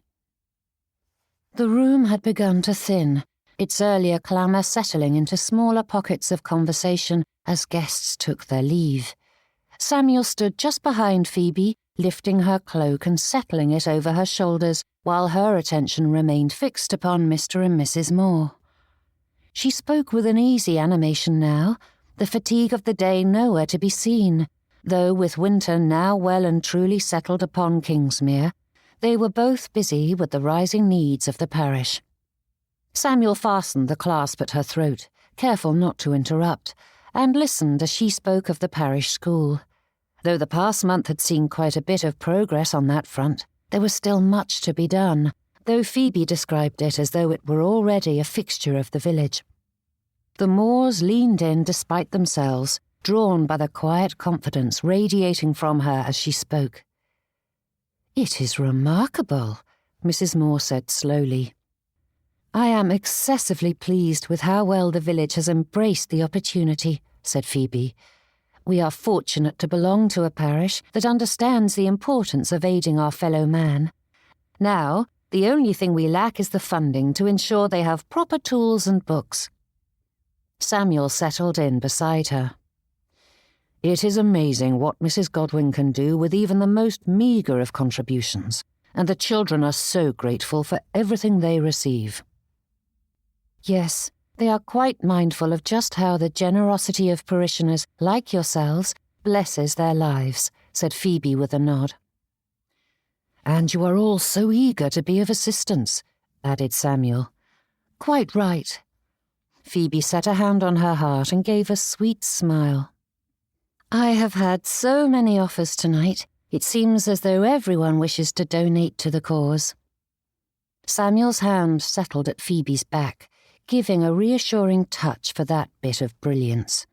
For all that people claimed it was merely the goodness of one's heart that inspired generosity, the actions of one's peers did more.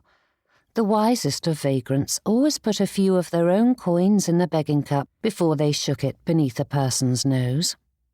The Moores exchanged a look, brief but telling. "Well," Mrs. Moore said at last, "we should like to be of assistance as well. Do pay a call tomorrow, and we can discuss the particulars." Though she made a good show of keeping her triumph tucked out of sight, Phoebe fairly vibrated beneath his hand, and by the time coats were fetched and farewells exchanged, the matter had been settled more firmly than either Moore might later recall deciding. "You are such a dear, Mrs. Godwin," said Mrs. Moore as they exchanged curtsies.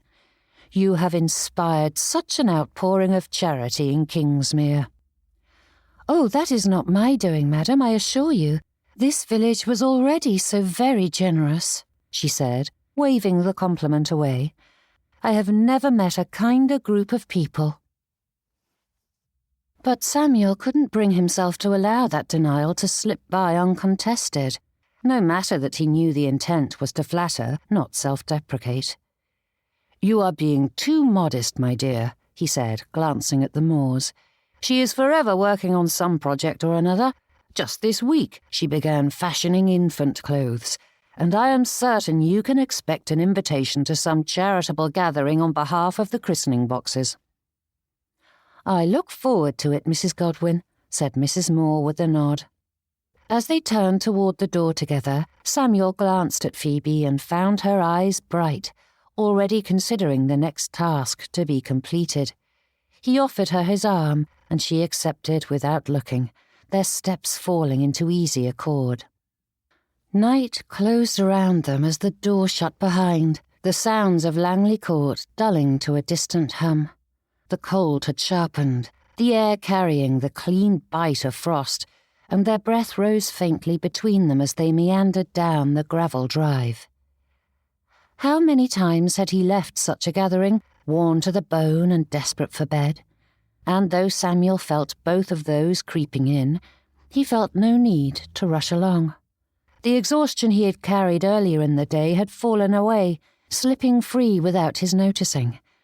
But then Phoebe had that effect on him. Samuel felt no need to speak, no impulse to invite conversation or discuss tomorrow's work. The parish would wait.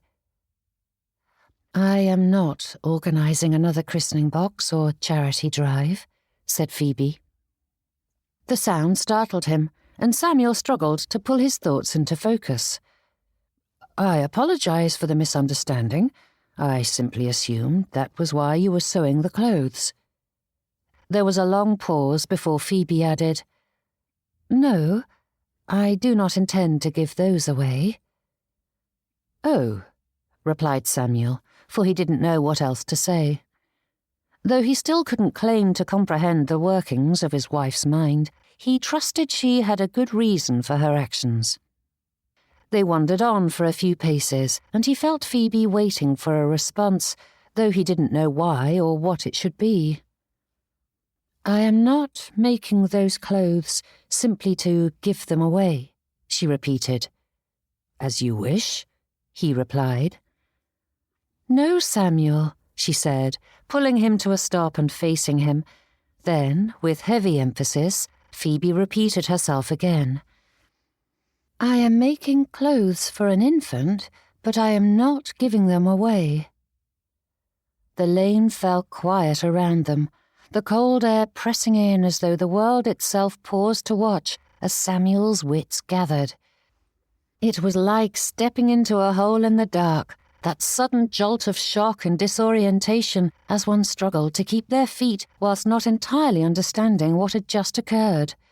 Staring at his wife, the world blurred around them as his mind scrambled to keep pace with the implication. His chest tightened. The sensation was not fear, nor exactly joy, but something far more unmooring, a sense of standing on ground that had shifted without warning, and Phoebe waited beside him, silent, her attention fixed upon him with deliberate patience. "A child?" he whispered. "I didn't want to tell you until I was certain," she said in a small voice. "We are going to have a child?" Phoebe bit her lip, her brows twisting together as though uncertain of his reaction, and Samuel swept her into his arms, holding her so close that he was afraid he might hurt her, though he couldn't force his muscles to relax. Samuel captured her lips, the movement driven by something too sudden and too full to be contained. The kiss was fierce with wonder and joy, startling him as the ferocity wove through him, burying deep in his heart. The cold vanished, the lane, the night, the weight of the day all fell away with Phoebe and their child in his arms, alive and warm and real. They lingered there, the kiss softening but not breaking, the moment stretching without urgency, and when they finally drew apart, their arms remained tightly wound around the other, the celebration contained not in words, but in the closeness they refused to relinquish. "Does that mean you are happy about the news, my love?" she whispered. Samuel's thumb brushed her cheek. "A wife turned my life on its head, making it far better and grander than anything I had ever imagined. I suppose a child is bound to do so as well." "We are going to be parents." The words echoed in the night around them, and Phoebe's eyes grew misty, drawing forth a surge of happiness that Samuel hadn't known was possible for a man to feel. "We," he echoed. "Yes, we are, my love." Why had he bristled at Mrs. Whitcomb's edict, chaffed at the demand that he subject himself to this wonderful state? What had once seemed an imposition had become a blessing that ushered him into a life far fuller than he could have fashioned for himself, all because of this beloved lady. Holding her there, Samuel let the night close around them and thought, without regret, without reservation, that every wrong turn, every begrudging choice, every imposed path had led him here. With Phoebe in his arms, the future was no longer something to endure, but embrace. "I love you," he whispered. "I should hope so, my love." This has been, for better or worse, the Vosses Book 2, written by M.A. Nichols, narrated by Madeline Brolly. Copyright 2026 by M.A. Nichols. Production copyright 2026 by M.A. Nichols. If you enjoyed this video, check out M.A. Nichols' channel for more romance audiobooks and behind-the-scenes information. And don't forget to click subscribe to be notified when more become available. All of M.A. Nichols' romances take place in the Generations of Love universe. Each book is a standalone story and can be read in any order, with the titles being grouped together into family sagas, which span the Regency and Victorian eras. For more information about the rest of the series, check out the links below. All her books are available to purchase on Amazon and Audible.